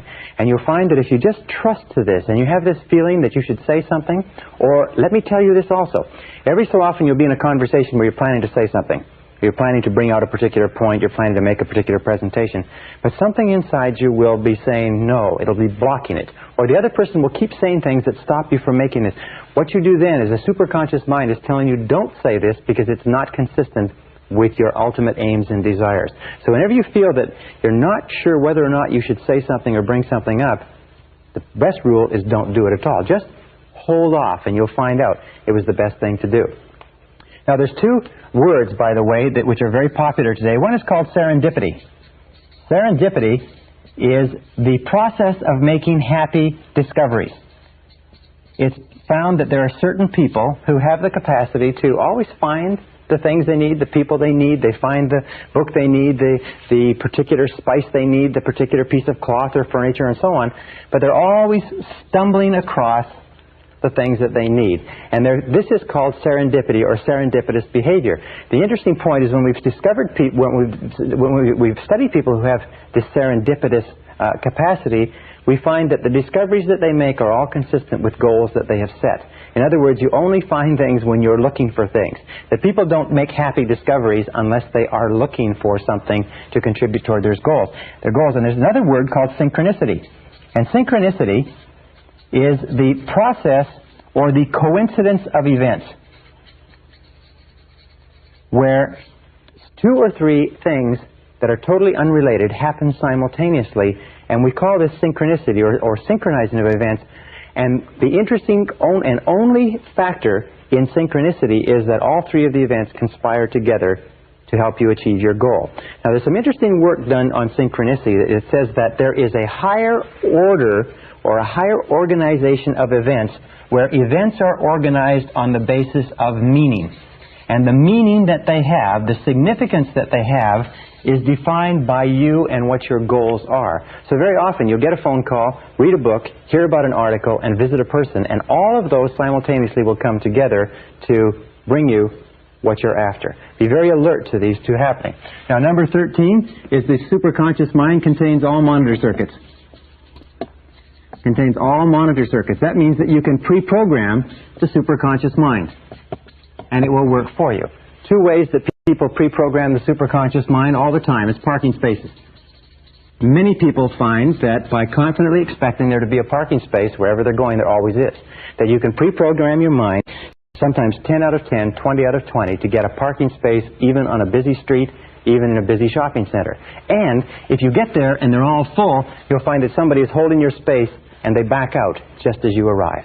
Just as you pull up, you'll find that their taillights will go on and they'll back up, not one car earlier, not one car later, but exactly where you are. And I've thousands of people come back to me and say that after learning this, they get parking spaces wherever they want. The key is you must believe that it works. If you don't believe that it works, it doesn't work for you. The second is waking up. There are many people who wake up with no alarm clock. Many people don't need an alarm clock at all. I haven't used an alarm clock for years. Why? You can just program your mind to wake up almost to the minute, any given time. All you have to do is do this 3 times. You'll develop the habit for life. And by the way, this is something the alarm clock industry keeps quite secret, mind you, because nobody needs an alarm clock. You can wake up at any time. You can wake up with 3 hours sleep or with 13 hours sleep. You can wake up in pitch black darkness. You can sleep for 20 minutes or 2 hours just simply by programming your mind. You can also program your mind to remember to do something, remember not to do something, and so on. And I'll tell you this so that you can write it down. It's what we call the law of superconscious activity. The law of superconscious activity. And it is this, is that because of the power of the superconscious mind, any thought, plan, goal, or idea that you can hold in your mind, your conscious mind, on a continuing basis, must be brought into reality by your superconscious mind. Any thought, plan, goal, or idea that you hold continuously in your conscious mind and that you intensely desire or intensely fear must be brought into reality by your superconscious mind. Whether positive or negative, good or bad for you, if you can hold it continuously, if you can emotionalize it, if you can visualize it, in your conscious mind, the superconscious mind will begin to organize the entire universe of experience around you to draw into your life the people and circumstances necessary to make that idea come true. So what we've been saying throughout this entire program is that your thoughts are extremely powerful, that your thoughts objectify themselves, that your thoughts become your reality, and it is this understanding of this superconscious capability that makes it a fact that your thoughts do become your reality. So keep your mind on what you want, keep it off of what you don't want. Think continuously, think non-stop, think all the time only about what it is that you want, and keep your mind completely off of the things that you don't want. The reason why so many people are unsuccessful and unhappy today is because they think continuously about the things that they don't want. The reason that a very few people, the elite, are successful, happy, prosperous, growing, and so on, is because they keep their mind on what they desire. In the Bible it says the rich get richer and the poor get poor. Or it says, in the Bible it says, from him who hath, even that which he hath shall be taken away, but to him who hath, even more shall be given. The rich get richer and the poor get poor. What do the rich think about? What do the rich dwell upon? What do the rich concentrate on? What do the rich attract to themselves? What is the law of correspondence with regard to the rich? It is the rich are always thinking of production, affluence, money, wealth, and so on. What do the poor think about all the time? Yes, the poor think about poverty, lack, loss, limitation, ill health, how little money they have, and whatever you think about on a continuing basis, you draw into your life and you make into your reality because of this superconscious capability. No matter how big your goals are, no matter how far away they are, if you can hold them in your mind on a continuing basis, you can make them your reality. Well, how do you activate the superconscious mind? Here is the most powerful of all. We call this the master method of activation. It is called solitude. You activate the superconscious mind with solitude. Now, how do you use solitude? We call this go into the silence. Go and sit down quietly by yourself for 30 to 60 minutes. 30 to 60 minutes. Most people in our society have never sat quietly for 30 to 60 minutes in their entire lives. Yet I will tell you this method works 100% of the time. That any problem that you have, any difficulty, any challenge, any goal that you want to accomplish, if you'll go into the silence and sit quietly and then listen to the still small voice within. Listen to the still small voice within. The still small voice within. This is the key. You will find that at a certain point, probably at about 25 to 30 minutes, your mind will go completely clear. And then a flow of ideas will start to flow into your mind. You'll feel energy welling up inside you.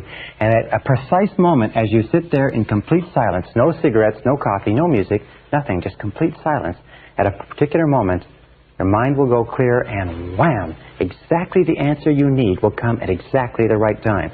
And if you will get up and go and carry out that answer, it will turn out to be exactly perfect. There's a lot of things that you can do to stimulate the superconscious mind aside from solitude.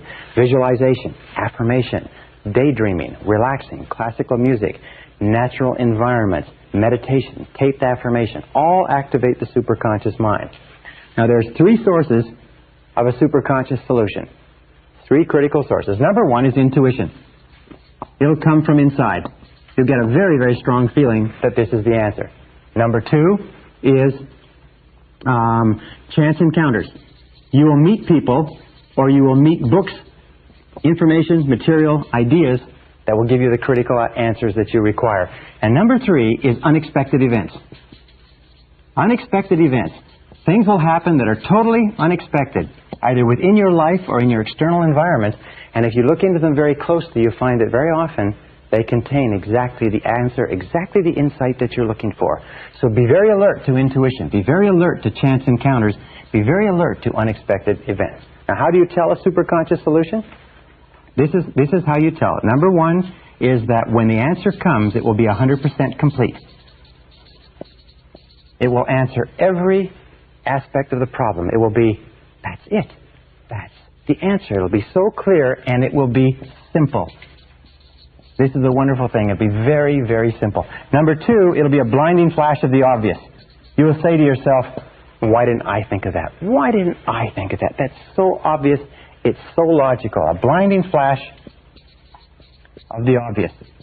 Now, one other key is the emotional component.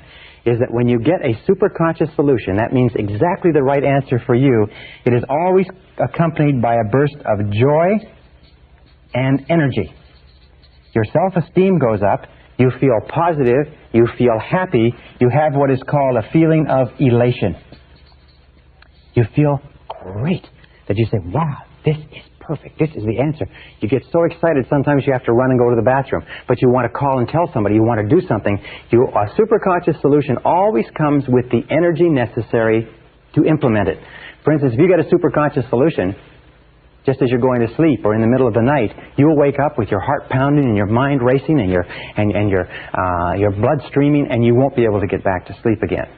So let me conclude by saying this. Again, the law of superconscious activity, the most important single law that determines your destiny and everything that you do and everything that you'll ever accomplish, is that any thought, any plan, any goal, any idea that you can hold continuously in your mind must be brought into reality by the superconscious. This is the reason for the greatness of every man and woman who ever lived, every great leader, writer, author, poet, or business person, and you can tap into this at will simply by defining with crystal clarity exactly what it is you want, and then thinking only about what you want, keeping your mind only on what you desire, and keep it off of everything else until it comes into your reality.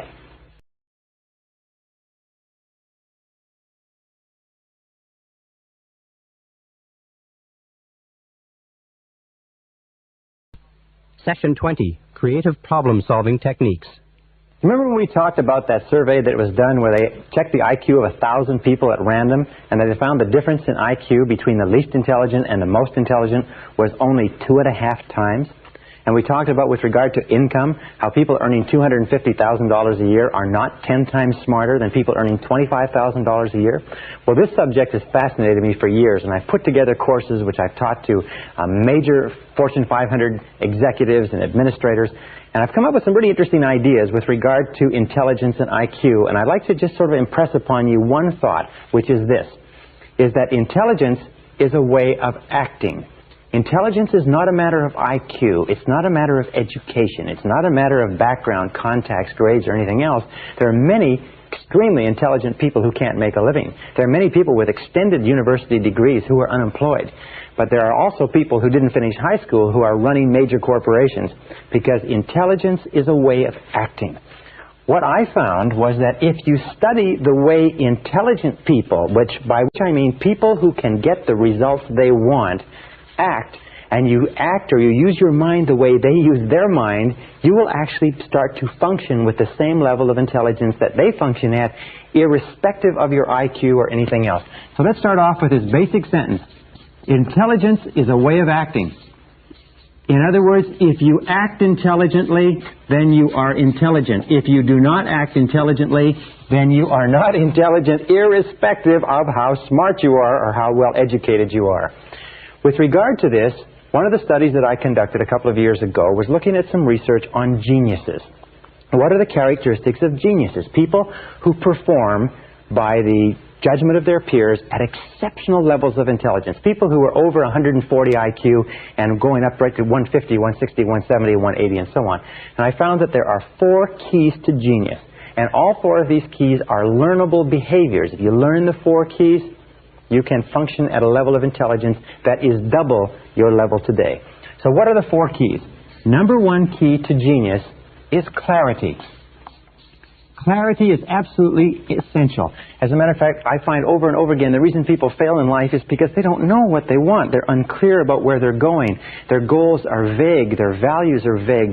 Their alternatives and their options are kind of fuzzy, whereas all successful people have tremendous clarity. Imagine that you have a camera, and every single time you bring your camera into focus so that the subject is perfectly clear, You're on the beam. That means every single time somebody asks you or you think about your goals should be particularly clear. That's what we've talked about. Write them down. Clearly describe them. Make them time-bounded. Make them measurable. Make them specific. Use vivid language to accomplish them. Because the more clear your goals are, the sharper your mind is in accomplishing or achieving those goals. Another thing that you have to be clear about is what are your problems. Remember I said identifying the obstacles that stand between you and your goals and finding out what are the big obstacles, what are the small obstacles, and being crystal clear. In medicine, what do you do in medicine? In medicine, you just simply go through a process of diagnosis until you find specifically the problem that's causing the ailment. And the more clear you are about the problem, the easier the solution is. The people who are unhappy and unsuccessful today are not people who are not intelligent or not capable, but they're very fuzzy about their goals and they're equally fuzzy about their problems. And finally, more important than anything else is your outcomes. This requires more thought than either of the other two. What is the outcome you desire? Where do you want to be at the end of this process? In other words, what will it look like? What will it feel like? Not the process of getting there, but what is the outcome that you're after? And the focus on outcomes is often a superior focus than that of focusing on goals. Because believe it or not, sometimes your goals may be wrong. Sometimes the problems may not be the right problems, but if you know what the outcome is, if you know what you want it to look like, if you know that you want a 3,500 square foot home that's modern, has all the amenities, and has a study for yourself and a family room for the children and a double garage and so on, if that's the outcome you desire, then the neighborhood that you live in, the terms upon which you get the house, rental, lease, purchase, and so on, those can take care of themselves as long as you're clear about the outcome. So the second key to functioning as a genius is concentration. Concentration. All geniuses, all highly intelligent people, are people who have the ability to concentrate 100% on one thing at a time and concentrate on the most important thing.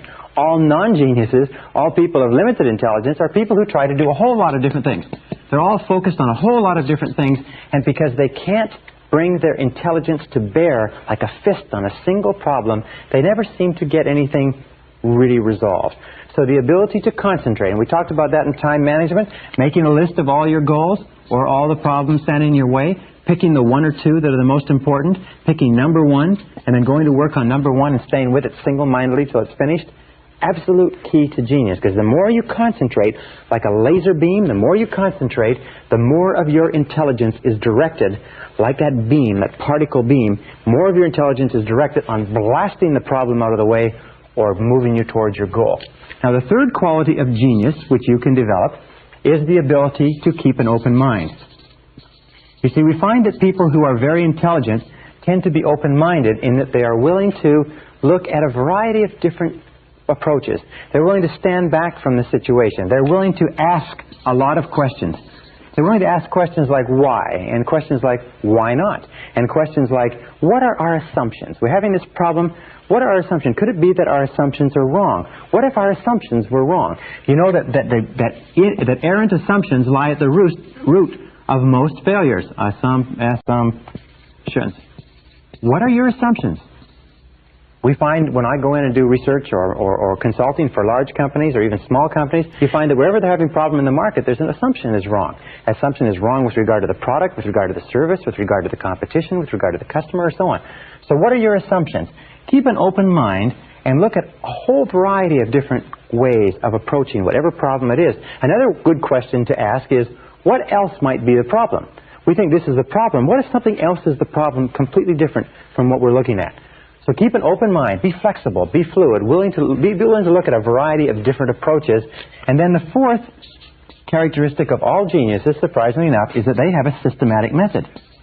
They have systematic methodology, if you like, or systematic methods of problem solving.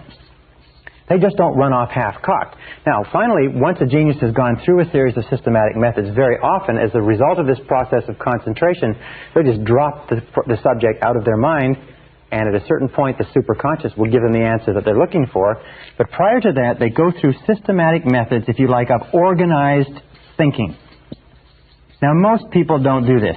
What they do is they throw themselves at a problem the same way a dog throws itself at a car going past, and they go ruff, ruff, ruff, ruff, ruff, ruff, ruff, and they chase after the dog, or they throw themselves after a blanket like a puppy does, and they tear the blanket round and round, and they throw it away.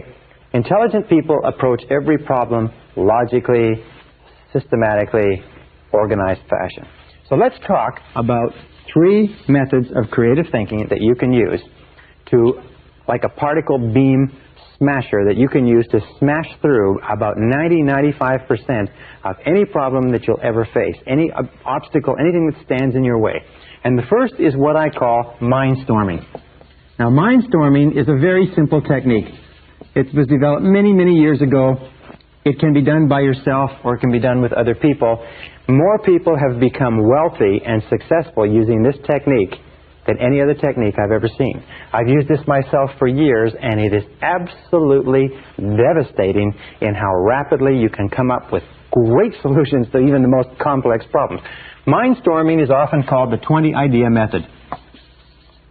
The only thing that's necessary to use this 20-idea method is a piece of paper, a pen, and discipline. Why is it that people don't use this method more often? A, they don't know it. B, they're not disciplined enough to use it. But if you use this on a systematic basis, you will be astonished at the results from the very first time. Well, the 20-idea method simply says this. Take a sheet of paper. Best time to do this is first thing in the morning. And write your major goal or objective at the top of the page in the form of a question. Let us say that you want to increase your income from $30,000 to $45,000 over the next 12 months. So what you do is you might write at the top of the page, what can I do to earn $45,000 over the next 12 months? That would be the question. Or let us say it's a time management question. What can I do to get 2 more hours of productive time every day? Or let's say it's a health question. What can I do to lose 5 pounds a month until I get down to my ideal weight? You put that at the top of the page in the form of a question, and then you force yourself to write 20 different answers. You just keep forcing yourself to write 20 different answers. Now, the first 3 to 5 answers that you'll come up with are pretty easy. The next 3 to 5 are more difficult. The last 10 will be like squeezing blood from a stone, because your mind, if you haven't been using it on a regular basis, will be very slow to respond to this demand. Just like a muscle, if you went into a weight room and began to pump iron, your muscles would respond very, very slowly. But after a week, a month, 2 or 3 months, you could go in and you could work out all afternoon. So put it at the top of the page and generate 20 answers. And then at the end of this, pick one answer and implement it immediately. Just simple as that. If you'll do this, this technique is so astonishingly powerful. It's amazing. You will come up with ideas out of your mind that will absolutely astonish you. Things will come out on the paper underneath your pen that you never believed were in your brain. I have given this exercise to many groups of executives, and I found they've come up to me and said, you know, sometimes it's the 20th answer that's worth all the other 19 put together. People have come up to me and said that 20th answer, by forcing yourself to write 20 answers, that 20th answer sometimes is the answer they've been looking for 6 months. So using this exercise, then take one and apply it immediately. Why? It's because that locks into the subconscious and the superconscious that you are serious about this process. Well, if you were to do this 5 days a week, every morning before you start off, and you were to generate 20 ideas every single morning before you start off, and you were to do this times 50 weeks a year, taking 2 weeks off for holidays and taking weekends off where you don't have to think at all, you would end up with about 5,000 ideas per year. If you were to take one idea per year, or one idea per day, times 5 days per week, times 50 weeks per year, it would equal 250 ideas per annum that you would be applying in your life in a world where the average person doesn't use one. Do you think if you used this method on a systematic basis, it would change your results? Do you think if you used this method of creative thinking on a regular basis, you would start to see some progress or some changes? The interesting thing is that if you use this method every day, now I must tell you quite honestly, personally, I cannot use this method for more than 3 days in a row. And the reason is that by the 3rd day, I am coming up with so many ideas that I do not have enough time in the day to implement all the ideas. And they are good ideas, they are sound ideas, they are practical ideas. In many cases, they are superconscious solutions that pour out onto the page. They are insights that are worth sometimes hundreds, sometimes thousands, and I've had ideas that have been worth tens of thousands, even hundreds of thousands of dollars. I do consulting for corporations. Occasionally I'll come up with an idea when I'm doing a consulting assignment for corporations with this exercise that will be worth hundreds of thousands of dollars to them, because it will be a unique, distillation of a series of factors that suddenly crystallize like a flash bulb catches the photograph with all the details. It'll suddenly crystallize in a superconscious way, and bang, there will be the idea. So I strongly urge you to use this method starting today. Take any goal, any problem, any difficulty, write it as the form of a question and try it once, and you will be astonished at how effectively it works. As a matter of fact, I've had many people come back, hundreds of people come back from my seminars and say that idea changed their whole career, changed their whole business, changed their whole family life, changed many, many aspects of their life. All right, now the second method that I want to teach you is a method that you can use by yourself, but you can also use it with groups. You can also use it as a sort of a form of group problem solving, and it's a systematic method, part of which was developed at Harvard University, and part of which was developed by a series of other creative thinkers and in think tanks, and which I've combined into one method. This method is absolutely amazing. It's like firing a cannon at tissue paper. I have never seen a problem that cannot be dealt with this simple method. All right, it's got about 9 steps. Step number 1, starting point, is confident expectations. Confident expectations seems to open up the mind, relax the right brain, activate the superconscious, and seems to tune you in to solving a problem or difficulty at a higher level. So confident expectations are very simple. Assume a logical solution. Whenever you're faced with any kind of difficulty, assume a logical, workable solution. Say to yourself, well, there's a logical, workable solution here. No problem. As it says, what does the Australians say? No worry, mate. Just say the same thing. No worry, mate. No problem. There's got to be a solution here somewhere. This attitude of confident expectations seems to open up the creative mind and make it work far, far better. Step number 2, in order to keep your mind positive and optimistic, use positive language. Use positive language. Now, what do we mean by that? Well, there are certain words in the English language or any language that can raise or lower blood temperature, that cause us to be anxious or fearful or happy or elated. So word usage is important. Using the proper words is important. For instance, the word problem. The word problem is a negative word. It has negative connotations. It causes us to become stressful and anxious and tense. It causes our minds to actually shut down. Instead, use the word situation. Situation, wonderfully enough, is a neutral word. It's neither positive nor negative. A problem is something you struggle with. A situation is something you deal with. Right? Problem equals struggle, setback, cost, difficulty, disappointment. But a situation is just something you deal with. And when you suddenly start describing things as situations, well, we have an interesting situation here.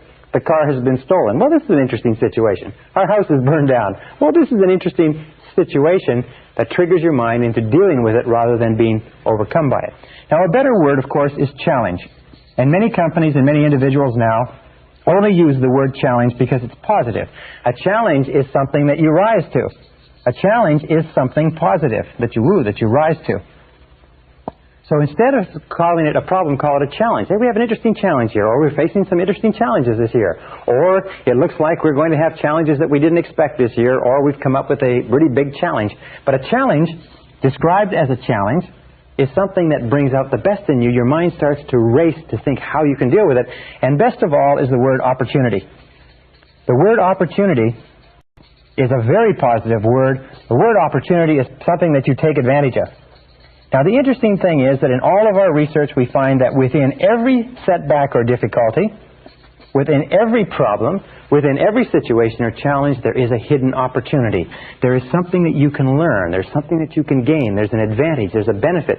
There is something, and we know because of the law of substitution that if we are looking for the opportunity in any situation, we cannot at the same time think about what would cause us to become stressed and anxious. You cannot think of it as a problem and as an opportunity at the same time. The one thought, the positive thought, knocks out the negative thought. So when we look at successful people, we find that successful people are those who keep their minds on what they want, and they look for the opportunity, they look for the challenge, they look for the positive part of any setback or difficulty. Remember, we talked about the superconscious mind, is that setbacks and difficulties very often come to us to tell us to change course or direction, to get onto the right track, to get to where we're going. So instead of becoming frustrated or upset, let's look upon it as a great possibility and look into it for the advantage or benefit. Now, the third step in dealing with any situation or challenge is to define it clearly. Define it clearly. Now, I use this method, by the way, all the time. I just simply take any goal or difficulty that I have, and I run it through this whole thing. And I run it down, and I just go through the analysis, and I always come out at the end with a solution. Define it clearly. Think on paper. Do it in writing. Think on paper. All successful people think on paper. Unsuccessful people don't think on paper. Why don't unsuccessful people think on paper? Because they're too lazy to think on paper. Think on paper. Write it down. Say, what is it that I'm worried about? What is the difficulty? What is the situation? And define it clearly. Remember we said before, a hallmark of genius is clarity. A hallmark of failure is fuzziness. Number 4 is ask yourself, what are all the possible causes? What are all the possible causes? The natural tendency in our impatient society is for us to, if we get to the point of defining the difficulty or the challenge, is to leap to a conclusion and say, let's do this. Instead, what a doctor does, for instance, is a doctor steps back and says, all right, you have this pain, you have this difficulty, you have this ailment that's being manifested in these symptoms. Now, let's look at what all the possible causes may be. What do you eat? What do you drink? What is your lifestyle like? What sort of stresses exist in your life, and so on? Sometimes you'll find that 50% of all of your difficulties can be resolved by defining them clearly. Another 25% of your difficulties can be resolved by determining the causes. Sometimes if you can determine what the causes are, then you say, well, if that's the cause, then you eliminate the cause, the situation is resolved. The 5th step, if you have not resolved it at step 3 or step 4, the next step is you say, what are all the possible solutions? What are all the possible solutions? Now, not just the logical solutions, but go beyond that. If you come up with a solution very quickly that seems like the logical solution, then ask yourself, what if that didn't work? Then what else would we do? The Roger Von Oak says, always look for what is called the second right answer. Once you have one right answer, and you say, well, this looks like the answer to this difficulty, ask yourself, what is the second right answer? Very, very good exercise, because if the first solution doesn't work, you've already got a second solution already developed. So you ask, what are all the possible solutions? What is the solution? What's the opposite of the solution? What if we just did nothing? What if we did it twice as hard? What if we tried something else completely? What if we used lateral thinking? Instead of trying to dig this hole deeper, we went and dug another hole. What if we got out of this market completely? What if we got out of this job or this relationship completely? Rather than trying to solve the job or the relationship, what if we went somewhere else and started over? What would be the second right answer? Now, here's a critical point. From this point onward, once you've gotten to number 5, think and talk only about the solutions. Think and talk only about the solutions. You see, because of the law of concentration, because of the law of substitution, because of the law of attraction, what happens? Well, I'll tell you what happens. Most people talk about the problems all the time. They think about the problems, they worry about the problems, they vividly imagine the problems, they discuss the problems, and they have more and more and more problems. The law of substitution says if you think and talk about the problems, your mind is going to become preoccupied with negativity. The law of attraction says if you think and talk about the problems, you're going to attract more problems into your life. The law of correspondence says that the more you think and talk about problems, the more they preoccupy your mind, the more your external world is going to be characterized by problems. The difference between winners and losers, heroes and non-heroes, successes and failures is this, is that successful people, winners, are solution-oriented. They are solution-oriented. They think about the solutions. They talk about the solutions. They're always asking this question. Here is the big question. What do we do from here? What can we do from here? In other words, they are always future-oriented, always oriented toward the future. Losers are always oriented toward the past. Losers always want to know who did it, who's to blame, who's responsible, how do we cut our losses. The winner always looks forward and says, where do we go from here? What do we do from here? What's the solution from here? How can we improve this situation? How can we adjust, adapt, modify, and so on? Once you get here, the next step is pretty simple. Number 6 is make a decision. Make a decision. Now, any decision is better than no decision. 80% of all difficulties should be resolved, and the decision should be made at this step, at exactly the time that they come up. In other words, whenever you have a difficulty, now is the time to make 80% of your decisions. Indecision, by the way, indecisiveness is a major reason for failure. Indecisive people don't succeed in life. Being decisive is more important than being correct, because the more decisions that you make, the more feedback you get, the smarter you become, the more accurate your decisions become. The fewer decisions you make, the less feedback you get, the less learning takes place, the poorer a decision maker you become. So make a decision. Remember, 80% should be made right now, and the others can be made simply by saying, all right, I can't make the decision now, I need more information. I'll set a deadline, Thursday at noon, I'll make the decision no matter what information I have. Number 7, by the way, this is a great tension reliever. Great tension relievers make decisions. Indecisiveness is a major source of stress. Number 7 is assign responsibility. Assign responsibility. In other words, ask yourself this question. This is the big question. Who is going to do it? Who is going to do it? Very often people will go through this exercise, they'll make the decision, they'll be happy, they'll be elated, the stress and difficulty is gone, and then they all go back to work and they come back to a meeting 2 weeks later and nothing has been done because nobody has been assigned specific, and that's probably the word, assigned specific responsibility. Who is going to do what exactly? And that brings us to number 8, set a deadline. Say, I want this done by such and such a day. Well, let's agree that it's going to be done by such and such a day, Thursday, 12 o'clock noon, we will review it again. And of course, once you've set a deadline, number 9 is take action. Launch. Do you know, an interesting time management study I read recently says that 20% of the work, the first 20% usually accounts for 80% of the value of the job. If you can launch it, they say well begun is half done. And number 10 is inspect what you expect. Inspect what you expect. One of the most important rules of success in life is once you have made an agreement that something is going to be done, inspect it, check on it, control it, monitor it, keep in touch. I have a good friend that says that delegation is essential, but not abdication. Make a decision. Once you have assigned somebody, you've asked somebody to do it, keep in touch with them. If it's important enough for you to have it done by that deadline, it's important enough for you to follow up and check. All right, there's one final method of creative thinking which you can use with your husband or wife, with your coworkers, with your friends, with your associates. One of the most powerful methods ever developed. First written about by Alex Osborne in his book Applied Imagination in 1946, and it's called brainstorming.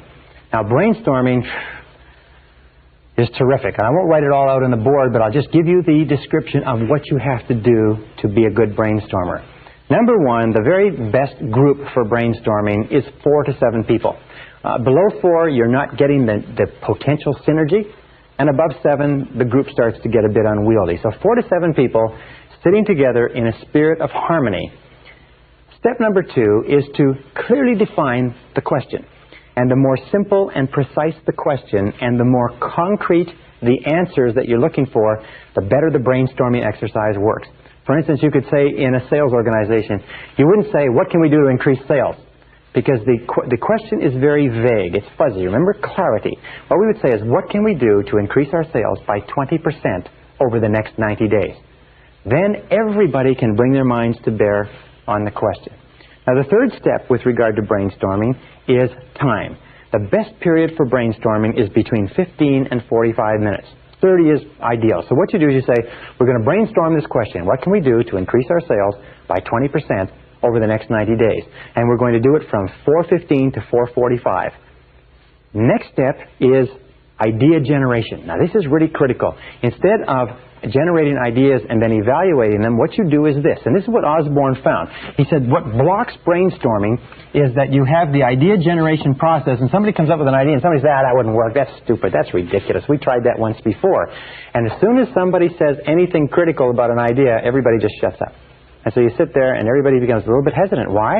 It's because when you criticize an idea, you trigger the deep down fear of rejection that goes back to early childhood. So what you do is you divide. You have idea evaluation, this section, and idea generation separated by a wall of time, so that you put time between the two. And here you go for quantity of ideas. So in a 30-minute session, say 30 minutes, you say, let's see how many ideas we can generate focused on how we can increase our sales by 20% over the next 90 days. And over here, you can take more time, and here you go for quality.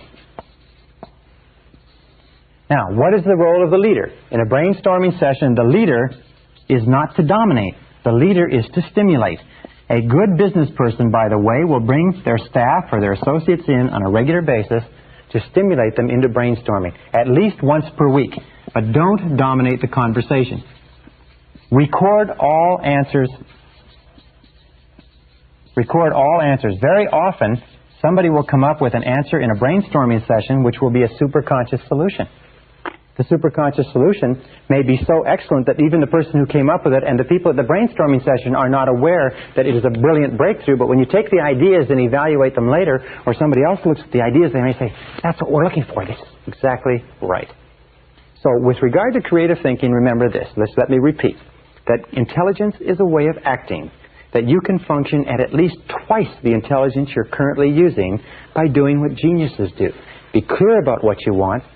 Concentrate single-mindedly on the goal, the problem, the situation, or the outcome you desire. Keep an open mind. Be flexible and look at all possibilities. And then use systematic methods of problem solving like we've discussed. Try any one of these methods. Use them on a regular and systematic basis, and I can guarantee you, you will be astonished at how smart you really are. This is the end of Side 2. Please fast forward the tape to the end to cue up Side 1 for your next listening.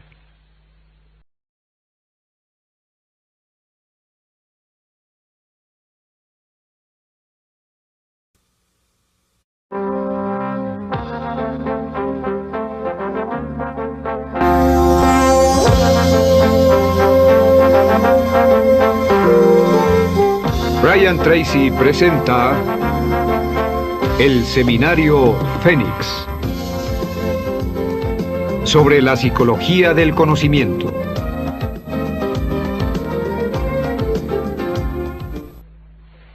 Session 24, Developing a Success Personality. The great steel magnate, Andrew Carnegie, who accumulated a fortune of over $500 million at the beginning of this century, starting as a penniless immigrant, once said that I will pay more for the ability to get along with others than for any other single skill. And today, in our society, your ability to get along with other people, your social intelligence, is the most valuable, most precious single asset that you have. Not only in terms of your career, not only in terms of your marriage and your relationships, but in terms of your own mental well-being. In this session, we're going to talk about developing a success personality. We're going to talk about developing the quintessence of mental health, which is a positive personality, a positive mental attitude, the kind of person that everybody likes to be around, the kind of person who is welcome everywhere.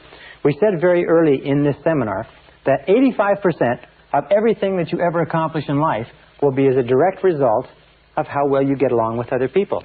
That today, even the biggest companies in America are hiring on the basis of personality and attitude rather than on the basis of grades, proficiency, skills, and experience. Why? It's because if the person has the right personality skills, they can learn anything else they need in order to be successful. But if the person has all the skills in the world and a lousy personality, there's no way that they can take the responsibility of changing it. So 85% of our happiness in life, according to the research, comes from happy involvement with other people. Also, 85% of all of our problems in life come from unhappy involvement with other people. The other 15%, in case you're interested, comes from achievement. So it is possible for us to get a certain amount of satisfaction in life from achievement, from success, from making money, building businesses and careers and so on, but most of our happiness is going to come from our relationships. So in this session, we're going to show you how you can dramatically improve the quality of your relationships doing some very, very simple things. We know, with regard to your relationships, that there is a direct relationship between how well you get along with other people and the health of your personality. In fact, everybody wants to have a more healthy personality. So let's look at how you measure healthy personality. What are some of the simple measures? Well, we've talked about several of them in the course of this seminar. Number one measure of healthy personality, of course, is how much you like yourself. How much you like yourself is the core of your personality. People who like themselves a lot have very healthy personalities. Number two, measure of healthy personality is how much responsibility you accept. People who accept a lot of responsibility for themselves, who look upon themselves as being the key agents in their lives, people who refuse to blame other people, have very healthy personalities. Another example of healthy personality is how easily you forgive.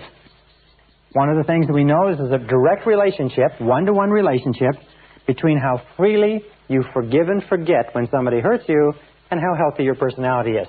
Number 4 measure of healthy personality is what is called positive expectations. The degree to which you look for the good in everything and everybody around you. People who have a propensity to look for the good are truly healthy people. And the 4th measure, or the 5th measure of healthy personality is what we're talking about today, is how well you get along with others. How well you get along with others. As a matter of fact, you really cannot have a healthy personality in isolation of your relationships with other human beings. Wonderfully enough, there is a law of reciprocity in this, is that the more you like yourself, the more you like others. The more responsibility you accept, the better you get along with them. The more you freely forgive and forget and refuse to hold grudges, the more it improves the quality of your relationships. The more you look for the good in people and situations, the better you get along with yourself and them. And the better you get along with other people, surprise, surprise, the more you like yourself. So it's a wonderful series of reciprocal relationships. And this brings us to an important law, one of the last laws we'll talk about, probably the last. It's called the law of indirect effort. And the law of indirect effort simply says that in our relationships with other people, we have a tendency to get the things that we want indirectly faster than directly. Now I can give you a very simple example. If you try to go after things directly in your relationships, often you'll be frustrated, often you'll be humiliated, you'll be embarrassed, and so on. Let me give you a couple of examples. For instance, if you want to impress other people, okay? If you want to impress other people, have you ever tried to impress someone else? Somebody you thought was important or valuable and you tried to impress them? Have you ever tried to impress someone else? What you end up doing is exactly the opposite. But the way that you impress other people is simply this, is be impressed by them. Be impressed by them. If you want other people to be interested in you, what is the way, using the law of indirect effort, what is the way that you get people to be interested in you? Is, of course, be interested in them. If you want people to like you, what's the best way? It's to like them. If you want people to respect you, what is the best way? It's to respect them. In every case, this law of indirect effort works in building our human relationships. One final point. We've talked about some of the mental laws, and I'd like to just refer you to 3. One is the law of sowing and reaping. The law of sowing and reaping says the quality of your relationships, what you are reaping in your relationships at any given moment, is a result of what you have sown in those relationships. What you are getting in your relationships has very little to do with the other person or with fate or with background or nature. What it has to do with what you have sown is with what you've sown. Law of correspondence says that your external world will correspond to your internal world, as within, so without, especially in your relationships. And of course, the law of attraction says you always attract to you people who are very much like you are inside. If you want to change the quality of your relationships, the starting point is to change the quality of your relationships with yourself, and your external relationships will mirror that. Now, when we talk about this, how well you get along with others, let's show a very, very simple graph. And this is the graph of human personality, from the most introverted to the most extroverted, or if you like, from an inner-directed person to an outer-directed person. And the person who has a truly healthy personality can get along with a great variety of people going from the median. And the median, of course, is the average personality, not introverted or extroverted. Now, we can superimpose on this, I guess this is the center, we can superimpose on this another graph. And this is the graph of self-esteem, from high self-esteem to low self-esteem. And we find a very interesting thing, and this graph is my own creation. We find that the graph is like this. That if you have a low level of self-esteem, say down here, you don't particularly like yourself or you have feelings of inferiority or negativity, then the number of people that you can get along with will be limited to people who are pretty much in the middle of the spectrum. People who have, if you might call them, very easy to get along with, neutral, bland personalities. However, as you go up the ladder of self-esteem, as you like and respect and accept yourself more and more, the number of people that you can get along with expands. As your level of self-esteem goes up, you can get along with more and more people across this spectrum, if you like. And as you get to the point where you have high levels of self-esteem and self-acceptance, you find you can get along with almost anybody that you meet. And since, of course, the great business of life is getting along with as many people as possible, because the more people you can get along with, the more opportunities you have to live an interesting, fascinating, exciting life. Wonderful thing is, as your self-esteem goes up by working on yourself, the quality of your relationships with others expands. So what is the key to raising your own self-esteem? Wonderfully enough, because of the law of reciprocity, every single thing that you do that raises the self-esteem of someone else raises your own self-esteem at the same time.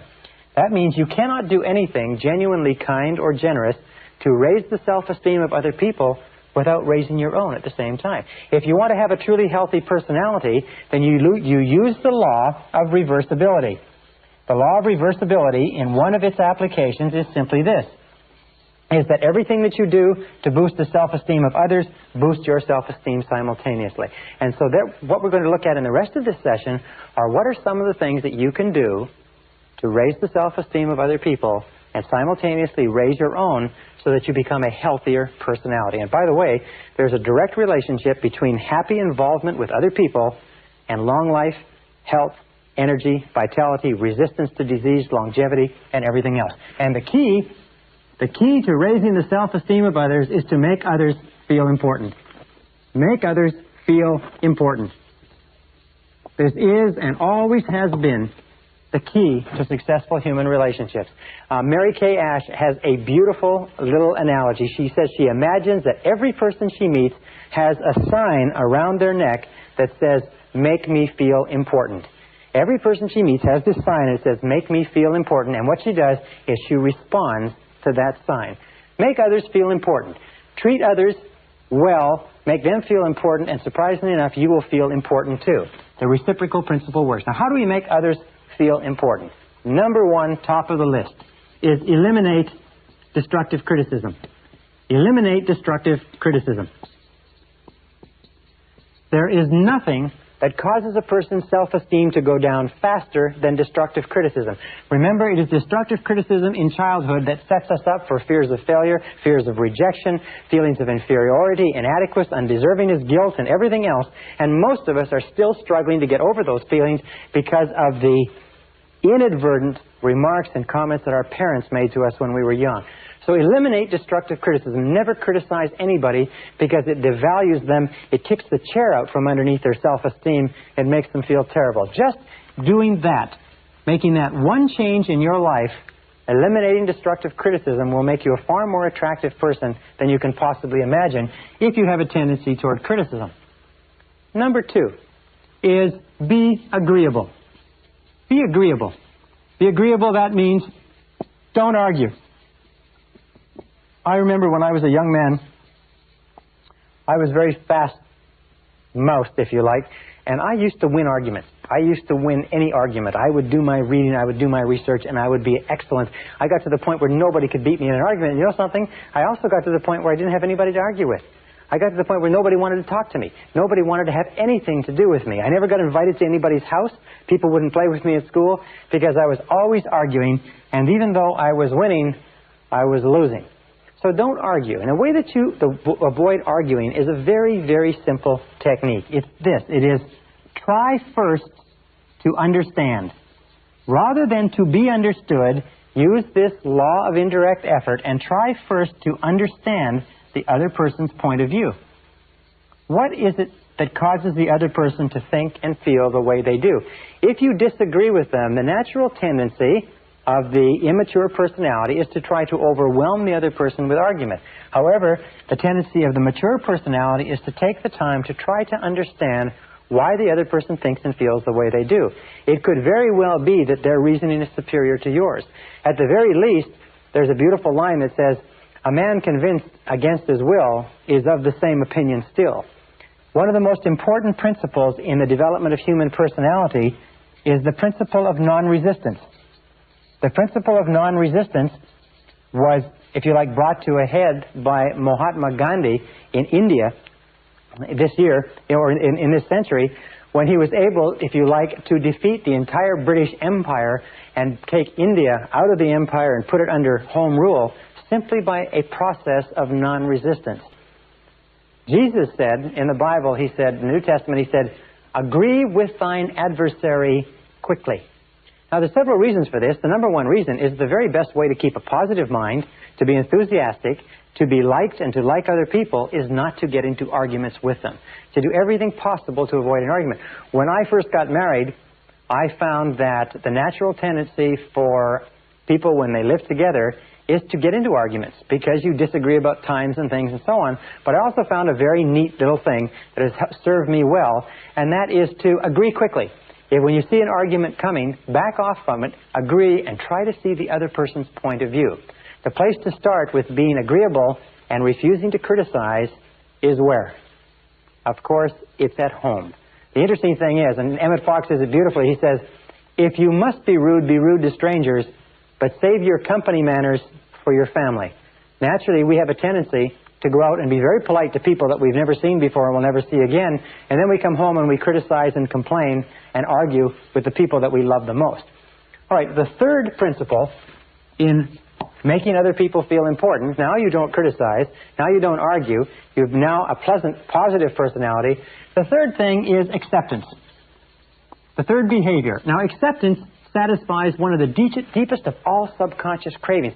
Remember, when we come into the world, what we want more than anything else is to be accepted by our parents, to be unconditionally loved and approved of and accepted by our parents. And when we grow up as adults, we still need that love and approval. And the way that we convey acceptance is very simply this: smile.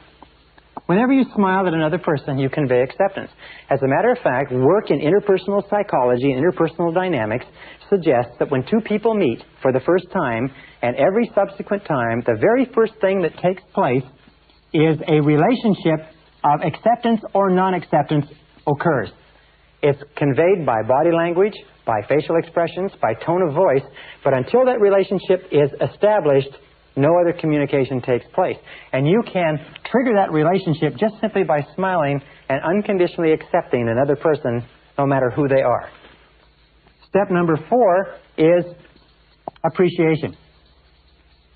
Appreciation, like acceptance, whenever you engage in any kind of appreciation, you raise the self-esteem of the other person. When you smile, by the way, some interesting research seems to suggest that when you smile, not only do you cause the other person to feel positive, but the effort of smiling actually triggers endorphins in the brain and gives you a generalized sense of well-being. And they say even an insincere smile is better than a sincere frown. So smile. Force yourself to smile, and you will find that you can act your way into feeling like smiling just by making a habit of smiling at other people. With regard to appreciation, how do we express appreciation? We use the word thank you over and over again. Saying thank you to your spouse, saying thank you to your children, saying thank you to your coworkers and your subordinates, saying thank you to people in restaurants, saying thank you on a regular basis when you feel it. Expressing gratitude raises people's self-esteem like the mercury in a thermometer on a hot day. And you'll find that the most powerful men and women, the most successful men and women, tend to be very gracious and they tend to be very courteous. The television characterizations or caricaturizations of men and women who are powerful but who are peremptory and push people around are not very close to the real world, because people become powerful and successful to the degree to which they get the cooperation of other people. And people only have a tendency to cooperate with others if the others are the type of people that they like to work with. So be gracious, be courteous, be appreciative, say thank you. Thomas Carlyle once said that you can tell a big person by the way they treat little people, and that's very true. Number 5 is admiration. Admiration means admiring the traits of another person. If the person is industrious or punctual or hardworking or accurate, or admiring the possessions of another person. You see, we get emotionally involved and bound up in our characters and our personalities, and when somebody recognizes and acknowledges it and admires it, we feel tremendous. We get caught up in our possessions. We're proud of our homes, our cars. We're proud of our watches, our shoes. We're proud of our children. We're proud of our offices. And if a person says, boy, that looks nice, or that's a great-looking car, or that's a beautiful house, or this is a lovely living room, or that's an excellent suit, anything that we say, as long as it is sincere.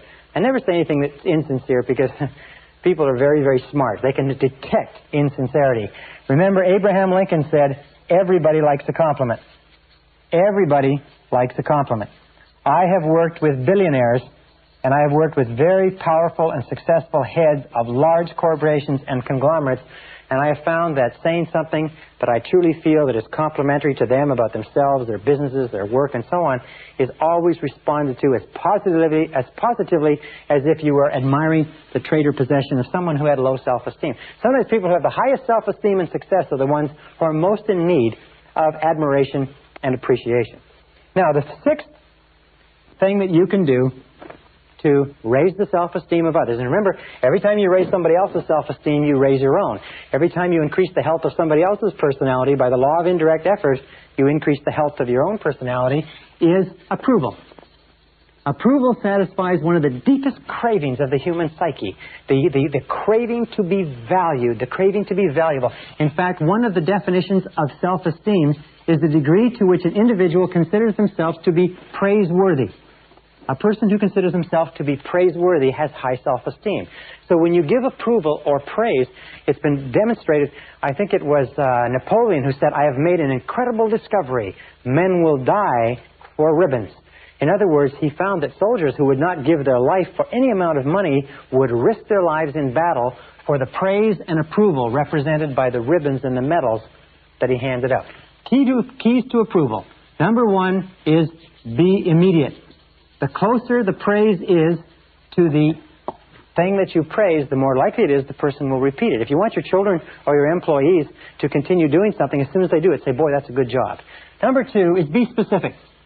Say, boy, you did a wonderful job on that lawn, that house, that letter, whatever it happens to be. The more immediate and specific the praise, the more rapidly it raises self-esteem, the more likely it is that the behavior will be repeated. And third of all, be public with your praise. Whenever you give recognition in public, it doubles or triples the impact because the effect of other people's opinions on our behavior is tremendous. In fact, there's a lot of evidence that suggests that we are who we are and we do what we do because of the way we think other people think of us. We're strongly affected by other people's opinions. All right, number 7 is attention. Now, attention is one of the most powerful ways to raise self-esteem. Attention means listening. Why is attention and listening so powerful? It's because we always pay attention to that which we value, and we always ignore that which we do not value. So if you want to tell a person that you value them, that they are in effect valuable, pay close attention to them, listen to them, spend time with them. Now here's some of the keys to attention. Number 1 is listen attentively. Listen attentively. Listen without interruptions. Listen patiently, listen closely. Number 2 is pause before replying. Pause before replying. Don't interrupt. Let the person say everything that they have to say and pause. Wait. Show them that you are really considering what they're saying. Number 3 is question for clarification. Instead of rushing in to speak, question to clarify what the person has said, which is a way of telling them for sure that you're really listening. And here's the best of all questions. How do you mean? When you're listening to a person speak and you want to fully understand and you want to tell them that you're listening, say, how do you mean exactly? And ask for them to explain to you clearly. And finally, remember the boomerang. And the boomerang says simply this. It says that any genuine emotion expressed by you toward any other person is going to boomerang back on you. Just like the law of sowing and reaping, the law of cause and effect, the law of attraction, the law of correspondence says that any genuine emotion, now that's a genuine emotion. In other words, if you say something positive about someone else, it's going to go out to that person and it's going to come back and it's going to boomerang on you. So say only good things. When you talk about other people, talk about them as though what you were saying was going to be printed in the paper. When you think about other people, send out positive thoughts and positive ideas. Think all the time about how you can make other people feel important. Treat other people as though they were the most valuable people in the world, because to them, they believe they are. And the final rule with regard to superior human relations is what we call the golden rule. The rule simply says, love your neighbor as yourself. Like your neighbor as yourself. Treat your neighbor as yourself. Ask yourself in any situation, how would I like to be treated in this situation? Ask yourself, when you're in a difficult situation with someone or an argument or a disagreement, say, if the conditions were reversed, how would I like to be treated in this situation? And here's something that you can do. Pick a role model. Pick the person that you admire more than anybody else in the world in terms of their personality. And whenever you're in a situation with someone else, pretend you are like that person.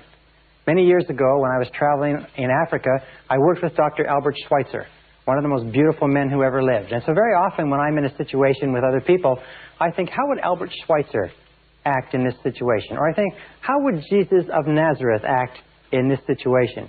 And if you use that as your role model, and if you use the credo of making other people feel important as your guiding light, you will develop a success personality that will lead you to accomplishing everything that you want in life in a world filled with other people.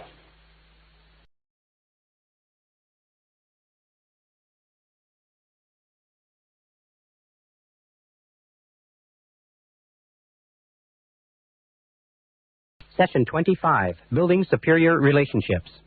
One of the oldest cliches is that be it ever so humble, there's no place like home. Benjamin Disraeli, the great Prime Minister of England, once said that no success in public life can compensate for failure in the home. And when we started this seminar several sessions ago, we talked about the importance of the power of love, and that how you and I as human beings are love-tropic organisms, that everything that we do is either to get love or to compensate for the lack of love. And there's no place where this is more important than in the quality of the intimate relationships that we form with other people. In fact, one of the measures of mental health, according to Abraham Maslow, is your ability to enter into long-term, intimate, loving relationships with other members of the human race. And I want to talk in this session about some of the things that might help you, which have helped me to enjoy a higher quality of loving relationships with your mate or your spouse or the person that is most important to you. First of all, let's talk about the idea of what makes a relationship successful. And I think that there are 6 keys that make a relationship successful. 6 keys to successful relationships. Let me explain them to you one at a time. Number 1 is, of course, similarities attract. Similarities attract. Similarities attract in almost all areas, but especially in the areas of values, in the areas of attitudes toward the critical things like children, like money, do you know that, and like sex. For instance, that arguments over money are not one of the number 1 reasons why marriages break down, young marriages break down, and probably older marriages too. Arguments over sex are number 2. Arguments over leisure time, what we're going to do when we're not working, are the number 3 reason why relationships break down. So similarities are very, very important. It's sort of like when you meet the person who is right for you, there will be a chemistry. They call it a right chemistry. It feels good. It feels right because you will be in accord or in harmony on almost all of the critical areas of life. We find that virtually all of your difficulties come is when you from clashing with people who have different opinions and ideas from you. Now, with regard to similarities, the most important part of you as a human being is your self-concept, your central belief system. And your central belief system with regard to your relationship to the world is summarized in your values. What you think is right, what you think is wrong, what you think is good, what you think is unacceptable. Your values are very important, and any clash with your values in life will be destructive to your mental health. Outside your values, you have your mental life. These are your ideas, they may be your political opinions, they may have to do with philosophy and so on. They're not as important as your values because they change far more readily. Outside that, you have your emotional life or your emotional temperament. You'll find that people with similar emotional temperaments seem to get along the best. And finally, on the outer ring, the least important is the physical. Is the physical attraction or physical similarity or physical comparisons. However, there's a lot of research that shows that people tend to marry people who look very similar to themselves. That the highest form of flattery is marriage, that we tend to be attracted to people who have facial features very similar to our own. That's why they say when people grow older, they start to look like each other. Well, if they examine the wedding photographs, they find that they started off looking like each other, and that's why they look like each other more when they grow older. Number 2 key to successful relationships is that opposites attract. Opposites attract. But opposites attract in only one area, and this is important, and that's in temperament. You see, nature requires balance in all things, yin and yang, active and passive. So nature requires that there be a balance in temperament. An extroverted person will be most compatible with an introverted person. 2 people who are equally introverted or extroverted will be most compatible. But here's a very simple test for relationships. Male or female, male, female, female. It's what we call the conversation test. In any conversation between 2 people who are temperamentally suited, there will be the entire period of time allocated for conversation will be full of easy conversation plus about 10% of easy silences.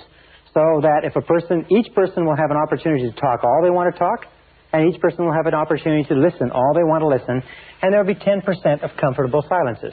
Now, you may have a person who gets all their talking done in 30% of the time. And you may have another person who gets all their talking done in 60% of the time. With that 10% gap, and these people will be very compatible. However, where you have problems in relationships is you have people who only like to talk 30% on the one side, and a person who only likes to talk 30% on the other side, so you have big gaps of uncomfortable silence where neither has anything to say. Or the other example is where you have 2 people, each of whom have to talk 70% of the time, so you have a big clash over airtime.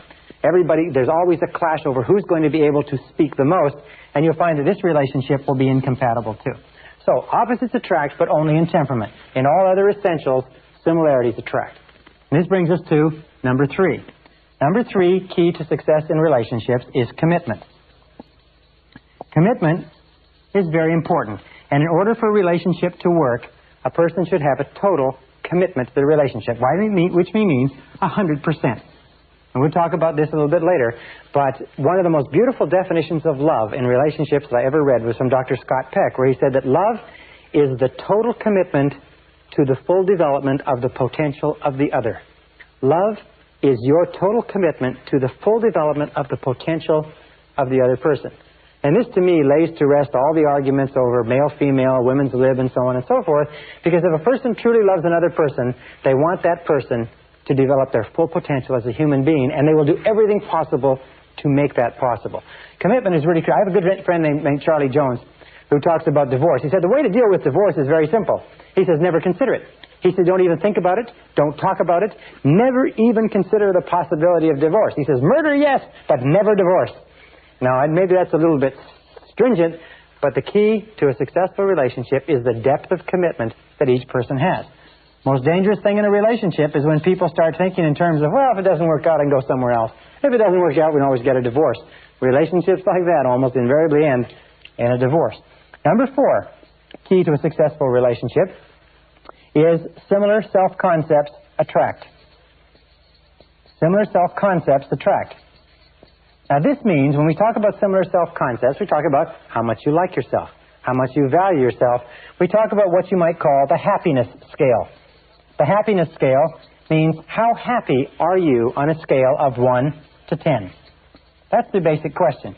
You will find that you will always be most compatible with a person who is just about as happy as you are. If ever you get involved in a relationship with a person who is unhappy, and you allow yourself to be deluded into believing that you're going to bring them up and they're going to be happy at your level because you're going to help them, you're entering into a fool's game, because most people who are unhappy are quite happy being unhappy, and they have no intention of changing.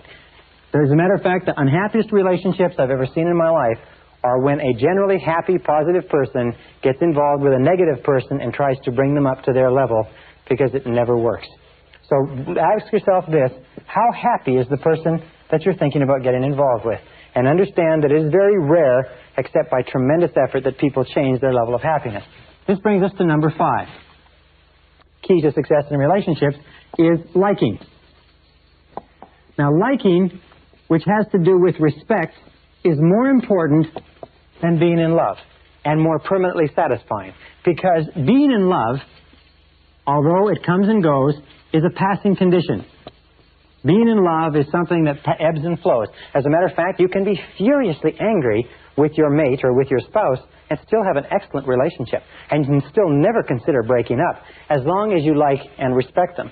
But if the liking and the respecting goes out of a relationship, the being in love or the infatuation is never enough to hold it together. Now, here's a simple test with regard to liking. It's what I call the best friend test. The best friend test simply says that if you are ideally suited to your mate will be your best friend. That there will be nobody that you would rather spend time with. There will be nobody that you trust more. There will be nobody that you would be more open, honest, candid, and frank with. That your mate or your spouse will be your best friend. It's the simplest measure of all, because you cannot force being best friends. Best friends just happens naturally when everything is right. On the other hand, if you are in a situation where you could not tell your spouse or your mate a lot of the things that are important to you, where you talk to other people more than you talk to them, where you have a lot of secrets that you keep from them, or a lot of things that you keep inside yourself, then generally speaking, you are probably not involved with your best friend, and the prognosis for your relationship is not very good. Number 6, requirement for happiness in relationships is communications. Now, communications, or communicating back and forth in a relationship, is the elixir that keeps a relationship alive. Without it, a relationship dies. Without it, the relationship has no possibility. And good communications in a relationship not only require speaking and listening, not only require trying to understand, give and take, but they require time. And they require a high quality and a high quantity of time. Very important, quality and quantity of time. What my wife and I do on a regular basis is we will go on a trip. And sometimes we'll go on a trip to a place that takes 3 or 4 hours, and we'll leave the children with a housekeeper or someone else, and we will drive in that car, no radio, no tapes, for 3 or 4 hours and just talk. And we'll get some of the highest quality and quantity of talk and conversation. And so if you use that analogy, what you might call a car trip analogy, which is uninterrupted conversation with your spouse over an extended period of time, you'll find the most remarkable things will happen. But if you're not spending a high quality and quantity of time with your spouse or your mate, the relationship is going to suffer, and many relationships will die as a result. Now, 2 critical points with regard to this, from my point of view as a man. Number 1 is, remember that men are not mind readers. One of the hardest things for women to understand is that men are not mind readers. They do not know what women mean or what women want them to think half the time. And it is not fair for women to expect men to know what is bothering them or what they want or what they need. And number 2, remember this, that men are direct, women are indirect. What does this mean? Well, if a man and a woman are driving down the street and the woman is thirsty, she might say, as they pass a McDonald's, she might say, "Honey, are you thirsty?" And he'll say, "Nope," and keep on driving. What she was trying to say was that she was thirsty, why don't they stop? Now, the man, on the other hand, if he saw the McDonald's and was thirsty, he said, "I'm thirsty, let's stop." So women tend to be indirect, and they get really angry when men don't understand what they were trying to say. So one of the best things that you can do in communications is be a little bit more direct. Be a little bit more clear, a little bit more specific. Now, an important point with regard to men. According to a recent survey, a recent study, it shows that men are 95% more likely to interrupt a woman in a conversation than a woman is likely to interrupt a man. And one of the best things that you can do in a relationship, you men out there, is take time to listen to your spouses. One of the gentlemen who went through my seminar said the most valuable thing he got from this part on human relations was when you go home at night, before you, the man, the direct person, the extrovert, starts telling your woman all about everything that went on during the course of the day, ask her how her day has been. Ask her how her day has unfolded. What has happened to her? How are things going with her? Try doing that as a discipline, and you'll be literally astonished at what it will do for your relationship. And then listen without interruption. Listen and pause before replying. Listen and ask questions for clarification. Listen and give positive feedback. All right. Now let's talk about some of the problems in relationships.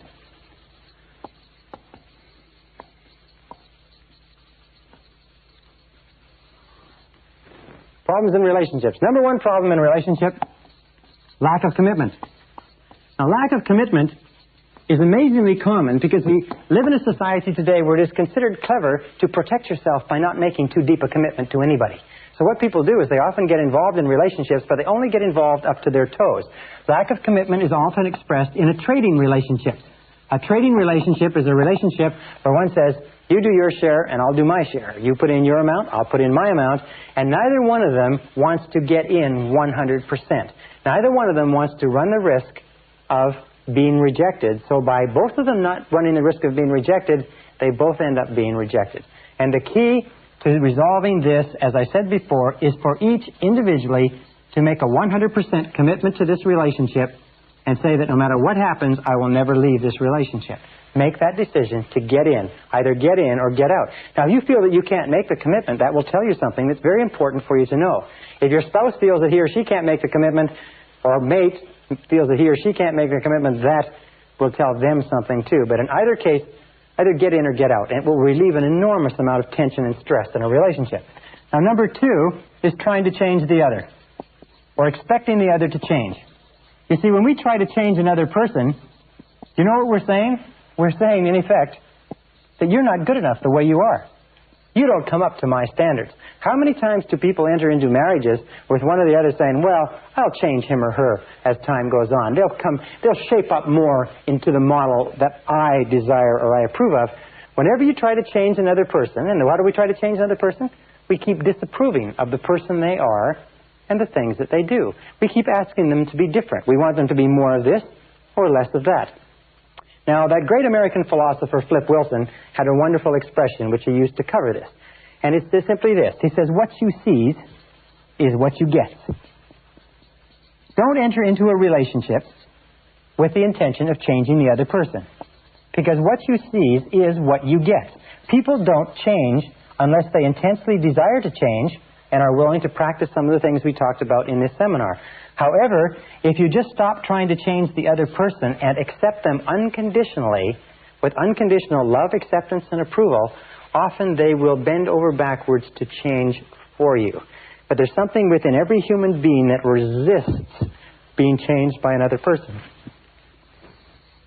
Number three, cause of problems or in relationships is jealousy. Now, jealousy has to do with the fear of failure. Where does jealousy come from? It comes from deep down inside. We don't feel that we're good enough. It comes from this old feeling of low self-esteem. I'm not good enough. This is something, by the way, that is rooted in our inferiority complex. Alfred Adler, the great psychologist, the disciple of Freud, said that the natural human condition is that of feeling inferior. The reason for that is because we grow up as children in a world of giants where we are made to feel inferior because we're so small. And as adults, we are continually struggling against this inferiority complex. This feeling that I'm not good enough leads to feelings of jealousy. The feeling is that that other person could never love me unconditionally. Therefore, I'm not safe. I'm not okay in this relationship. And the way that you get over this feeling of jealousy is work on your own self-concept and say over and over again, I like myself. I like myself, or I love myself. Because the more you boost your own self-esteem, remember there's an inverse relationship between these fears and how much you like yourself. The more you like yourself, the more your self-esteem goes up, the more your fears of jealousy, fears of rejection, fears of loss of love, and so on go down. So be alert to jealousy, and remember though, it has nothing to do with the other person. It has only to do with the person experiencing it. And I'll say one more thing, is that it is not clever to make somebody feel jealous. It is not smart, it is not clever, it is not fashionable. It is just an unkind and cruel thing to do, especially if it is successful. Now, number 4 is self-pity. Where does self-pity come from? Well, there's several sources. Almost invariably, self-pity comes from having had a parent who was very good at self-pity. So what we did is we imitated the parent. As we grow up, we find opportunities to experience self-pity ourselves. Self-pity is also rooted in low self-esteem. It's not liking ourselves very much. Now, what is the solution for self-pity? Very simply this, is get busy. Get busy. People who are busy, people who are working on something that's important, people who have a worthwhile purpose in life, do not experience self-pity.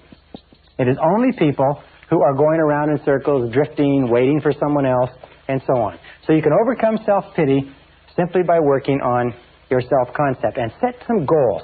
Set clear, specific goals and get going on them. Remember the law of substitution. It says you can't feel sorry for yourself. You can't even feel jealous. You can't even feel angry if you're busy working on goals that are important to you.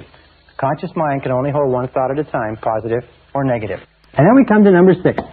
Number 6 is a major reason which sort of summarizes everything that we've talked about up to now as a major problem in relationships, and it is called incompatibility. Incompatibility means that you and the other person are not compatible. Now this is very, very hard for us to accept because of fears of rejection and failure. We often stay in relationships long past the point where it's clear that we no longer have anything in common. And we do that for a variety of different reasons. One, we do that because we don't want people to think that we have failed.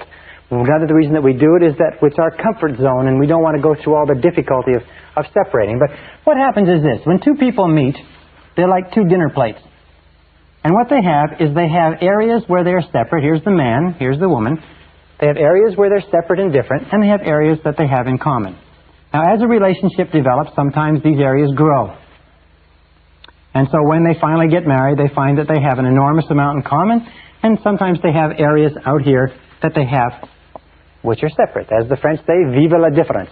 Or, long live the difference between men and women. However, especially in our 20s, as we grow and evolve and change rapidly, what can happen is that we can grow apart. And we can reach the point where the man and the woman now have a great gap between them. They have very little in common. How can you tell when incompatibility is set into a relationship? Number 1, the first thing that goes is the laughter. Is people stop laughing together. And the second thing that goes is the friendship. Is they don't look upon themselves as friends anymore. They look upon themselves as sort of people that are forced together. Now, if incompatibility is set into a relationship, the natural thing to do, the best thing to do, is to try to patch it up. Try to find some kind of a bridge.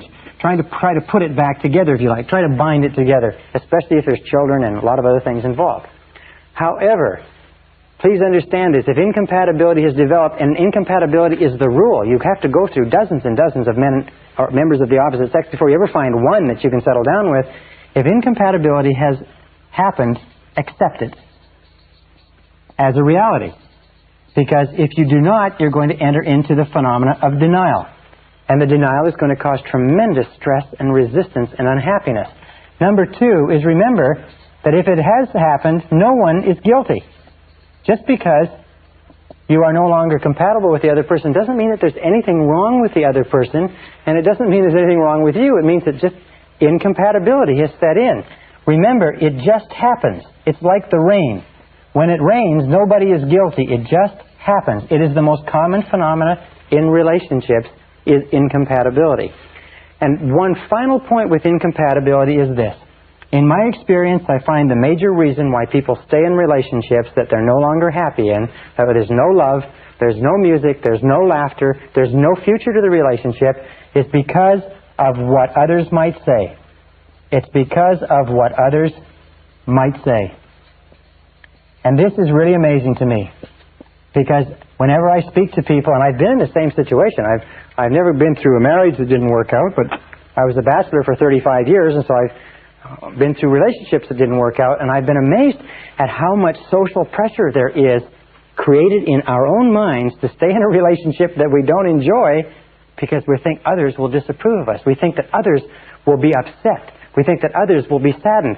And the fact of the matter is, as everybody eventually finds out, is that nobody cares as much about your relationship as you do, and if you sacrifice your peace of mind for what you think others might say, you will never, never be happy. Incompatibility is a reality.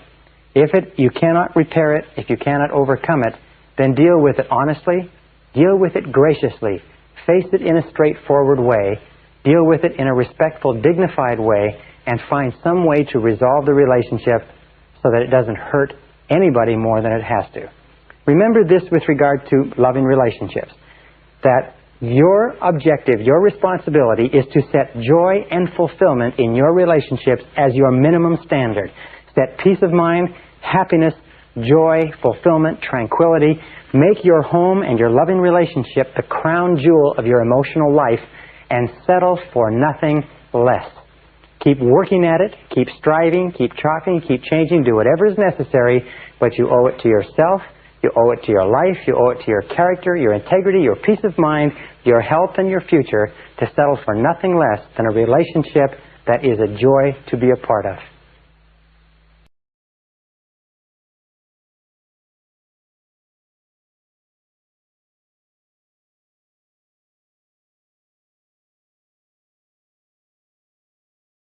Session 26, How to Raise Super Kids.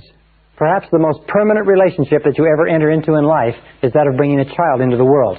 It outlasts many marriages, it outlasts jobs and careers, it outlasts money and locations and businesses. It lasts until one or the other of you passes on. And most of us come into this world without any idea of how to raise children. We come in without any basic parenting skills. And the great tragedy is that most people don't make any effort to pick up any skills. It's possible today for you to learn so much about how to raise happy, healthy, self-confident, wonderful, loving, vibrant, fulfilled children. There's so much information available on it, and you know that about 80 to 90% of parents never bother to buy a book on the subject or consult an expert or even seek advice except from their mother-in-law or from the person in the backyard.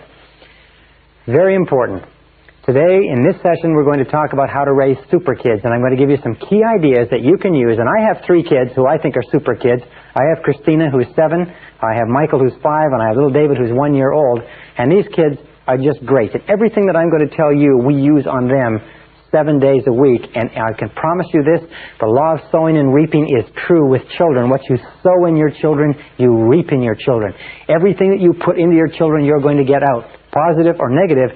But if you put good into your children, the wonderful thing is that they will blossom like flowers. So this starts us off with a basic question. What is the role of parenting? What is the key role of parenting? The answer to that question, in my estimation, is very simple. The role of parenting, most important job that we enter into, the role of parenting is to nurture children.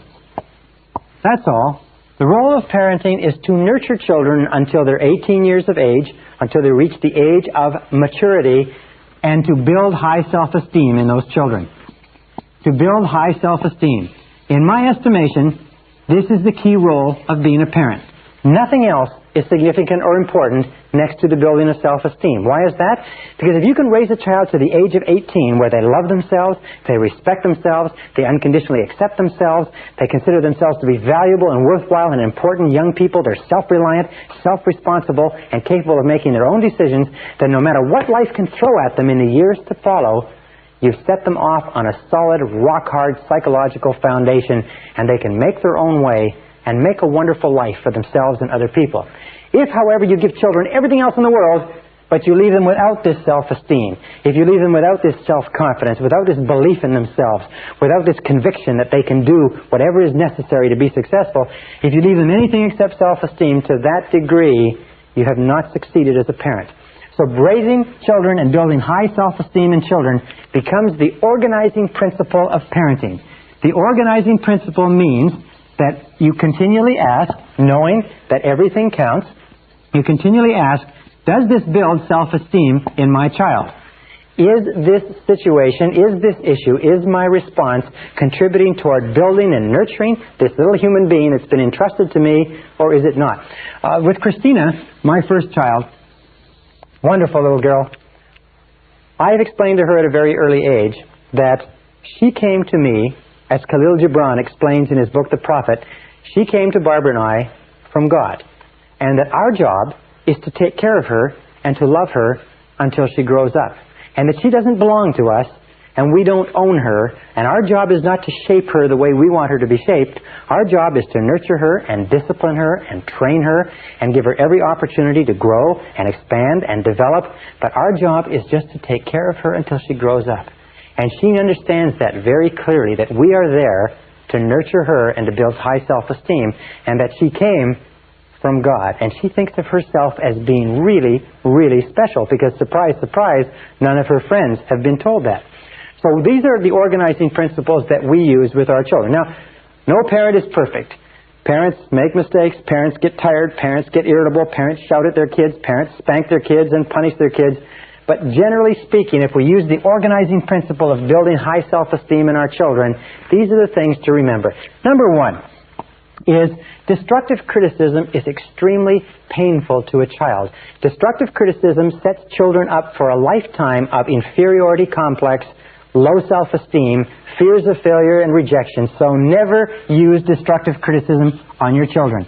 Never run your children down. Never use destructive criticism on your children.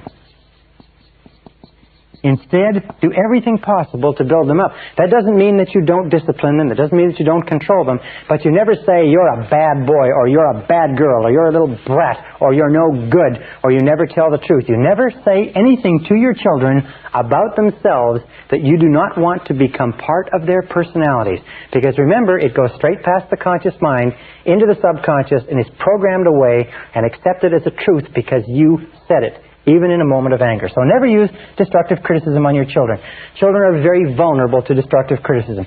Number two, remember that lack of love, or love withheld, is the major reason for psychological, physical, and emotional problems in life. That children need love. And if you deprive children of love, and it is not, by the way, what you think inside, it is the child's perception. Everything is perception. Now, the child is pretty shallow in the formative years. The child doesn't know that you really love the child unless you tell the child, show the child, demonstrate to the child over and over and over again. Many children have grown up and found themselves visiting psychiatrists and psychologists and trying to wrestle through the problem that they never believed that their parents loved them. And if you talk to the parents, they say, well, of course I love my kids. They say, well, did you tell my kids? Well, no, I didn't tell them, but they know I love them. No. Children don't know. They, as they say, they need the words. Number three is remember that children need a continuous flow of love and approval. Love and approval is the emotional, psychological lifeline that children have to have in order to grow. Just imagine that your children are on an intravenous. And this intravenous has the critical nutrients for the development of their personality. And the critical nutrient in that intravenous is the words and gestures of love and approval and a continuous flow. And if you cut off the flow, it's like cutting off the flow of nutrients or cutting off the oxygen flow to the emotional brain. They need it every day. They need it every night. They need it morning, noon, and night. They need it continuously. When they're growing, they're very much like growing children need a lot of food. You've got to have a lot of food because they're growing. They need a lot of emotional support when they're growing too. A fourth thing to remember is children need praise. Praise is what grows children. As a matter of fact, they found that when you praise a child, their physiological system actually vibrates with new energy. They need encouragement. Remember, children are afraid because they're little kids in a big world. They need encouragement all the time. You can do it. You can do it. Sure, you can do it. Go ahead. Give it a try. Also, they need reinforcement. Sometimes they fall on their face. Sometimes they do it right. They need to be told, hey, you did a great job. That's wonderful. They need to be praised and reinforced. They need patience. Children need a lot of patience because they seem to be slow in learning. The kindest thing you can do for your children is to be patient. Be supportive. Also, to be loving, and also to be kind. Children need an enormous amount of kindness, and they need caring. They need tenderness. They need gentleness. They need, especially though, they need patience when they are the least patient. When they are the most exasperating is when they need the most patience from you, the most kindness, the most understanding, the most compassion. Now, the fifth point here is to tell your children you love them every day. Tell them you love them every day. I've been surprised.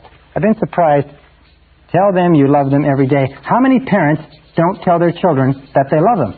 They say, well, a kid knows I love them. I've had arguments. They say, well, they know I love them. I don't have to tell them. The fact is that kids need to know. And the reason, of course, that we don't is why? It's because our parents never told us that they loved us. If we grew up in a household where our parents never said, I love you, and I care for you, and I wish the very best for you, and they never gave us praise and encouragement, we'll grow up being very uncomfortable. But I'll tell you this, that if you'll tell your kids you love them on a regular basis, they'll tell you back, and they will teach you how to love. So learn to use the words over and over again. Now, here's 4 behaviors that parents can use to tell their children that they really love them. Behavior number 1 is the greatest gift that a parent can give to a child. It's called unconditional love. Make sure that the child knows that you love them 100%, no matter what they do, no matter what happens, that nothing in the world can ever stop you from loving them 100%. It's absolutely critical. With my little girl and my little boy, I have a little game with them that I play with them called the love game. And I ask them, how much do I love you? And we go through a game and they say, well, this much. I say, come on now. I say, this much? Come on. I say, this much. And finally they say, this much. And I say, well, what about when I shout at you? They say, well, you still love me this much. I say, what about when I put you in your bedroom? They say, you still love us this much. I say, what about when I shout at you and put you in your bedroom and make you stand in the corner? They say, you still love us this much, Daddy, because no matter what we do, you love us all the time.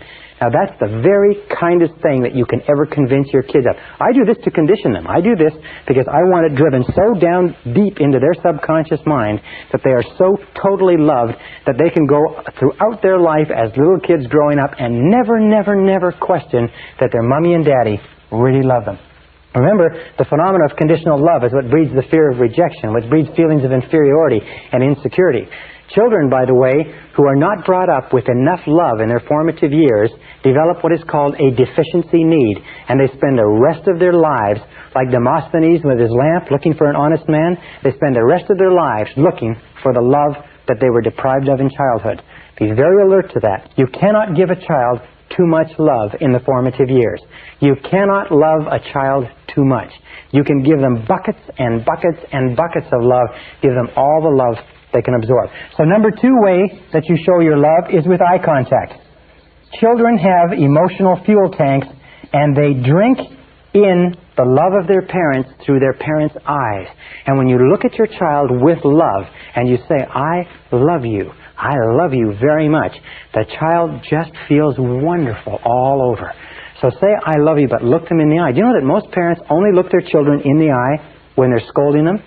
That most children grow up today with a very distinct uneasiness about direct eye contact from adults. That in our society, direct eye contact is considered a sign of hostility because so many of us have grown up with our parents only looking at us when they're scolding us, and when they're speaking nicely to us, sometimes they just watch the television or read the paper. So look the child right in the eye. The third is physical contact. Remember, children are very emotional and very visceral. They're very physical, and they need physical contact. They need to be hugged. They need to be kissed. They need to be embraced. They need to be patted. They need to be carried.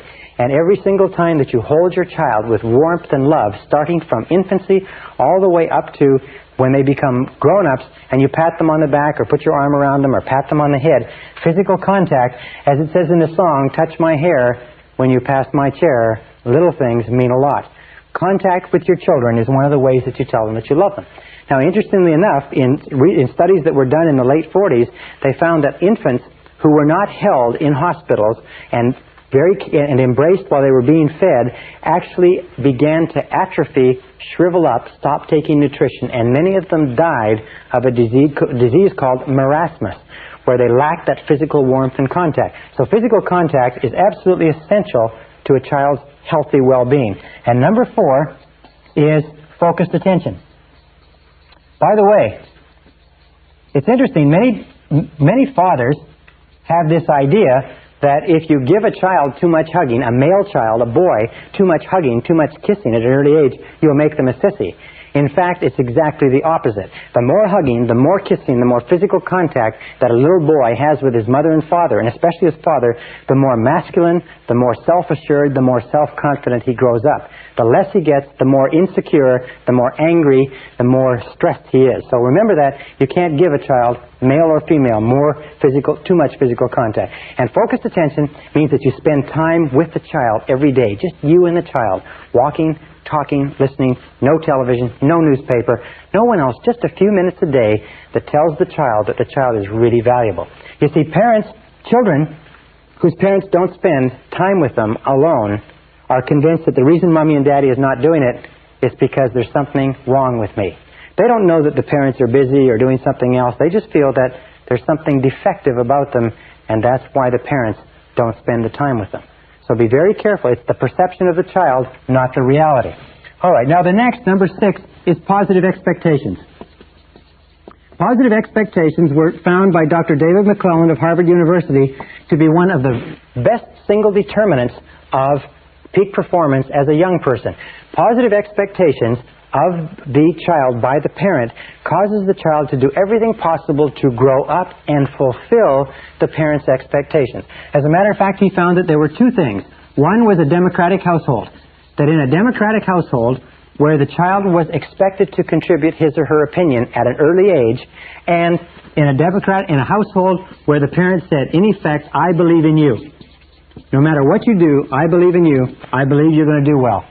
That these two factors alone led children to becoming high achievers in their teens and in their early 20s, sometimes 10, 20 years ahead of children who were not brought up in democratic households, where their opinions were solicited and valued, and where their parents expressed negative expectations. Like, remember, you've heard many times, kid works hard, comes home with 5 A's and a B. First thing the parent says is, what's this B?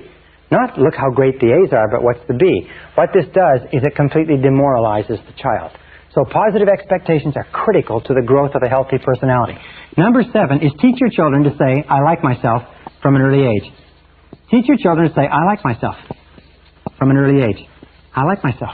I like myself. I like myself. You see, high self-concept children, high self-esteem children like themselves too much to get into trouble at school. They get better grades. They're more popular. They're better liked by their schoolmates and by their teachers. They have much less a tendency to use drugs. They have much more resistance to peer pressure. They don't get into trouble. They don't vandalize. So teach your children to say, I like myself. I like myself. I like myself. With our children, we taught them as soon as they could talk to say, I like myself and I love myself. I love myself.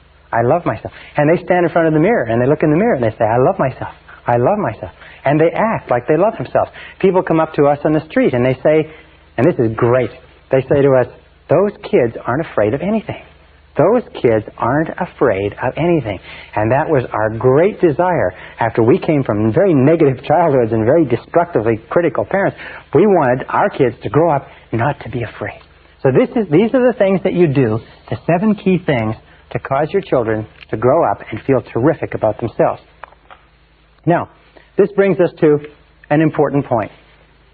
Many parents who have been through our course at this point and earlier in the course feel very guilty and uneasy. They feel a little bit tense because they know they've shouted at their kids, they've been critical of their kids, they've hurt their kids are sometimes having personality problems, their kids are having problems with grades, schools, friends, their kids have low self-esteem or feelings of inferiority, and the parents are uneasy and tense because they realize that they've done to their children what their parents did to them.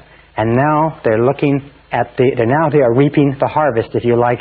They're looking at their children and they realize that what your children are is more a result of what you have done and said to them than any other reason. So, here is the solution to that. Absolutely amazing. It is possible for you to undo the past with this very simple technique. First thing you do when you go home from this course is you gather your children around you. You bring them around you and you sit them down and you apologize to them for all of your hitherto destructive criticism. You say to them, I've been to a course, I understand the effect of destructive criticism, and I'm sorry for every single thing I ever said or ever did that caused you to feel bad about yourself. And I apologize, and I ask you to accept my apology. Now, this is the most incredible thing that a parent can do for a child, because children want to love their parents, and they want their parents to love them. But it is the destructive criticism that builds a wall of distrust and fear and insecurity. And when you as the parent, and only you can do it, when you as the parent apologize and say, I'm sorry, will you accept my apology? The children feel suddenly liberated, like a great weight has been removed from them. Now, why do you do this? Well, because the purpose is for you to accept 100% responsibility for everything guilt-producing that you've ever done or said to them. Accept 100% responsibility and say, I am responsible, I'm sorry, I apologize. Will you accept my apology? And your children will be absolutely amazed. We've seen children whose entire lives have been transformed. 15, 16-year-old children in reformatories and boys' or girls' homes, problem children that have been in trouble for years literally transformed overnight in personality. I had a couple of parents go through this course not long ago, and they went home, and they had a 16-year-old daughter, and there was no communication. She was withdrawn, she was shy, she did not talk to the parents, and their parents went home and sat her down and apologized to her. They realized that they had been complaining and complaining and complaining. Do you know the average parent in America complains and criticizes their child 8 times for every 1 time they praise the child? 8 times, 8 psychological lashes across the developing psyche or emotions of that child. They realized they'd gotten into a habit of criticizing and complaining. They went home and they apologized, and they said she came down to breakfast the next day and she was transformed. They said she was like a nightingale. She was happy, she was laughing, she was extroverted. She and her mother became tremendous friends. That she and her mother and her father began going out for dinner. I mean, it was just like a miracle. I saw a family once where the father had raised 10 children. He'd come from a destructively critical environment, and he had been destructively critical of all his children. Many of them had serious marital problems. Some of them had serious psychological problems with their spouses. The oldest one was over 30. The youngest one was 14. At the end of the seminar, they're all in there, all the children, all the spouses, the father and mother. At the end of the seminar, he got up in the room and turned around and went from child to child and said, "I apologize. Will you forgive me?" And as he went to each child broke down in tears and started crying. And by the time that circle had been made, everybody in the room was crying. It was absolutely phenomenal. And the family literally transformed overnight. Then the next thing you do, so logical, so obvious, promise never to do it again. Promise never to do it again. Why? To make sure that it's clear, and then finally, give them permission to remind you when you forget. Give them permission to remind you when you forget. Because you will forget, or when you slip from time to time. And let them say, "Daddy, is that destructive criticism?" Or "Mommy, is that destructive criticism?" And you say, "Yes, it is. You're right. I apologize." You will find that if you make it a game to abolish destructive criticism, this is your goal in your household. Do not allow destructive criticism in your household. Abolish destructive criticism. Do not allow anybody in your household to destructively criticize anybody else. Make it absolutely clear that you can argue, you can fight, you can disagree. All families do that. But nobody is allowed to devalue or run down the other person. Make it a game and make sure that you catch each other and get it to the point where a person says, "Is that destructive criticism?" Or a person can say, "I don't accept that." And if you've made a mistake, you back off and you say, "I'm sorry." Now, with my little kids, I learned this idea before my kids came along. With my little kids, what I said to them is, "Do you forgive me? I'm sorry, I apologize, do you forgive me?" And now sometimes we'll have an argument, or I'll send them to my bedroom, their bedrooms, and Michael will come to me, and he came to me the other day, and he said, "Daddy," he said, "I forgive you for sending me to my bedroom." And it was the cutest thing you could imagine. And I said, "Michael, I'm sorry. Thank you very much. I apologize." And if you apologize all the time, you keep the decks open. Now, one final point that I don't want to forget is this, is that in order to apologize to your children, you've got to get your ego out of the way, and you have to put the mental health of your children ahead of anything else. When you apologize, it takes courage and character for you to apologize. It takes courage and character. It takes tremendous strength for an adult to apologize to a child. But when you lead by example, you build courage and character in your children. Do you know how many people spend half of their life trying to avoid admitting, "I was wrong, I made a mistake"? When you demonstrate courage and character to your children by saying, "I'm sorry, I made a mistake. We don't use destructive criticism in this house," you demonstrate to them that they too can demonstrate courage and character. They too can say, "I'm sorry, I was wrong, I made a mistake." They too can apologize when they say or do something that hurts someone else. And setting that example for your children, you set them off on a foundation of high self-esteem, of high self-value, and enables them to spend their entire lives realizing their potential rather than compensating for their deficiencies. It is the kindest thing that you can do for a child, and I hope you do it for yours.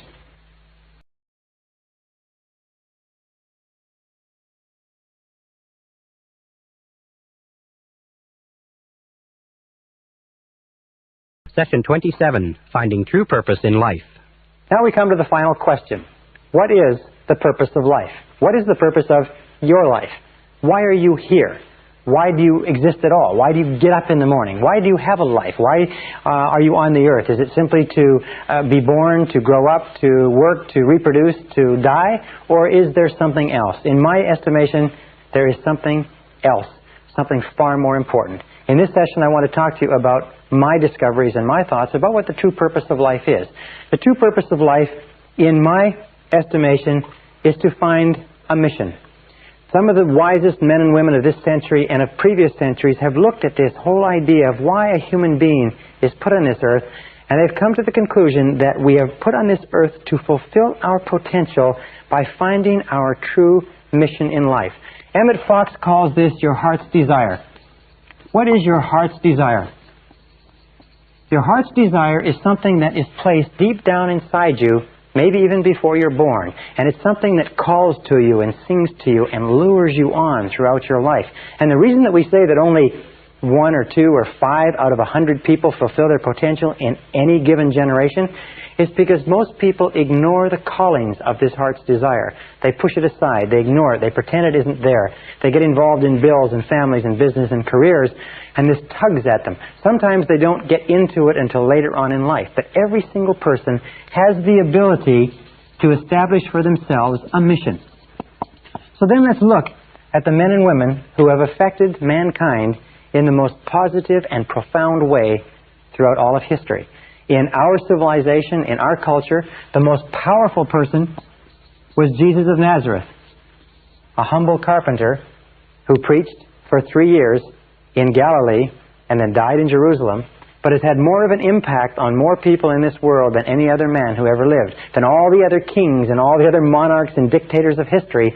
One simple man who never wrote a word, never appeared on television, never cut a record, was the man who has had more influence than anyone else. And beyond Jesus, there was Buddha.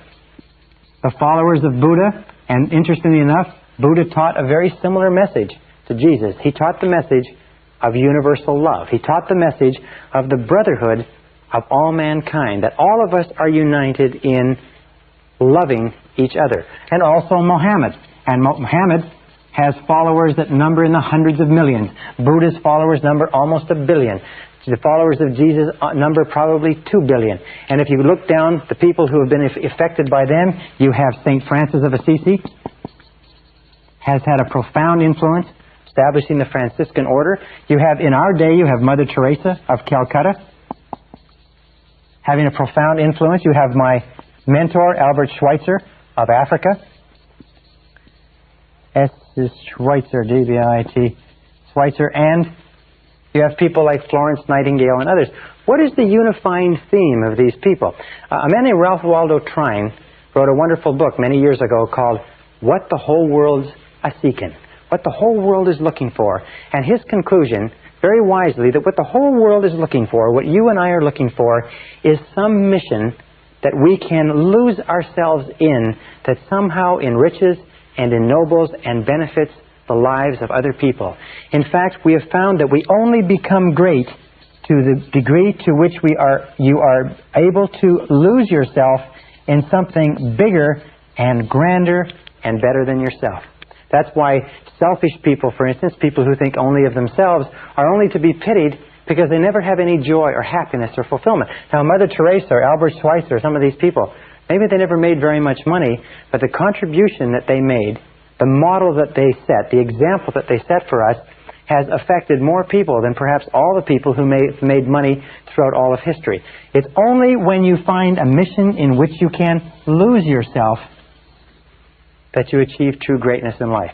From the time we began this seminar to now, we have been aiming it at this one simple conclusion, that the purpose of life, your purpose, your earthly purpose, is simply this.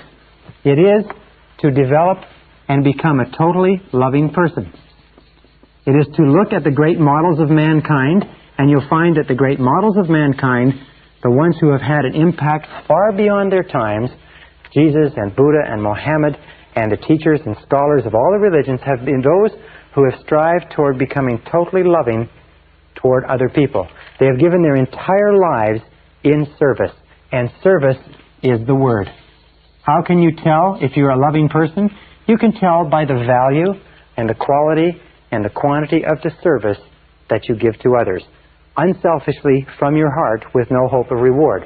Now, by becoming totally loving persons, there's a very simple measure. We develop loving relationships. That's why we talk about how important it is with regard to our marriages. There are many people who want to go out in the world and develop loving relationships, but they haven't yet developed those beautiful loving relationships at home with their spouses and with their children, with their close friends.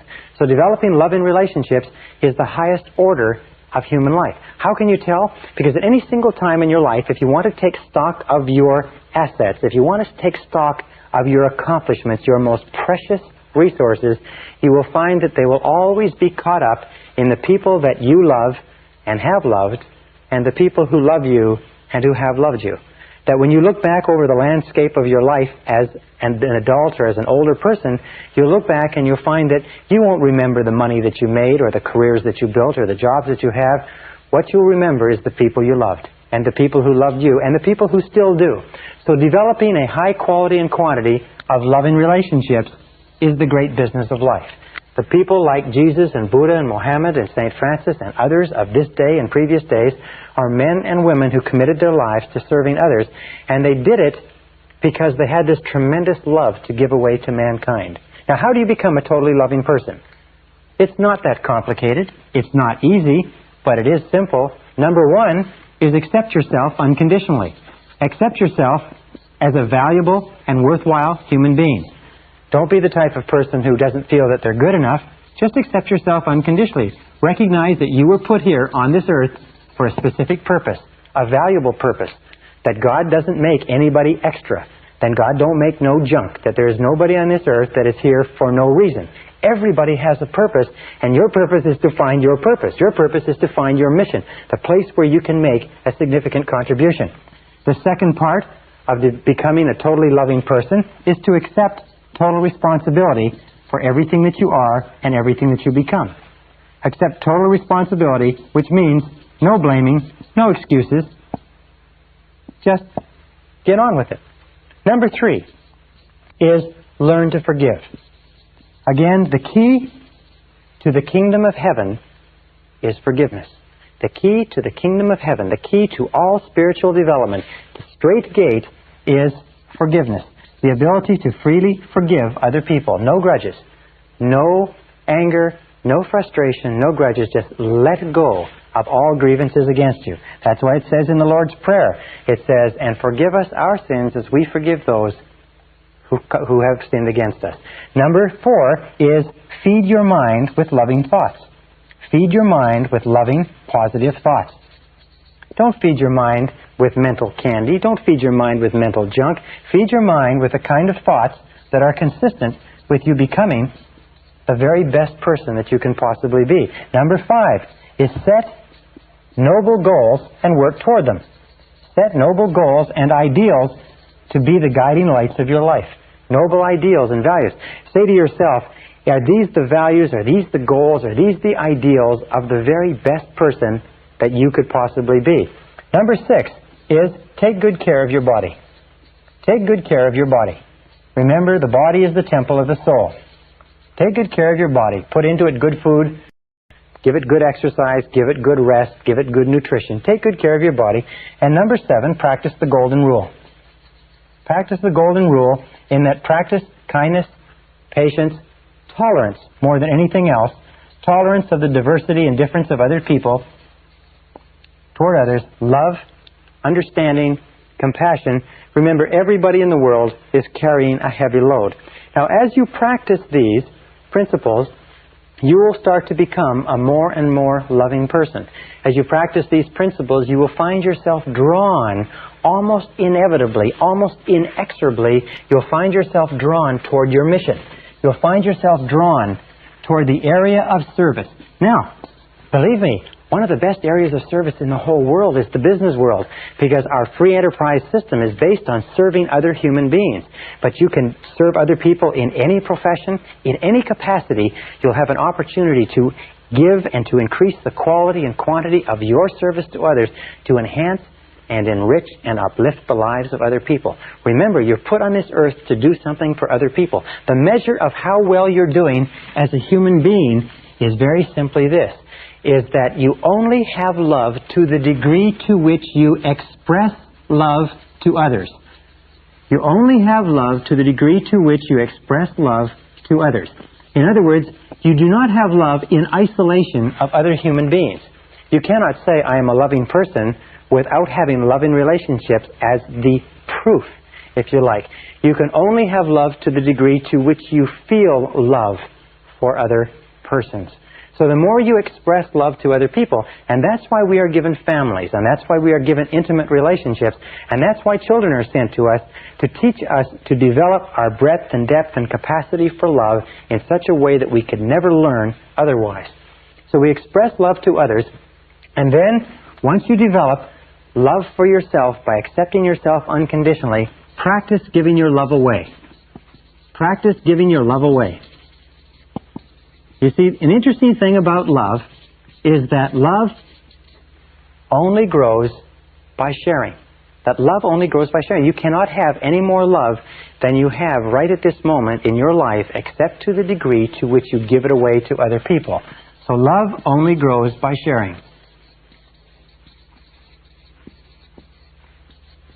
Now, the wonderful thing is that the more you give away, the more you have. The more you give love away, the more you have. So the more you give, the more you have to give. The less you give, the less you have to give. This is where the law, the more you give, the more you have. You can never give it away. This is where the law of sowing and reaping comes in more than anything else. The law of compensation, in that if you give just a little bit of love away, just a little bit, it's enough. Because that alone will cause a flow to start coming back to you. If you give a little bit more, more will come back to you until you get onto the upward spiral of life. Now, many years ago, I met a beautiful grandmother who had come up in a home where her parents had taught her to be kind and compassionate and loving to others. And when her parents died, she went back and met with her other brothers and sisters to divide up their possessions. And there's only one thing that she wanted. She'd married a very rich industrialist. The only one thing she wanted was a little plaque that hung over the fireplace of that loving home all the time she was growing up. And on the plaque was a little quatrain or a little verse. And when she told it to me, I wrote it down, and I'll share it with you. And it said this. It said, only one life that soon is past. Only what's done with love will last. Only one life that soon is past. Only what's done with love will last. Now, if you understand that, you realize if you look back over your life, you'll find that only the things that you did with love have lasted. Only the things that were done with love have had any lasting value. And if you use that as your guiding, organizing principle in life, that only what's done with love will last, you will start to move and evolve more surely toward the stars. The opposite of love is fear.